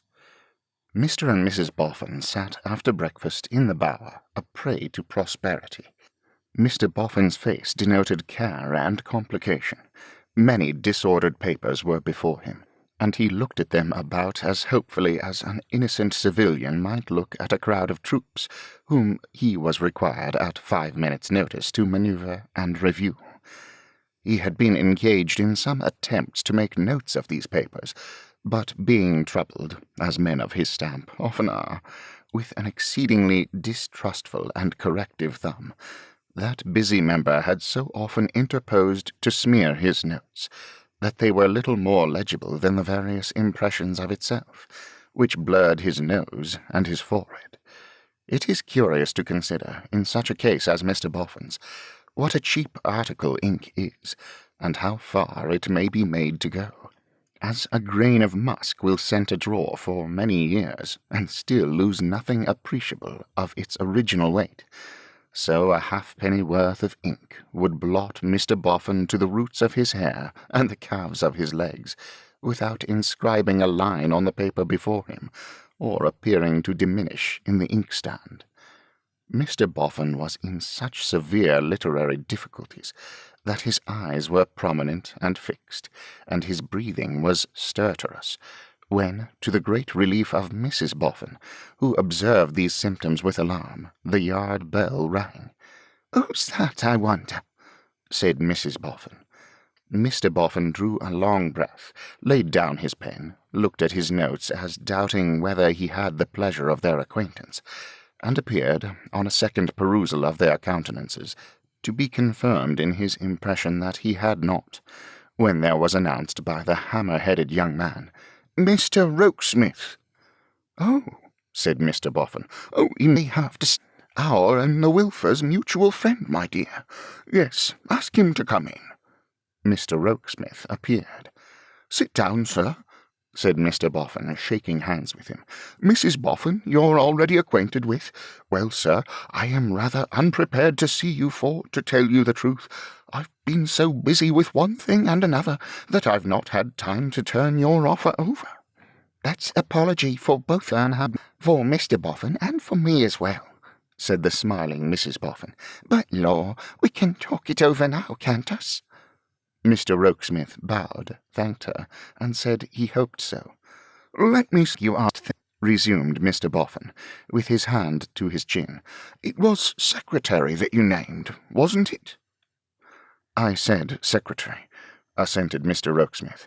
"It rather puzzled me at the time," said Mr. Boffin, "and it rather puzzled me and Mrs. Boffin when we spoke of it afterwards, because, not to make a mystery of our belief, we have always believed a secretary to be a piece of furniture, mostly of mahogany, lined with green baize or leather, with a lot of little drawers in it. Now, you won't think I take a liberty when I mention that you certainly ain't that." "Certainly not," said Mr. Rokesmith, but he had used the word in the sense of steward. "Why, as to steward, you see," returned Mr. Boffin, his hand still to his chin, "the odds are that Mrs. Boffin and me may never go upon the water. Being both bad sailors, we should want a steward if we did, but there's generally one provided." Mr. Rokesmith again explained, defining the duties he sought to undertake as those of general superintendent, or manager, or overlooker, or man of business. "Now, for instance, come," said Mr. Boffin, in his pouncing way. "If you entered my employment, what would you do?" "I would keep exact accounts of all the expenditures you sanction, Mr. Boffin. I would write your letters, under your direction. I would transact your business with people in your pay or employment. I would," with a glance and a half-smile at the table, "arrange your papers." Mr. Boffin rubbed his inky ear and looked at his wife, "and so arrange them as to have them always in order for immediate reference, with a note of the contents of each outside it." "I tell you what," said Mr. Boffin, slowly crumpling his own blotted note in his hand, "if you'll turn at these present papers and see what you can make of 'em, I shall know better what I can make of you." No sooner said than done. Relinquishing his hat and gloves, Mr. Rokesmith sat down quietly at the table, arranged the open papers into an orderly heap, cast his eyes over each in succession, folded it, docketed it on the outside, laid it in a second heap, and when that second heap was complete and the first gone, took from his pocket a piece of string and tied it together with a remarkable dexterous hand at a running curve and loop. "Good," said Mr. Boffin. "Very good. Now let us hear what they're all about, will you be so good?" John Rokesmith read his abstracts aloud. They were all about the new house. Decorator's estimate, so much. Furniture estimate, so much. Estimate for furniture of offices, so much. Coachmaker's estimate, so much. Horse dealer's estimate, so much. Harness maker's estimate, so much. Goldsmith's estimate, so much. Total, so very much. Then came correspondence. Acceptance of Mr. Boffin's offer of such a date and to such an extent. Rejection of Mr. Boffin's proposal of such a date and to such an extent. Concerning Mr. Boffin's scheme of such another date to such another extent. All compact and methodical. "Apple pie order," said Mr. Boffin, after checking off each inscription with his hand, like a man beating time. "And whatever you do with your ink, I can't think, for you're as clean as a whistle after it. Now, as to a letter, let's," said Mr. Boffin, rubbing his hands in his pleasantly childish admiration, "let's try a letter next." "To whom shall it be addressed, Mr. Boffin?" "Anyone. Yourself." Mr. Rokesmith quickly wrote, and then read aloud. "Mr. Boffin presents his compliments to Mr. John Rokesmith, and begs to say that he has decided on giving Mr. John Rokesmith a trial in the capacity he desires to fill. Mr. Boffin takes Mr. John Rokesmith at his word in postponing to some indefinite period the consideration of salary. It is quite understood that Mr. Boffin is in no way committed on that point. Mr. Boffin has merely to add that he relies on Mr. John Rokesmith's assurance that he will be faithful and serviceable. Mr. John Rokesmith will please enter on his duties immediately." "Well, now, Noddy," cried Mrs. Boffin, clapping her hands, "that is a good one." Mr. Boffin was no less delighted. Indeed, in his own bosom, he regarded both the composition itself and the device that had given birth to it as a very remarkable monument of human ingenuity. "And I tell you, my dearie," said Mrs. Boffin, "that if you don't close with Mr. Rokesmith now at once, and if you ever go a-muddling yourself again with things never meant nor made for you, you'll have an apoplexy, besides iron-moulding your linen, and you'll break my heart." Mr. Boffin embraced his spouse for these words of wisdom, and then, congratulating John Rokesmith on the brilliance of his achievements, gave him his hand in pledge of their new relations. So did Mrs. Boffin. "Now," said Mr. Boffin, who, in his frankness, felt that it did not become him to have a gentleman in his employment 5 minutes without reposing some confidence in him, "you must be let a little more into our affairs, Rokesmith. I mentioned you when I made your acquaintance, or I might better say when you made mine, that Mrs. Boffin's inclinations was setting in the way of fashion, but that I didn't know how fashionable we might or might not grow. Well, Mrs. Boffin has carried the day, and we're going in neck and crop for fashion." "I rather inferred that, sir," replied John Rokesmith, "from the scale on which your new establishment is to be maintained." "Yes," said Mr. Boffin, "it's to be a spanker. The fact is, my literary man named to me that a house with which he is, as I may say, connected, in which he has an interest—" "As property?" inquired John Rokesmith. "Why, no," said Mr. Boffin, "not exactly that. A sort of family tie." "Association," the secretary suggested. "Ah," said Mr. Boffin, "perhaps. Anyhow, he named to me that the house had a board up, 'This eminently aristocratic mansion to be let or sold.' Me and Mrs. Boffin went to look at it, and finding it beyond a doubt eminently aristocratic, though a trifle high and dull, which after all may be parts of the same thing, took it. My literary man was so friendly as to drop into a charming piece of poetry on that occasion, in which he complimented Mrs. Boffin on coming into possession of— How did it go, my dear?" Mrs. Boffin replied, the gay and festive scene, the halls of dazzling light." "That's it. And it was made neater by there being really 2 halls in the house, a front un and a back un, besides the servants. He likewise dropped into a very pretty piece of poetry, to be sure, respecting the extent to which he would be willing to put himself out of the way to bring Mrs. Boffin round, in case she would ever get low in her spirits in the house. Mrs. Boffin has a wonderful memory. Will you repeat it, my dear?" Mrs. Boffin complied, by reciting the verses in which this obliging offer had been made, exactly as she had received them. I'll tell you how the maiden wept, Mrs. Boffin, when her true love was slain, ma'am, and how her broken spirit slept, Mrs. Boffin, and never woke again, ma'am. I'll tell thee, if agreeable to Mr. Boffin, how the steed drew nigh, and left his lord afar, and if my tale, which I hope Mr. Boffin might excuse, should make you sigh, I'll strike the light guitar. Correct to the letter, said Mr. Boffin, and I consider that the poetry brings us both in a beautiful manner. The effect of the poem on the secretary being evidently to astonish him, Mr. Boffin was confirmed in his high opinion of it, and was greatly pleased.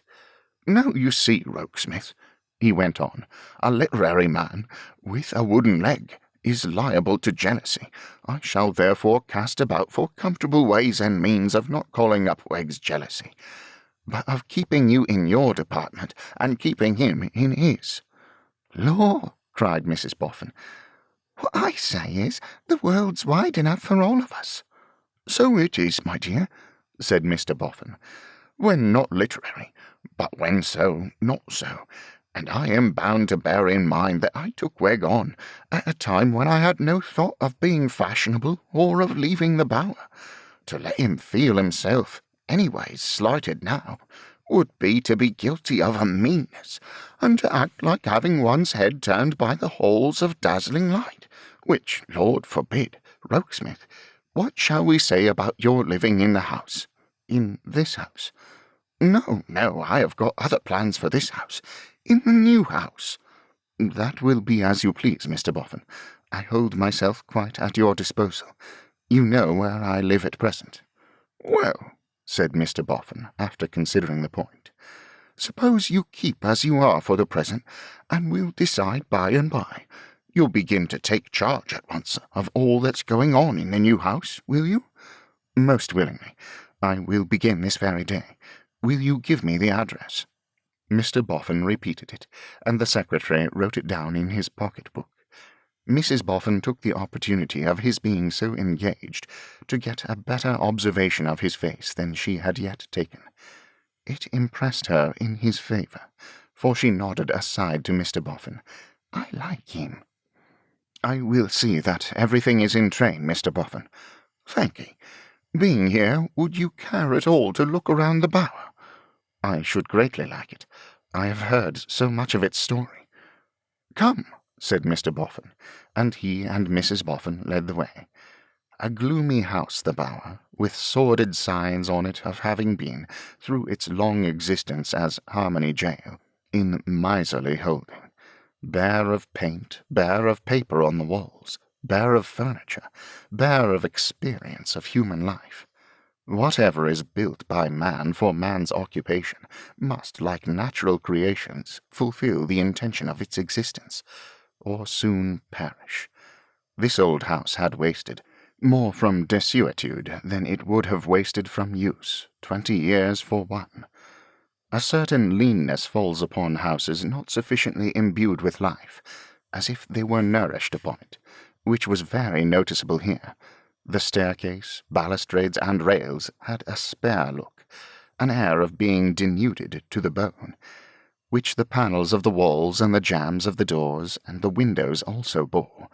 The scanty movables partook of it, save for the cleanliness of the place. The dust, into which they were all resolving, would have lain thick on the floors, and those, both in colour and in grain, were worn like old faces that had kept much alone. The bedroom where the clutching old man had lost his grip on life was left as he had left it. There was the old grisly four-post bedstead, without hangings, and with a jail-like upper rim of iron and spikes, and there was the old patchwork counterpane. There was the tight-clenched old bureau, receding atop like a bad and secret forehead. There was the cumbersome old table with the twisted legs at the bedside, and there was the box upon it, in which the will had lain. A few old chairs with patchwork covers, under which the more precious stuff to be preserved had slowly lost its quality of colour, without imparting pleasure to any eye, stood against the wall. A hard family likeness was on all these things. "The room was kept like this, Rokesmith," said Mr. Boffin, "against the son's return. In short, everything in the house was kept exactly as it came to us, for him to see and approve. Even now, nothing is changed but our own room below stairs that you have just left. When the son came home for the last time in his life, and for the last time in his life saw his father, it was most likely in this room that they met." As the secretary looked all round it, his eyes rested on a side door in a corner. "Another staircase," said Mr. Boffin, unlocking the door, "leading down into the yard. We'll go down this way, as you may like to see the yard, and it's all in the road. When the son was a little child, it was up and down these stairs that he mostly came and went to his father. He was very timid of his father. I've seen him sit on these stairs, in his shy way, poor child, many a time. Mr. and Mrs. Boffin have comforted him, sitting with his little book on these stairs, often." "Ah, and his poor sister, too," said Mrs. Boffin. "And here's the sunny place on the white wall, where they one day measured one another. Their own little hands wrote up their names here, only with a pencil, but the names are here still, and the poor dears gone forever." "We must take care of the names, old lady," said Mr. Boffin. "We must take care of the names. They shan't be rubbed out in our time, nor yet, if we can help it, in the time after us. Poor little children." "Ah, poor little children," said Mrs. Boffin. They had opened the door at the bottom of the staircase giving on the yard, and they stood in the sunlight, looking at the scrawl of the two unsteady childish hands, 2 or 3 steps up the staircase. There was something in this simple memento of a blighted childhood, and in the tenderness of Mrs. Boffin, that touched the secretary. Mr. Boffin then showed his new man of business the mounds, and his own particular mound, which had been left him as his legacy under the will before he acquired the whole estate. "It would have been enough for us," said Mr. Boffin, "in case it had pleased God to spare the last of these 2 young lives and sorrowful deaths. We didn't want the rest." At the treasure, and at the outside of the house, and at the detached building which Mr. Boffin pointed out as the residence of himself and his wife during the many years of their service, the secretary looked with interest. It was not until Mr. Boffin had shown him every wonder of the bower twice over that he remembered his having duties to discharge elsewhere. "You have no instructions to give me, Mr. Boffin, in reference to this place?" "Not any, Rokesmith, no." "Might I ask, without seeming impertinent, whether you have any intention of selling it?" "Certainly not. In remembrance of our old master, our old master's children, and our old service, me and Mrs. Boffin mean to keep it up as it stands." The secretary's eyes glanced with so much meaning in them at the mounds that Mr. Boffin said, as if in answer to a remark, Aye, that's another thing. I may sell them, though I should be sorry to see the neighbourhood deprived of 'em too. It'll look but a poor dead flat without the mounds. Still, I don't say that I'm going to keep 'em always there, for the sake of the beauty of the landscape. There's no hurry about it, that's all I say at present. I ain't a scholar in much, Rokesmith, but I'm a pretty fair scholar in dust. I can price the mounds to a fraction, and I know how they can best be disposed of, and likewise that they take no harm by standing where they do. You'll look in tomorrow, will you be so kind?" "Every day, and the sooner I can get you into your new house, complete, the better you will be pleased, sir?" "Well, it ain't that I'm in a mortal hurry," said Mr. Boffin. "Only when you do pay people for looking alive, it's as well to know that they are looking alive. Ain't that your opinion?" "Quite," replied the secretary, and so withdrew.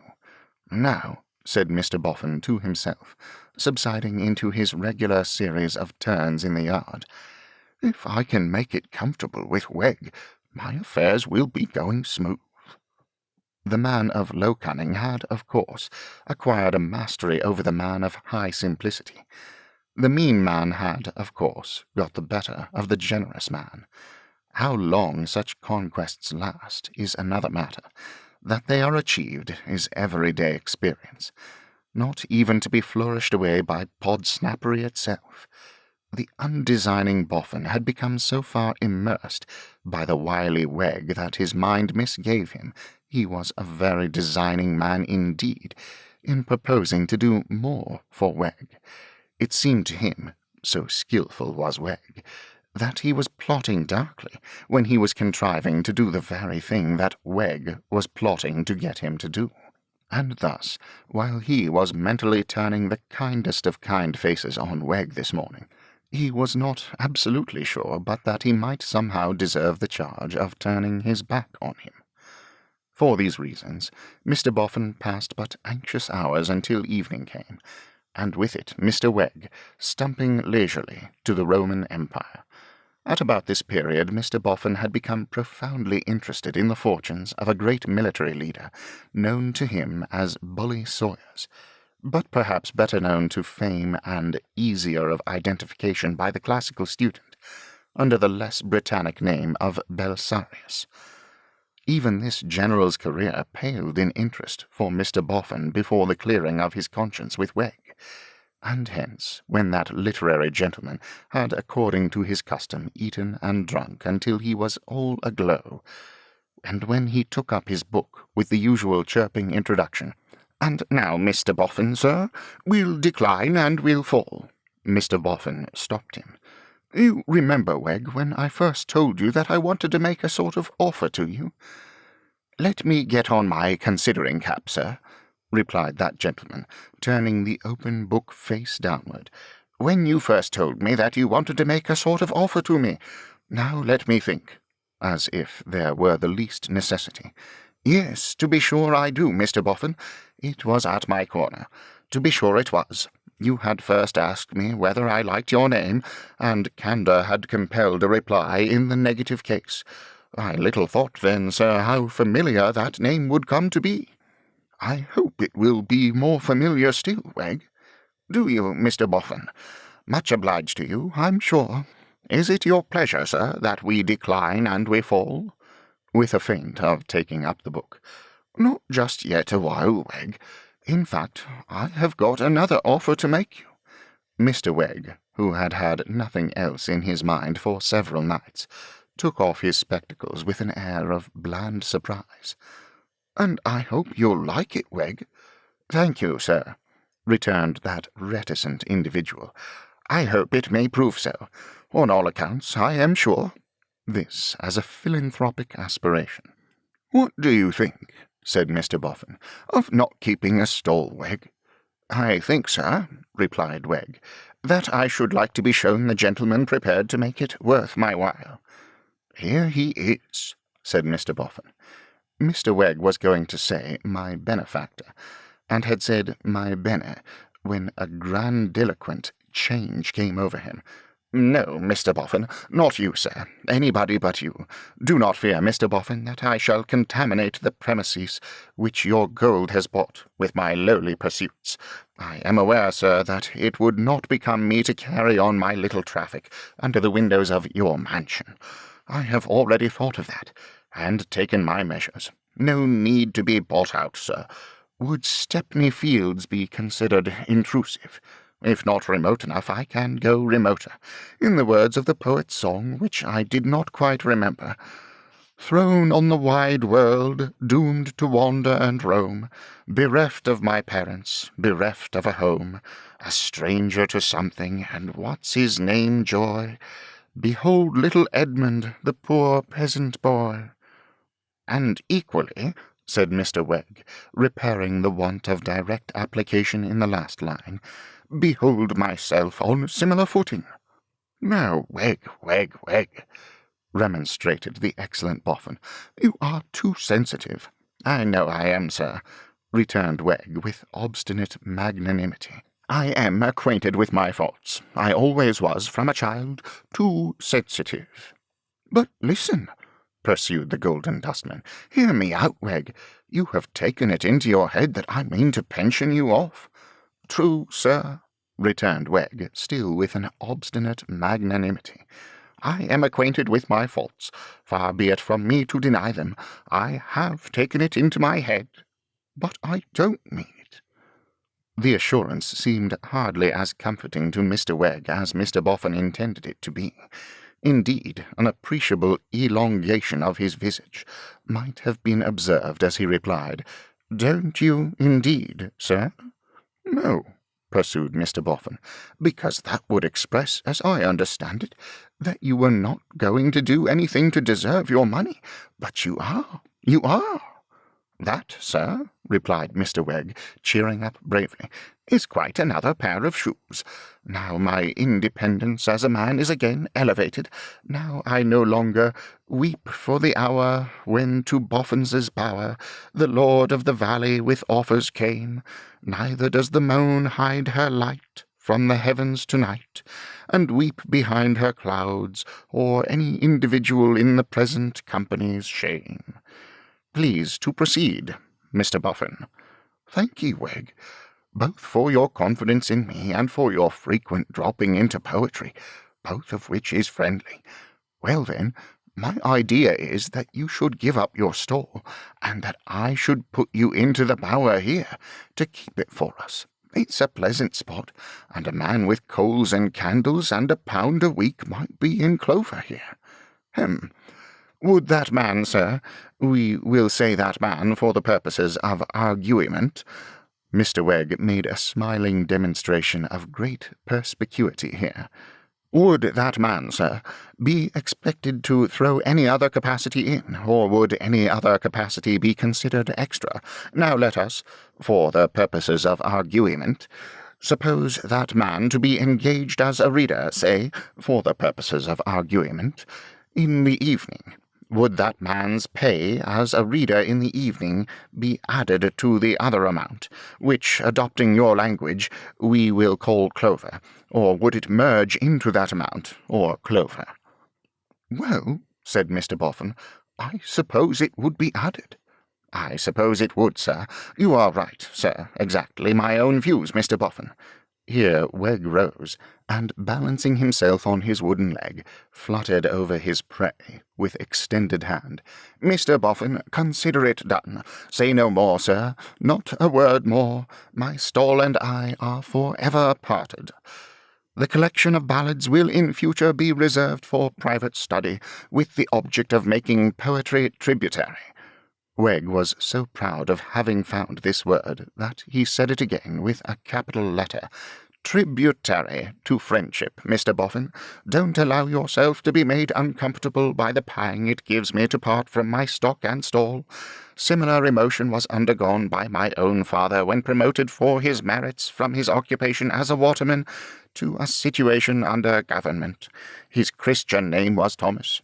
His words at the time, I was then an infant, but so deep was their impression on me that I committed them to memory, were, 'Then farewell, my trim-built wherry, oars and coat and badge farewell. Never more at Chelsea ferry shall your Thomas take a spell.'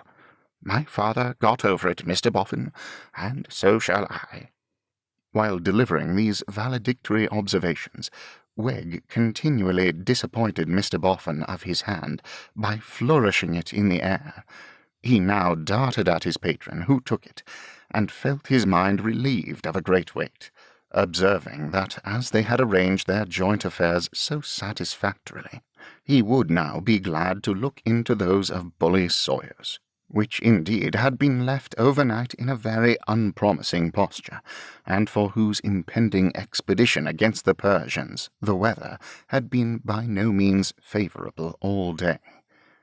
Mr. Wegg resumed his spectacles, therefore, but Sawyers was not to be of the party that night, for before Wegg had found his place, Mrs. Boffin's tread was heard upon the stair, so unusually heavy and hurried that Mr. Boffin would have started up at the sound, anticipating some occurrence much out of the common, of course, even though she had not also called to him in an agitated tone.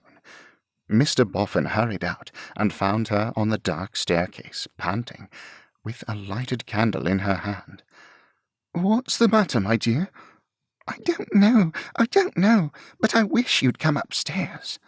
Much surprised, Mr. Boffin went upstairs, and accompanied Mrs. Boffin into their own room.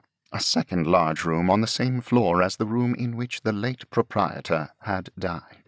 Mr. Boffin looked all round him, and saw nothing more unusual than various articles of folded linen on a large chest, which Mrs. Boffin had been sorting. "What is it, my dear?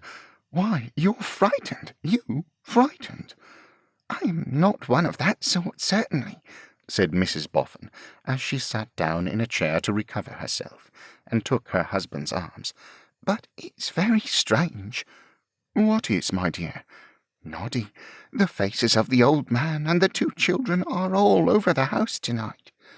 "My dear," exclaimed Mr. Boffin, but not without a certain and yet it is so."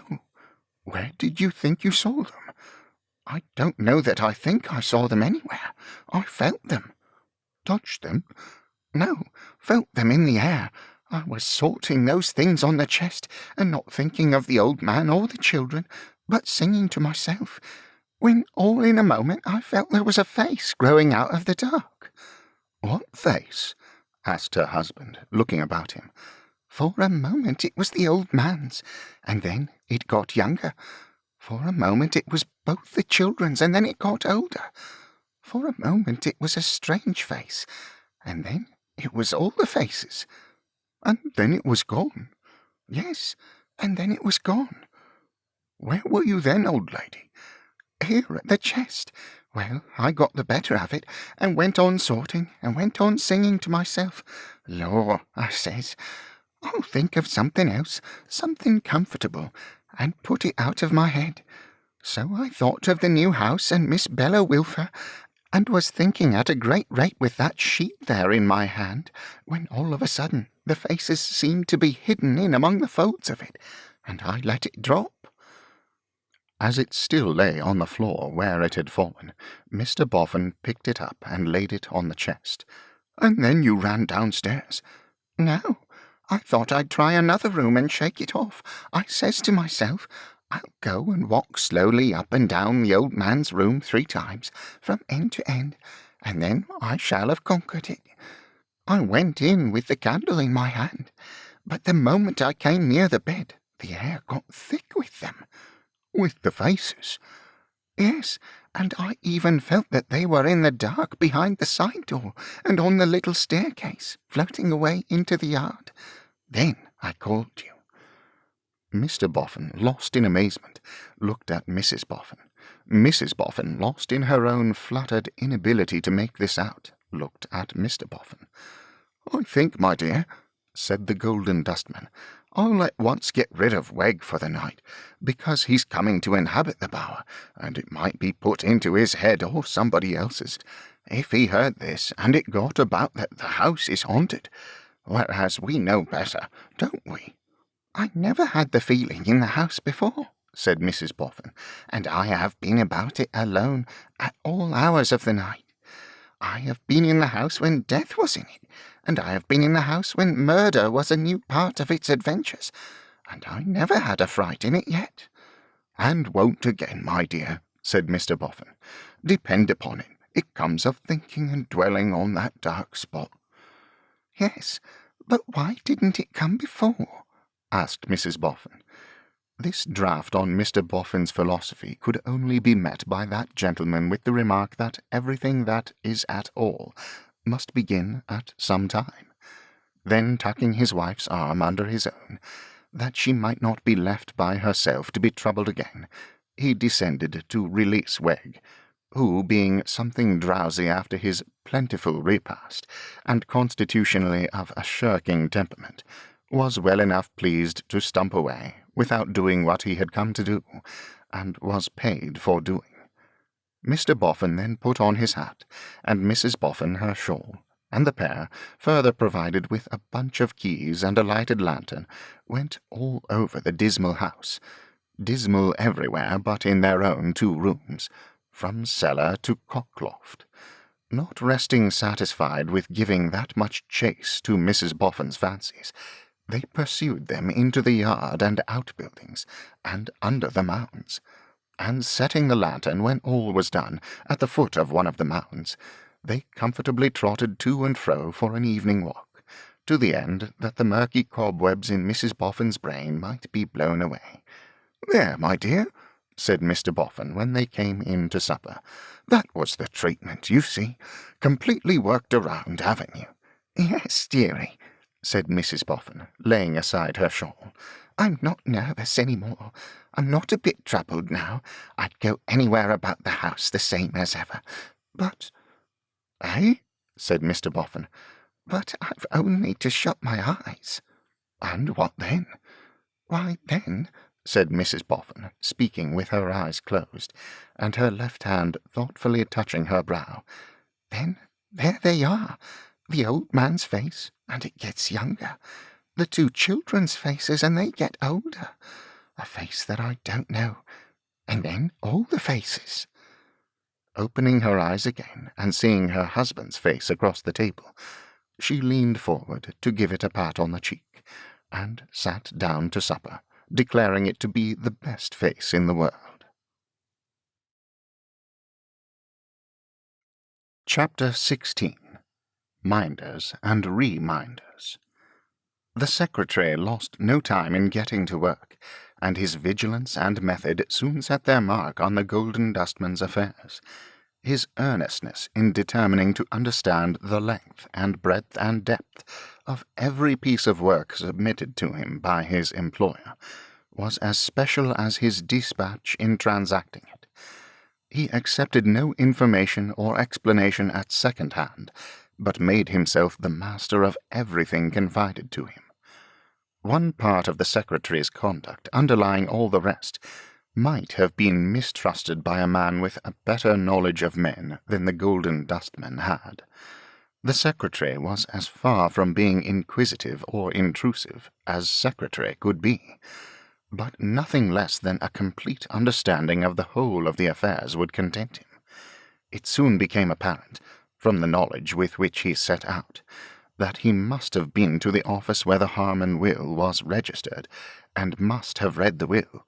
He anticipated Mr. Boffin's consideration whether he should be advised with on this or that topic, by showing that he already knew of it and understood it. He did this with no attempt at concealment, seeming to be satisfied that it was part of his duty, and have prepared himself at all attainable points for its utmost discharge. This might, let it be repeated, have awakened some little vague mistrust in a man more worldly-wise than the Golden Dustman. On the other hand, the secretary was discerning, discreet, and silent, though as zealous as if the affairs had been his own. He showed no love of patronage or the command of money, but distinctly preferred resigning both to Mr. Boffin. If in his limited sphere he sought power, it was the power of knowledge, the power derivable from a perfect comprehension of his business. As on the secretary's face there was a nameless cloud, so on his manner there was a shadow equally indefinable. It was not that he was embarrassed, as on that first night with the Wilfer family. He was habitually unembarrassed now, and yet that something remained. It was not that his manner was bad, and as on that occasion it was now very good, as being modest, gracious, and ready. Yet the something never left it. It has been written of men who have undergone a cruel captivity, or who have passed through a terrible strait, or who in self-preservation have killed a defenceless fellow creature, that the record thereof has never faded from their countenances until they died. Was there any such record here? He established a temporary office for himself in the new house, and all went well under his hand, with one singular exception. He manifestly objected to communicate with Mr. Boffin's solicitor. 2 or 3 times, when there was some slight occasion for his doing so, he transferred the task to Mr. Boffin, and his evasion of it soon became so curiously apparent that Mr. Boffin spoke to him on the subject of his reluctance. "It is so," the secretary admitted. "I would rather not." Had he any personal objection to Mr. Lightwood? "I don't know him." Had he suffered from lawsuits? "No more than other men," was his short answer. Was he prejudiced against the race of lawyers? No, but while I am in your employment, sir, I would rather be excused from going between the lawyer and the client. Of course, if you press it, Mr. Boffin, I am ready to comply. But I should take it as a great favour if you would not press it without urgent occasion. Now, it could be said that there was urgent occasion, for Lightwood retained no other affairs in his hands than such as still lingered and languished about the undiscovered criminal, and such as arose out of the purchase of the house. Many other matters that might have travelled to him now stopped short at the secretary, under whose administration they were far more expeditiously and satisfactorily disposed of than they would have been if they had got into young Blight's domain. This the Golden Dustman quite understood. Even the matter immediately in hand was of very little moment as requiring personal appearance on the secretary's part, for it amounted to no more than this: the death of Hexam rendering the sweat of the honest man's brow unprofitable. The honest man had shufflingly declined to moisten his brow for nothing, with that severe exertion which is known in legal circles as swearing your way through a stone wall. Consequently, that new light had gone sputtering out. But the airing of the old facts had led someone concerned to suggest that it would be well before they were reconsigned to their gloomy shelf, now probably forever, to induce or compel that Mr. Julius Handford to reappear and be questioned. And all traces of Mr. Julius Handford being lost, Lightwood now referred to his client for authority to seek him through public advertisement. "Does your objection go to writing to Lightwood Rokesmith?" "Not in the least, sir." "Then perhaps you'll write him a line, and say he is free to do what he likes. I don't think it promises." "I don't think it promises," said the secretary. "Still, he may do what he likes." "I will write immediately. Let me thank you for so considerately yielding to my disinclination. It may seem less unreasonable if I avow to you that, although I don't know Mr. Lightwood, I have a disagreeable association connected with him. It is not his fault. He is not at all to blame for it, and does not even know my name." Mr. Boffin dismissed the matter with a nod or two. The letter was written, and the next day Mr. Julius Handford was advertised for. He was requested to place himself in communication with Mr. Mortimer Lightwood as a possible means of furthering the ends of justice, and a reward was offered to anyone acquainted with his whereabout, who would communicate the same to the said Mr. Mortimer Lightwood at his office in the Temple. Every day for 6 weeks this advertisement appeared at the head of all the newspapers, and every day for 6 weeks the secretary, when he saw it, said to himself, in the tone which he had said to his employer, "I don't think it promises." Among his first occupation, the pursuit of that orphan wanted by Mrs. Boffin held a conspicuous place. From the earliest moment of his engagement, he showed a particular desire to please her, and, knowing her to have this object at heart, he followed it up with unwearying alacrity and interest. Mr. and Mrs. Milvey had found their search a difficult one. Either an eligible orphan was of the wrong sex, which almost always happened, or was too old, or too young, or too sickly, or too dirty, or too much accustomed to the streets, or too likely to run away, or it was found impossible to complete the philanthropic transaction without buying the orphan. For the instant it became known that anybody wanted the orphan, up started some affectionate relative of the orphan who put a price upon the orphan's head. The suddenness of an orphan's rise in the market was not to be paralleled by the maddest records of the Stock Exchange. He would be at 5,000% discount at nurse making a mud pie at 9 in the morning, and, being inquired for, would go up to 5,000% premium before noon. The market was rigged in various artful ways. Counterfeit stock got into circulation. Parents boldly represented themselves as dead, and brought their orphans with them. Genuine orphan stock was surreptitiously withdrawn from the market, it being announced by emissaries posted for the purpose that Mr. and Mrs. Milvey were coming down the court, orphan scrip, would be instantly concealed and production refused, save on a condition usually stated by the brokers as a gallon of beer. Likewise, fluctuations of a wild and South Sea nature were occasioned by orphan holders keeping back, and then rushing into the market, a dozen together. But the uniform principle at the root of all these various operations was bargain and sale, and that principle could not be recognized by Mr. and Mrs. Milby. At length, tidings were received by the Reverend Frank of a charming orphan to be found at Brentford. One of the deceased parents, late his parishioners, had a poor widowed grandmother in that agreeable town, and she, Mrs. Betty Higden, had carried off the orphan with maternal care, but could not afford to keep him. The secretary proposed to Mrs. Boffin either to go down himself and take a preliminary survey of this orphan, or to drive her down that she might at once form her own opinion. Mrs. Boffin preferring the latter course, they set off one morning in a hired phaeton, conveying the hammer-headed young man behind them. The abode of Mrs. Betty Higden was not easy to find, lying in such complicated back settlements of muddy Brentford that they left their equipage at the sign of the Three Magpies and went in search of it on foot. After many inquiries and defeats, there was pointed out to them, in a lane, a very small cottage residence, with a board across the open doorway. Hooked on to which board by the armpits was a young gentleman of tender years, angling for mud with a headless wooden horse and line. In this young gentleman, distinguished by a crisply curling auburn head and a bluff countenance, the secretary described the orphan. It unfortunately happened as they quickened their pace that the orphan, lost to considerations of personal safety in the ardour of the moment, overbalanced himself and toppled into the street. Being an orphan of a chubby conformation, he then took to rolling, and had rolled into the gutter before they could come up.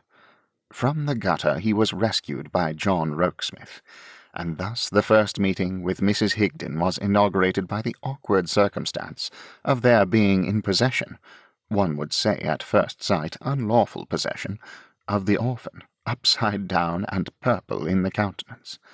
The board across the doorway, too, acting as a trap equally for the feet of Mrs. Higden coming out, and the feet of Mrs. Boffin and John Rokesmith going in, greatly increased the difficulty of the situation, to which the cries of the orphan imparted a lugubrious and inhuman character. At first it was impossible to explain, on account of the orphan's holding his breath, a most terrific proceeding, superinducing in the orphan lead-colour rigidity and a deadly silence, compared with which his cries were music, yielding the height of enjoyment. But as he gradually recovered, Mrs. Boffin gradually introduced herself, and smiling peace was gradually wooed back to Mrs. Betty Higden's home. It was then perceived to be a small home with a large mangle in it, at the handle of which machine stood a very long boy, with a very little head, and an open mouth of disproportionate capacity that seemed to assist his eyes in staring at the visitors. In a corner below the mangle, on a couple of stools, sat two very little children, a boy and a girl, and when the very long boy, in an interval of staring, took a turn at the mangle, it was alarming to see how it lunged itself at those two innocents, like a catapult designed for their destruction, harmlessly retiring when within an inch of their heads. The room was clean and neat. It had a brick floor, and a window of diamond panes, and a flounce hanging below the chimney-piece, and strings nailed from bottom to top outside the window, on which scarlet beans were to grow in the coming season, if the fates were propitious.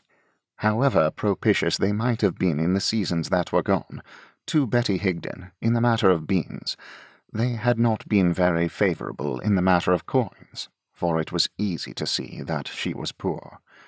She was one of those old women, was Mrs. Betty Higden, who by dint of an indomitable purpose and a strong constitution fight out many years, though each year has come with its new knock-down blows fresh to the fight against her, wearied by it, an active old woman with a bright dark eye and a resolute face, yet quite a tender creature too. Not a logically reasoning woman, but God is good, and hearts may count in heaven as high the stars. Yes, sure, said she when the business was opened. Mrs. Milvey had the kindness to write to me, ma'am, and I got Sloppy to read it. It was a pretty letter, but she's an affable lady. The visitors glanced at the long boy, who seemed to indicate by broader stare of his mouth and eyes that in him Sloppy stood confessed. For I ain't, you must know, said Betty, much of a hand at reading writing-hand, though I can read my Bible and most print, and I do love a newspaper. You mightn't think it, but Sloppy is a beautiful reader of a newspaper. He'd do the police in different voices. The visitors again considered it a point of politeness to look at Sloppy, who, looking at them, suddenly threw back his head, extended his mouth to its utmost width, and laughed long and loud. At this, the two innocents, with their brains in that apparent danger, laughed, and Mrs. Higden laughed, and the orphan laughed, and then the visitors laughed, which was more cheerful than intelligible. Then Sloppy seemed to be seized with an industrious mania or fury, turned to the mangle, and impelled it at the heads of the innocents with such a creaking and rumbling that Mrs. Higden stopped him. The gentlefolks can't hear themselves speak, Sloppy. Bide a bit, bide a bit. Is that the dear child in your lap? Said Mrs. Boffin. Yes, ma'am, this is Johnny. Johnny, too, cried Mrs. Boffin, turning to the secretary. Already Johnny. Only one of the two names left to give him. He's a pretty boy. With his chin tucked down in his shy, childish manner, he was looking furtively at Mrs. Boffin out of his blue eyes, and reaching his fat, dimpled hand up to the lips of the old woman, who was kissing it by times. Yes, ma'am, he's a pretty boy. He's a darling boy. He's the child of my own last left daughter's daughter. But she's gone the way of all the rest. Those are not his brother and sister, said Mrs. Boffin. Oh, dear no, ma'am. Those are minders. Minders? The secretary repeated. Left to be minded, sir. I keep a mind in school. I can take only 3 on account of the mangle, but I love children, and 4p a week is 4p. Come here, Toddles and Poddles. Toddles was the pet name of the boy, Poddles of the girl. At their little unsteady pace they came across the floor, hand in hand, as if they were traversing an extremely difficult road intersected by brooks, and when they had had their heads patted by Mrs. Betty Higden, made lunges at the orphan, dramatically representing an attempt to bear him, crowing, into captivity and slavery. All the 3 children enjoyed this to a delightful extent, and the sympathetic Sloppy again laughed long and loud. When it was discreet to stop the play, Betty Higden said, "Go to your seats, Toddles and Poddles," and they returned hand in hand across country, seeming to find the brooks rather swollen by late rains. "And Master or Mr. Sloppy," said the secretary, in doubt whether he was man, boy, or what. "A love child," returned Betty Higden, dropping her voice. "Parents never known. Found in the street. He was brought up in the," with a shiver of repugnance, "the house." "The poor house," said the secretary. Mrs. Higden set that resolute old face of hers and darkly nodded yes. "You dislike the mention of it?" "Dislike the mention of it," answered the old woman. "Kill me sooner than take me there. Throw this pretty child under the cart horse's feet and a loaded wagon sooner than take him there. Come to us and find us all a-dying, and set a light to us all where we lie, and let us all blaze away with the house into a heap of cinders, sooner than move a corpse of us there." A surprising spirit in this lonely woman after so many years of hard working and hard living, my lords and gentlemen and honourable boards. What is it that we call it in our grandiose speeches? British independence. Rather perverted. Is that, or something like it, the ring of the cant? "Do I never read in the newspapers?" said the dame, fondling the child. God help me and the like of me. How the worn-out people that do come down to that get driven from post to pillar and pillar to post, a purpose to tire them out. Do I never read how they are put off, put off, put off, how they are grudged, the shelter, or the doctor, or the drop of physic, or the bit of bread?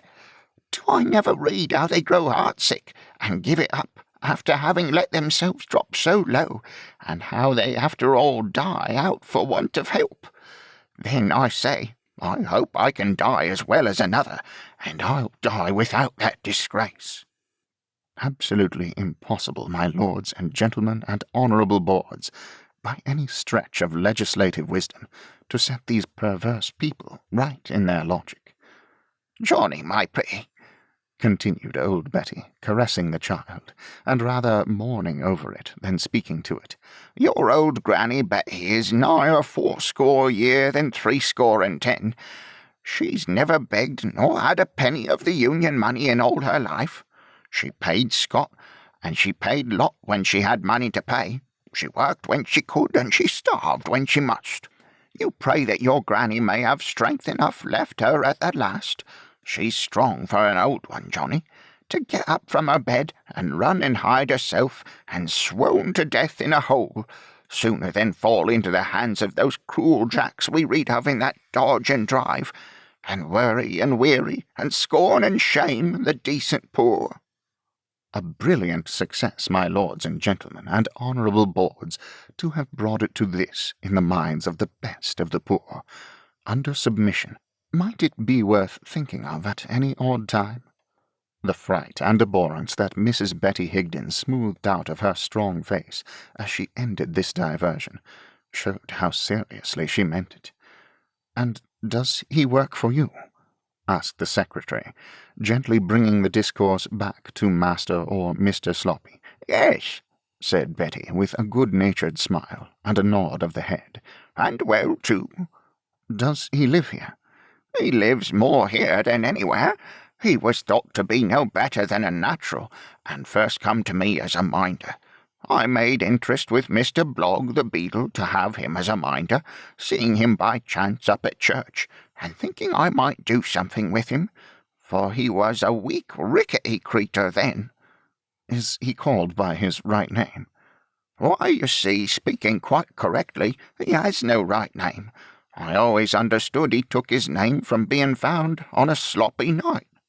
"He seems an amiable fellow." "Bless you, sir, there's not a bit of him," returned Betty, "that's not amiable. So you may judge how amiable he is by running your eye along his height." Of an ungainly make was Sloppy, too much of him longwise, too little of him broadwise, and too many sharp angles of him angle-wise. One of those shambling male human creatures, born to be indiscreetly candid in the revelation of buttons, every button he had about him glaring at the public to a quite preternatural extent. A considerable capital of knee and elbow and wrist and ankle had Sloppy, and he didn't know how to dispose of it to the best advantage, but was always investing it in wrong securities, and so getting himself into embarrassed circumstances. Full private number 1 in the awkward squad of the rank and file of life was Sloppy, and yet had his glimmering notions of standing true to the colours. "And now," said Mrs. Boffin, "concerning Johnny." As Johnny, with his chin tucked in and lips pouting, reclined in Betty's lap, concentrating his blue eyes on the visitors, and shading them from observation with a dimpled arm, old Betty took one of his fresh fat hands in her withered right, and fell to gently beating it on her withered left. "Yes, ma'am, concerning Johnny." "If you trust the dear child to me," said Mrs. Boffin, with a face inviting trust, "he shall have the best of homes, the best of care, the best of education, the best of friends. Please God, I will be a true good mother to him." "I am thankful to you, ma'am, and the dear child would be thankful if he was old enough to understand." Still lightly beating the little hand upon her own. I wouldn't stand in the dear child's light, not if I had all my life before me instead of a very little bit of it. But I hope you won't take it ill that I cleave to the child closer than words can tell, for he's the last living thing left me." "Take it ill, my dear soul, is it likely? And you so tender of him as to bring him home here?" "I have seen," said Betty, still with that light beat upon her hard, rough hand, "so many of them on my lap, and they are all gone but this one. I'm ashamed to seem so selfish, but I don't really mean it. It will be the making of his fortune, and he'll be a gentleman when I'm dead. I don't know what comes over me. I try against it. Don't notice me." The light beat stopped, the resolute mouth gave way, and the fine, strong old face broke up into weakness and tears. Now, greatly to the relief of the visitors, the emotional Sloppy no sooner beheld his patroness in this condition, than throwing back his head and throwing open his mouth, he lifted up his voice and bellowed. The alarming note of something wrong instantly terrified Toddles and Poddles, who were no sooner heard to roar surprisingly than Johnny, curving himself the wrong way and striking out at Mrs. Boffin with a pair of indifferent shoes, became a prey to despair. The absurdity of the situation put its pathos to the rout. Mrs. Betty Higden was herself in a moment, and brought them all to order with that speed that Sloppy, stopping short in a polysyllabic bellow, transferred his energy to the mangle, and had taken several penitential turns before he could be stopped. There, said Mrs. Boffin, almost regarding her kind self as the most ruthless of women. "Nothing is going to be done. Nobody need be frightened. We're all comfortable, ain't we, Mrs. Higden?" "Sure and certain we are," returned Betty. "And there is no real hurry, you know," said Mrs. Boffin in a lower voice. "Take time to think of it, my good creature." "Don't you fear me no more, ma'am," said Betty. "I thought of it for good yesterday. I don't know what come over me just now, but it'll never come again." "Well, then, Johnny shall have more time to think of it," returned Mrs. Boffin. "The pretty child shall have time to get used to it, and you'll get him more used to it, if you think well of it, won't you?" Betty undertook that, cheerfully and readily. "Lor!" cried Mrs. Boffin, looking radiantly about her. "We want to make everybody happy, not dismal. And perhaps you wouldn't mind letting me know how used to it you begin to get, and how it all goes." "I'll send Sloppy," said Mrs. Higden. "And this gentleman who is come with me will pay him for his trouble," said Mrs. Boffin. "And Mr. Sloppy, whenever you come to my house, be sure you never go away without having had a good dinner of meat, beer, vegetables, and pudding." This still further brightened the face of affairs. The highly sympathetic Sloppy, first broadly staring and grinning, then roaring with laughter. Toddles and Poddles followed suit, and Johnny trumped the trick. T&P, considering these favourable circumstances for the resumption of that dramatic descent upon Johnny, again came across country hand in hand upon a buccaneering expedition, and this having been fought out in the chimney corner behind Mrs. Higden's chair, with great valour on both sides, those desperate pirates returned hand in hand to their stools across the dry bed of a mountain torrent. "You must tell me what I can do for you, Betty, my friend," said Mrs. Boffin confidentially. "If not today, next time." "Thank you all the same, ma'am, but I want nothing for myself. I can work. I'm strong. I can walk 20 mile if I'm put to it." Old Betty was proud, and said it with a sparkle in her bright eyes. "Yes, but there are some little comforts that you wouldn't be the worse for," returned Mrs. Boffin. "Bless ye, I wasn't born a lady any more than you." "It seems to me," said Betty, smiling, "that you were born a lady, and a true one, or there never was a lady born. But I couldn't take anything from you, my dear. I never did take anything from any one. It ain't that I'm not grateful, but I love to earn it better." Well, returned Mrs. Boffin. "I only spoke of little things, or I wouldn't have taken the liberty." Betty put her visitor's hand to her lips in acknowledgment of the delicate answer. Wonderfully upright her figure was, and wonderfully self-reliant her look, as, standing facing her visitor, she explained herself further. "If I could have kept the dear child without the dread that's always upon me of his coming to the fate that I've spoken of, I could never have parted with him, even to you, for I love him, I love him, I love him. I love my husband long dead and gone, in him. I love my children dead and gone, in him. I love my young and hopeful days dead and gone, in him. I couldn't sell that love, and look you in your bright kind face. It's a free gift. I am in want of nothing. When my strength fails me, if I can but die out quick and quiet, I shall be quite content. I have stood between my dead and that shame I have spoken of, and it is being kept off from every one of them, sewed into my gown," with her hand upon her breast, "is just enough to lay me in the grave. Only see that it's rightly spent, so as I may rest free to the last from that cruelty and disgrace, and you'll have done much more than a little thing for me, and all that is in this present world my heart is set upon." Mrs. Betty Higden's visitor pressed her hand. There was no more breaking up of the old strong face into weakness.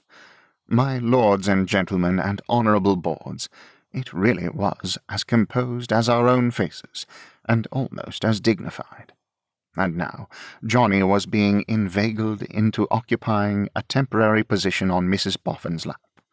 It was not until he had been quite piqued into competition with the two diminutive minders, by seeing them successfully raised to that post, and retire from it without injury, that he could by any means be induced to leave Mrs. Betty Higden's skirts, towards which he exhibited, even when in Mrs. Boffin's embrace, strong yearnings, spiritual and bodily, the former expressed in a very gloomy visage, the latter in extended arms. However, a general description of the toy wonders lurking in Mr. Boffin's house so far conciliated this worldly-minded orphan as to induce him to stare at her frowningly, with a fist in his mouth, and even at length to chuckle when a richly caparisoned horse on wheels, with a miraculous gift of cantering to cake-shops, was mentioned. This sound being taken up by the minders, swelled into a rapturous trio which gave general satisfaction. So the interview was considered very successful, and Mrs. Boffin was pleased, and all were satisfied, not least of all Sloppy, who undertook to conduct the visitors back by the best way to the Three Magpies, and whom the hammer-headed young man much despised. This piece of business thus put in train, the secretary drove Mrs. Boffin back to the Bower, and found employment for himself at the new house until evening. Whether, when evening came, he took away to his lodgings that led through fields, with any design of finding Miss Bella Wilfer in those fields, is not so certain as that she regularly walked there at that hour, and, moreover, it is certain that there she was. No longer in mourning, Miss Bella was dressed in as pretty colours as she could muster. There is no denying that she was as pretty as they, and that she and the colours went very prettily together. She was reading as she walked, and of course it is to be inferred, from her showing no knowledge of Mr. Rokesmith's approach, that she did not know he was a butler. "You do—" "Eh?" said Miss Bella, raising her eyes from her book, when he stopped before her. "Oh, it's you." "Only I. A fine evening." "Is it?" said Bella, looking coldly round. "I suppose it is, now you mention it. I have not been thinking of the evening." "So intent upon your book?" "Yes," replied Bella, with a drawl of indifference. "A love story, Miss Wilfer?" "Oh, dear no, or I shouldn't be reading it. It's more about money than anything else." "And does it say that money is better than anything?"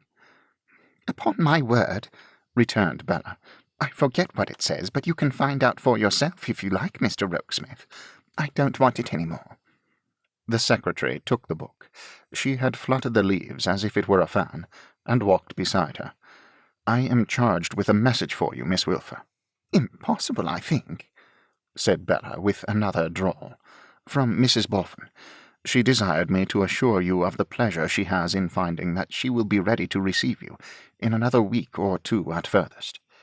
Bella turned her head towards him, with her prettily insolent eyebrows raised, and her eyelids drooping, as much to say, "How did you come by the message, pray?" "I have been waiting for an opportunity of telling you that I am Mr. Boffin's secretary."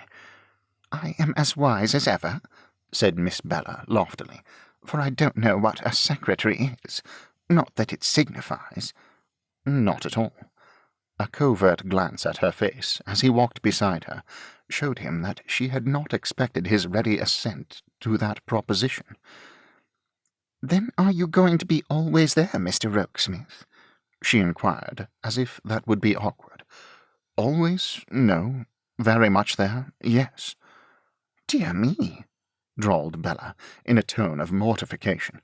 "But my position there as secretary will be very different from yours as guest. You will know little or nothing about me. I shall transact the business.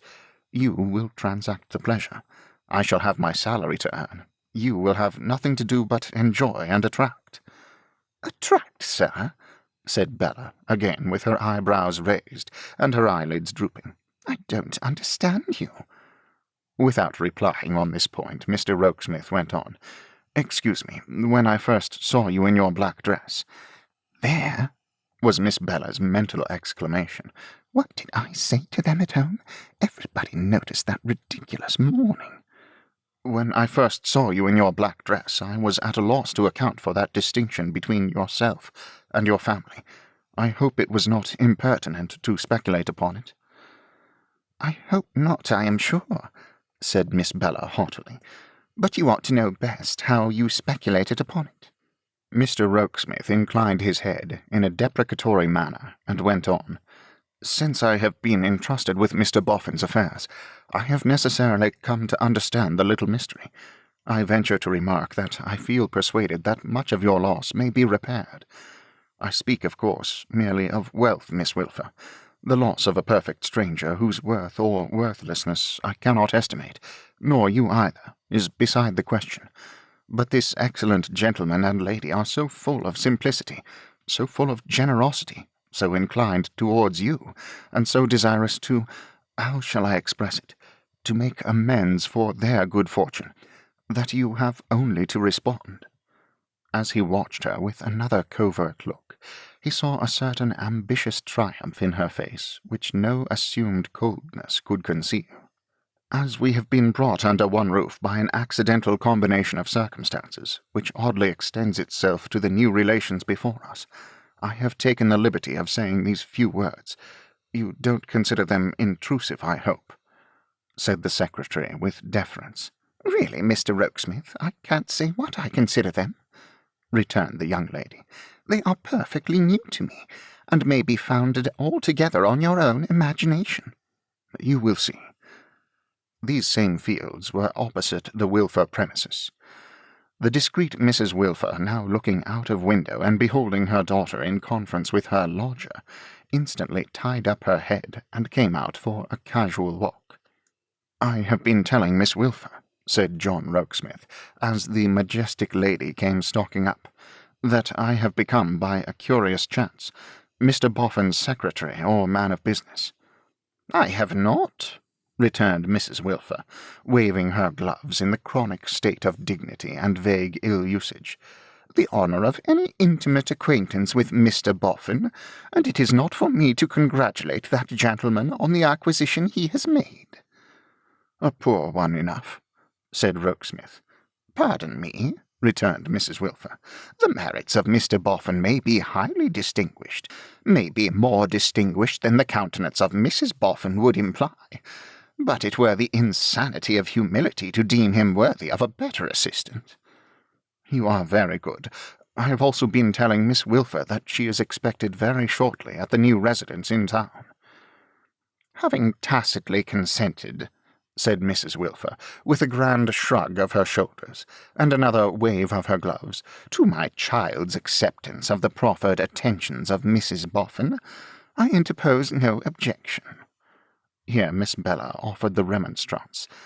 "Don't talk nonsense, Ma, please." "Peace," said Mrs. Wilfer. "No, Ma, I am not going to be made so absurd. Interposing objections." "I say," repeated Mrs. Wilfer, with a vast access of grandeur, "that I am not going to interpose objections if Mrs. Boffin, to whose countenance no disciple of Lavater could possibly for a single moment subscribe," with a shiver, "seeks to illuminate her new residence in town with the attractions of a child of mine. I am content that she should be favoured by the company of a child of mine." "You use the word, ma'am, I have used myself," said Rokesmith, with a glance at Bella, "when you speak of Miss Wilfer's attractions there." "Pardon me," returned Mrs. Wilfer, with dreadful solemnity, "but I had not finished." "Pray excuse me. I was about to say," pursued Mrs. Wilfer, who clearly had not the faintest idea of saying anything more, "that when I use the term attractions, I do so with the qualification that I do not mean it in any way whatever."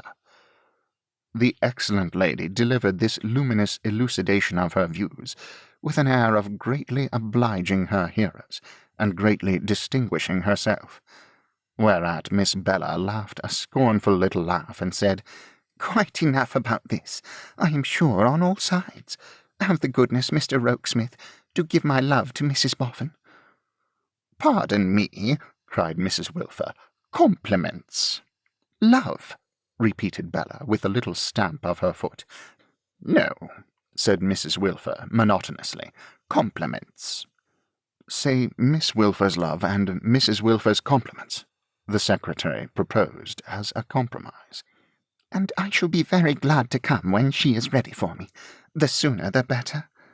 "One last word, Bella," said Mrs. Wilfer, "before descending to the family apartment.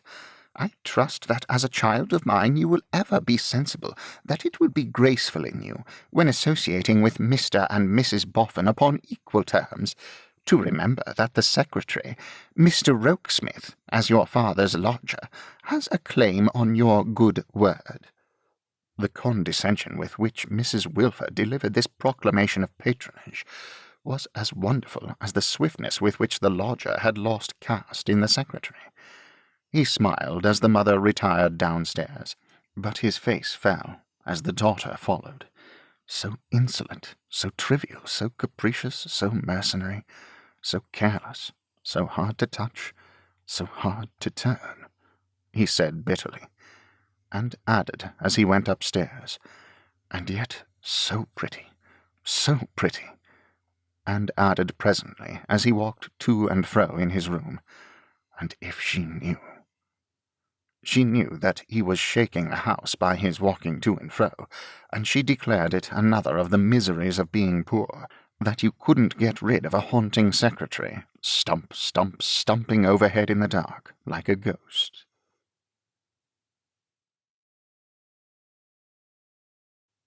Chapter 17. A Dismal Swamp. And now, in the blooming summer days, behold Mr. and Mrs. Boffin established in the eminently aristocratic family mansion, and behold all manner of crawling, creeping, fluttering, and buzzing creatures, attracted by the gold dust of the Golden Dustman.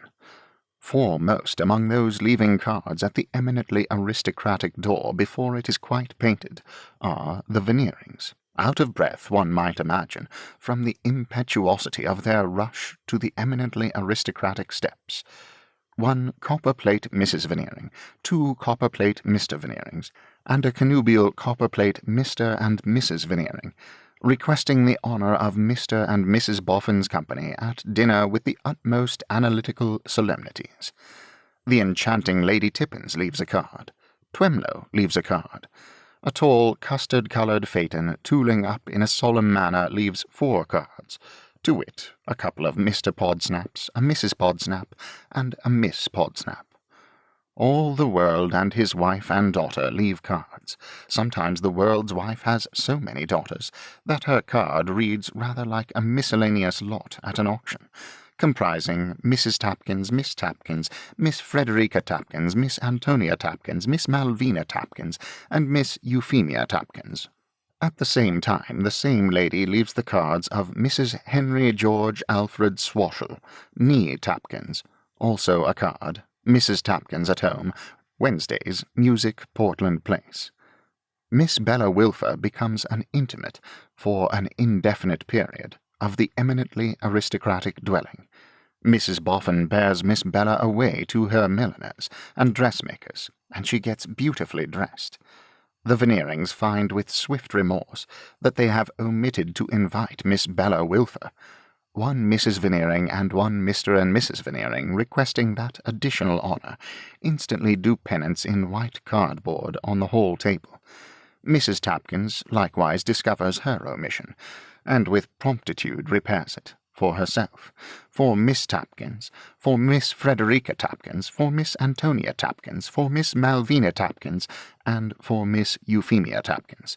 Likewise for Mrs. Henry George Alfred Swashel, née Tapkins.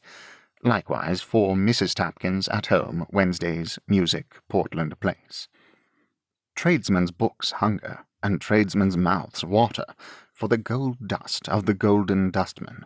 As Mrs. Boffin and Miss Wilfer drive out, or as Mr. Boffin walks out at his jog-trot pace, the fishmonger pulls off his hat with an air of reverence founded on conviction. His men cleanse their fingers on their woolen aprons before presuming to touch their foreheads to Mr. Boffin or lady. The gaping salmon and the golden mullet lying on the slab seem to turn up their eyes sideways, as they would turn up their hands, if they had any, in worshipping admiration. The butcher, though a portly and a prosperous man, doesn't know what to do with himself, so anxious is he to express humility when discovered by the passing Boffins taking the air in a mutton grove. Presents are made to the Boffin servants, and bland strangers with business cards meeting said servants in the street offer hypothetical corruption, as, "Supposing I was to be favoured with an order from Mr. Boffin, my dear friend, it would be worth my while," to do a certain thing that I hope might not prove wholly disagreeable to your feelings. But no one knows so well as the secretary, who opens and reads the letters, what a set is made at the man marked by a stroke of notoriety. Oh, the varieties of dust for ocular use offered in exchange for the gold dust of the Golden Dustman. 57 churches to be erected with half-crowns, 42 parsonage houses to be repaired with shillings, 27 organs to be built with halfpence, 1,200 children to be brought up on postage stamps. Not that a half-crown, shilling, halfpenny, or postage stamp would be particularly acceptable from Mr. Boffin, but that it is so obvious he is the man to make up the deficiency. And then the charities, my Christian brother, and mostly in difficulties, yet mostly lavish too, in the expensive articles of print and paper. Large, fat, private double letter, sealed with ducal coronet. Nicodemus Boffin, Esquire, my dear sir, having consented to preside at the forthcoming annual dinner of the Family Party Fund, and feeling deeply impressed with the immense usefulness of that noble institution, and the great importance of its being supported by a list of stewards that shall prove to the public the interest taken in it by popular and distinguished men, I have undertaken to ask you to become a steward on that occasion, soliciting your favourable reply before the 14th instant. I am, dear sir, your faithful servant, Linseed. P.S. The steward's fee is limited to 3 guineas.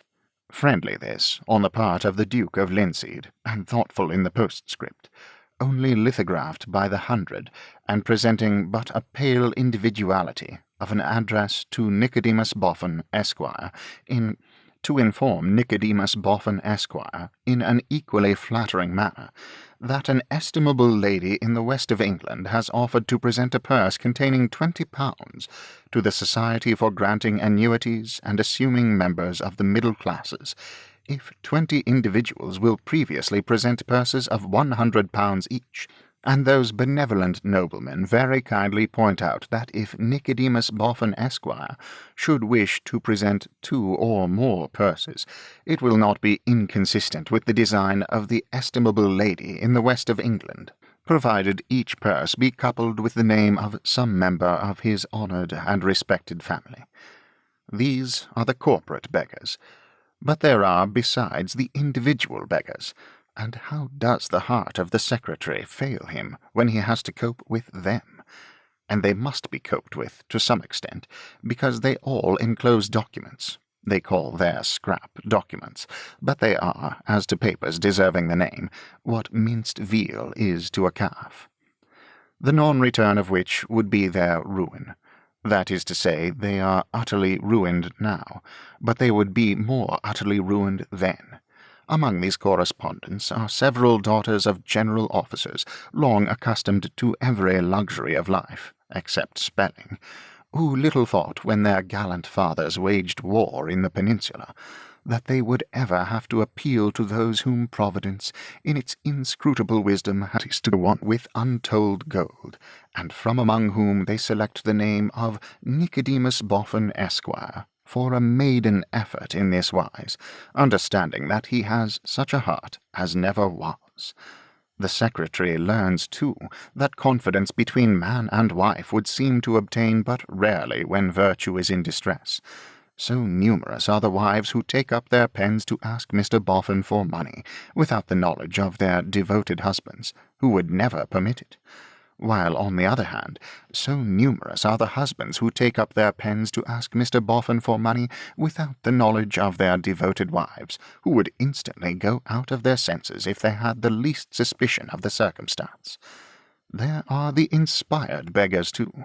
These were sitting, only yesterday evening, musing over a fragment of candle which must soon go out, and leave them in the dark for the rest of their nights, when surely some angel whispered the name of Nicodemus Boffin, Esquire, to their souls, imparting rays of hope, nay, confidence, to which they had long been strangers. Akin to these are the suggestively befriended beggars.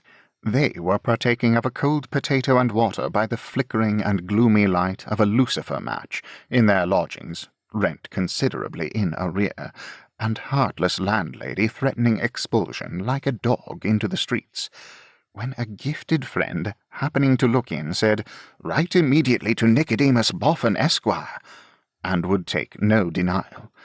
There are the nobly independent beggars, too. These, in the days of their abundance, ever regarded gold as dross, and have not yet got over that only impediment in the way of their amassing wealth. But they want no dross from Nicodemus Boffin, Esquire. No, Mr. Boffin, the world may term it pride, paltry pride if you will, but they wouldn't take it if you offered it. A loan, sir, for 14 weeks to the day, interest calculated at the rate of 5% per annum, to be bestowed upon any charitable institution you name, is all they want of you, and if you have the meanness to refuse it, count on being despised by these great spirits. There are the beggars of punctual business habits, too. These will make an end of themselves at 1:45 p.m. on Tuesday, if no post-office order is in the interim received from Nicodemus Boffin, Esquire. After having 1:45 p.m. on Tuesday, it not be sent, as they will then, having made an exact memorandum of the heartless circumstances, be cold in death. There are the beggars on horseback, too, in another sense from the sense of the proverb. These are mounted and ready to start on the highway to affluence. The goal is before them, the road is in the best condition, their spurs are on, the steed is willing. But at the last moment, for want of some special thing, a clock, a violin, an astronomical telescope, an electrifying machine, they must dismount forever, unless they receive its equivalent in money from Nicodemus Boffin, Esquire. Less given to detail are the beggars who make sporting ventures. These, usually to be addressed in reply under initials at a country post-office, inquire in feminine hands, "Dare one who cannot disclose herself to Nicodemus Boffin, Esquire, but whose name might startle him if it were revealed, solicit the immediate advance of £200 from unexpected riches exercising their noblest privilege in the trust of a common human, and through it does the secretary daily struggle breast high, not to mention all the people alive who have made inventions that won't act, and all the jobbers who job in all the jobberies jobbed, though these may be regarded as the alligators of the dismal swamp, and are always lying by to drag the golden dustman under. But the old house, there are no designs against the golden dustman there? There are no fish of the shark tribe in the Bowers waters? Perhaps not. Still, Wegg is established there, and would seem, judged by his secret proceedings, to cherish a notion of making a discovery. For when a man with a wooden leg lies prone on his stomach to peep under bedsteads, and hops up ladders, like some extinct bird, to survey the tops of presses and cupboards, and provides himself an iron rod which he is always poking and prodding into dust-mounds, the probability is that he expects to find something.